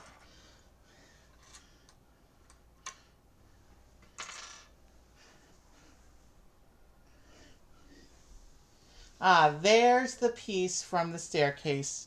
I will fix that off stream because that requires surgery at this point. And we are done with the brick separator. So I will take this. I will toss it in the spare bits bowl. No need to make that part of the scene here.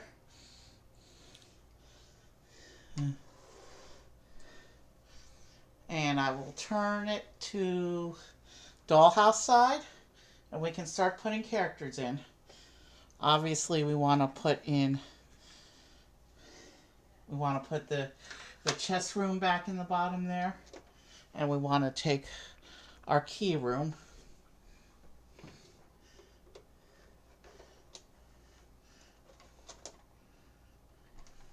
And now we can start populating the characters inside here. So let's take Hedwig. And Hedwig will put over here on the Gryffindor balcony.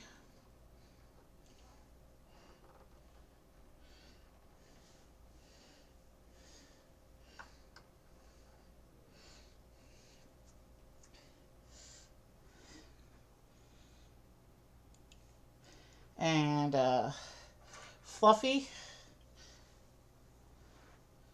let's stick him in his little hallway here over the trapdoor.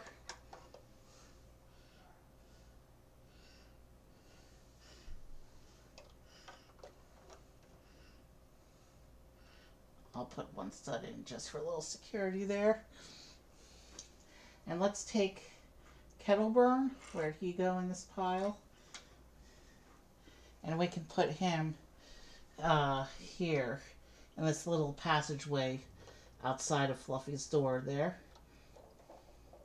We'll put some of the students there in the staircase.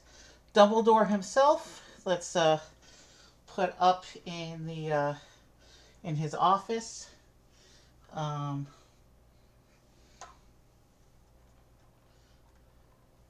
Let's go ahead and actually, without breaking things, if I can do it without breaking things. I was trying to take the upper tower out. Yeah. This way I can reach into Dumbledore's office. And I can maybe, yeah, my hands go that way. So if I can maybe make this work with Dumbledore's office here. If I raise his arms like that, I should be able to slide him back here behind his desk.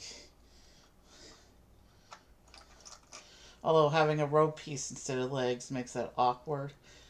If I take this little bit of structural stuff off, I might be able to make it work.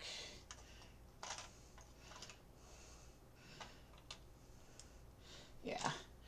I got Dumbledore behind his desk, but now I have to fix what I broke.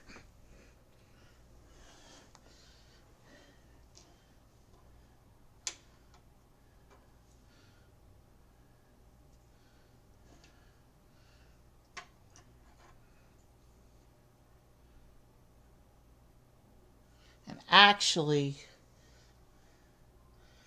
that's not doable, I don't think. because this is that's where this structural bit goes. Although, does it?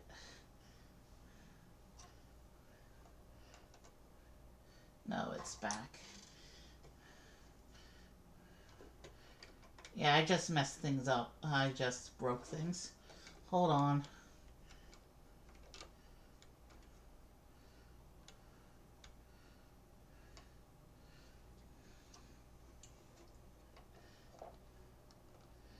Because if those go there.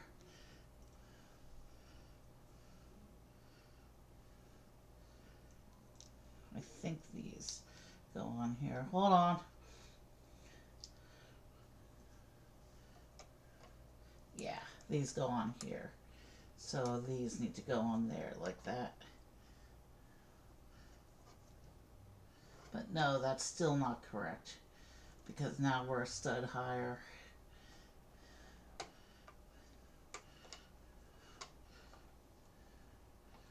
Actually, that might still be correct-ish.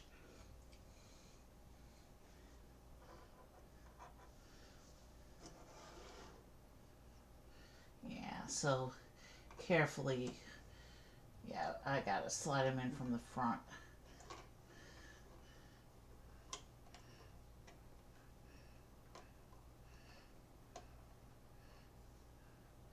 Okay, we got him in. So I have Dumbledore sitting in his office there. Hey, I don't know how to pronounce that, but welcome to the stream. We're actually in the putting everybody inside bit. We've been doing this for about 9.5 hours. And so we're putting everyone inside the tower finally. So I have Dumbledore sitting at his desk there. And also, while we're working on Dumbledore's office, we'll get Fawkes onto his perch. And we will also put the sorting hat in.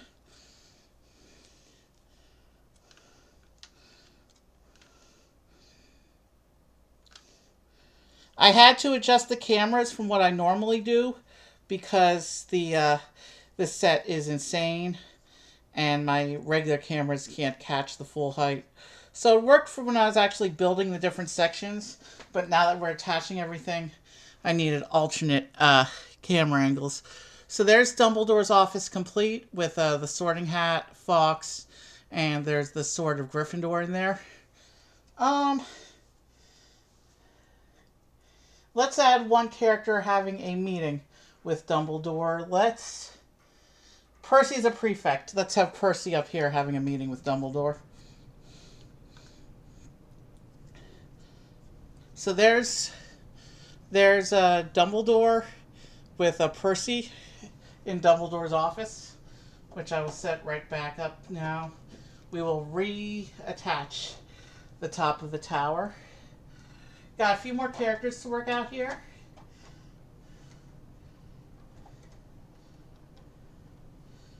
Okay,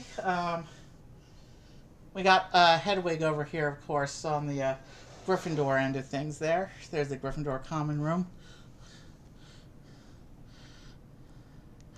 Yes, I'm actually gonna mod that message because I don't we're a family-friendly channel here, or we try to be. So I got 9 more characters left to place. Most of them are Gryffindors, but we do have the issue of a Hufflepuff and a Ravenclaw, and a Slytherin, who do not belong in Gryffindor house. Oh, did you see this inside the Gryffindor room here? They have the door portrait. They have the portrait of that. Let's see if I can get it a little closer, and I don't think I can.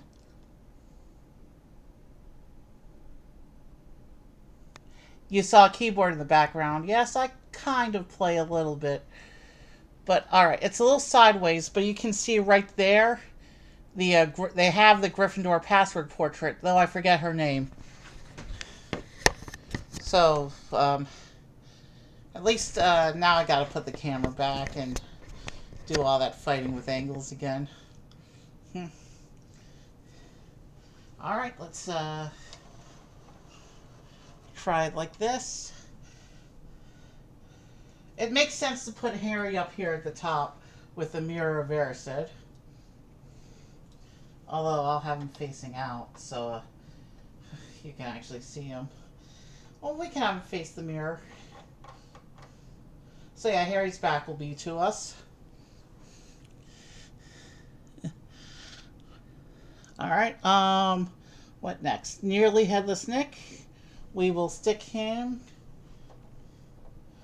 Oh, and you see, they even included the bird statue on the back of the staircase to Dumbledore's office there. Nick, we'll have him here talking to the password portrait. I think we'll put him there. No, because then he blocks the portrait. Let's put him in the corridor then. And we'll... No, we still want... Actually, Nick's a ghost. Let's have him standing on the roof looking over his house. Alright, we got that. Alright, Dean Thomas is a Gryffindor student. We'll have him out in the common room.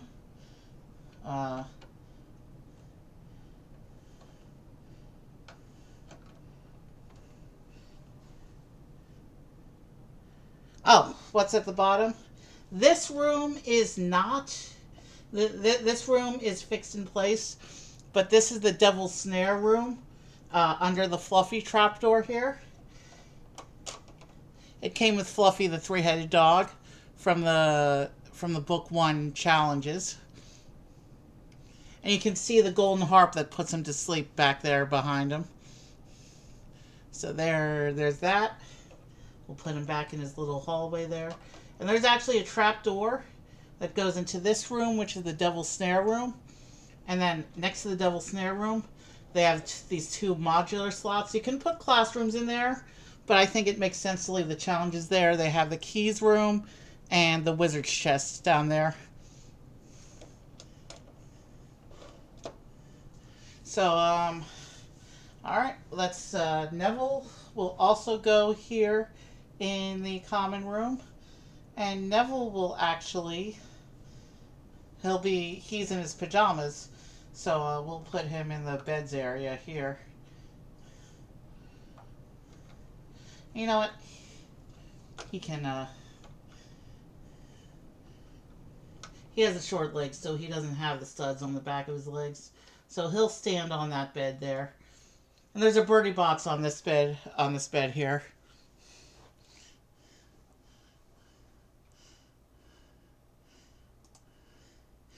Alright. I still got 5 more characters to place. And 3 of them are not Gryffindor House and also don't participate in the challenges. They're going to be awkward to place.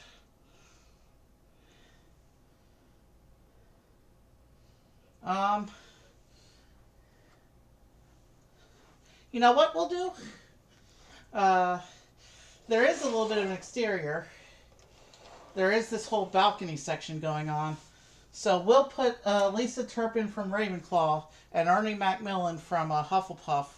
We'll put them down here on the balcony by the entrance here. Oh, that's not the... This is... Let's make sure I'm picking up the correct figures I'm actually referring to. So I'll have the Ravenclaw student and the Hufflepuff student be friends. And we'll have them exploring the castle about to go through this passageway here.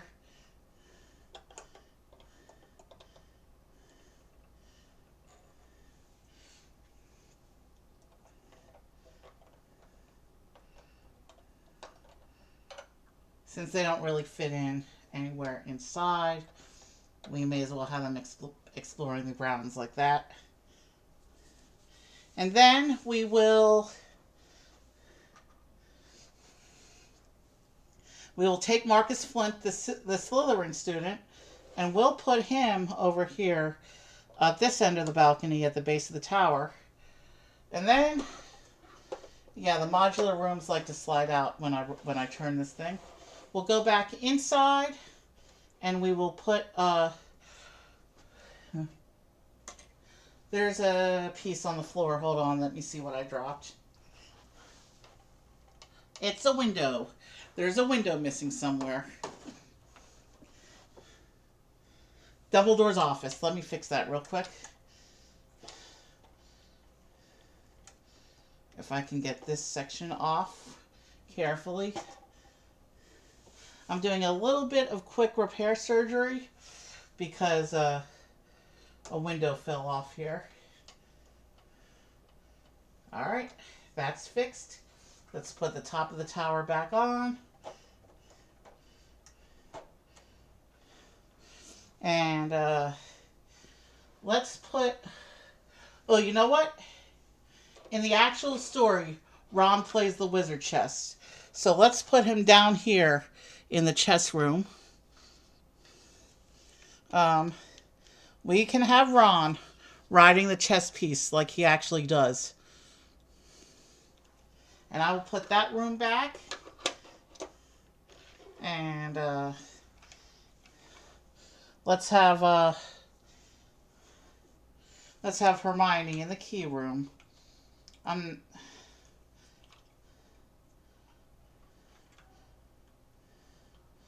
Let's try and pose her on the broomstick a little bit.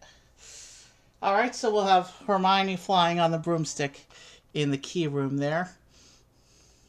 And I can go ahead and put this back in. And you know what? I'm feeling a little crazy. So we've got Hermione down there in the key room. Ron's playing wizard chess. Kettleburn is outside of Fluffy's hallway there. In the Gryffindor room, I have Dean Thomas hanging out. Neville's in his bed. Nearly Headless Nick is at the top here, looking over Gryffindor house. So that's 6. And then we have Dumbledore at his desk, talking to Percy, the prefect. Harry is staring at the mirror.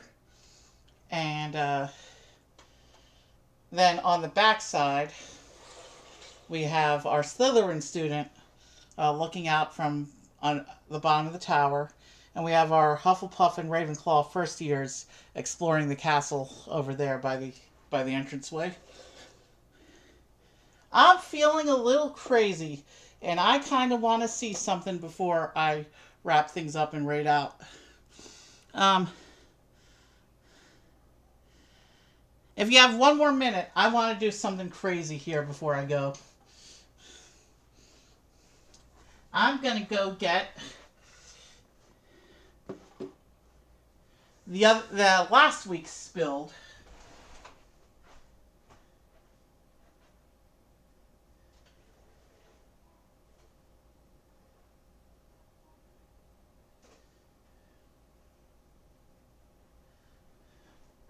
And I'm going to try and figure out how these things connect up.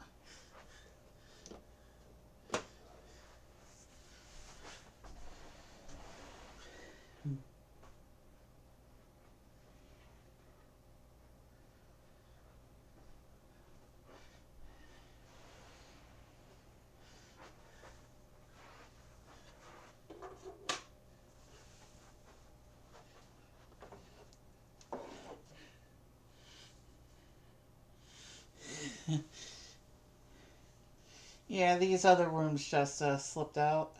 Well, I do have one more section, one more little section, but I'm not going to hook that up. I can already see I may not be able to make this work on these 2 tray tables. This may be a lost cause, but let me go ahead and put that there. This is the Great Hall. Like the tower, it's open on the back for play. There are some clips there for attachments. And if I remember where the clip was on the tower here. Let's see, the picture on the back, does that show? So the tower end goes against. Alright, if I, alright, there's somewhere on here there is a clip.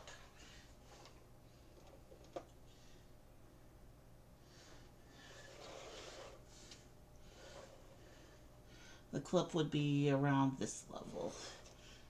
There's the bars.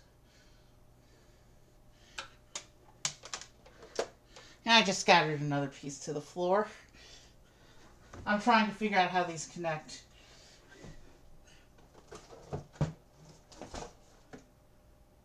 There is a technical connection point. What got knocked over? Something fell. Oh yeah, I see what fell. But where is it on the floor there? A bit of the top of one of the smaller towers got knocked off, but I'll have to look for it later.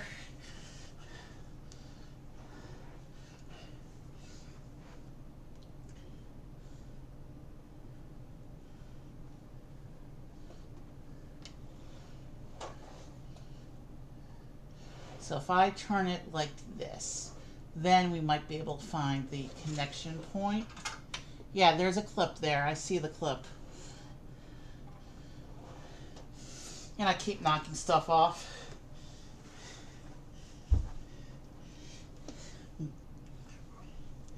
This time it was Hedwig.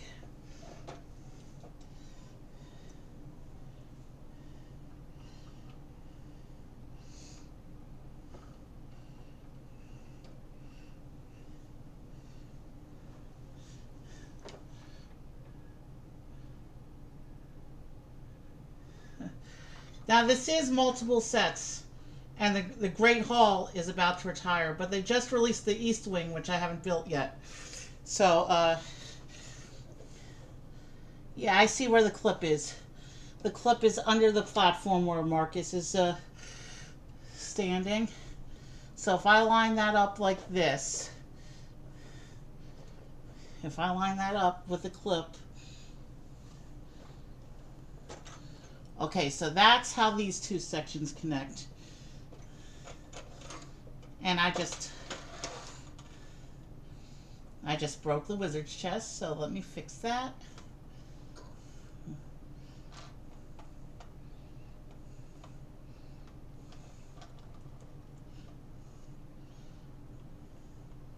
All right.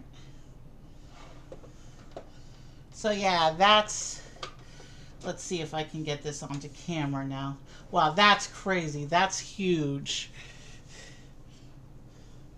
Let's see if I can pull this into camera without, I was going to say without breaking things, but I can see that's going to be rough with this setup. I can tell that when I build the third core section next week, there's no way I'll be able to do this part, this combination on stream. But if I gently pull the two tray tables together at the same time. Wow, that's huge. And if I turn them for a better camera view, so you can see, yeah. Wow, this is, I can't believe I'm making this work on the tray tables here.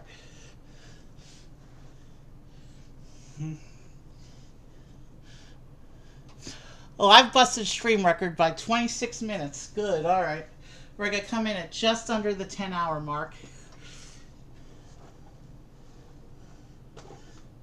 Careful now.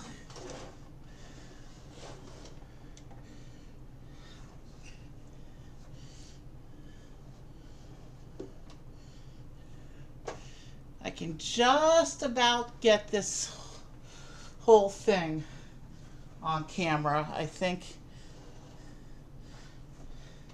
this one needs to come more this way. No, the camera needs to come more this way.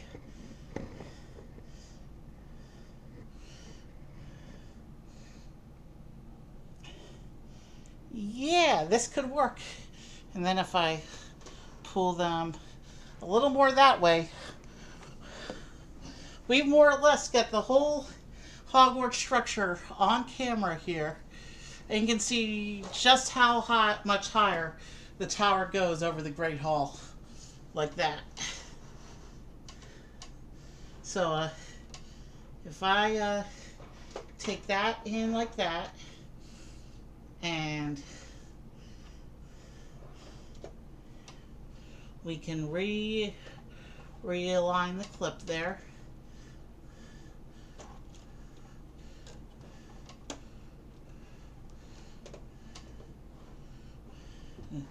Let's see, where is the... I lost sight of the clip with everything being so close to each other at such a grand scale. There's the clip. If we realign that and press that in,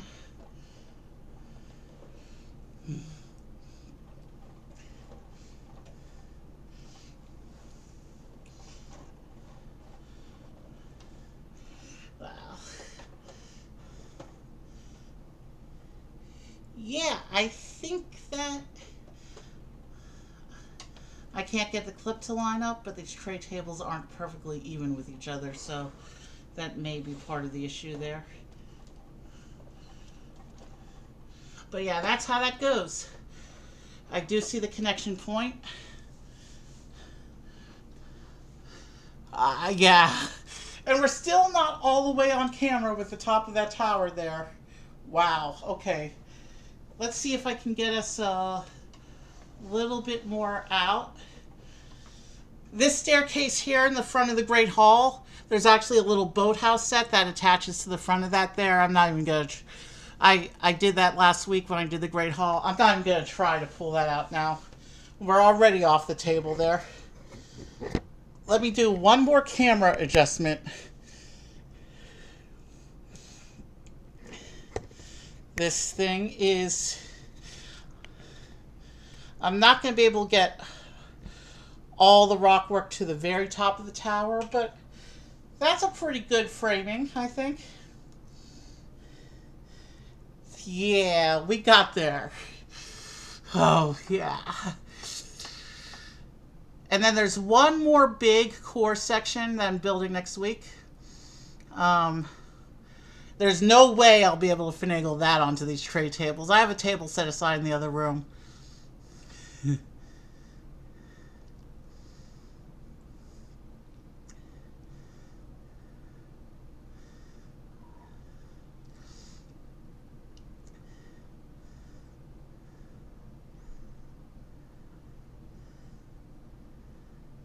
Alright, so the Great Hall is $200. The tower here is $260. The third core section, the East Wing, is also $260, and then there's a whole bunch of smaller sets, the biggest of which is $100 for the hospital wing that make up the rest of the grounds. So there's about a dozen of these that make up the castle as a whole. These are just 2 of the 3 core sections. Yeah. Crazy how big this is. And I can't wait to see what it looks like when I build the third core section next week. That's going to look really crazy. But yeah, let me see. We're actually going to raid a friend of the channel tonight. Usually I raid a musician, but on Saturdays my friend Brett streams, and it looks like he's actually playing a Lego game tonight. So I'm gonna raid out to Brett, and we will have a good night. I do stream a lot of Lego. We're doing the last core set next week. I'm gonna have 4 other streams to finish Hogwarts Castle with to do the smaller sets around the grounds. So there's actually going to be 5 more streams before this project is done. But this is the first 2 core sections put together. Yeah, it's huge. And it's going to be even huger next week. So have a good night. And we're raiding out. And we will see you on the channel soon. Alright, raid has been set up. Have a good night. Alright, raid has been set up. Have a good night.